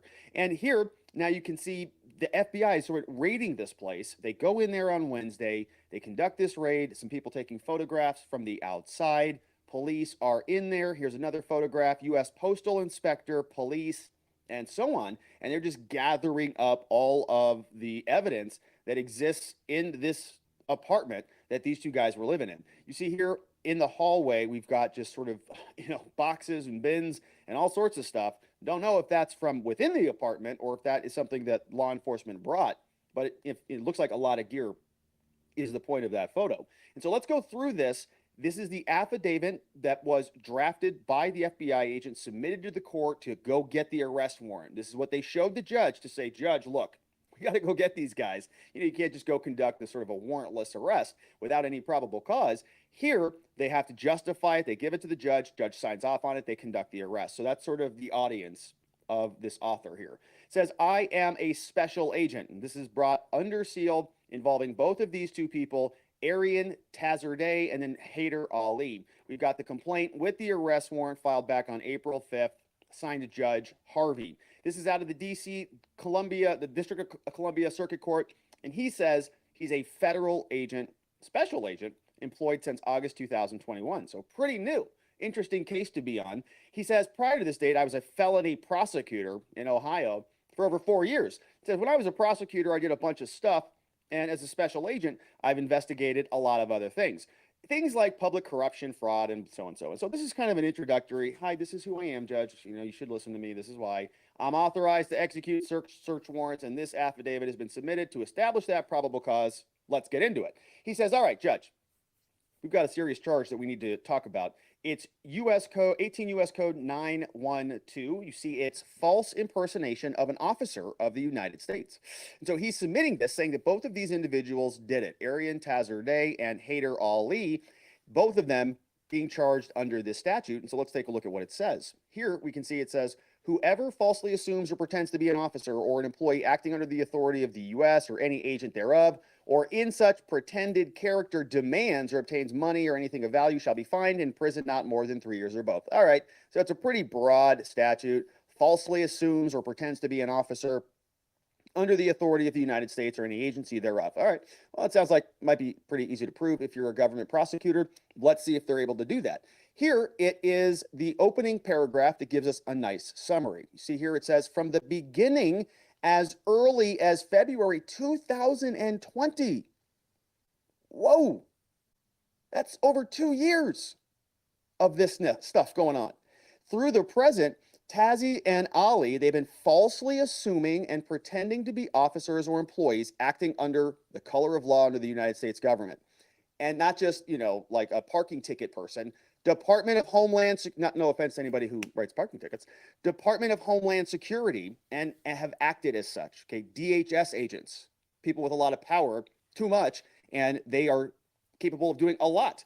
Here it says, well, these two people, Tazzy and Ali, actually, they're not employees of the Department of Homeland Security or any U.S. government agency, but they were doing it apparently for over 2 years. Tazzy and Ali have represented themselves to many numerous people, many of whom are, in fact, members of federal law enforcement. They were fraudulent and falsely conducting their business. Everything they obtained, paraphernalia, had insignias of, firearms, handguns, of all these things, were all used by federal law enforcement agencies. So they had the same type of equipment, the same type of gear that the actual law enforcement agents had, and they were trying to pass themselves off as federal agents. And they did it for several years and sort of infiltrated and worked themselves into the tentacles of the intelligence community. Here's a photograph of one of the bins that was opened up. You can see a lot of the police insignia there. Don't tread on me, USSP. We have US Capitol, whatever there that is.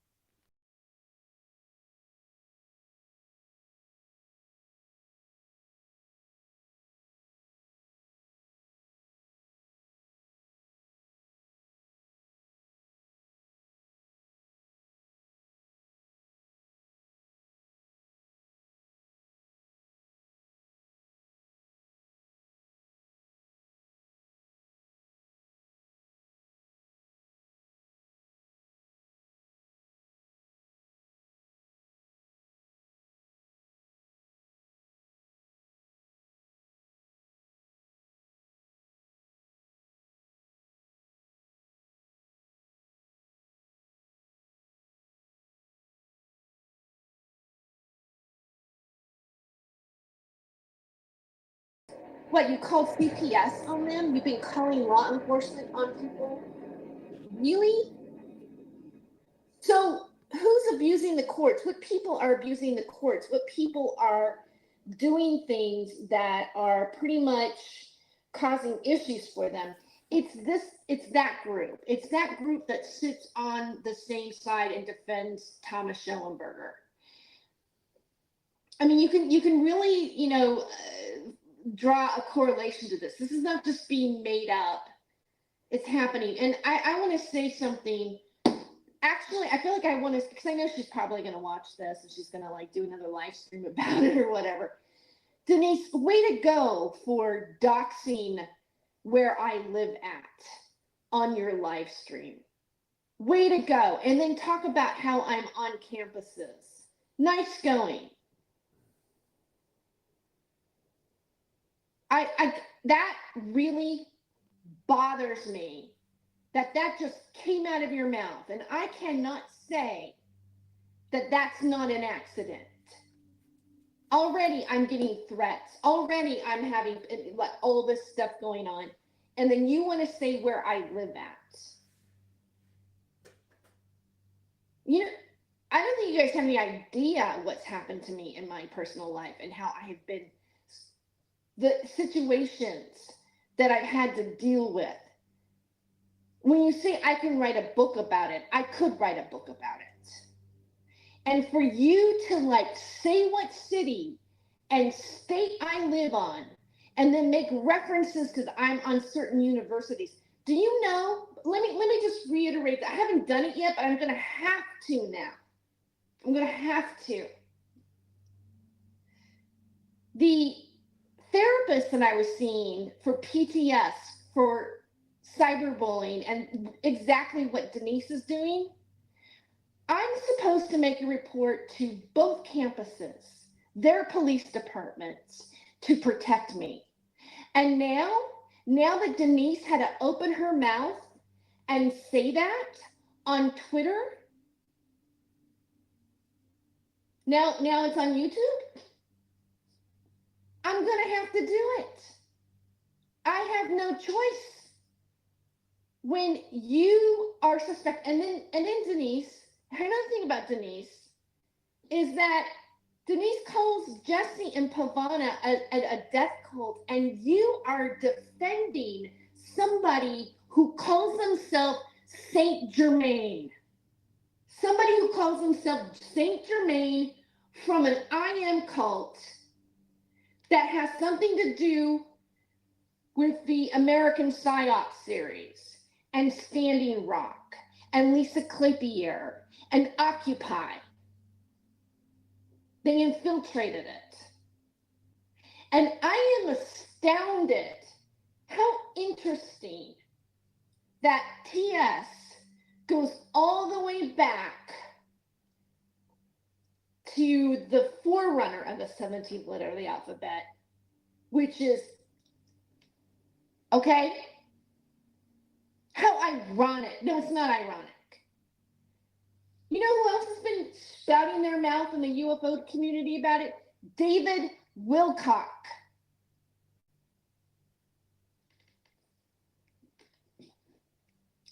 Simon Parks. Let's just get it all out there about what's going on here. Denise, I really hope that one day you're taking off all social media because you put people's lives in danger and you don't care at all. That, my friends, is doxing. That is doxing. That is point. When you guys sit there and you make threats and you say things about people and you like this and that, and then you tell people where they live at, that's doxing. And that's putting that person in danger because you're telling other people where they live at. And who the hell knows who's watching these kind of streams and is not really right in the head. I'm going to tell you something. I'm going to tell you guys something. The ones who are out there threatening me and saying that you're going to do this and that to me and blah, blah, blah, blah, blah. I want to play another one of those in just a second because it happened again. Something happens to me at all. That means I'm harassed or gang stalked or I am dead. You don't think me being dead isn't good? People aren't going to notice? You don't think that, Tams can sit all day and go, oh, that was 20 years ago that she was on that show, blah, blah, blah, blah, blah. The show ran for a long time. And I was on the first season. That's like being on MTV's first season of Real World. You think that people aren't going to notice that that's not going to make the news, that that's not going to be written about in papers if I end up dead? And you know what? When they find me dead, and if they find me dead, or something does happen to me where I'm injured or harmed or attacked, they're going to know that I made videos talking about and showing what other people did to me. And you don't think that you're not going to be investigated after you've harmed me? You better think again. You better think.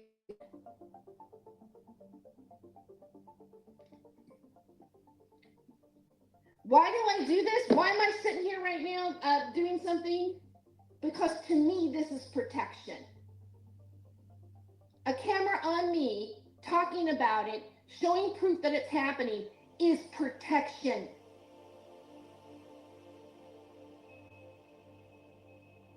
I may wait all day for law enforcement to do anything because, nobody knows who Tams is. Tams is just like a voice with no camera in front of her. She doesn't show her identity. She's hiding. There's two things why you don't let people see you. One is you may not feel really good about your appearance. And two, you're hiding your identity. You're hiding your identity.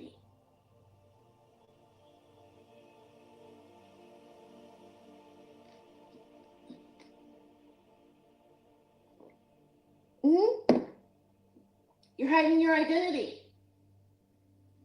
You're not transparent with people. They can't read your energy. They can't look into your eyes. You know, we're humans. Part of our ability to relate to one another is to see how we look, to read somebody's energy by looking at them, by seeing their words come out, by getting a sense of whether or not they're honest or not, because it's in the eyes. Reading body language. But she doesn't let anybody see that. If you want people to think that you're credible, show your face.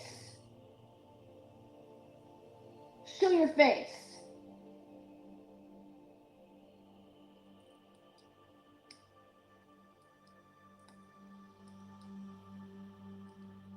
I'm tired of living in fear. And then I'm tired of people telling me, we'll just ignore it. We'll just pretend it's not happening. It is happening. And you better believe my family believes me. And if you even come close to my family,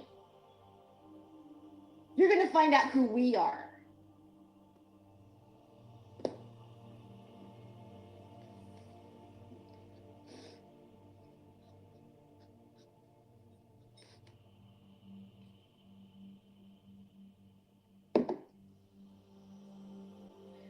I'm going to do this, I'm going to do that, I'm going to call this person, I'm going to call her police department.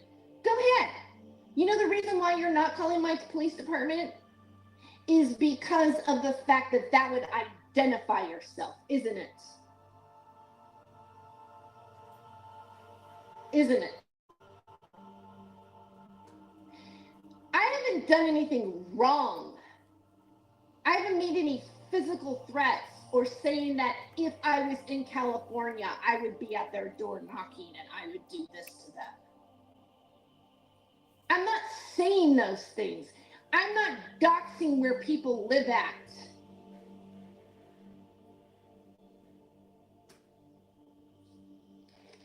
I didn't think I was gonna get like angry and just let it all out like this. I am tired of it.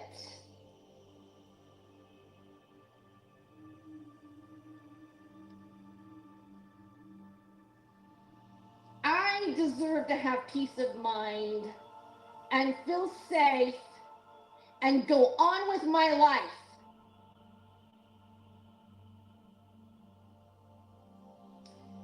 So, when I woke up, I did get the idea, well, I did do a video and say they're script writing and they're all hanging out together. And I'm suspicious of Treach. There are things that you can see on the internet and what he says is contradictory.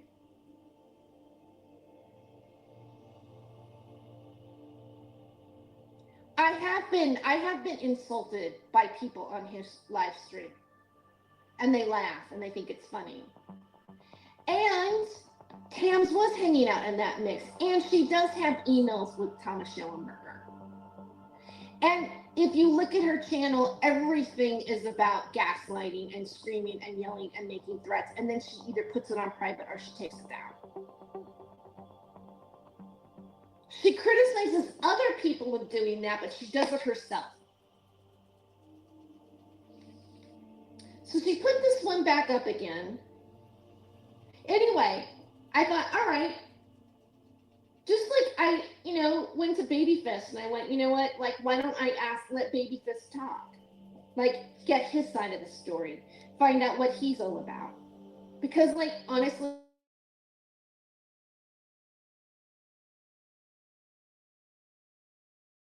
if you're going to talk about somebody, give them an opportunity to come up and say their side of the story.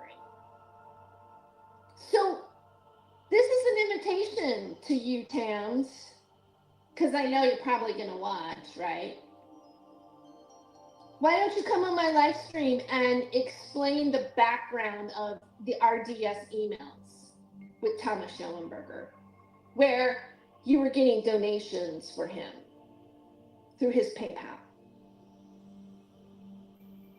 Why don't you, like, I mean, and I'll be civil, I'll just ask questions. Maybe somebody hasn't given you the opportunity to explain what that's all about. But right now, you know, and also I'm curious, like, and I see this on my community page, I might even show it. I also said, I made specific that I'm not going to allow her to talk about, I don't want any mention of Clovis.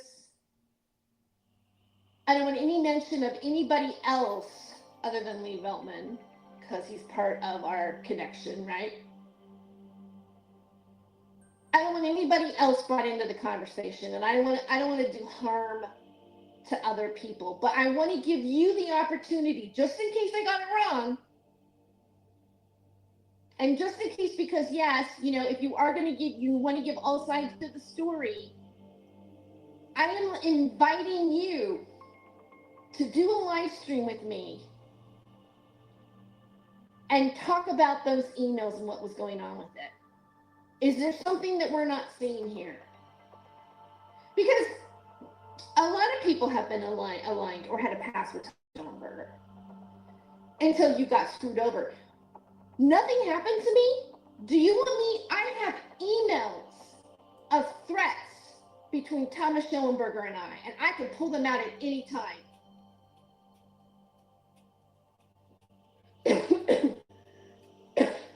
There were Twitter feeds going on between Mindy Waits and Marsha Stockton, lying about me, along with Denise Mattow, along with Thomas Schellenberger, along with Chris McGinty Jones. You don't think that I have evidence of the truth of what's actually been happening to me? Hell, I have videos recorded and documented for my own documentation purposes of what Pam's has done on her channel, and it's still up.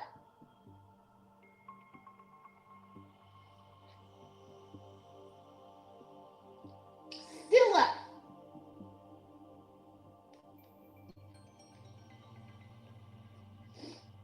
So when we go to court, if we ever went to court, I'm not saying I want to go to court. I don't like going to court.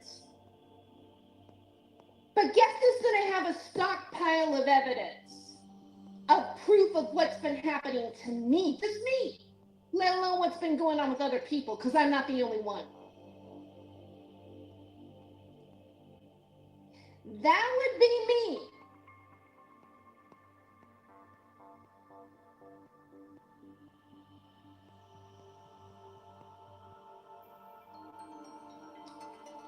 So,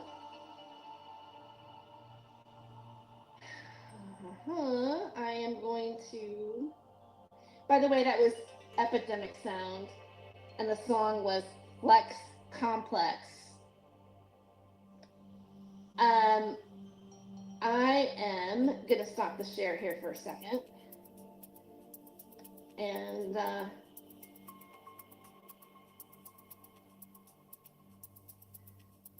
okay, my music was way too loud.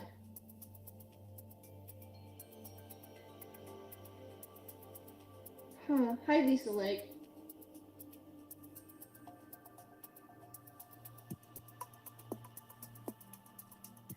So, Lisa, what do I not have right about Tams? Hi, Clovis. Hi. Aiken Drums. Hey, you know what? I got something to ask you, Aiken. Tams, if she still follows Evelyn Paglini and the Satanic Church of Nephilim Rita, LOL. I don't know, but Aiken, you know, I think, weren't you on that live stream with Treach where he said he didn't know me? But you know me too, right? Because you were in my chat the time before, right? But you didn't say anything.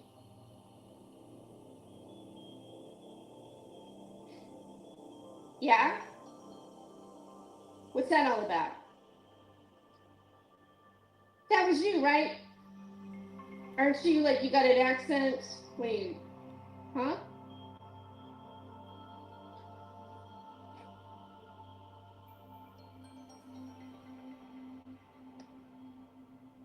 I will? Okay, so you've got confidence in me. Yeah, Clovis.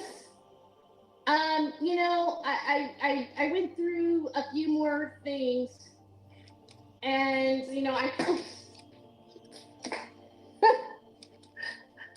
my earpiece up. Okay. I went through two more things, and I woke up and I thought, well, you know what? Why don't I just like ask Tams about the RDS emails if she wants to come on and talk about them? You know, like maybe she was aligned with them and got freaked out or whatever. Like I want to give her an open to say something on her behalf. Because I think, you know, when you're just going off on somebody and doing whatever, you just like show it where they come from and see if she'll even do it. And I also said, I'm not, and you can look at my community posts. I said, there is no discussion about Clovis. I'm not going to talk about Clovis. I'm not going to talk about anybody that she has an issue with. And I don't want to cause any harm for anybody. See, I don't think she's going to do it. I don't think she's going to be straight. That's my feeling about it. But I thought at least I would give her the invitation. Because what I really want to know about is Thomas Schellenberger. That's what I really want to know about. I want to know about his participation with Lisa Kleypier in movements like Standing Rock. I don't know if he wasn't involved with Standing Rock, but definitely Lisa Kleypier where it was, and there's a connection to that. And the participation in Occupy. I was at Occupy Los Angeles. I probably crossed paths with her.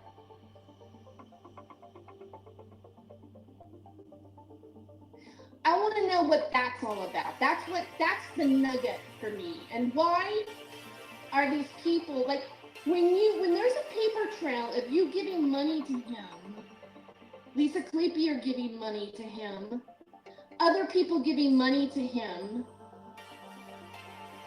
Money makes people connected with one another. When somebody gives you a donation, sometimes they think they have something over you, like they can control you, like it's a bond. It's not just a gift, many times. It's also a way to manipulate people.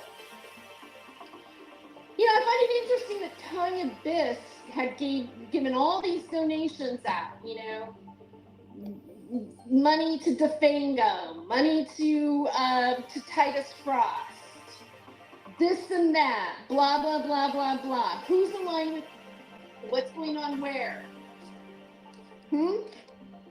Right? So let's just get straight. Give me the facts about the RDS emails. Are you still with them? Why is he a patsy to you? Why do you call him a patsy? Patsy for what?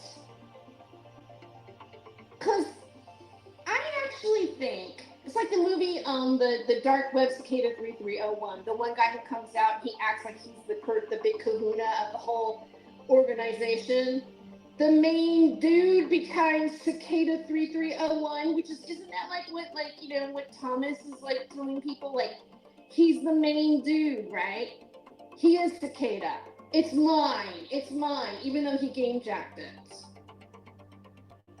But what's behind Thomas Schellenberger? Because I don't think it's just him.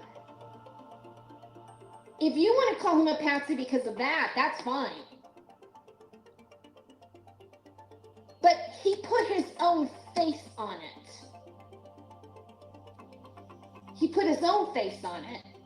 He's calling himself Saint Germain, or he's referring to Saint Germain, or there's a Saint Germain connection. And Denise wants to run around and say other people are involved in cults. Oh, I'm just not that bright. I'm not able to see the truth. You know what? It took me, 6 weeks to figure you out, Denise and Thomas?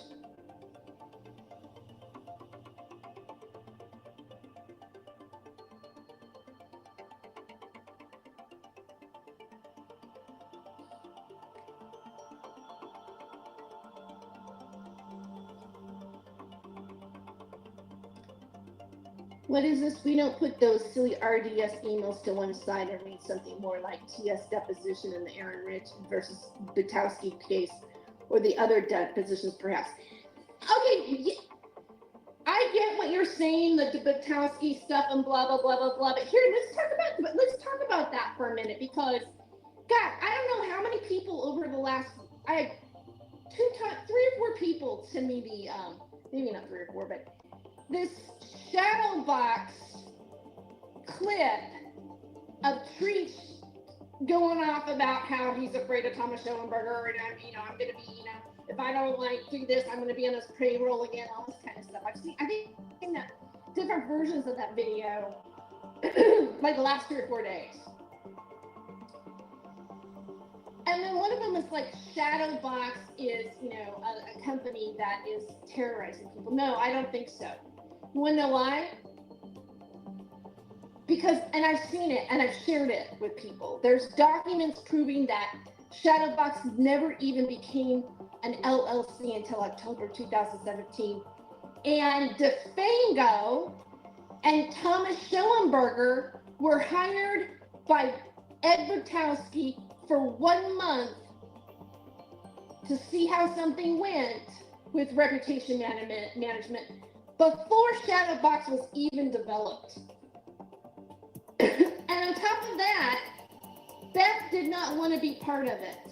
She didn't even know she was part of Shadowbox until February the next year. She was put on that board of directors without her knowledge, and there's also proof of her asking to be removed, that she didn't want to be part of it. And yet, people like Denise and everybody else want to blame everything on Beth Bogarts. They all want to say it's her fault. She's the one behind it. She's CIA. Everybody's CIA. Blah, blah, blah, blah, blah. Script writing. Right? Blah, blah, blah, blah, blah, blah, blah.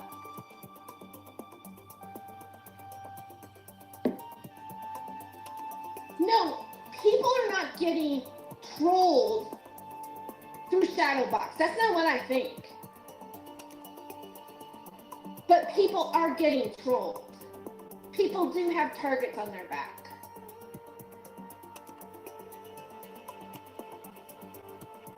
Something is happening to them. I can prove it. I can prove what's happening to me.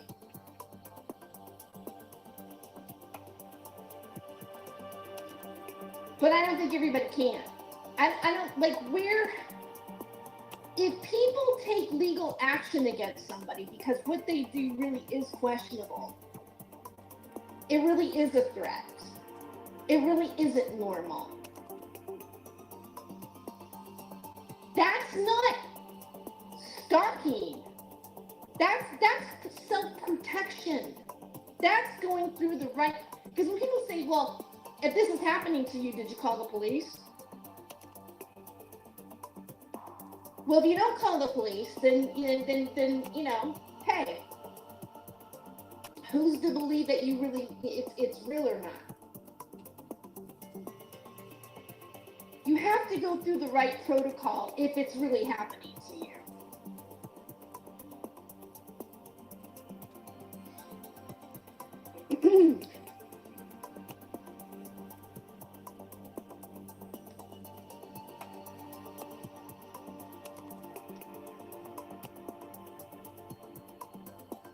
Lisa, I don't know, I don't know why you're saying diagnosis is not a license. Are you referring to my therapist when I was telling her what was going on and she said, you better do this? I don't know, you're laughing, right? What's funny about what I'm saying? Yep, that's right. There you go. Hi.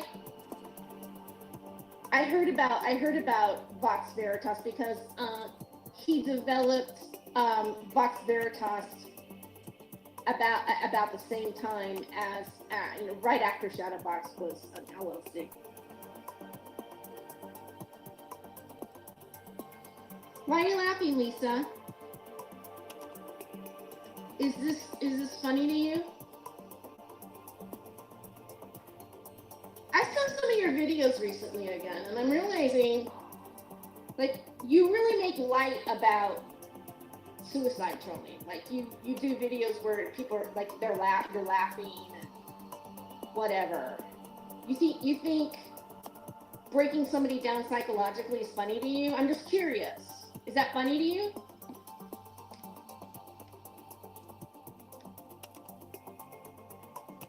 Is that funny?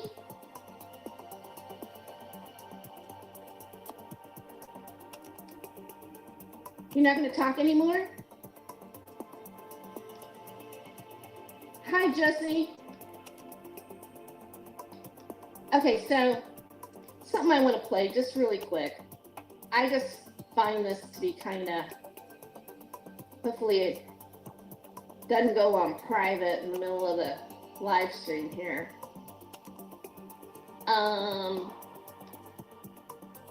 Give me just a second.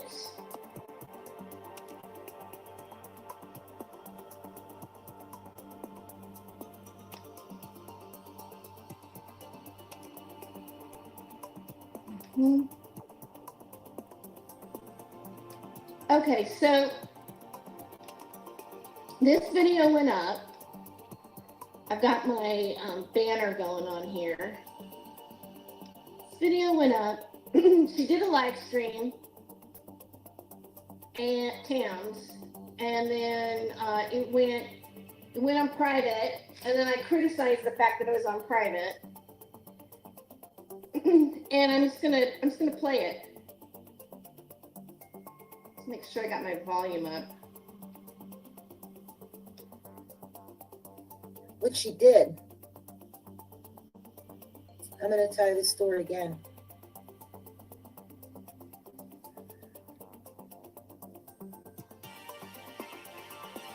I came into contact with another hit case.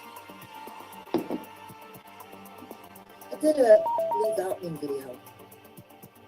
He demanded an apology. She left a comment. I didn't listen to my intuition. I didn't like the feel of her energy. I stayed away.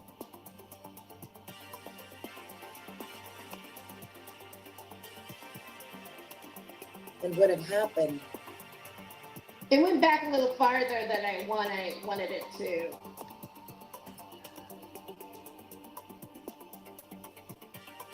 Some of my enemies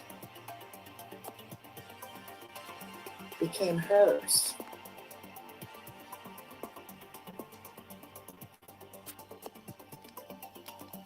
And she was unable to recruit me. She wanted me to go after everyone she didn't like, including Angela. If I have a grievance with Angela, I'll go to Angela. Okay, let me talk about that for a second. I had the altercation with an Angela a few days before, and Angela called me a bitch as a moderator, threatened to time me out. I'm gonna turn this down because I keep hearing my own voice back at me. Threatened to time me out, and then went back up on Jesse's show and, talked about how awful I was in the chat, and they called me bitch, bitch, bitch, bitch. And then I did a video about that. And I confided in her about what had happened, not really knowing where Tams was coming from. And then she goes, oh, I think that, Baby Fist and Angela are really nice. Well, actually, Baby Fist does seem nice, right?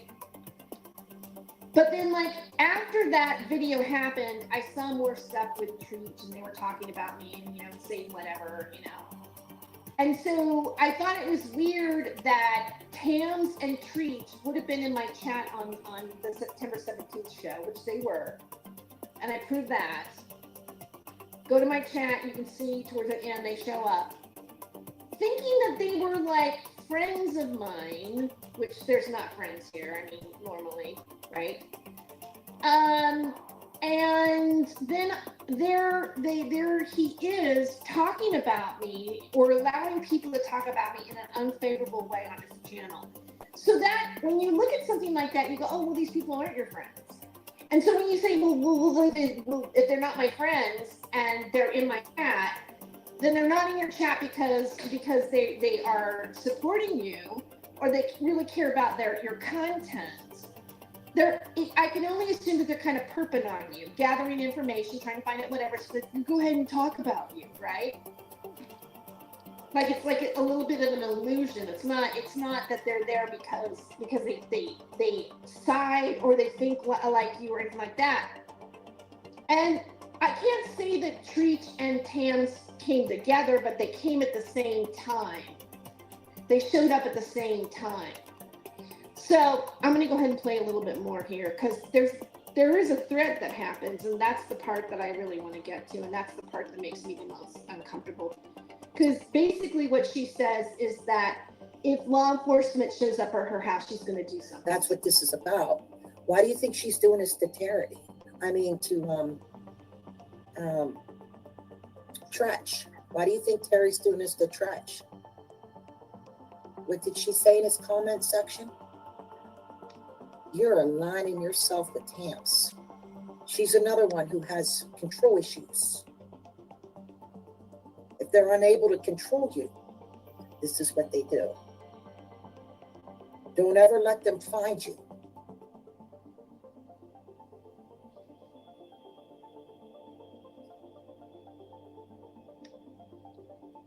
I'm not even going to tell you what I would do if she would have sent a police officer to our house. That's private.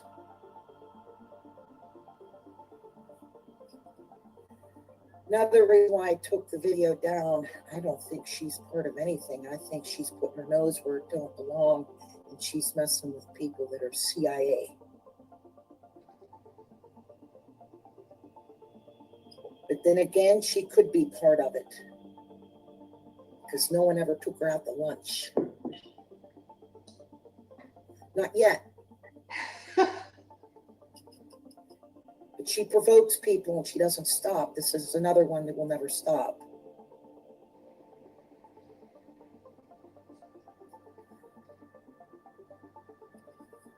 And she loves what I'm doing right now. I'm telling you, she's going to record it, mirror it.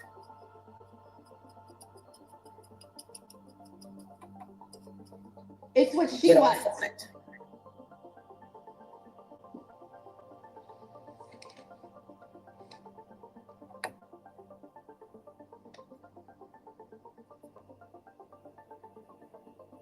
Now I'm going to move on to the next one, Stockos. All right, go a little farther. 6 years. Excuse me. I'm they're too good to be true, especially in the goof community. They're fake. So I went along with it because I've been on these dox hunts before. I told you the story. When I finally found the person, I decided to let him go.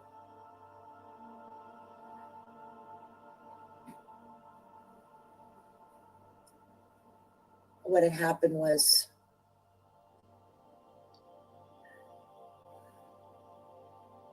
I just had to play the game. And I was getting tired because there was a lot of time being wasted, which is why I no longer talk to anyone off of here. If I do, it's very brief, and they know not to tell me about any of them, what's going on, or they'll go on block.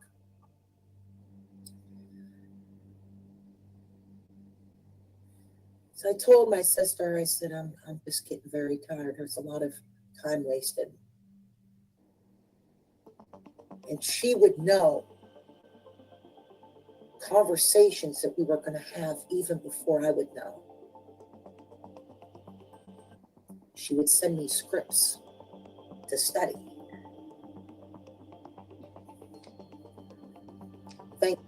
Bricks to study. That's interesting.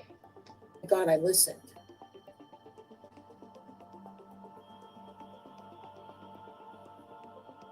And I said, you know what, this is too much time being wasted. I believe 2 years passed. I don't know if it was a year or 2 years, but it was a long time.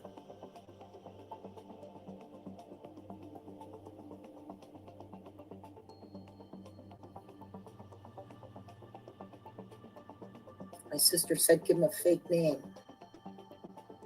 She said, I'm going to tell you something. I don't think this is a man that you're talking to. I believe that it's a woman.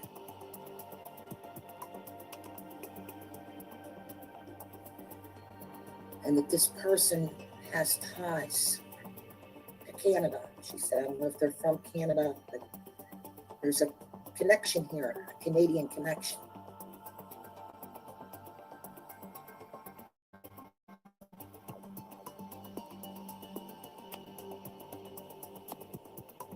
And as soon as I gave this fake name, this individual then went with my enemies. Never heard from this person again. But I let the person know exactly what my sister said, and I'm far from stupid. Fast forward to Stockos. She goes, I know who that was. He, you know, she is. Wendigo, remember that? She goes, I know who she is. Well, guess what? So do I. Stockos, I'll always be 10 steps ahead of you, all of you. And you'll never fool me. But I fooled you. Because I have a plant. And this person never left my side.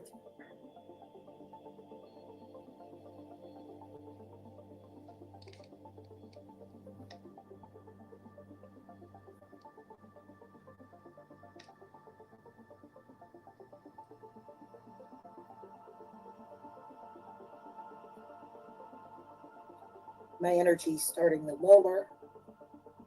I will leave this up, but like I said, I'm not sure. It might take a day or two.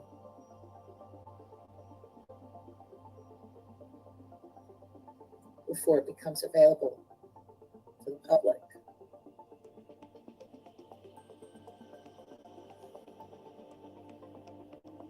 This is going to be a very strong year for me. Here we go. And the worst for my enemies. Especially 3. You just should have left me alone. Yep.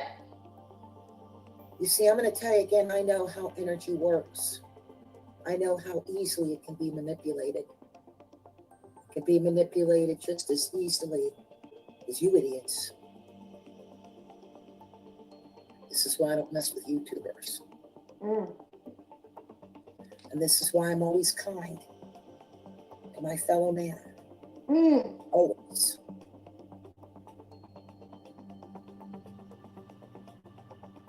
Except when I'm defending myself against you head cases who wrongfully accused me of eating children and babies, being part of an SRA call. What? Cyber molesting children, murder, bribery, extortion, gang stalking. Yeah. The list goes on and on. You are. But I can assure you that after when I shut this stream down, you'll never do it to another YouTuber. Because that's how energy works. Right.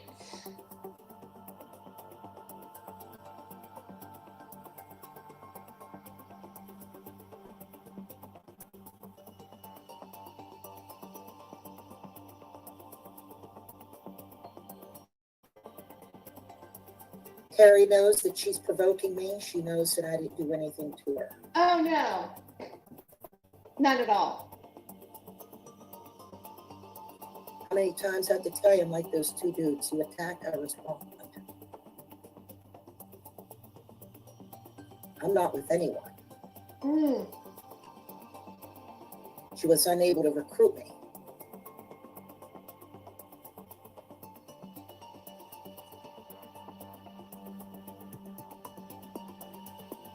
That's what this is about.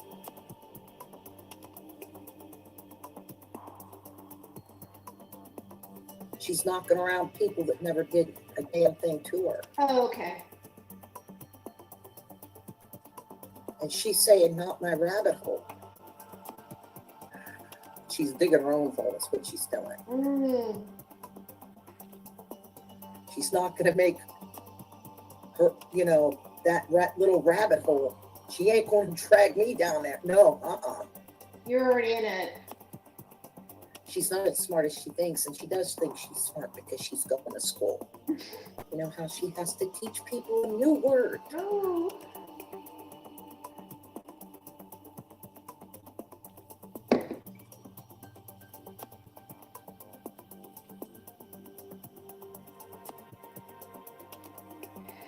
It's true that pride comes before the fall.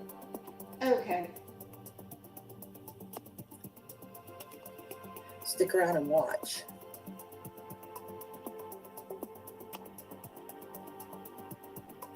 Watch what? Oh, going back to Stockos. Oh, I went way too far. She said that she got in too deep. I was really It'll raging. happen. I'm going to tell you what I felt. She was saying, It'll happen. The threat's gonna come. It's still gonna come up. that she wants all of you to believe that she is part of this psyop when she's not. She inserted herself. She would force herself on these people.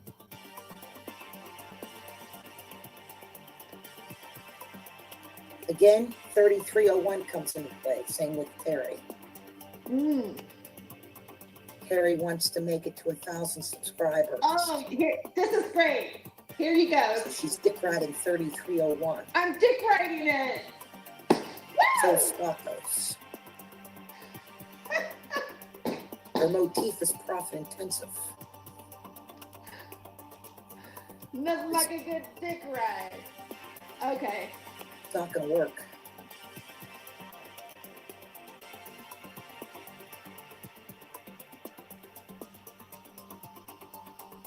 Stockos was never with any of these people.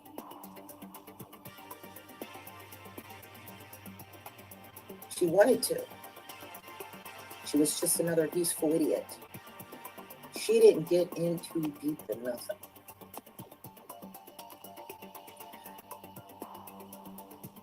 She's too sloppy. Good name for a taco. She's sloppy like a taco. It's a good name for a mud pig. The CIA would never be dumb enough to recruit sloppy Stockos. Oh, Stockos. They never would. Huh?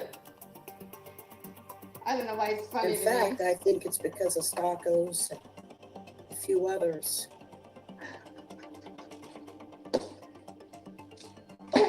They botched it. And it's possible their lives could be in danger.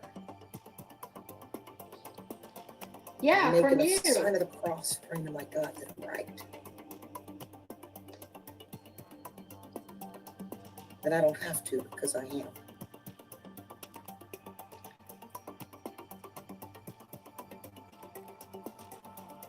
She went and what she did to Tretch and his wife.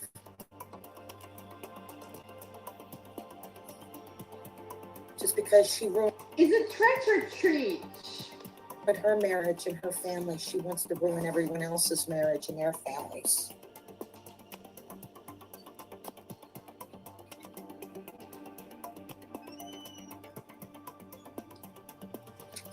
There goes the swinging porch. She brought something up.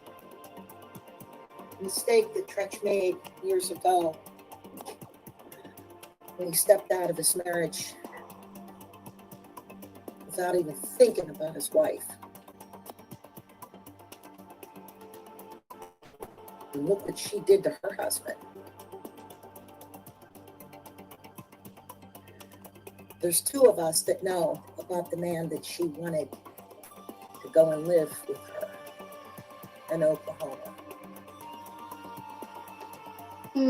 Always good when people say the state someone lives in. No, I'm joking. So she has no room to talk about anyone's marriage.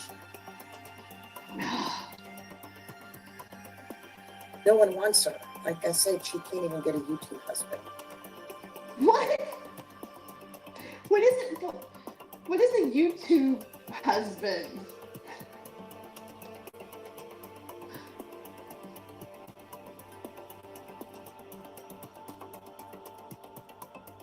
The biggest mistake she ever made is turning on Tretch and Macon. And she gaslighted them both. And I tried to warn Tretch. He didn't listen to me. In fact, he came at me for it. But here's the point. Here's her alignment with Tretch. Right? Okay. That was him.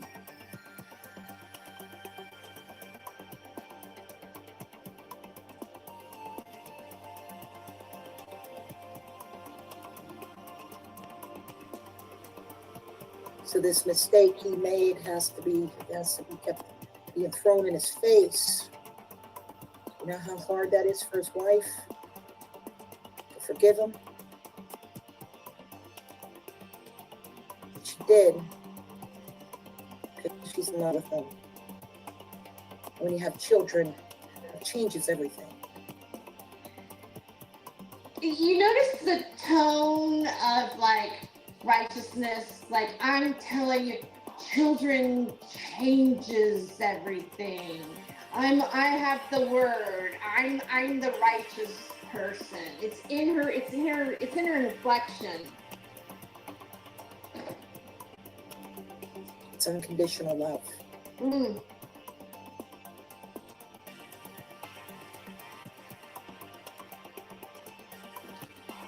Stockos, I'm going to tell you something. Oh, please tell us. You know what? Talk is cheap. I'm not even going to say it.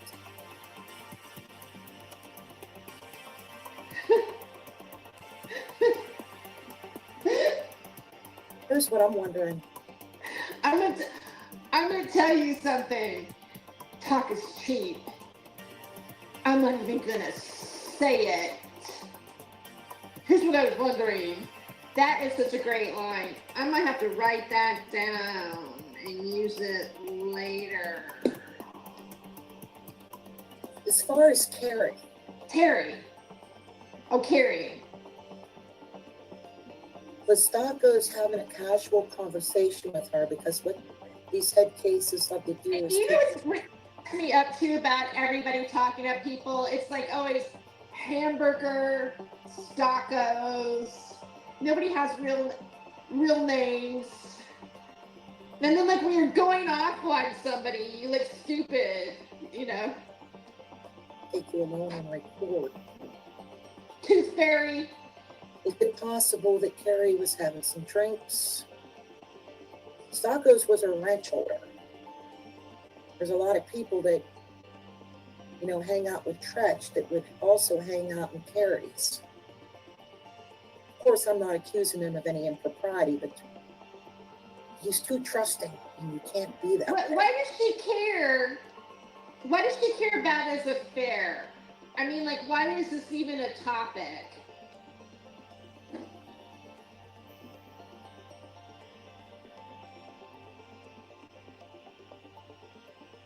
I can't tell Tretch and his wife what to do, but I'll tell you what, if I was the wife, I would reach out to Terry and see what the hell's going on here.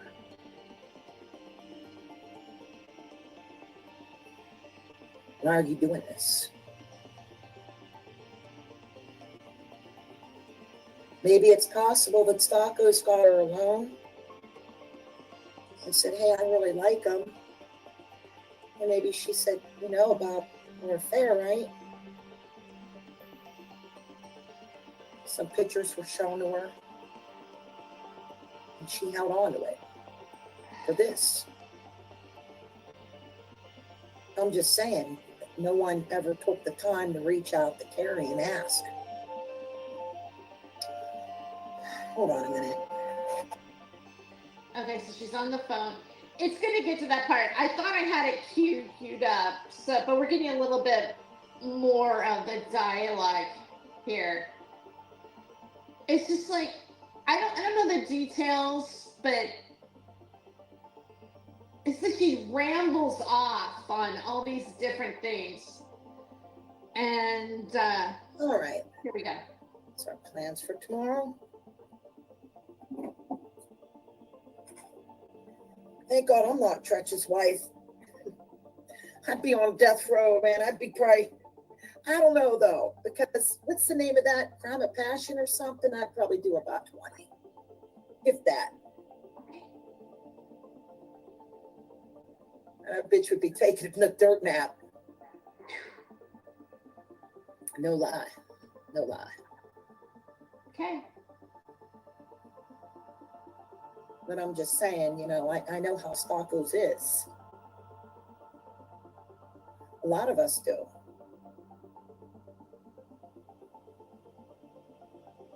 And he'll never stop.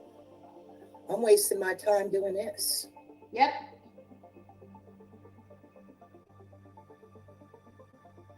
Unless you're getting paid. So, you know, Scary Terry, she's gonna continue to make me her content.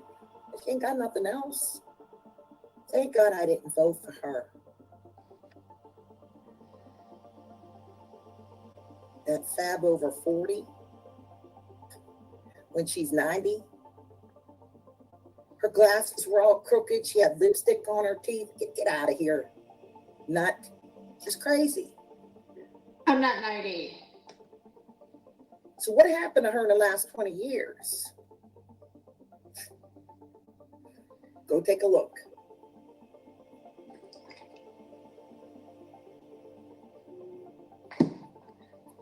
Go take a look. See, I don't mess with YouTubers, and like I said, there's people, you know, as far as Thomas, that's no one's business. I ain't gonna talk about him. Okay. One more time, Tans. We would like you to talk about him. I have exposed the RDS emails, and probably other people have too. It's like not a secret, but that's a big deal. You do have an association of Thomas Schoenberger, and you are attacking a lot of people who talk about Thomas Schoenberger and expose Thomas Schoenberger. So yeah, we want to know what your relation to him is. Why were you getting PayPal donations for him? And it's an investigation, really. I think we deserve to know. Now, if you want to decline and say, I'm hearing myself on my own sound there. If you want to decline and say, well, you know, I'm refusing to comment, that's fine, but you've been given the invitation to comment. You're being given the invitation to say your side of the story.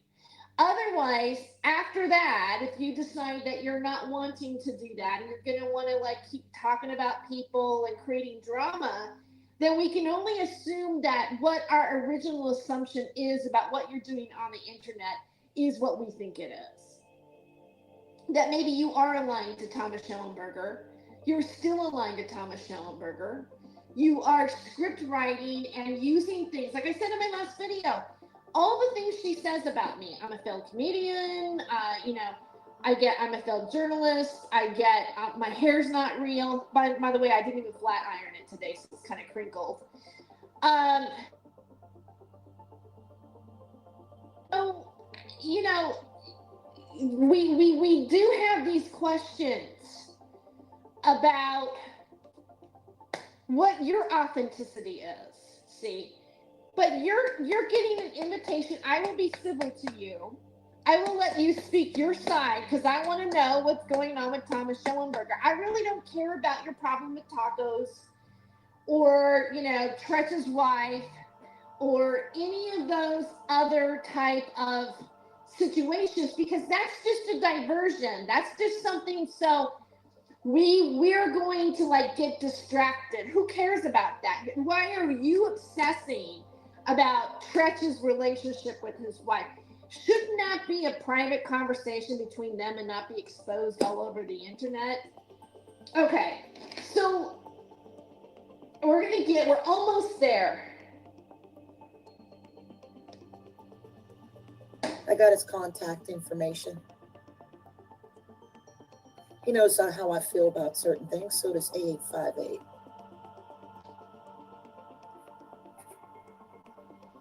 There's a lot of people. Or maybe it was before where I thought it was.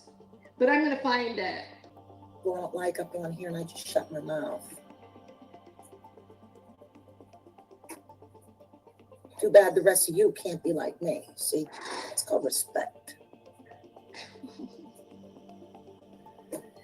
Speaking of respect, this was funny. I was hanging out in Chisel's Truth Hurts, Mr. Jones, and correct me if I'm wrong, I'm pretty sure it was Sil that started talking about actresses that she likes. And Elizabeth Taylor being one of them, and this and that. And I told a story about Mickey Rooney and my uncle. Oh, darn it. It's before this. Hold on. I really messed up here. I took you guys on a run.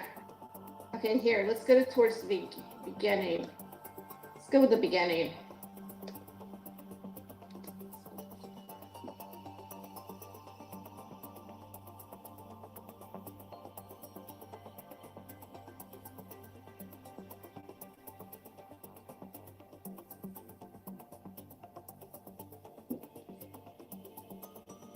Takes her a while to get started.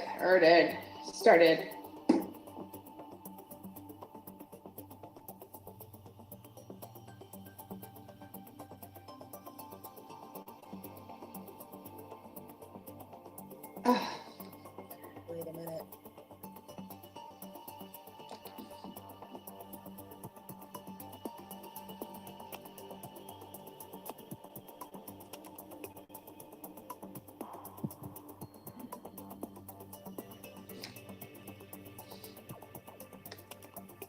Knock me around. I don't know what that's about.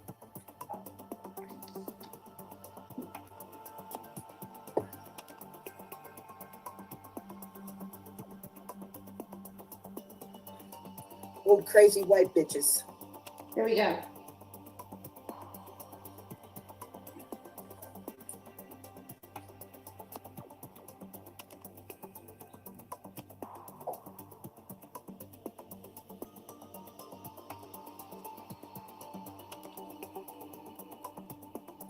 Here we go. Have my coffee here real quick.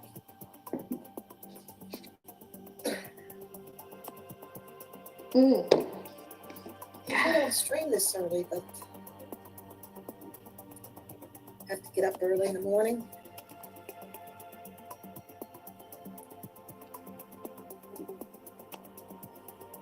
Sunday, celebrating Easter. You also notice around the holidays, especially Easter, Christmas, these head cases love to come at me. I don't think I have to tell you why that is. Let's not forget the Christmas Day attacks. That was hilarious. If only they knew the truth.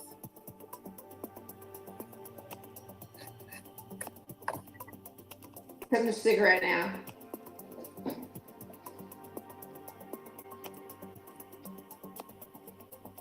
Speaking of truth,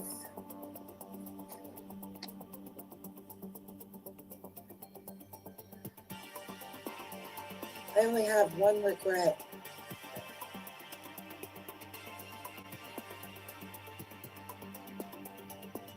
I should have stayed in California and studied longer. Mm-hmm.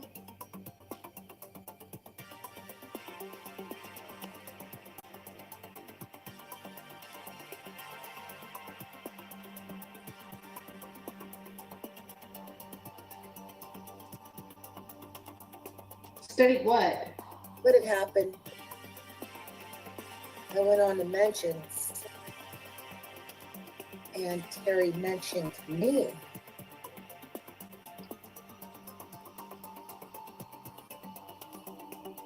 It should be the last stalker standing. Okay, now I wrote this down here. Let's see. Now don't forget. Why did she write it down? Is it a script? She's a stalker. Mm-hmm. She's recording this. Yeah, I am now. She's gonna mirror it in wine for hours on a string. Porch. Because they could never do it alone. Because they're afraid. That's why they gotta group up. Well, you know, we're afraid when you talk about how you have family here. You make reference to California. You do videos about coming up and showing up and knocking on my door. You write things about how many times have I been knocked out. Yeah. You know, that does cause a bit of fear in people.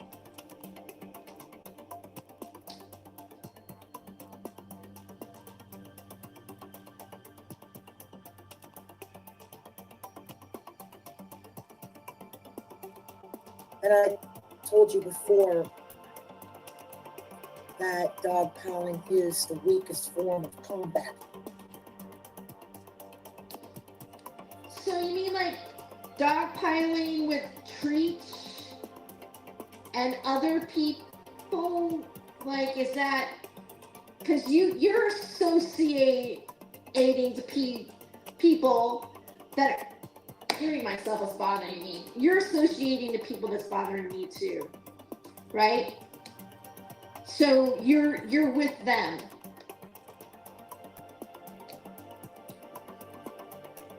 Clovis apologized to her.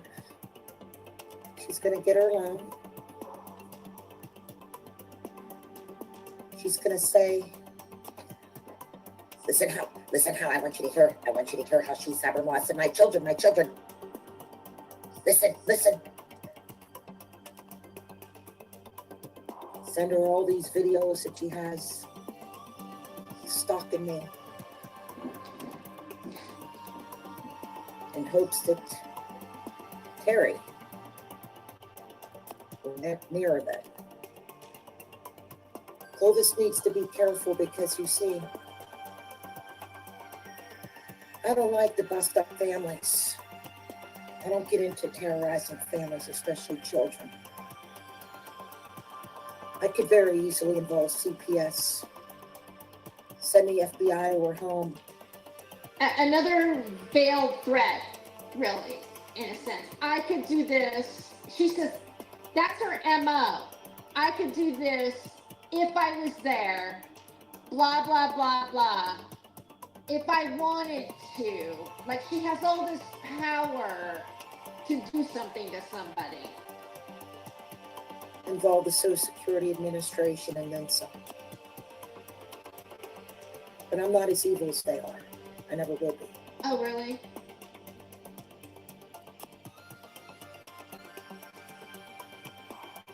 But I'm tempted See? because it's not stopping. Oh, So here, Terry, scary Terry, I'm on her, mentions. Flashback Thursday, People Magazine, July 14th, 2003. Are you kidding me?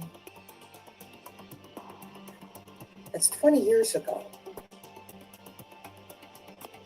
So what happened from then to now?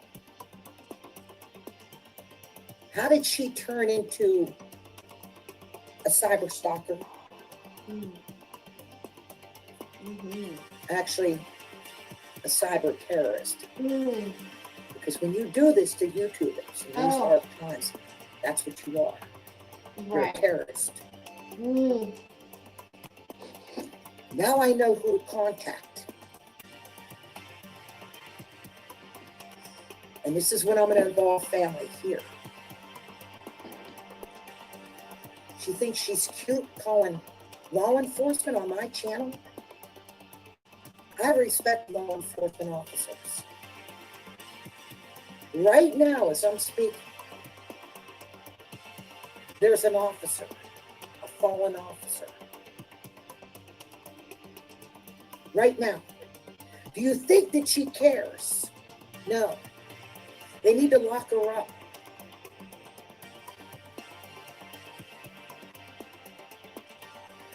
So she's using him, and I'm going to tell you something. I just took the video down because I believe I know what name she used. I didn't use any name. I'm not going to say why. I don't know who you... I thought about contacting her police department, but I'm not as ignorant as she is.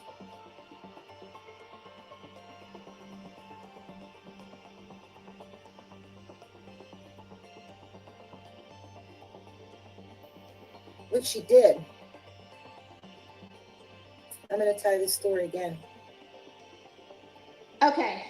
It's somewhere. I'm going to find... I thought maybe I lost it. I came in I didn't mean to go through the whole contact with thing. this- another head case.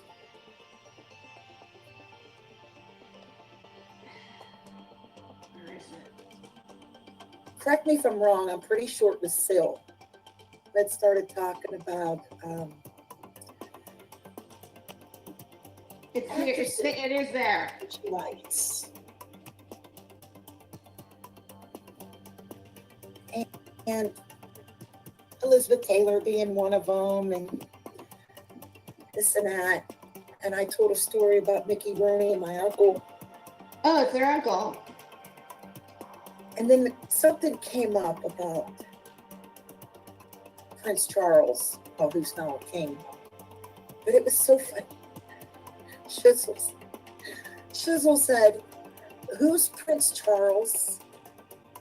I don't know if he said who's Prince Charles or who. Is he some? And I typed in the chat, I said, "Shiz, you got to give me what you're smoking." We were dying. That was funny as hell. But yeah, he's going through something with the YouTuber that I always think. I don't know what's going on, but I can tell you this, that, Shiz he's not doing anything. He's got a different way of thinking. I mean, we all do. And he thinks outside of the box. I mean, way outside the box, but he's cool. I like people like that. I like people that question things. I don't want someone like myself. Even, my husband, my twin flame. We're different religions. We're different in a lot of things. But I respect the freedom of my fellow man. Some don't. So I'm not going to hate on someone just because they want to believe that the earth is flat or whatever it is. I'm not that way.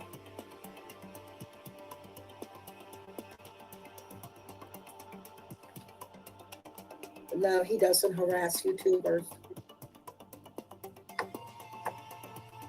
If anything, you know, he'll invite them up on her panel. Not one's business.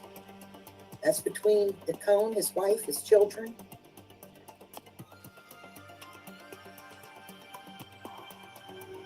You know how many have called law enforcement? Here we on the go. channel? I think. Told you it's a network. Denise was right about that. I was told this from the very beginning.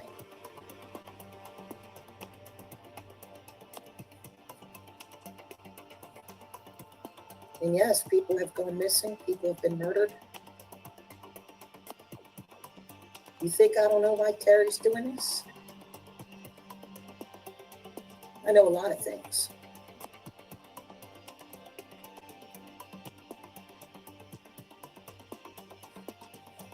Why do you think a lot of people are trying to shut me up? If you want me to shut up, just back off. It's that simple. You're damn lucky I ain't putting out my evidence. Put it out. You don't want me to do that. Oh, please do it. What's your evidence?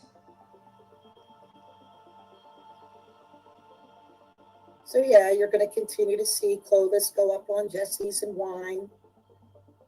You're probably going to see Terry and Headcase Clovis join forces. That's going to be hysterical because they're going to turn on each other.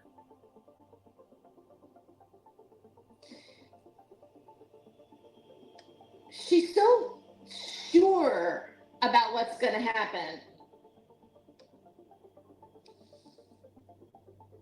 If Terry knows what's best for her, she'll stay away from Clovis. Now, let's not forget what she did to Terry. She wrongfully accused Terry of doxing her children. She didn't. That's not exactly correct at all.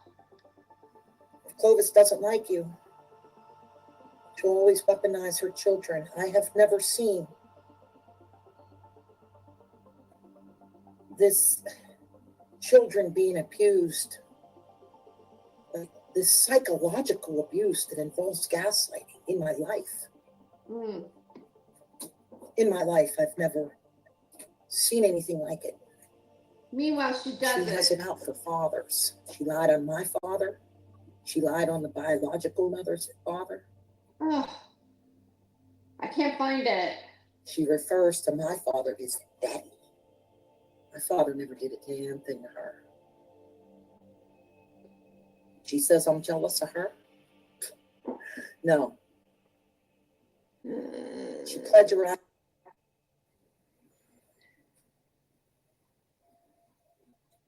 And I'm going to ask again. No one, I don't want anyone telling me what this one saying or that one saying.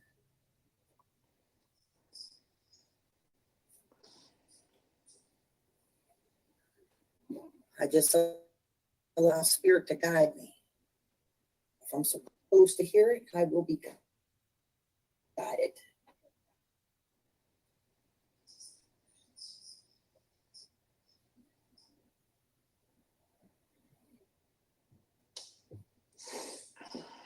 God, I had it. It just never ends, just when everything it was planned this way. Terry's been, and I'm right. I didn't even know her. Didn't know her. And it is a death cult. What happened to Glass? What happened to Ron?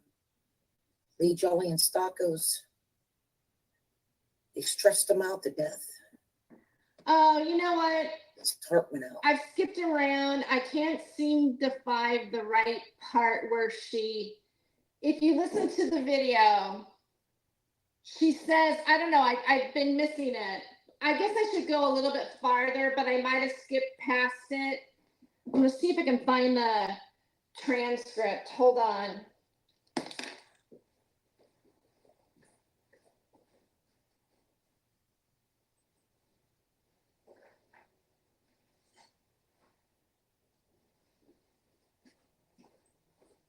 Oh wait, it's right here. Let me look at the transcript because I'm trying to really, if I say something, I thought I had it queued up. You know, like you were listening to something and then all of a sudden it like, hold on.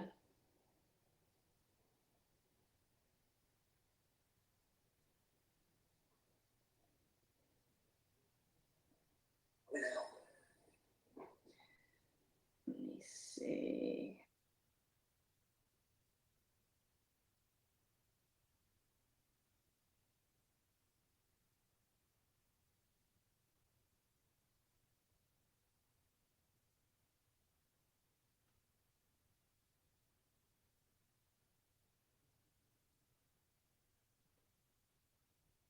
Okay.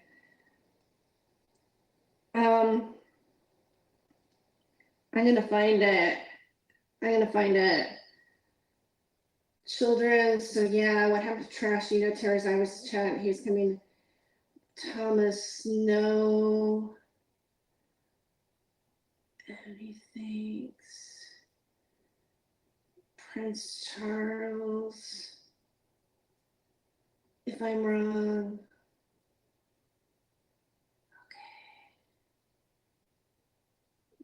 Scary Terry's gonna continue. Okay, Fat Power Friday, her glasses were crooked. Go take a look. I said there were people who knows first time. I got contact. He knows how I feel. Mr. Jones, Elizabeth Taylor. Somewhere I've passed it. Earth, abuse, a lot of hate, broke loose. I don't allow anyone. I'm not with Thomas, anyone. I'm not with Thomas or anyone. Well, you know, I know a lot of things. Why do you think a lot of people shut up? You know, when Jesse's panel. If Terry knows, she'll stay away from Clovis. Children being abused, gaslighting, seeing anything. She refers to my father. She plagiarizes. There's a lucky number. Okay, I don't want to make this very long because I said I have Easter coming. A lot of guide, everything, another nutter. And I'm right. Lee Jolly and Stockos. I gotta shut this down. So when you learn magic. Where did it go? Her heart. Reason. I laughed. So I better shut down head case. Law enforcement knows what they're going to look at my channel. You think I can set them on private and destroy your marriages? So yeah, he did piss me off because when I was in Terry's, he came and I don't know, I think Thomas, Christmas Day. Where am I at in this? 42. Could tell.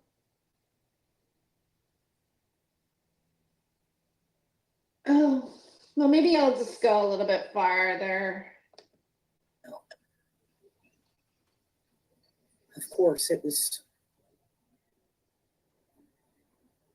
I don't want to say anything more, but it didn't help matters. And that's what they're trying to do to me. And it's not going to work because the tables have turned. So I got to shut this down and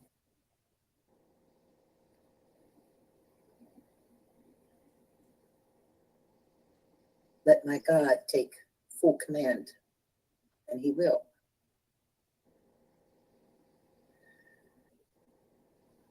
You know, my God tells me there's a verse in his Bible.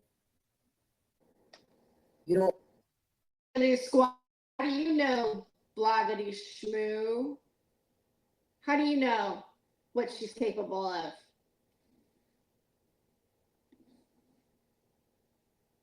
Where did you come from?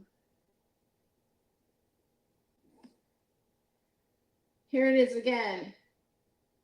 Is there anyone home, Terry? This is Tam. Switch it off and move along, Terry. Oh, is that, what is that?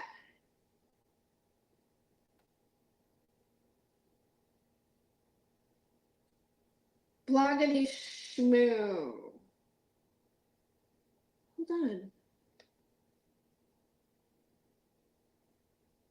Bloggity shmoo. I wonder how long your account's been around.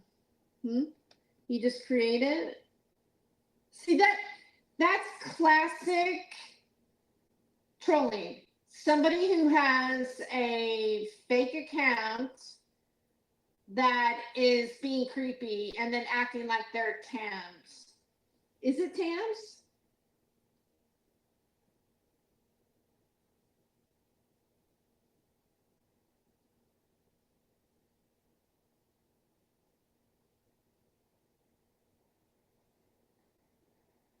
Oh, wait. Hold on. There's a whole bunch of stuff going on here. Mickey Rourke or Mickey? Happy Easter.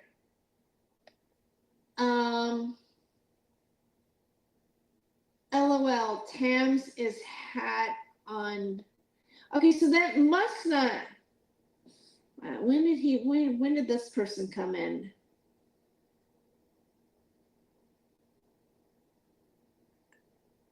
Okay, Tams has the hots for Treach.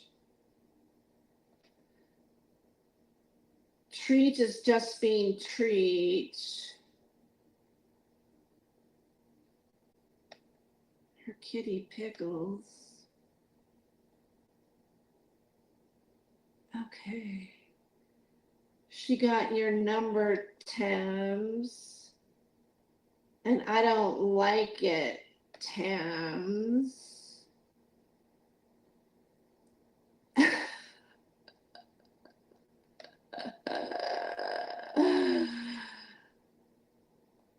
Hell, Lisa, Terry, you really don't know times too well, class.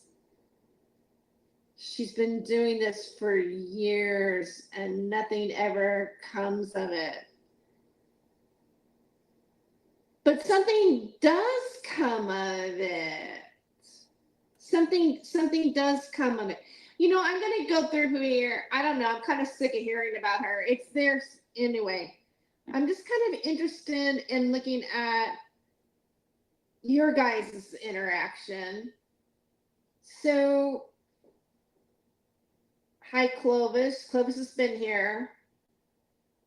Ask Tams if she will follow Evelyn Pagnini and the Satanic Church of Nephilim. Okay, what's interesting, and I should probably just play the very last part of it, because she mentions that she has family members that were with Anton LaVey at the end of the video.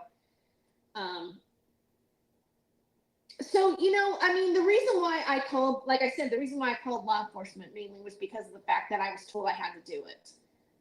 Right? When I described what happened, to the therapist that I go to for the PTSD from being trolled, right? Because I'm trying to be healthy, and read what she wrote, I was told to do it. Otherwise, she would have to do it. So I really didn't have a choice in the matter. So, like, boogity boo or whatever, like, you can say she's not going to do anything, but you really don't know that. You really don't, like, we don't even know who she is. We don't even know her face. We don't know her name. Her name's gotten mistaken.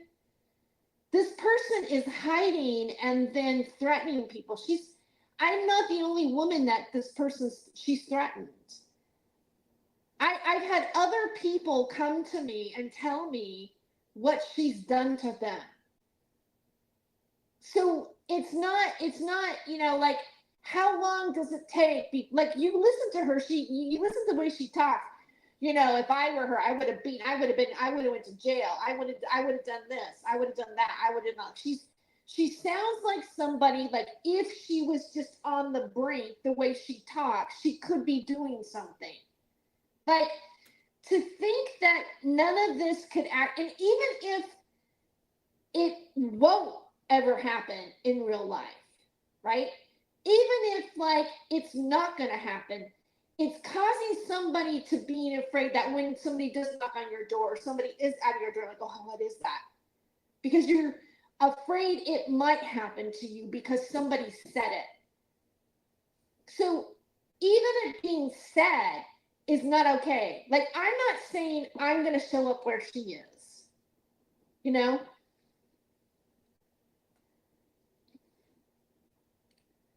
She got the alert, right?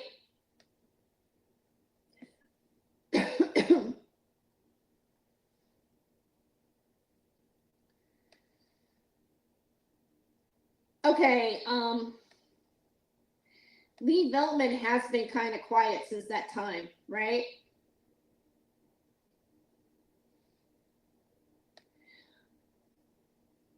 Okay, I got it. Okay, thanks.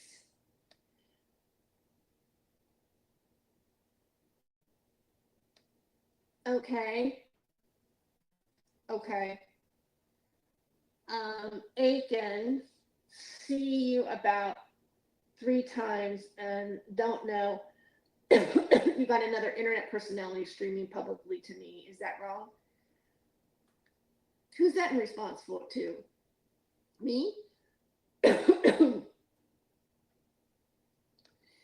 Why don't you put your silly RDS emails to one side and read something more real, like TS deposition and the Aaron Rich? Okay, yeah.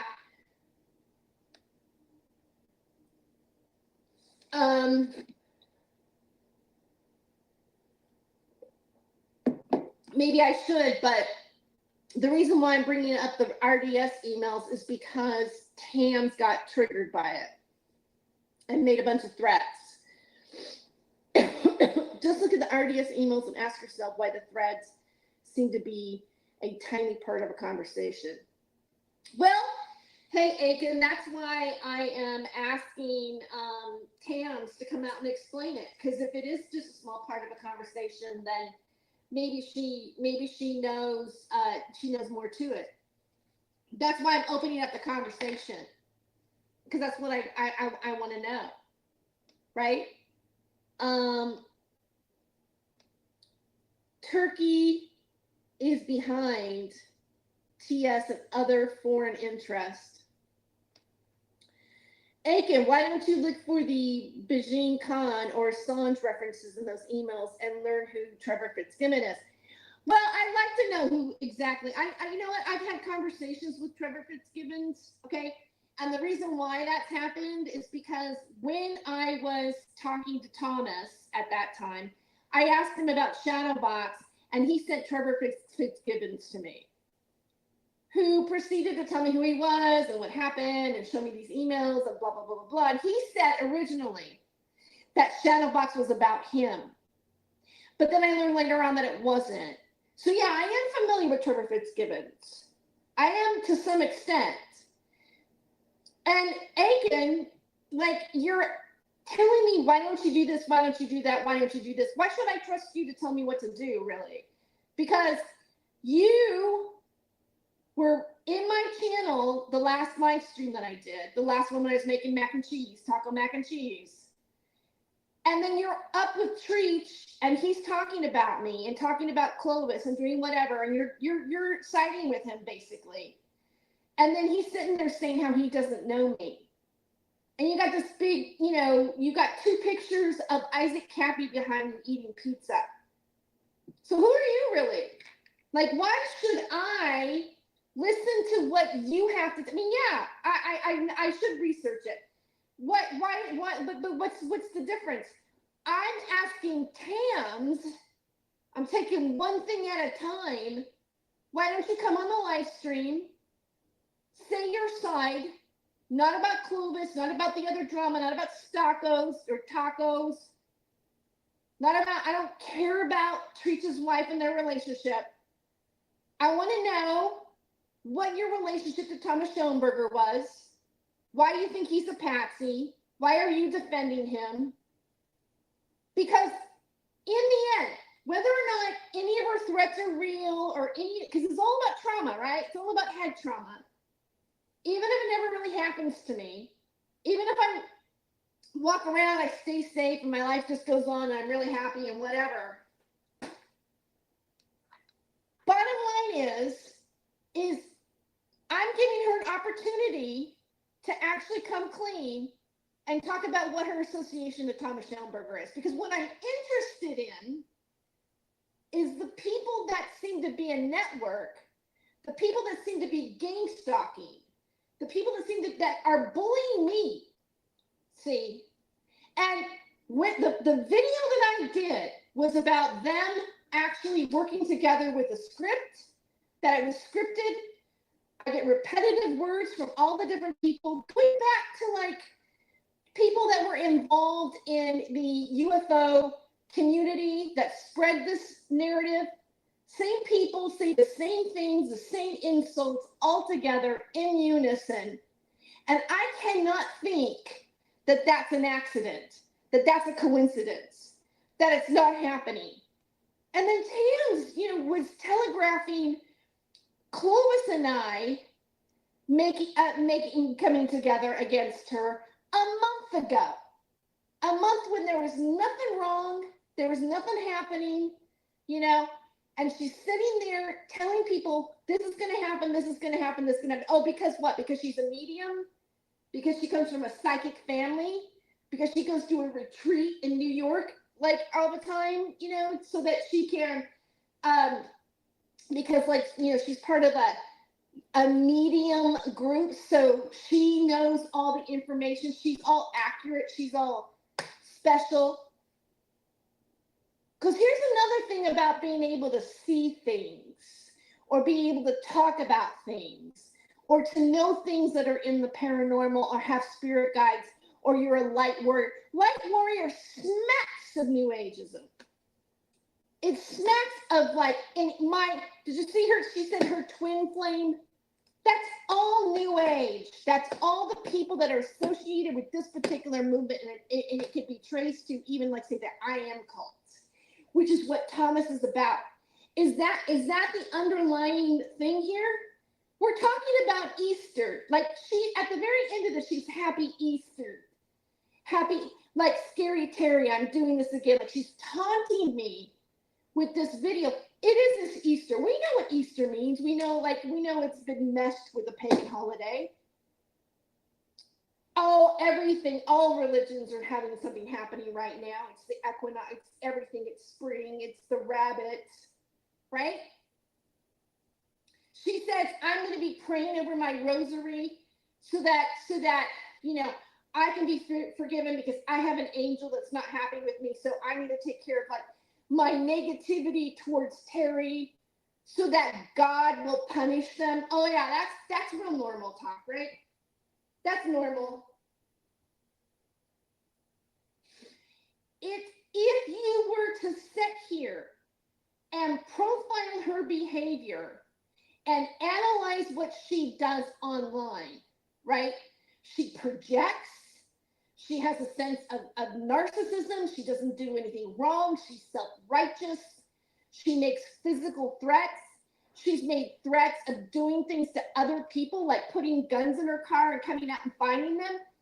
And you guys don't think that she's not going to act on this? You're just going to go ahead and dismiss it? Oh, why don't you look at that? Hey, Aiken, you tell me why I should. That's not your real name, right?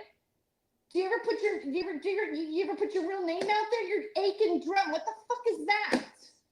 Somebody in my chat's gonna tell me like what you think I should be doing?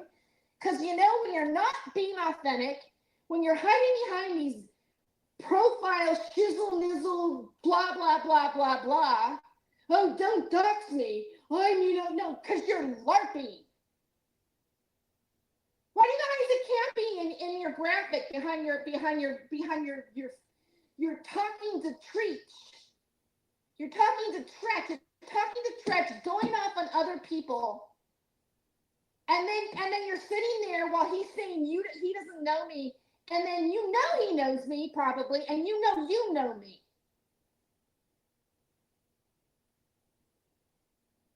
You know me.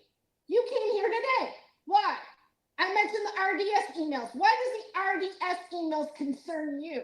Why is that interesting to you?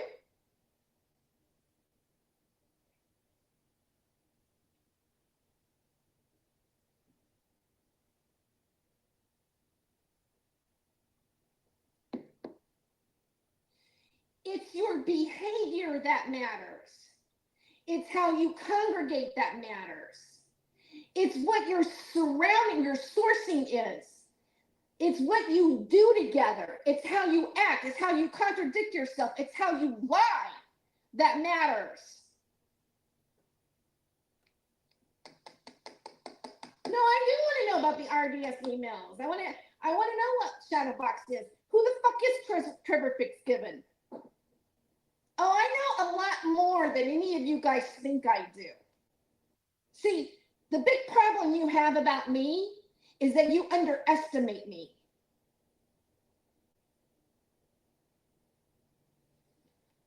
Or maybe not, because maybe that's why you're trolling me, because you want to distract me. You want to make me fuck up.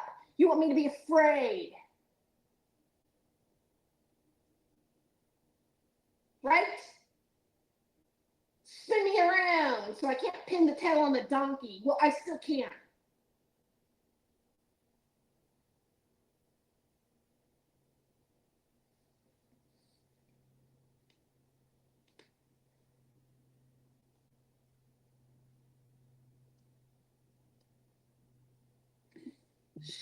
Shadowbox came from Trevor Fitzgibbon. I saw this one.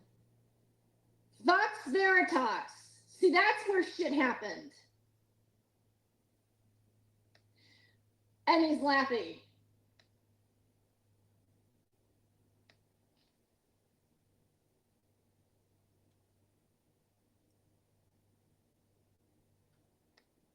You're laughing serious. Okay.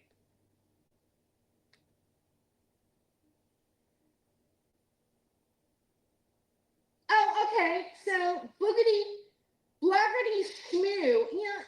That just smells so much like Lee Belvin. You should team up with the Charles guy again. He was funny.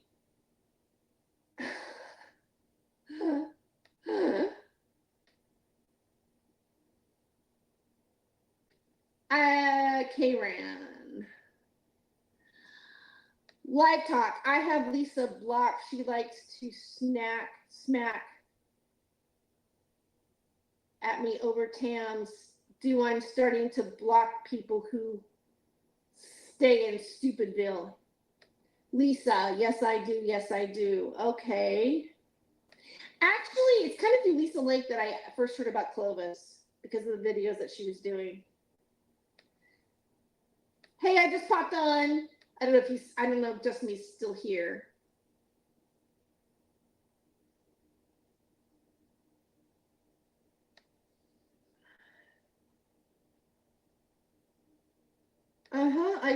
I did expose Lee Beltman.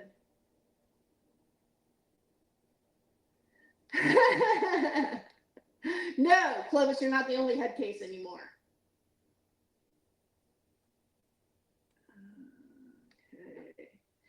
My energy's dwindling.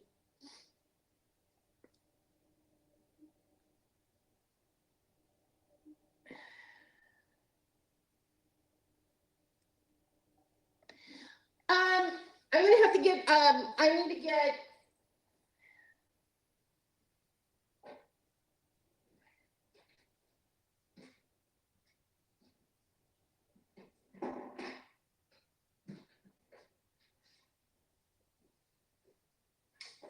my computer's running out of power. Hold on.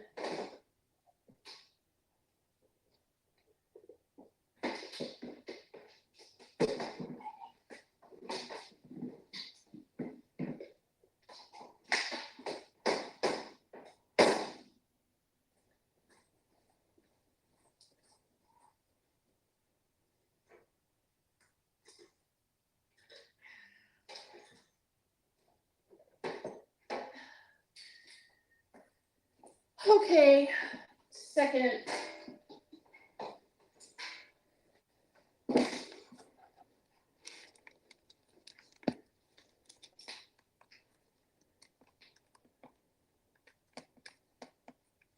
Okay, there we go. All right, so I want to watch this for. I want to get this for a second. Okay, so you're gonna say none of this is consistent with PTSD. All right, you know what, Lisa?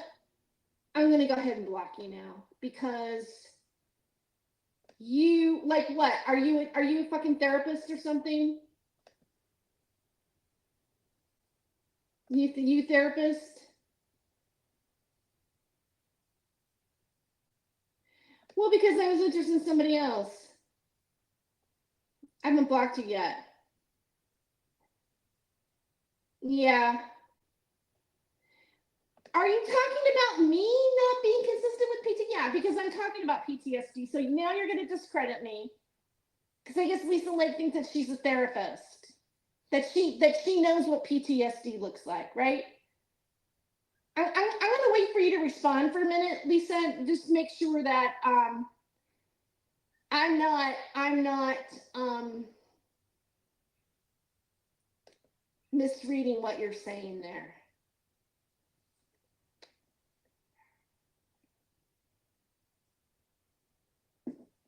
Treat isn't my enemy. Really?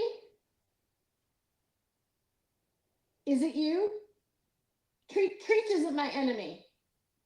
Yeah, but he's accusing me of stalking him when he's in my chat and following me and talking stuff about me. So he's not my enemy. How would you know, Lisa Lake? How would you know?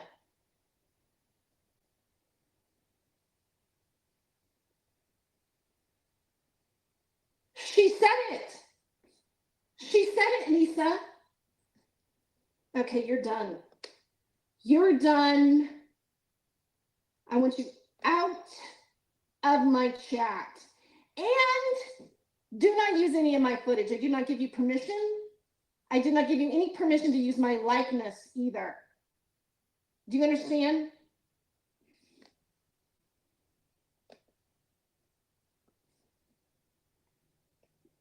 Yeah, that's, at first when I saw Lisa Lake's channel, I thought, for some reason I thought she was exposing like Lee Veltman and stuff, but in reality, she's minimizing the damage that they've done to other people. When somebody brings up the word suicide trolling, she sits back with her little characters and little puppets and they laugh. That's some sick shit right there.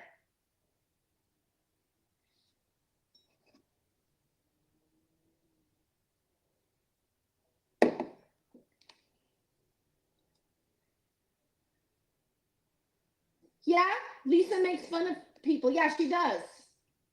Yeah, she does.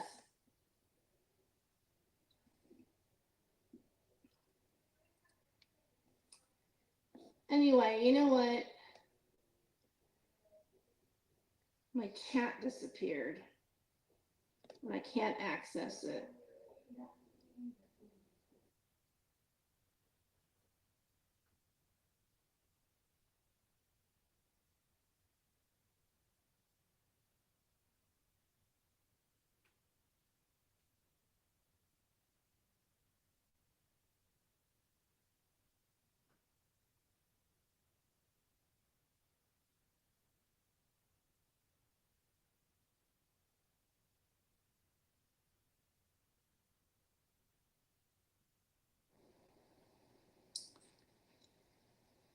Treach, I don't know you.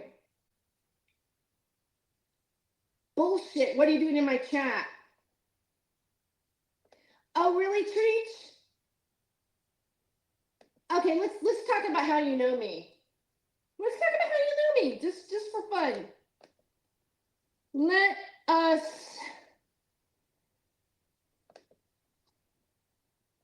go to my own stuff here. Let's see how you know me. Right? Let's talk about how you know me, Treach.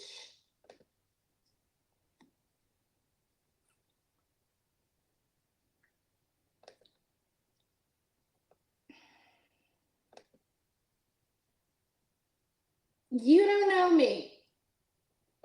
And you're in my chat. You come to my chat to tell me that you don't know me.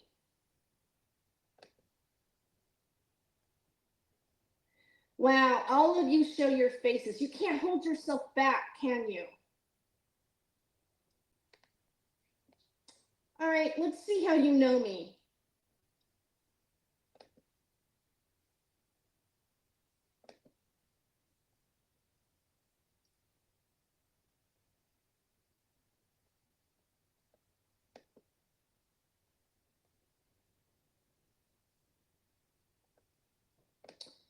All right, it's my own video because I already sourced it in this video. Apparently, Treach, you don't wait till the end, right? Let's talk about how you know me, Treach. Huh?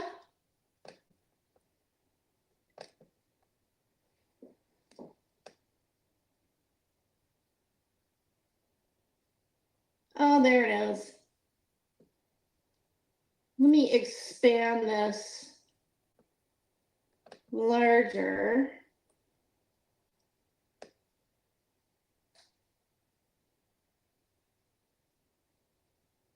Hold on. Get to the part. Let's get to the, oh, here it is. All right, this is footage from that show, and I mirrored it on the other channel. So I'm going to share it here so everybody can see. Let me get my glasses there.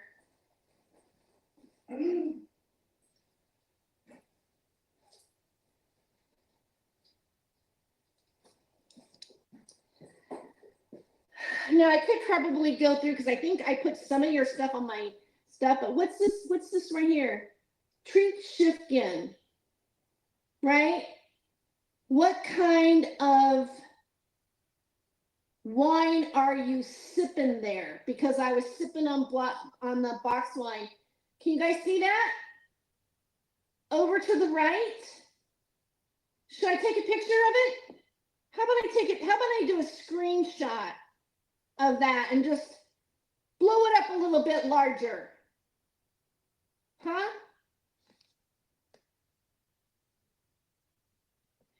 This was my March 17th show on St. Patrick's Day. Just a fun show. All right. So let's go to here.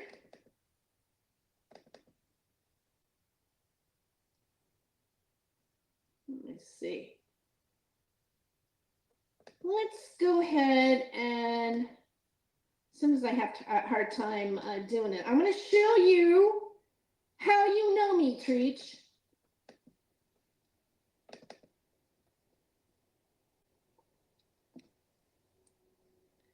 Let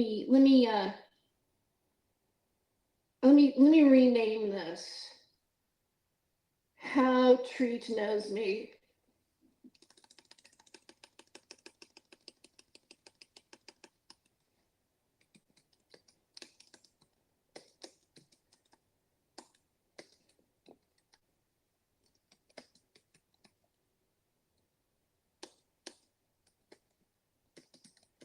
Okay.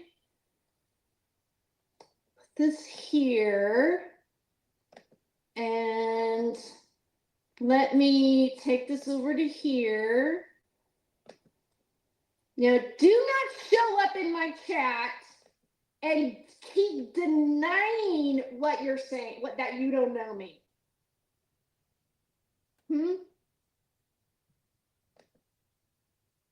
Because I'm going to prove you wrong right now.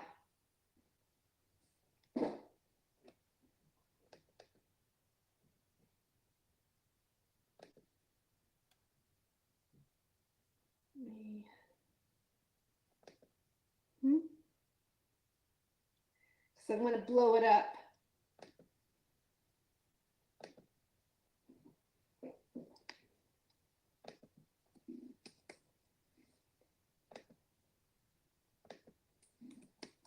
Okay.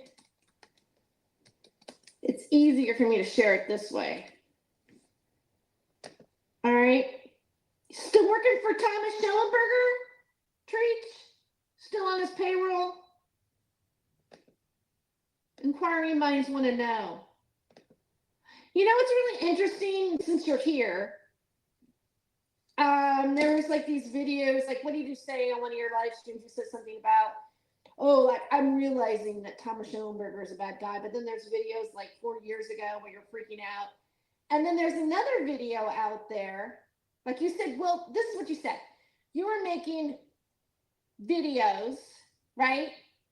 And for somebody, and then you realized it was Thomas Schellenberger and it freaked you out and you called him Satan and all this kind of stuff. But then there's another video where you have Thomas Schellenberger on the show and you admit to doing videos with him, and you're basically brown nosing him. So that doesn't add up either, does it? Does it, Treach?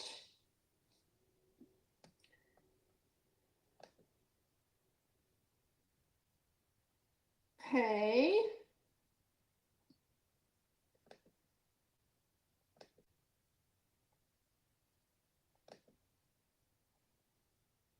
So you say inconsistent things, you lie about knowing me,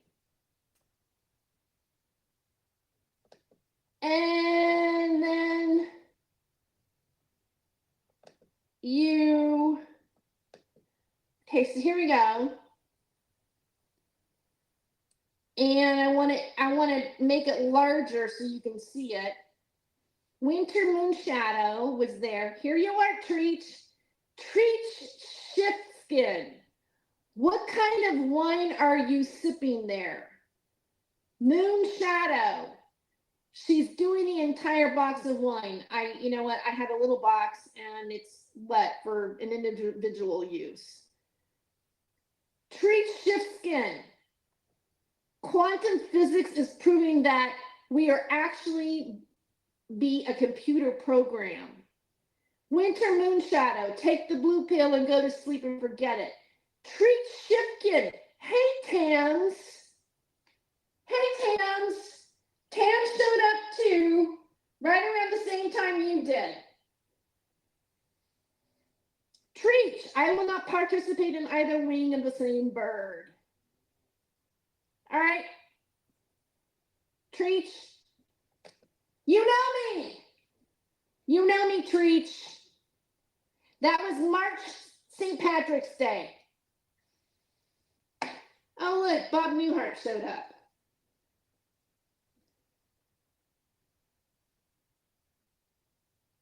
You got something to say about that?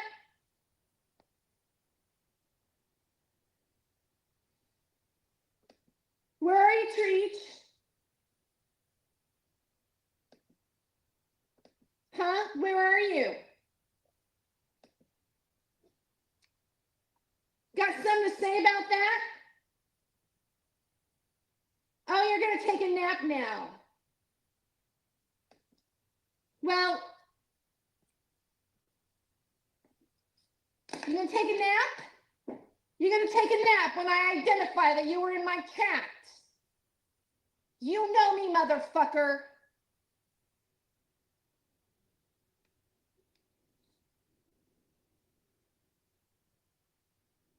Do not come into my chat and lie to me. Who's harassing who? If you're being harassed by me, what are you doing in my chat?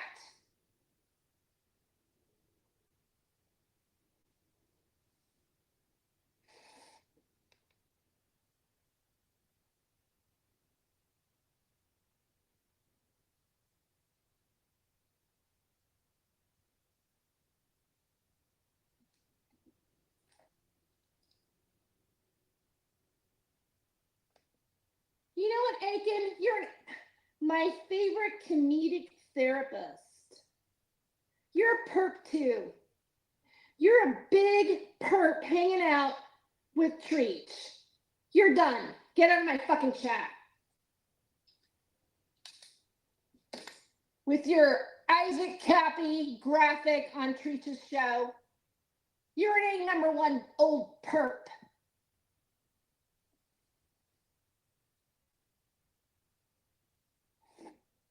I'm getting agitated now and I'm swearing.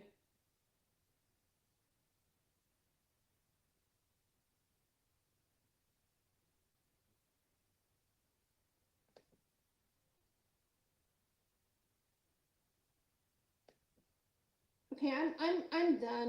I need to go. It's 3:30. How odd.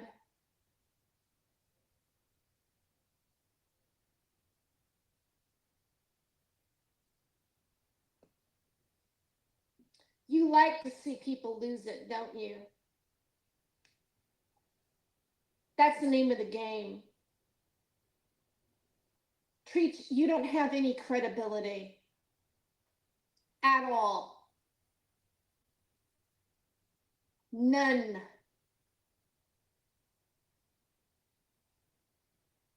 Aiken Drum, good riddance. Lisa Lake, bye-bye, sweetheart. Cams, I will report you to the police for what you said. And you guys have done it to other women.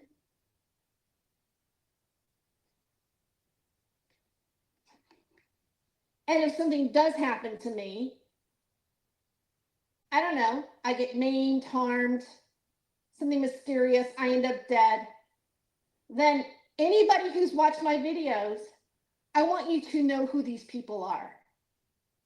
Because it's obvious that they show up here. It's obvious that they harass. It's obvious that they do stuff on your channel, making fun of you and doing this and doing that and blah, blah, blah, blah, blah. And it's all about things that have affected the United States and our politics.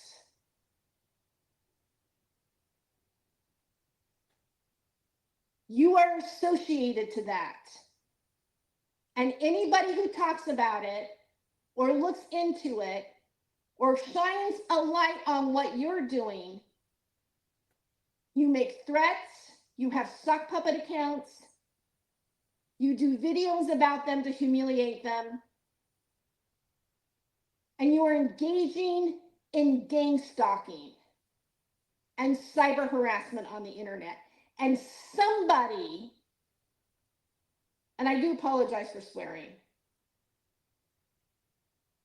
somebody needs to point it out.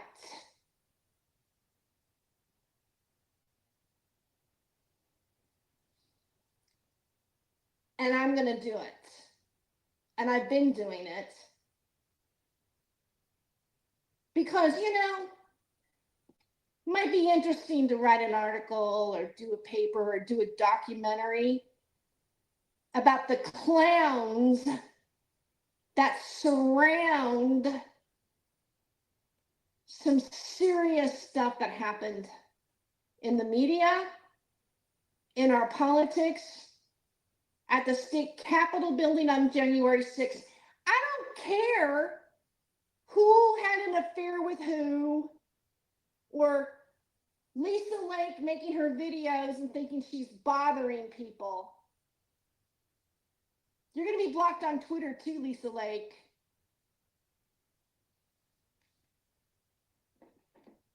But what I do care about is why it's happening.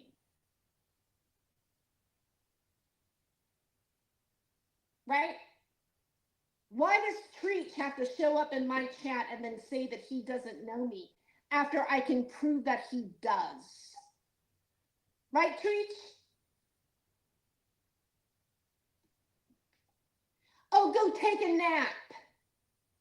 You're taking a nap because you can't face the fact that you're exposed.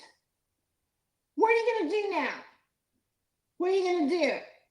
Do some more videos about me, have Angela G be on the chat and Tams and everybody else and blah, blah, blah, blah, blah. What are you going to do? Deny, deny, deny? Is that it?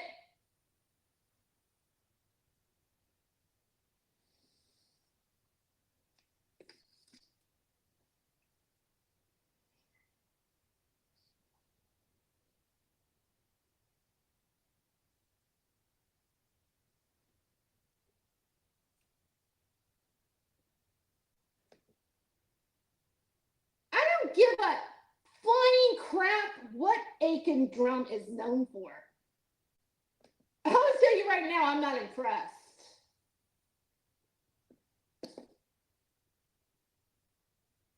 Exposing other YouTubers. Oh, he's known for that? Is that his big claim to fame? Good on him. He doesn't have a real name, does he? Why, he's got Isaac Cappy and is behind him. Is he a big P-Gate person?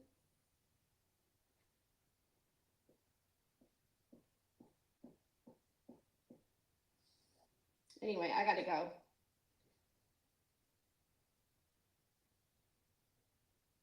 You know, Bob Newhart, I don't even know you. Who are you? How do you know Aiken Drum? Bob Newhart, the political kitty.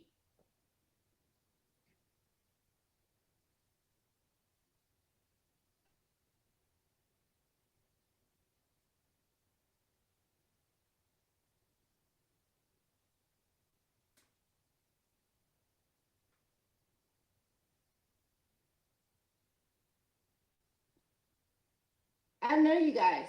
Never seen you before. I know Jeff, I know Jesse, I know Clovis. I know Nick Giles. Anyways, I gotta go. I've been up here too long. Bye.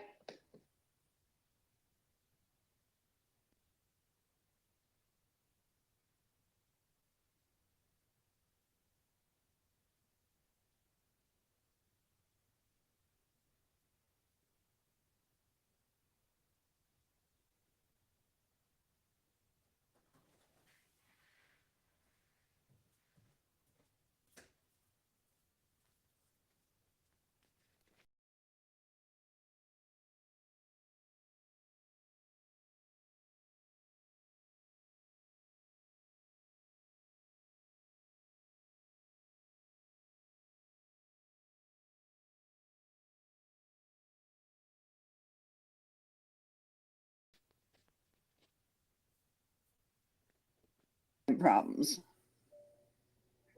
with someone I've had. Hey guys, I'm not going to be long because I got to go somewhere this evening. We're going to go to Joplin's Spook Light, see if we can see that light. I've been there 3 times, ain't seen the light yet. Anyway, I went and clicked on, I got an alert. I didn't get there right on the beginning, but this YouTuber called Terry Joyce, not my rabbit hole. And evidently she's having problems with someone that I've had problems with. Now, let me explain something to you, Tams. And I'm not going to address you again. And anybody that has anything to do with this piece of freak, let me explain something to you. No, you know what? Just anyone that is dealing with this woman as a friend or a YouTube consultant or not a consultant, but a YouTube, whatever, continue doing it because I don't give a damn. But I will say this much. She keeps sinking herself more and more. She's going to come from behind that screen. She keeps piling it up. Now, let me explain something to you, Tams.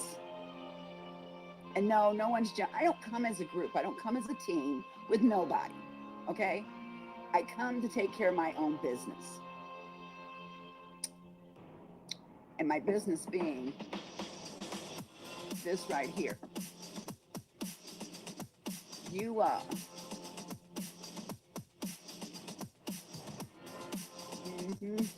right here. Blow this up. You do it like this. And open it so I can make it bigger. Let's see. Okay. Now the reason why I'm doing this is because she made a statement. She sure did. She made a statement right here.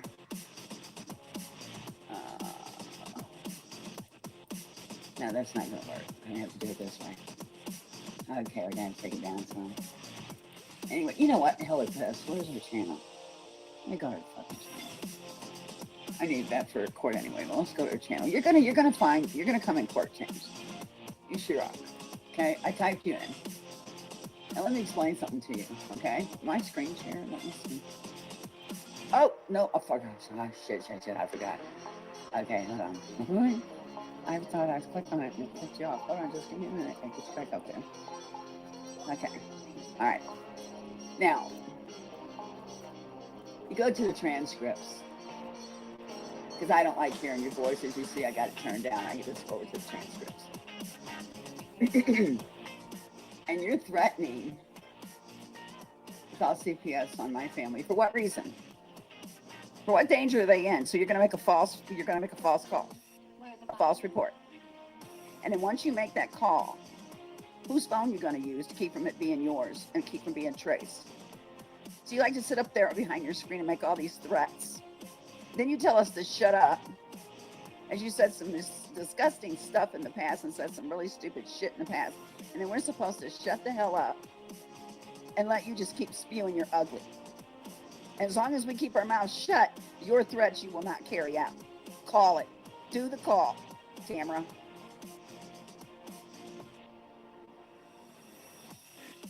Right here. Let me get it here.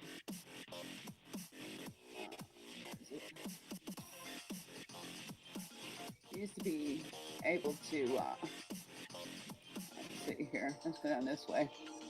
And I didn't know about this until I was over at Terry Joyce's Down the Rabbit Hole. And that's how I found out about it, because she was playing this video, and sure enough, this woman spewed the fact she's going to call CPS. And here it is, right here. I could very easily involve CPS, send the FBI to her home. Do it. Please do it. Don't say something you're not going to do, because then that makes your credibility really suck, don't it? So why don't you do the FBI and do the CPS? Do it. And the Social Security. Do it. And this is what all you people want to sit and chat with, this piece of shit right here. Yeah, well, that's why I'm blocking a lot of people, and you will not hear from me again. We're done. I'm walking the hell away from a whole shitload of you. This right here is a threat to me to shut my mouth, do not stand up for myself, forget my 1A, and let her spew. Or these are the threats she's going to carry out. Isn't that something? You don't want to be found, so why would you even use your phone? Are you going to use your neighbor's phone?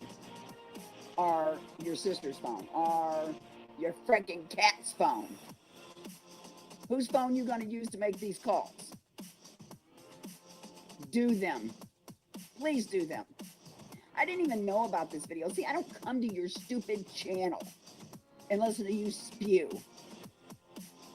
And you wouldn't hear me say a damn word about you if you'd shut the fuck up.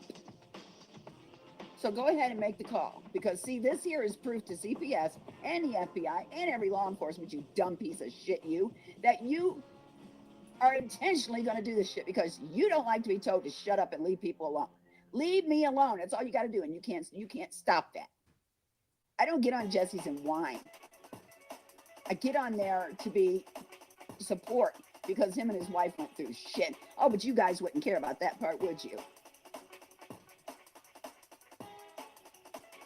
And one good thing about being at Terry's today, I got to block some people because I told to walk away, and I'm doing it. Not going to spew their names and do shows about them. I'm just not going to have anything to do with them. No offense, but it's best. But you, Tamara, making these threats like this, Do it. Quit spewing your ugly little pie hole and do it. Because you don't intimidate me no more. I want you bad. Bad enough in court. So do it. Put the FBI on me for what? What reason? This is a small community. Our sheriff's department, police department, the state attorney general's office knows me in and out.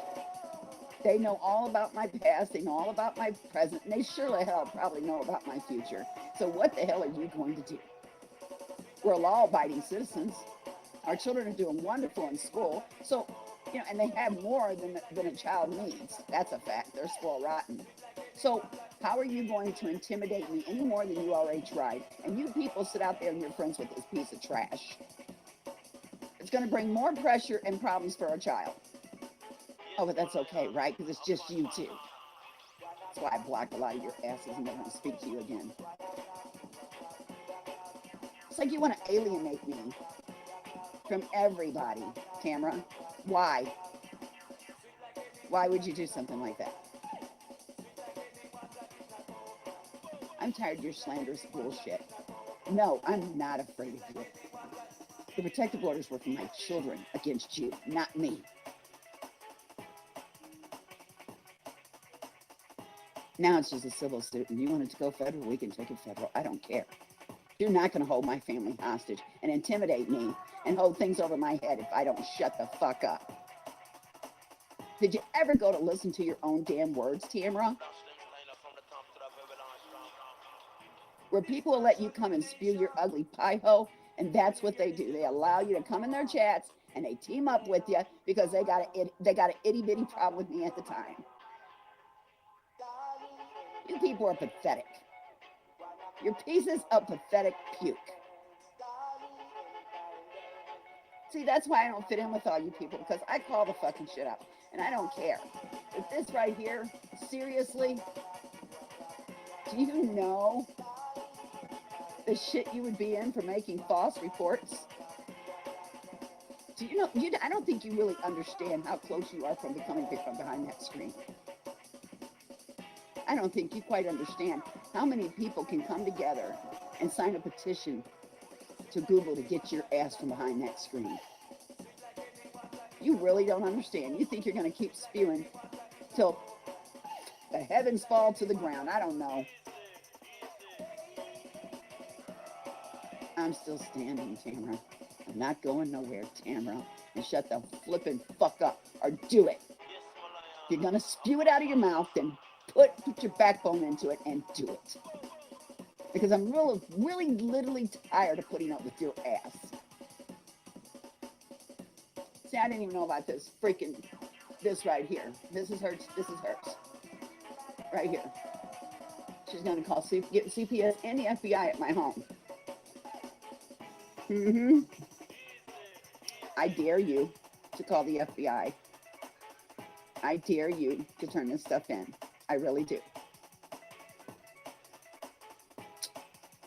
Well, you know what, Tamara? Go get you a Go phone that you can throw away. Make your calls. You're not intimidating me no more. No more. So you do what you gotta do.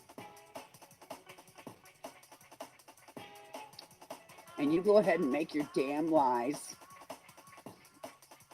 Let me up on the panel. She'll be in a straitjacket. No, I wouldn't. Because, see, that panel was no love loss. So I don't know where I would be in a straitjacket. You going up on that panel. I was told about the video, the show. I was asleep. The person that gave me a call will witness and testify I was asleep. I said, let them do it. Let them do what they got to do. Don't stop them. Just let them spew. I'm going back to sleep. Hung up the phone, went right back to sleep. Next morning, got my children off to school, made my coffee and sat down and decided to go check it out. And lo and behold, my eyes were, I have seen the glory. I'm so glad I seen who all was in there. They will never have to deal with me ever again. That is a promise. But you, on the other hand, just climb your ass up like a little squirmy little weasel that you are, and you say and spew your shit. Then someone says, well, Clovis is a pretty funny woman. She's got some good traits about her. And all of a sudden you said, yeah, she's funny as hell. So you'll just say and do whatever anyone else says and do because you're a follower. You're not a leader. You're a fucking follower. You know what, Tams? You can't make this shit up. But you know what? I'm going to tell you something. I want you to make the calls because I'm not going to shut up when you're jumping me and doing your stupid shit. Not happening. Not happening at all. So you go ahead and do what you got to do. And do me a favor. When you make them calls, don't make no lies because it'd be worse on you when you do that because you're going to be making false calls. Because I can guarantee you every video that I have in my possession of you spewing your nasty, ugly mouth and your threats and your screaming and your vulgarness about my family. You didn't just cyber molest my children, you did it to my family. And I can guarantee you, there ain't a courtroom in the world gonna take your side on anything. Because I'll walk them from point A to point B. Do you get me? Holy And am I trying to be a badass? No, I'm not a badass. I'm a woman protecting her family. So you do what you gotta do. Got me? Get me? From bad guys I'm on the done. internet. All these bad people on the internet she's protecting herself from. It's horrible. All these years, still no arrests. And then the Heisenberg account comes out.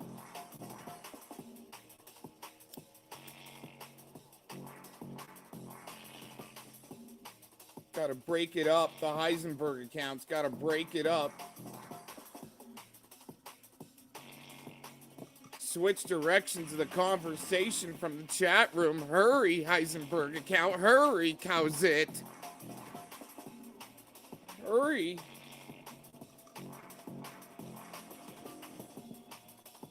Change the narrative to Cox. Hurry, use a sock account. He's making Clovinator look bad.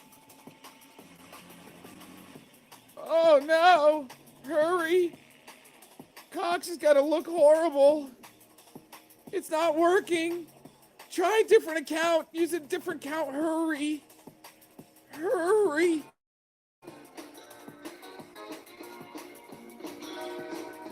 Oh my gosh, what's she doing here? Oh my gosh, she's gonna get me blocked.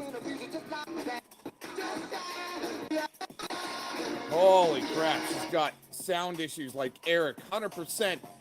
She's 100% over the target like Eric right here. Listen to that. Oh. Oh, God. Oh, she needs a production manager. Where's Nick Cook when you need him for quality control? Hurry, we need a new sock account in the chat room. Trying to blast Cox. We're losing traction on this narrative. Hurry.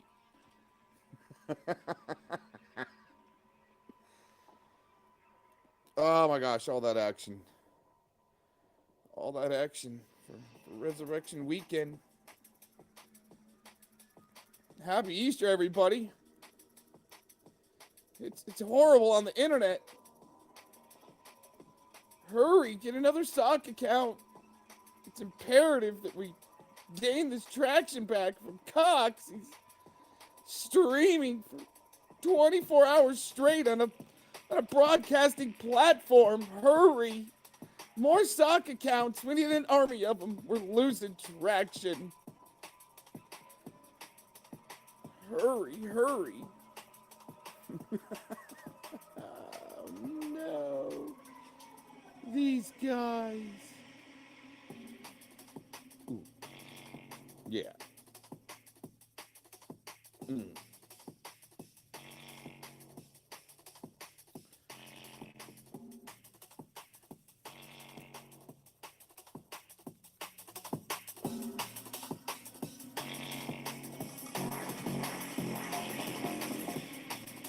Dang. Something happened in Melbourne. Here, let's check that out. 8 minutes ago in Melbourne. Unhinged verbal abuse. And in the aftermath, we saw politicians from both sides attack Conservative female MP Maura Deeming, who has been suspended by the Liberal. Oh, we gotta get that. But first to the war against women. We've seen it right here in Australia when women needed police protection to attend a women's rights rally in Melbourne and then in Auckland. Holy crap. The police protection wasn't enough, and women were physically attacked, as well as copying all sorts of unhinged verbal abuse. And in the aftermath, we saw politicians from both sides attack Conservative female MP Maura. Just to let you know, Clovinator, that's the real shit right there. Getting a reality check, that's women really getting attacked. What are you going to do about it? Hurry, Clovinator, hurry. Hurry, Fellowmon and Cowzit, you got to do some damage control. There's bigger victims out there than you. Oh, you got to be the bigger victim. Oh, no. Who has been suspended by the Liberal Party for 9 months. And right now, another woman, a leftist feminist, is under attack in Melbourne with trans activists threatening and intimidating her and trying to destroy her livelihood. Your narrative is more important, University Professor Holly Lawford-Smith has committed the great sin of believing in women's rights and biological reality. For that, the tolerant trans activists and their allies are trying to have her sacked. And they're intimidating not just her, but her students. They've got stickers like this on campus. Let's have a look at it. It says, got the trans flag with the words, "Only a fascist takes feminism." Yes, that's the left for you in 2023. And in Victoria, that includes the Quislings in the Liberal Party who support self-ID laws and all the other radical trans legislation Andrews has passed. Indeed, they went to the last election promising not to change one aspect of these insane laws. But back to Melbourne University, where Holly Lawford-Smith is being threatened and defamed. Look at this poster calling her a fascist and telling Melbourne Uni students not to take her class. They're trying every avenue to silence her and have her removed from the university. It remains to be seen whether Melbourne University stands up to these bullies or whether it gives into them. You'd think any university that respects academic freedom and wants to be truly inclusive would not be flying the very political, very divisive trans flag at a time when a female academic is being monstered by trans activists. But that's the state of play right now. The most intolerant, radical bullies are allowed to play the victim while being supported and promoted by every public institution, just about every corporate, and the bulk of the media. That's also the case in the US, but at least there is a real fight back occurring. Their conservative politicians in multiple states are putting a stop to the worst excesses of the trans movement, including medically transitioning children with irreversible treatments and surgeries, including double mastectomies.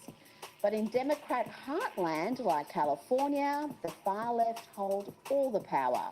And when swimmer Riley Gaines tried to speak to students at San Francisco State University a couple of days ago, this happened.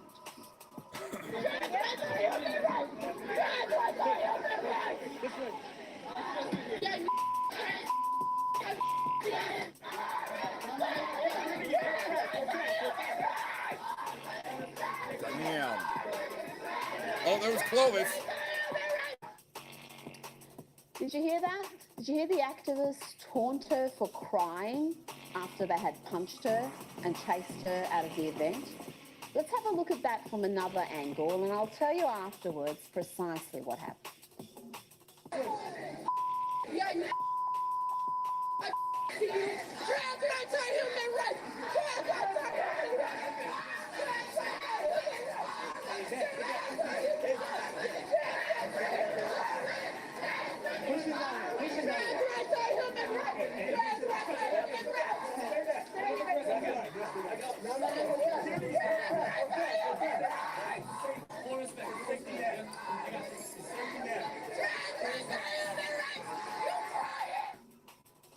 So they beat her, chased her, and then they kept her hostage for hours, and yet there have been no charges, despite the abundant video footage of the mayhem.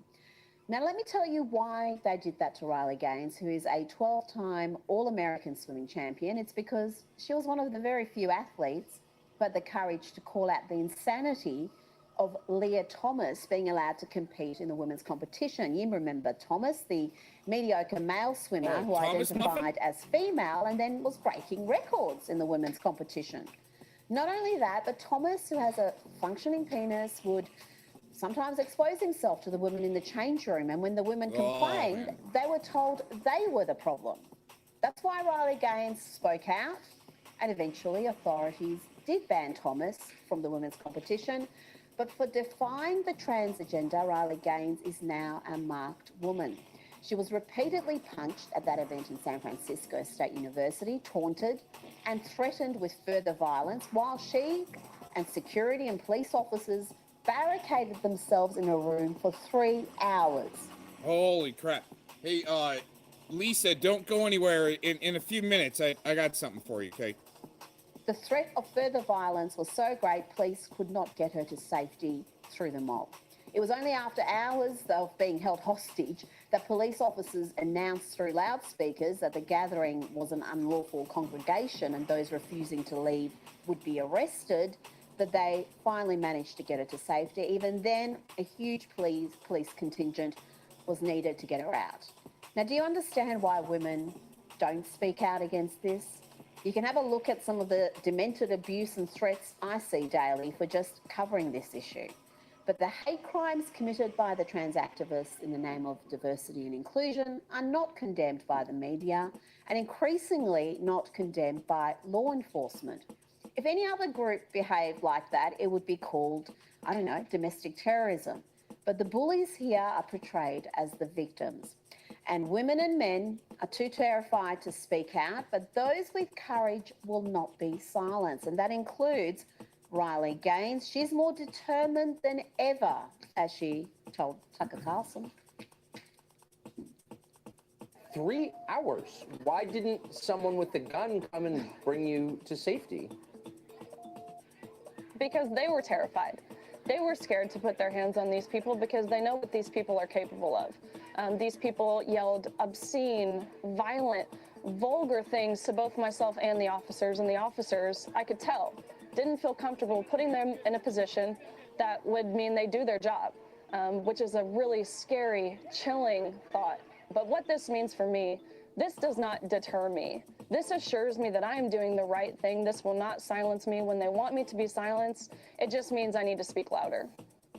It's been 2 days now since that attack, and thus far, there have been no arrests. I'll leave the final word to Riley Gaines, who earlier this morning posted this. Imagine if the roles were reversed and a group of white conservatives ambushed someone within the LGBTQ community, physically assaulted them and held them for ransom for 3 hours. There would be arrests and repercussions for the perpetrators and administration who allowed this.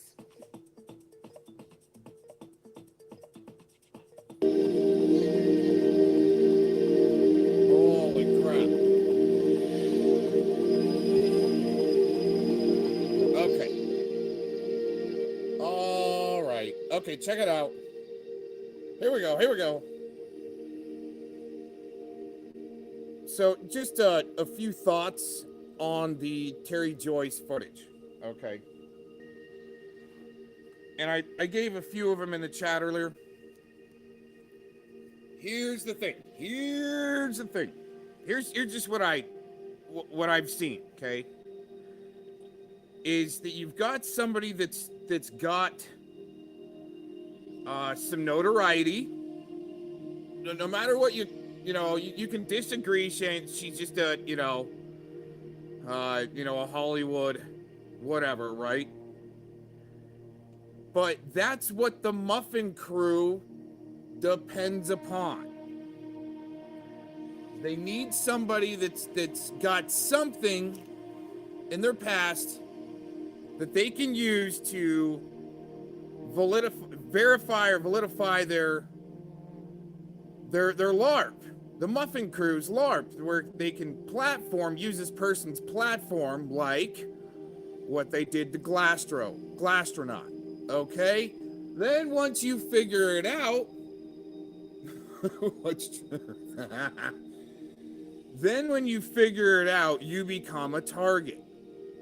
Okay, now I'm not saying that's what happened to Terry, but I'm thinking, more than likely, not 100%, more than likely, that's what happened to her, because this is what I gathered. My opinion is that she, Terry Joyce, said herself that she's documenting these assholes in case something happens to her.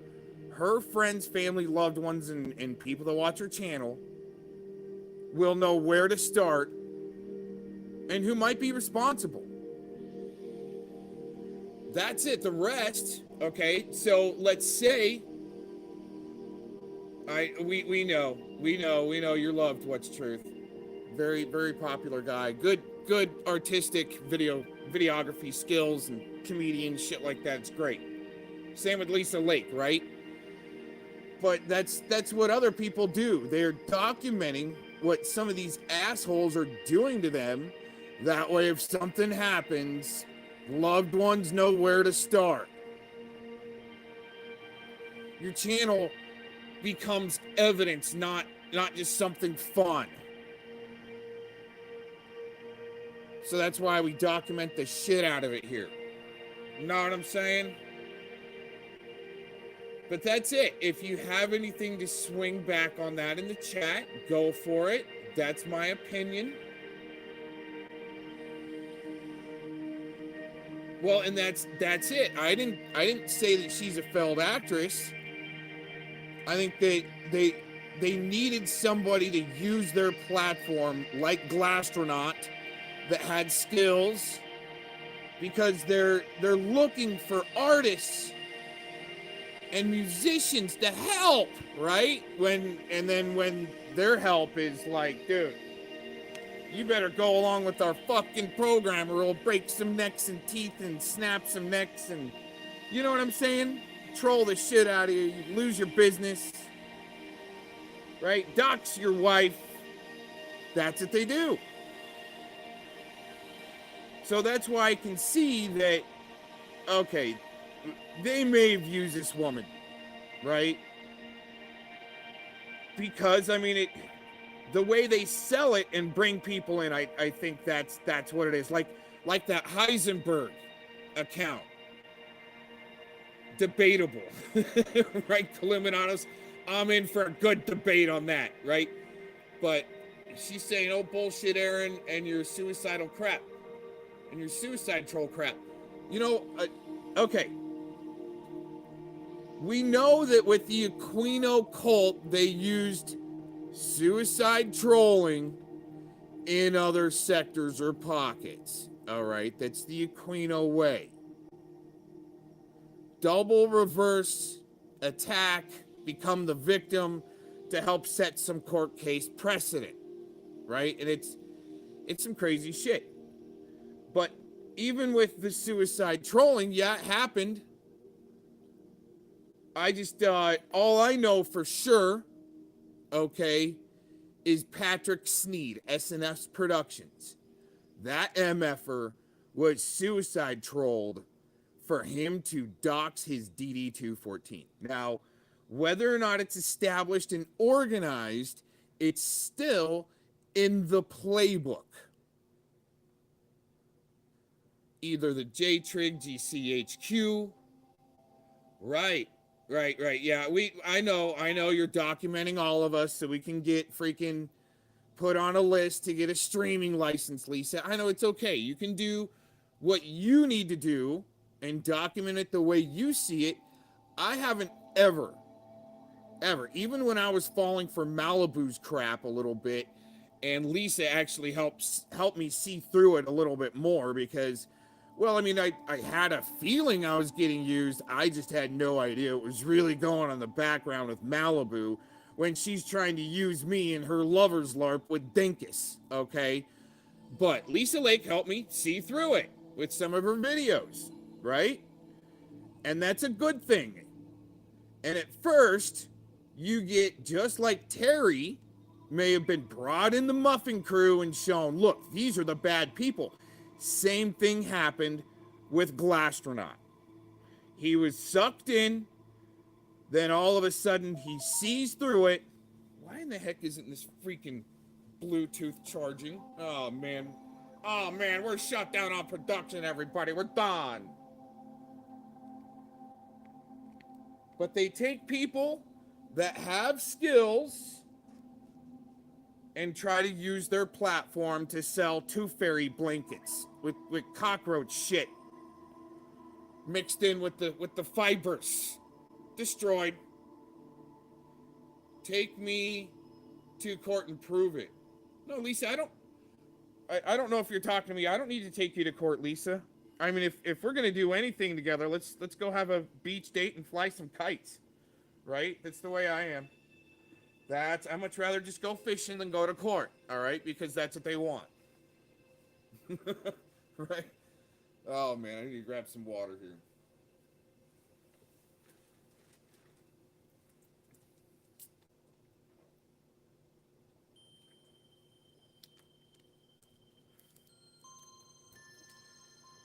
You are off the mark. I don't get what you're trying to say, off the mark. What I'm just doing is documenting and giving my opinion on what I've seen and based off the Trevor Aronson research and the Rutherford Institute, mixing the two pieces of research together. This is my equation, okay? And I do think it has to do with Operation Vigilant Eagle. If you go back to the court case record, especially what we showed yesterday in the Death by 1,000 Cuts videos, where, the trolling is evil. Okay, that's your suicide trolling. It is evil, and that's what they've resorted to. It's just my opinion. Now, who's been suicide trolled by the actual Aquino cult, right? Not Malibu double reverse LARPing with them and being trolled by Dacone and Yaks and Sock accounts to make her a better victim, and it's one big damn LARP. That's different. That's them once again hijacking Q and Cicada, right? But I'm telling you, the Glastronaut, hey, Lisa, if you want anything in court, the Glastronaut case and what happened to him around the time of his death, I think is sufficient pattern, sufficient evidence, and even Lee Pleatherman scrubbing his Twitter around the time, a few days before and about a week and a half after, right? Scrubbing his Twitter around the time of Glastronaut's death because Glastronaut saw through it. These assholes, Lisa, these assholes need somebody like you to make videos. I'm not saying it is you, I'm just saying. Because they can't. The Lee Pleathermans and the Jelly Jollies and the fellow tards, okay, they can all make some stupid slap videos and talk all day on their stupid streams, right? But they're not going to be able to get the point across like Glastronaut was able to, even though he was like a gentle giant being used. And sometimes you don't know it at first, just like when Malibu did her Dinkus love LARP and inserted me in that I was the one she was in love with, and I had no idea, so all these assholes start coming at me, okay? You don't know it until it's too late. And as an artist, you want to focus on your work instead of dealing with fucking assholes all day on the internet that are trying to degrade your work.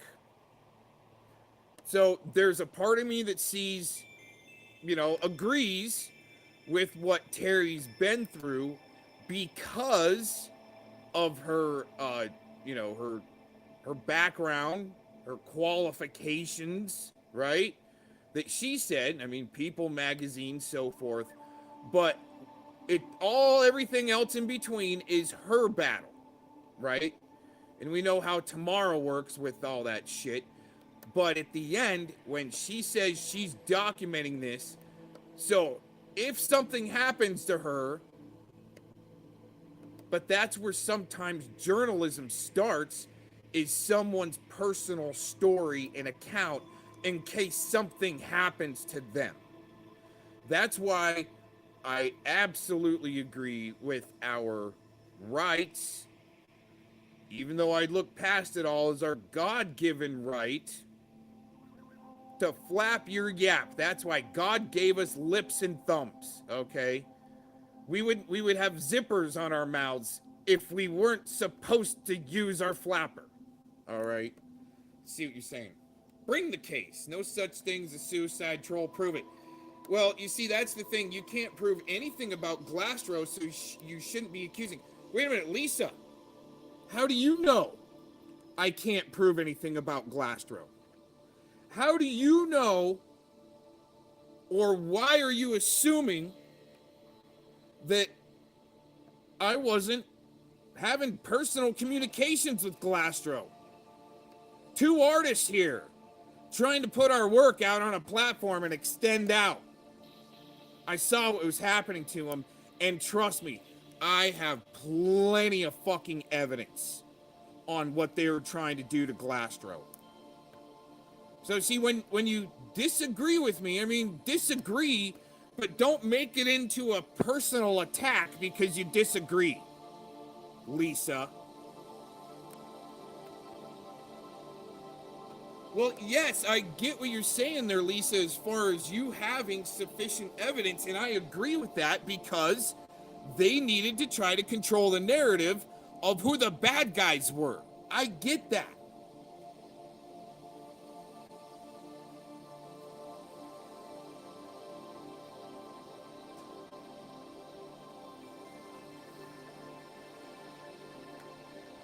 So, once again, Lisa, did you have personal communications with Glastro once it started popping off for him? No, I didn't. I've got the emails. I've got the timeline. I was the one there when it was just him and I on his streams because there was no drama left because he saw through what Lee and Jolly were doing to him. He cuts them off and they go away and they start going to work on him in the background like suicide trolls. I'm just saying, it's in the playbook.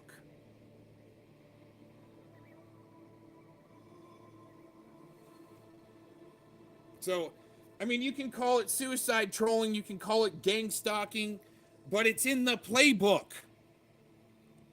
You can't argue with the playbook that they go through, the training manual. I found it because these fuckers wouldn't stop on me just because I'm trying to do a music broadcast. Right?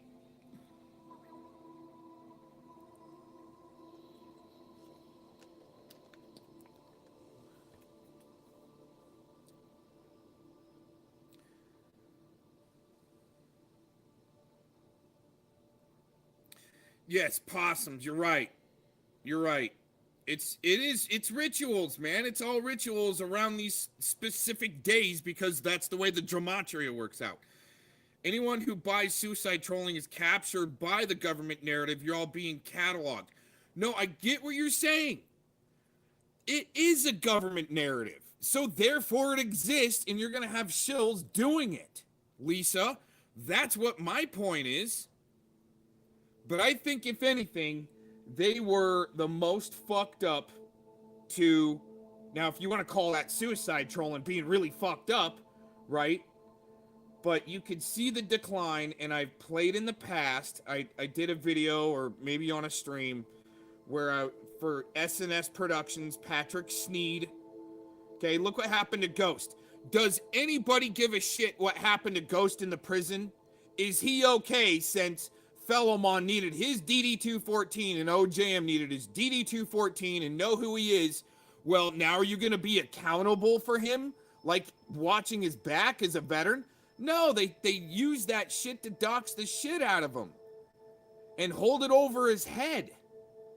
That's fucked up. You don't do that to artists, veterans, okay? Now, somebody like Malibu that's LARPing it up, that wants people, and she's egging it on like a Tamara, egging it on, saying, you attacked me first, right? When I'm just trying to fucking do a music stream over here and do some wood carving.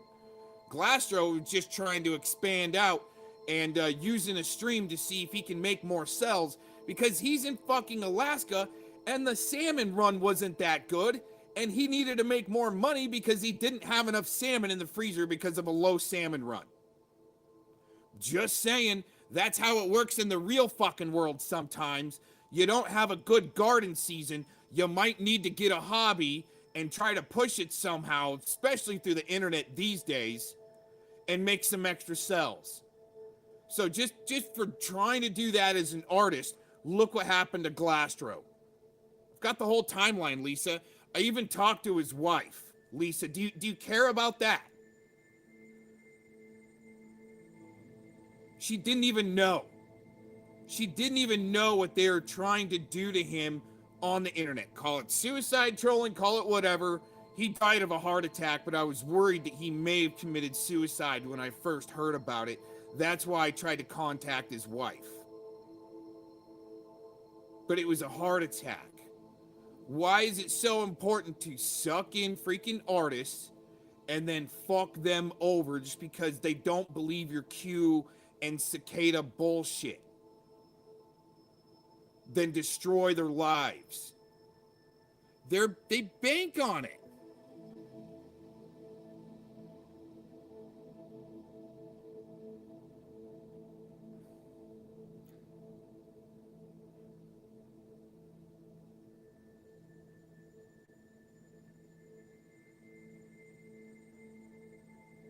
Yeah, well, Lisa, it's still, I mean, without actually talking to you and getting, like, your actual, like, I mean, I've heard your actual side, and she just typed it. It's a government narrative, but anybody that subscribes to it's a dumbass.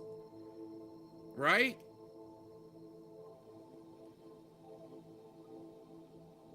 Well, but see, the thing is, Lisa, like, okay, you can say it's not suicide trolling, but they're still trying to get people to kill themselves. They're still trying to get people to have heart attacks. Can you say I'm wrong on that?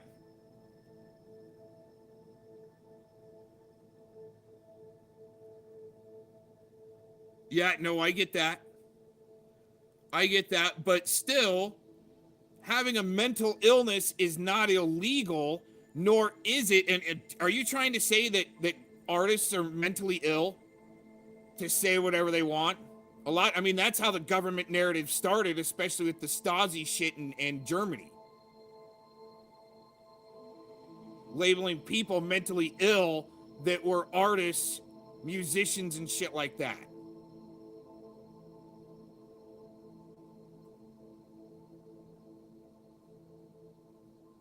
No, I get that, but you just said yourself, Lisa, it's a government narrative, and anybody that subscribes to it's a dumbass. Well, cataloged. Yes, but you don't realize you weren't there, you really weren't watching, you didn't email back and forth with them, and you don't have the evidence that I've already played a couple of times of the way Lee and Jolly were being fucked up to him. But it was more important that he buy their bullshit narrative against Mr. Cox. That's really what it boiled down to.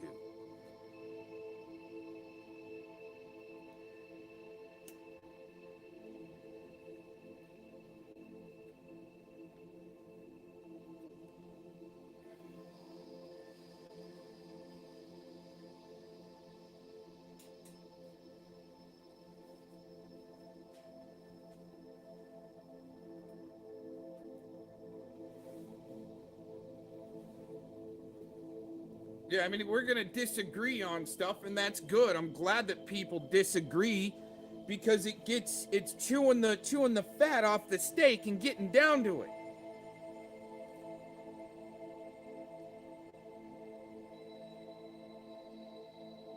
Yeah, and I get that, but the thing is to say that the suicide trolling doesn't exist except from the government side because they're doing it, and anybody that subscribes to it, subscribing to the government narrative, and I get that. It's a psychological operation. Still doesn't mean that they're shills or people that they have, just like at the beginning of this broadcast. Look at the beginning of this broadcast.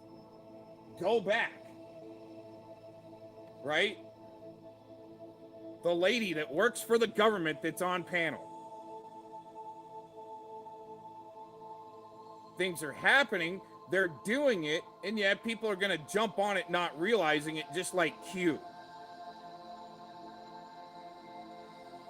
I saw through it. I saw through that shit real quick. And when Taco says, hey, Cox sent Melania Trump a code. He sent in the FBI code. No, I didn't. And no, I didn't. I sent Melania Trump a nice message through a personal line that I found. Okay, because I can do that shit. And say, hey, you had a really nice Jackie Kennedy-esque dress on the inauguration. Oh my God, is that illegal? That's seriously, that's all I wrote. Didn't send, well, I might have sent a my own medical billing code to the FBI saying they're full of shit. Because I sent it to Q. I sent it through the Patriot soapbox, right? And I should have recorded that clip when they read that out. They're like, oh, well, I think we're gonna end our show for today. I think that's actually what happened. So you didn't get it right. Oh yeah, Tacos, I didn't get attacked by an antenna, okay? Just saying, an antenna didn't fall and hit me on the head. But see, they're gonna peddle it around. People are gonna subscribe to that, like, who does that? Mr. Jones, Dr. Mengele, I believe there's been some others. Cox got hit in the head with the freaking antenna. So that just because that's a government narrative and they're doing it, it doesn't exist. Lisa, right?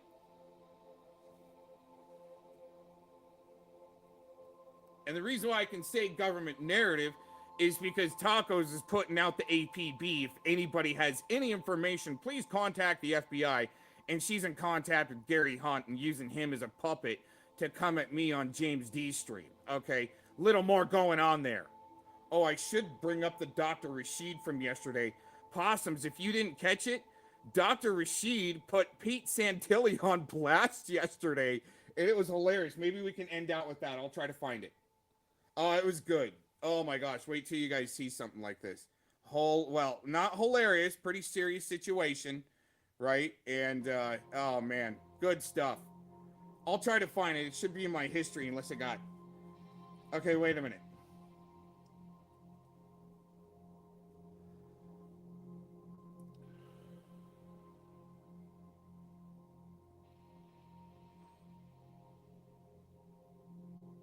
Well, what was interesting, 1010, is the only reason why I did say something is I looked at both inaugural pictures of Jackie Kennedy in a blue dress, and Melania followed suit in the same type of blue dress. That's the only thing. Okay, I'm reading Lisa Lake's comments. I post them, but I think it'll crash my phone. I've been streaming too long. All right, or else I would post comments. All right, so I'm looking at comments. It is an op, like it or not. Yeah, we know it's an op, and I'll tell you. I mean, Lisa Lake helped me see through some of that, but it's still personally whatever you feel, right? Even though you've got somebody like Malibu helping her to get up and going, for other people to go, oh yeah, I feel like I was suicide trolled too. Now you got a whole wave. I see where you're going. I see what you're saying. Prove it, Aaron. Show the records. I don't know what you're talking about.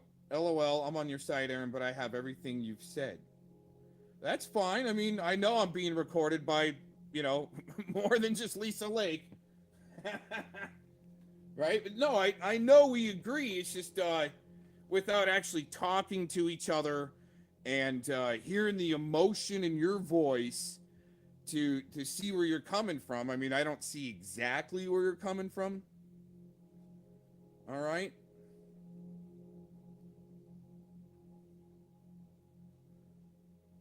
But you're talking about things almost that you think might that should be illegal but aren't.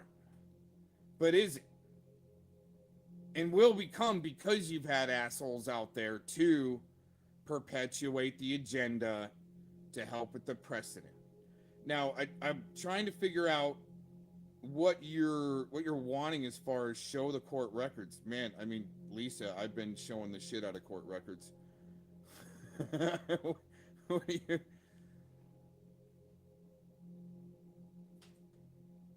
Yeah, well, Possum, she knows that too. But it's easy for the government narrative to be put out there for people to jump on, like Q, to then turn around on them when the Phoenix FBI field office puts out that it's illegal. I mean, that was pretty much it. It's illegal now. Then they got all these people entrapped up in there that now get suicide trolled. I mean, I'm just saying.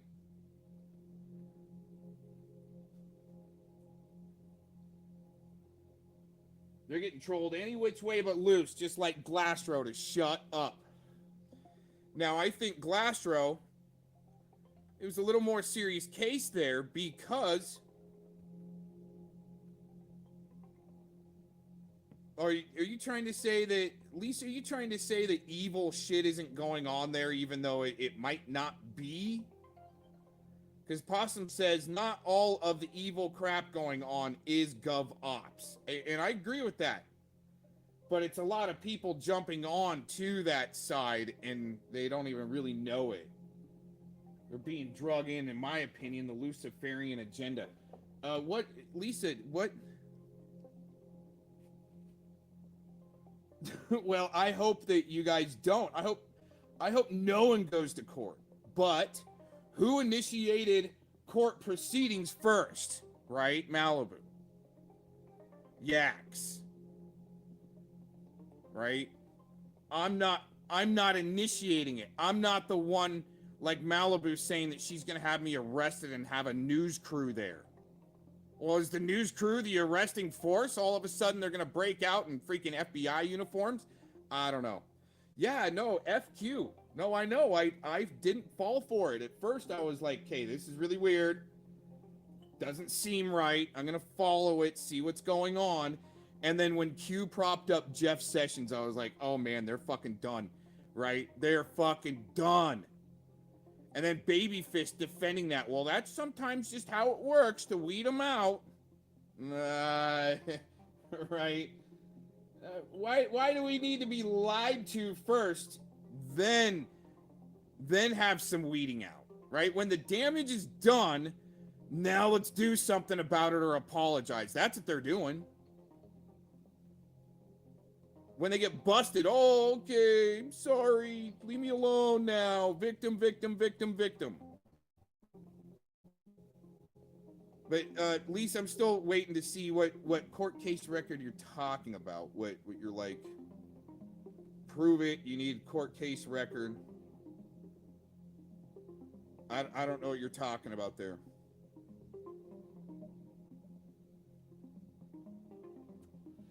But we've shown the court case record where it was Shadowbox, right? Saying that they use evil trolling, which would equate to some suicide trolling shit. That's what I have shown.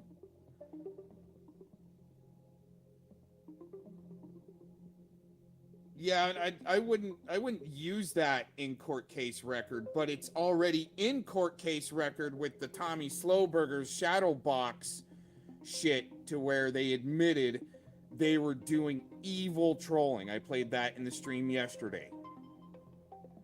So, I mean, I would present that in court. I wouldn't necessarily label it suicide trolling, but people have, because of their evil trolling, have committed suicide. Or thought that they were, I wouldn't even want to argue it, you know, that they thought they were being suicide trolled. No, they were being trolled by evil bastards where people all of a sudden commit suicide or something. I hope Ghost in the prison didn't commit suicide. I hope he's okay, saw through it all, and just left the internet. Lisa. Get him, Lisa. Get him. Yes, Possums, you're right. You're absolutely right on that. That's why I just go to Ephesians 6, chapter 10, chapter 6, 10 through 18. Okay? You go through that and things make a little bit more sense, but then you got somebody like Mr. Jones right there in the chat to go, LARPing! He's got an Ephesians 6 LARP going. No, dude, we're supposed to fight principalities in higher places. That way we don't subscribe to their evil bullshit and fight each other. That's what I don't like, right? I don't like fighting with Thelomon and his crew, right? I much rather they just enjoy the show, commentate, and uplift their spirits a little bit. That's what I'm trying to do, even though I might slap you around a little bit. But at the end of boot camp, right, is when you get built up. You go from larva to poop to a machine. Okay? All right? Seriously, give me a court case on convicted suicide troll. You don't have it. I agree. I totally agree. But I guarantee you that's what they don't want in a court case record, Lisa. Do you think, now, if anybody, okay, even though I don't think she's gonna be using it, but if anybody's gonna be using in-court case record or an affidavit about suicide trolling, it'd be Clovis. Would be trying to use that to maybe set some precedent with it. I don't know. Just saying, my opinion, if anybody, it'd be her.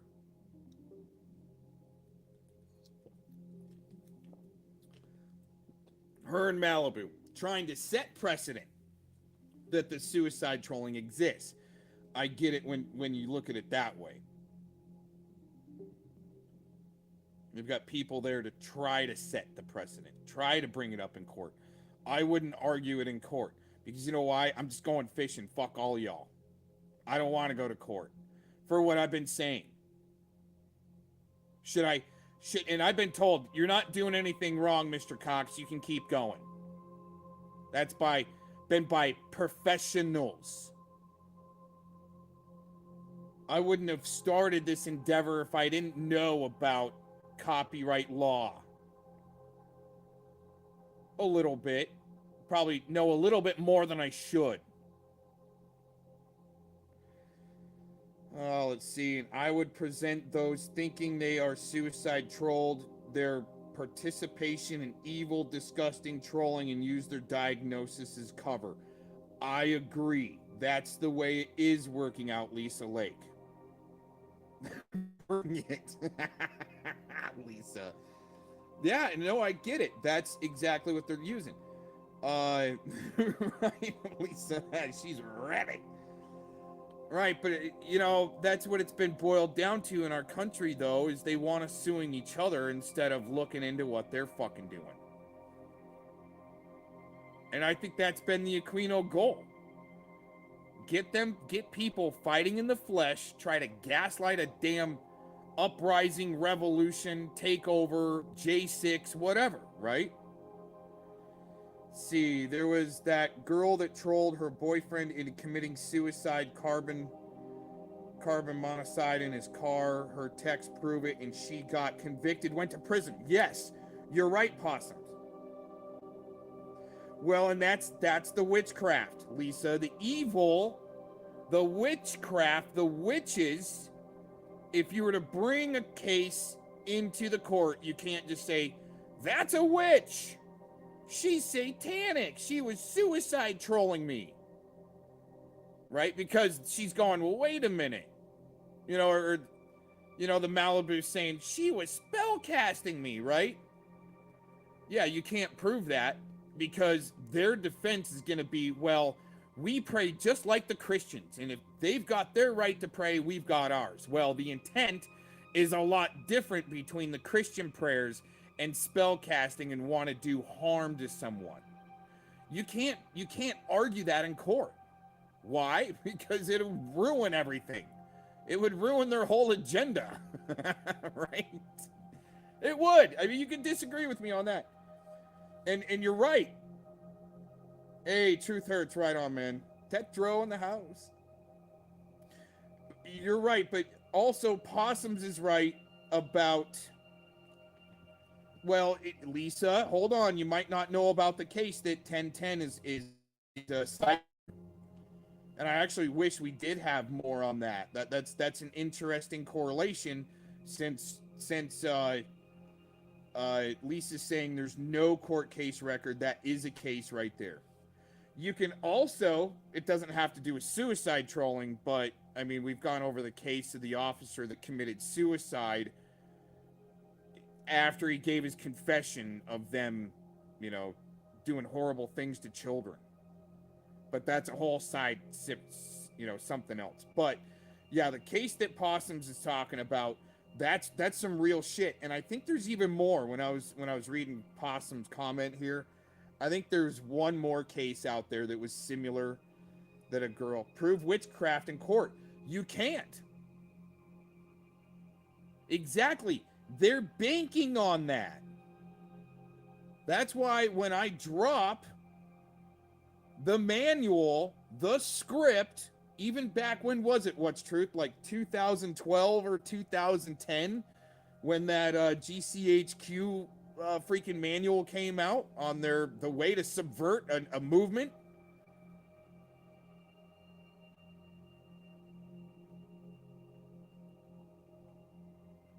Yeah, well, you know, Possums, you know, the way surrounding Aquino's death or perceived death or the way it was put out there that he was dead or died, I think is bullshit. Just like going through the Jamie Walsh case the other day, looking at the articles, it didn't look right. It didn't sit right. That's my opinion. But yeah, that's the crux of my argument, and what I've been in arguments with people before is they think that you're going to try to present witchcraft in court when you can't because of the intent. You can't prove the intent. But it's messed up. That's why we've got it's Easter. Suggestion for anybody out there, Possums. Okay, you might like this. Look up Tina Plackinger. What is it? Treading on Serpents, I believe, is the name of the book. You can get on the Bezos site. Might want to look into that book, Possums. You might like it. Tina Plackinger was a professional bodybuilding trainer. I think she may have been in some movies in Hollywood, but she was training, you know, celebrities, bodybuilding shit like that. But I'm going to use the term, she started talking about Jesus. She was finding Jesus and started talking about it. They suicide trolled her. I think that Zeph Daniel was suicide trolled because they knew his daughter committed suicide. So they were fucking with him in that aspect with suicide. And that's fucked up. Just saying. Going back over to the chat. These freaks admit to their mental health and still participate. So I get that, and that's why, like, I made Malibu the news there for a little while, is so hopefully she sees through it and cease and desist her own bullshit. Right? And she did involve me in some bullshit first, where I have good intent. When I meet somebody like Doc Renee, right? Like Dr. Renee, like the not so crazy lady, my intent was to be helpful, was to have somebody there on the line if you felt threatened or you felt like somebody was coming for you, because even though as much fake bullshit is going on, they still were able to portray that they were being there was a threat of harm. Just like Tiff Tiff, you know, I admit it, she admits it. We spent some time on the phone because she felt threatened. That's what was portrayed to me. Whether I was being data mined or not, I don't know. Probably more than likely, huh, Tiff Tiff? The way she had to run back to Yaxley and then all of a sudden probably spill shit to him about me.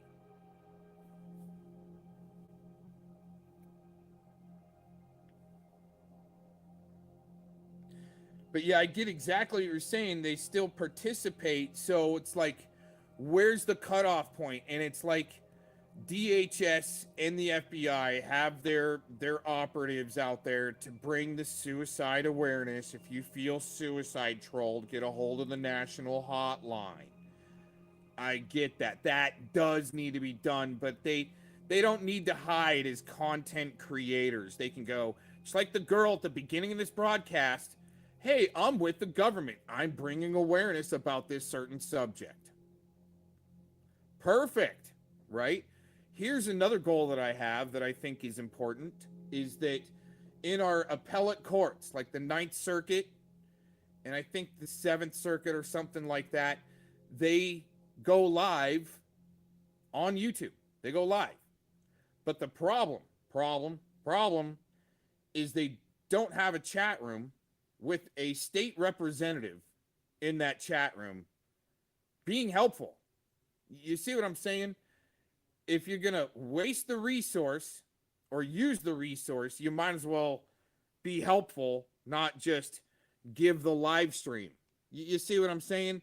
It needs to be a little more coordinated there, let's say. All right? And, oh man, I was going to find that video before we run out of time. We got to play the Dr. Rashid. It was hilarious. What do you mean take the day off tomorrow? I might be doing a Spirit Wars episode tomorrow. Come on. I'm a broadcaster. Okay? I like to have my own radio station to listen to. And you guys are more than welcome. You have all my clips? That's good. That's good, Lisa. I'm glad you're backing up my channel for me. That just like Tacos, she's got all my hot tub videos. Right? I'm glad you guys are backing up my content for me. That way, if something happens to me and let's say my main channel is down with a lot of evidence, Lisa Lake has it, and that's helpful. Okay? Just saying. Yes, no, I get it, Lisa. Even her therapist told her to get off the internet. Why are you saying you have all my clips? Really, like, are you trying to be helpful or are you trying to be a dick, Lisa Lake? I don't get it. I don't get it. Anyways. Oh my gosh, I gotta find that Dr. Rashid before we run out of time. Forget. He's blasted. Possums, wait till you see this, man. He was blasted freaking Pizza and Tilly yesterday. It was hilarious. Let's see here.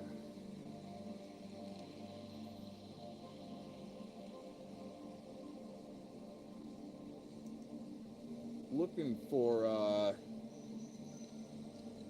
some music here.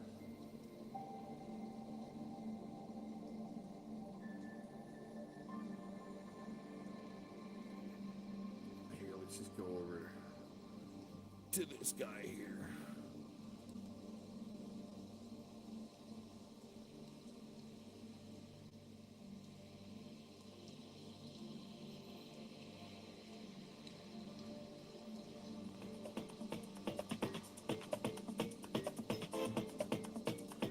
All right, I'm gonna look for this video and I'll get back to you guys here in a minute. We're gonna read a couple comments. As for proving intent, all one would have to do in court is to ask them why they would say something obviously abusive and they wouldn't be able to give a credible answer equals intent. Yeah, Possums. The reason why Possums gets blasted by Clovis and Eric Spitfires because she's got the goods on them, man. I mean, she's the one that provided the footage that I lost in a hard drive. I had a hard drive that went down a while back. Lost 250 gigs of some really good stuff, like, you know, a lot of recorded vinyl and gone, right? And I think that clip was in there, and thanks to Possum, she had the clip of Eric Spitfire's suicide LARP. Okay, they don't like that shit with Mr. Connors.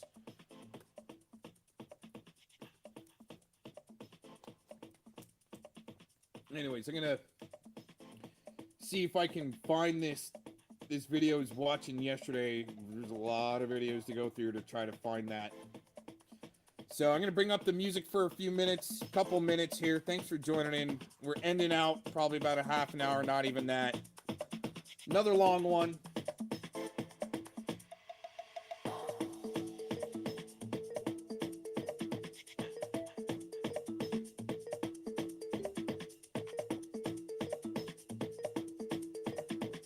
We got book burned an hour worth of footage this morning. At least we had a couple of witnesses on that. Thank you. So I'm not like going here, wait a minute, what's going on, right? But that's why I'm on top of it. I like to look at timestamps when I end out, see what might be cut. It's book burning, dude. Don't do that shit. Don't do that. It's not nice.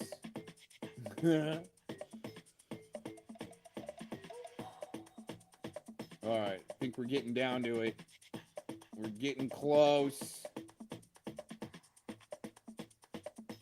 There it is. We got it. Oh, no. The indisputable with Dr. Rashad. Oh, dude. Blasting Pete said Tilly. You're going to love this posse. It's a hilarious shit, man. All right, before we get into it, gonna look at the chat one more time. I could definitely give a credible answer. Yes, I can. It's as funny as the clip I have of him denying his name when being served court papers or Vinny Eastwood roast. Oh, that's interesting, 1010. I didn't know you had that. Got the goods on them, but not on me. Yeah, Lisa Lake is well, Lisa, I hope you panel up one day. Just let me, Lisa, come on. Let me ask you a few questions. You know?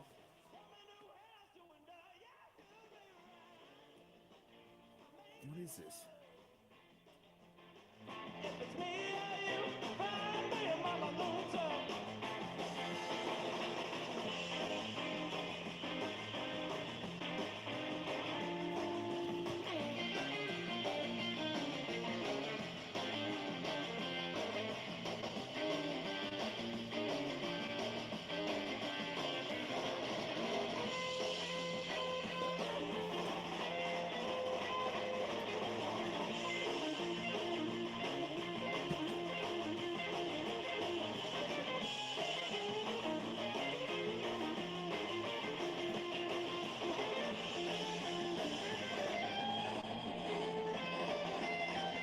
This is almost too good to be true. Possums, you're gonna triple. I mean, I'm telling you, this is some good shit here.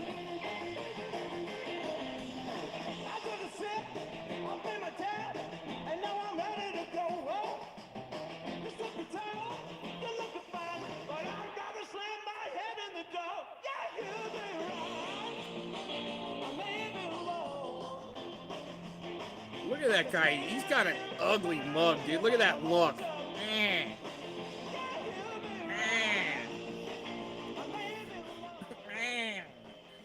Got the sourpuss look.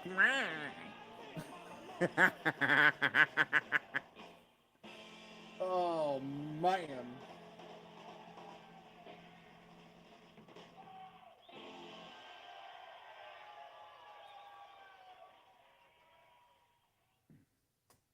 Lisa Lake, why do you got the clips on me? Why? What's so important? What's so important about Mr. Cox, huh? I'm just yanking your chain. Here, let's check this out. This freaking black communist. Okay? They got the black communists like Barack Obama, Susan Rice, Valerie Jarrett, Eric Holder. You got these black communists that they want reparations in the billions of dollars. They want to run their freaking communist Hugo Chavez. Fidel Castro-styled communism. You know, with Jay-Z, Mr. Do What Thou Wilt. These black satanic communists have taken over the bureaucracy. And they're getting back at the man, aren't they? The white man. And the white man, taking down the white man. Sir, you're so racist that when you merely say the word black, we actually know what you mean. Okay. Let me correct you for the record, Mr. Racist Man. Jay-Z is a capitalist, not a communist, evidenced by his recent contract with the NFL. Also, President Barack Obama opposes reparations for black people. Not in support of it. The other one's not really on record, except for Eric Holder to a lesser degree. So you're just incorrect. But see, you can do that and still have a show because the people that listen to you and watch you, they don't give a damn about the truth. And you know that. You're like a mini-me, Tucker Carlson. You will spew lies contrary to proof and facts, knowing that your people are gullible enough to eat it up. So here we go. All black people are bad, according to him. And then there's this other conservative commentator who compares Trump to Jesus himself. Here it is. Something that really kind of inspired me before I did this show was hearing what Ryan said in the episode that he did today. Right before this, he said, I would take a bullet for President Trump. And when he said that, at first I was a little taken aback. I was like, all right, Ryan, that's a little much. But then I thought about it for a split second, and then I realized, no, it's not. You know why? Because President Trump would take a bullet for me. President Trump is taking a bullet for me. President Trump is prepared to take a bullet for all of us. What he's doing is actually Christ-like, and I never thought that before until today. I actually used to make fun of people who would say that because I thought, okay, that's not made fun of them, but I would be like, all right, that's a little extreme, but he's literally going to prison for us. That'd be awesome, actually. Anna Perez is her name. I actually do hope Trump is going to prison for you or whoever else. The first person was Peter Santilli. So now you have this contrast. So white conservatives typically are saying, former President Obama was the devil, and Trump, Jesus. Wow. All right. Thoughts here, Mr. Mayor. Are we watching TV? I mean, where are we? These people have followers. That means there's a swath of American population that believes this ridiculousness. Yeah. There's a definition for communism. There's a definition for capitalism. There's a definition for satanic. Yeah. And what he's really saying is black equals all of that. That's right. Black equals all of that.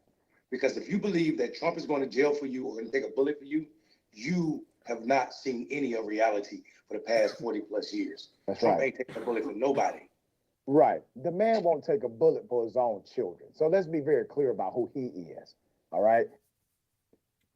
Dang. One more clip from the. Well, everybody, I'm going to play a couple tracks and end out. Thanks for joining in this long broadcast. Ooh, buddies. Oh, yeah, a couple good songs right here. Thanks for joining in, everybody. Been a good one. Couple of good tracks. I'm out of here. Let me see if I can get anything out of the chat before we take off.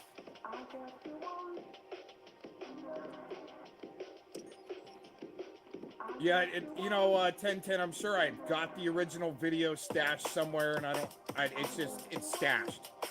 It's like, I got things stashed so deep that sometimes you just got to go back to the original instead of trying to dig.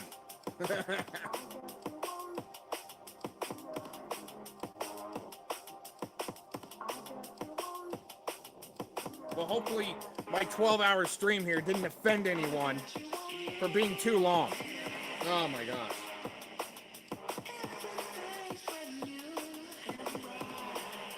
Thanks for joining in, everybody. Been a good day, and I got a lot done. Hope you did too. And everybody has a great Easter weekend. Maybe I'll be back tomorrow with the Spirit Wars episode or something. I'll dig something out of the archive. Maybe just do an upload instead of going live or something like that. We'll figure it out. But we don't want to offend anybody by going live. I think that's what it is people are most offended, like the Heisenberg account, that Mr. Cox has been live for too long. Too long. He's live for too long, even though I'm just listening and gardening. Oh my gosh. Holy crap. Make sure Cox doesn't have any airtime. People watching. Make sure it's 5, huh, Edwardettes? Make sure only 5 are watching that panel. Okay.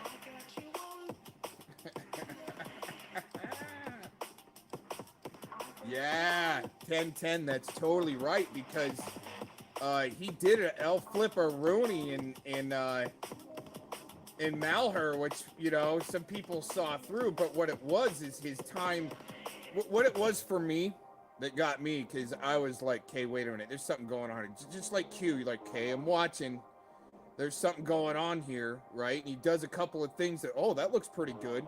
Then a few things like, ooh, that doesn't look good, right? And then all of a sudden, there was talk of him being in a Motel 6. He called Pahrump Federal Prison, right, Motel 6, which gave me this vision of him sitting in a freaking, you know, mini suite, you know, like a freaking Motel 6 with the refrigerator, satellite, TV, you know, internet to keep doing his thing that he needed to do, even though he was in protective custody or something. And I was like, holy crap, that's some serious stuff. That's serious, right? But yeah, him firing Eric Spitfire from the Pahrump, Nevada jail. Oh my gosh. Holy crap. I think Eric will hold it down to the day he dies. I never worked for Pete. I didn't make any money. Oh, okay. You just tried to take over a studio so you can broadcast out of his studio or something, right? Right. Weirdos, man. And then we played yesterday the Revolution Radio, the way they were freaking protecting sickos. Played that, I think, in the stream yesterday.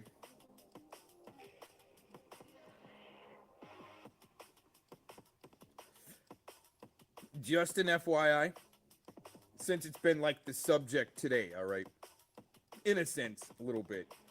Anything happens to me, I think all of a sudden you're going to see my whole channel go to public. That's my switch, okay? Something happens to me, every video that's on private goes to public. And there's a lot there that hasn't been to public yet. Just an FYI.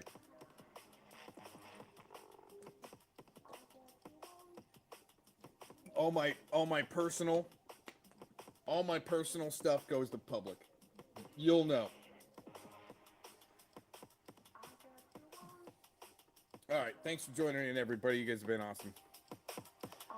You never know. You might not see me again, but the switch won't happen.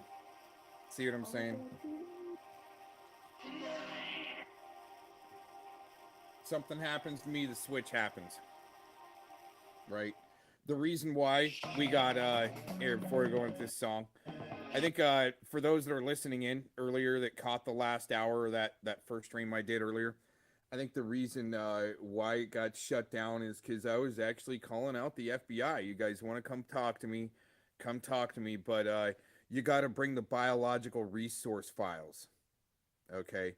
The BRC, the Biological Resource Center, okay? Bring those files. We'll go through those first. We'll film everything. And then, you know, you guys can ask me a couple questions. I mean, even though I don't want to answer questions, I'd much rather you guys just do your job. And you should have, gotten a hold of me about the Biological Resource Center files instead of book burning a whole hour of a stream. So I had to make a point. Okay. And it's messed up. What happened there? All right. And once again, instead of being helpful, let's waste some fucking resources, right? No. Stop it. Stop.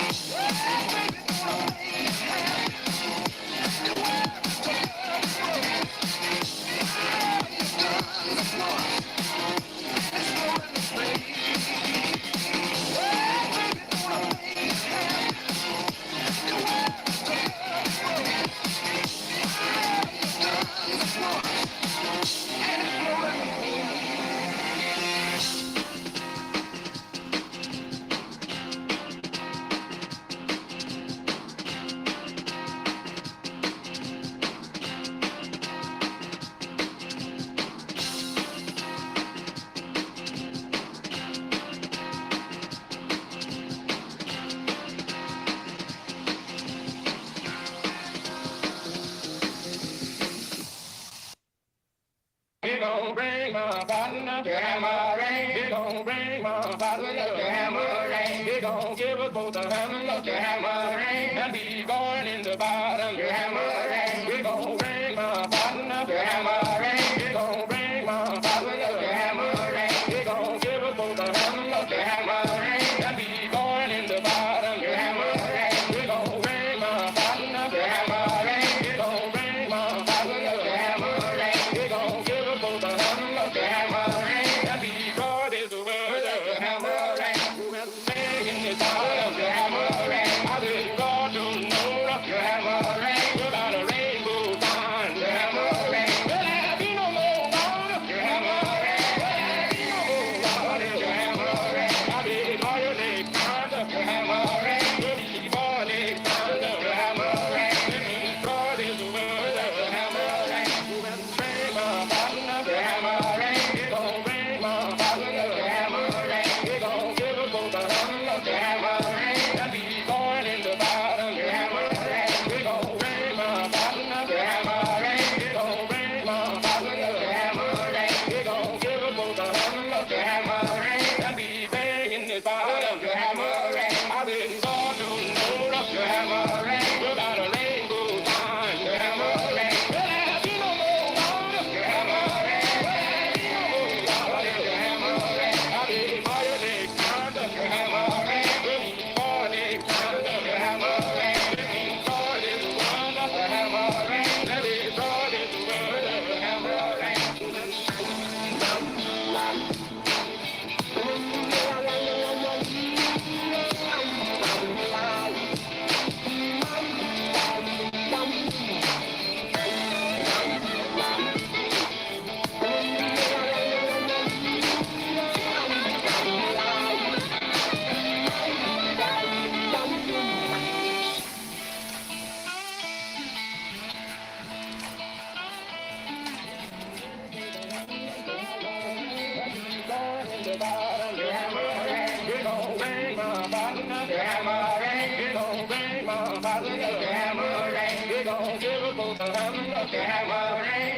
Born in the bottom.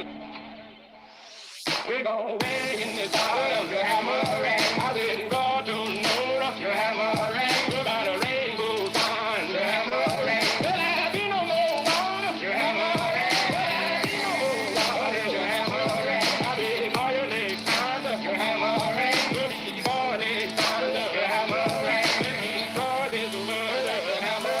I didn't go to know the hammer. Without a rainbow sign, the hammer. Will there be no more God, the hammer? Will there be no more God, the hammer? I did all your legs, the hammer. Will be born next time, the hammer. God is the word of the hammer. Let it God is the word of the hammer.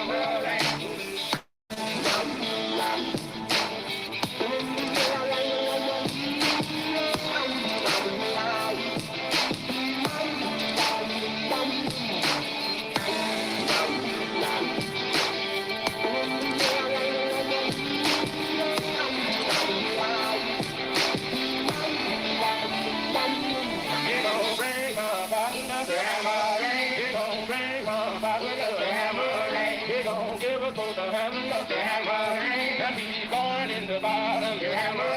We gon' walk to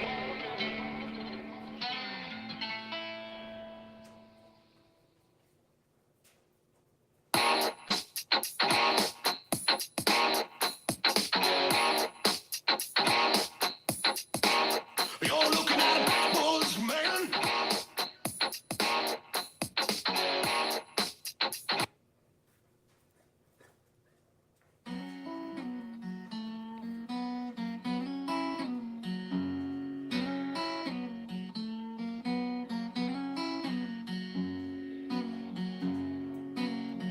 Don't you be just good mellow, hanging well up in your tree.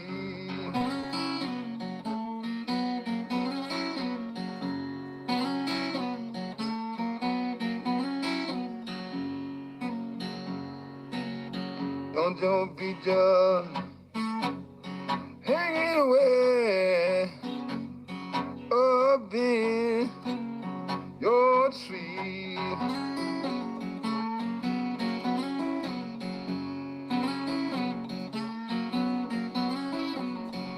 of them, yo, yellow peacho. If I know they're sweet.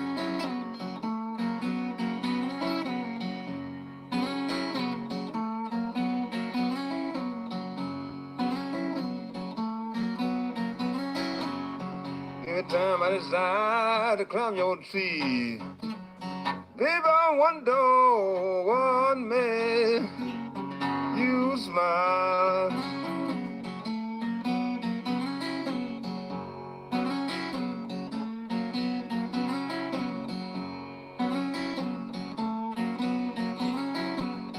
Every time I climb your tree, baby, I wonder make you smile.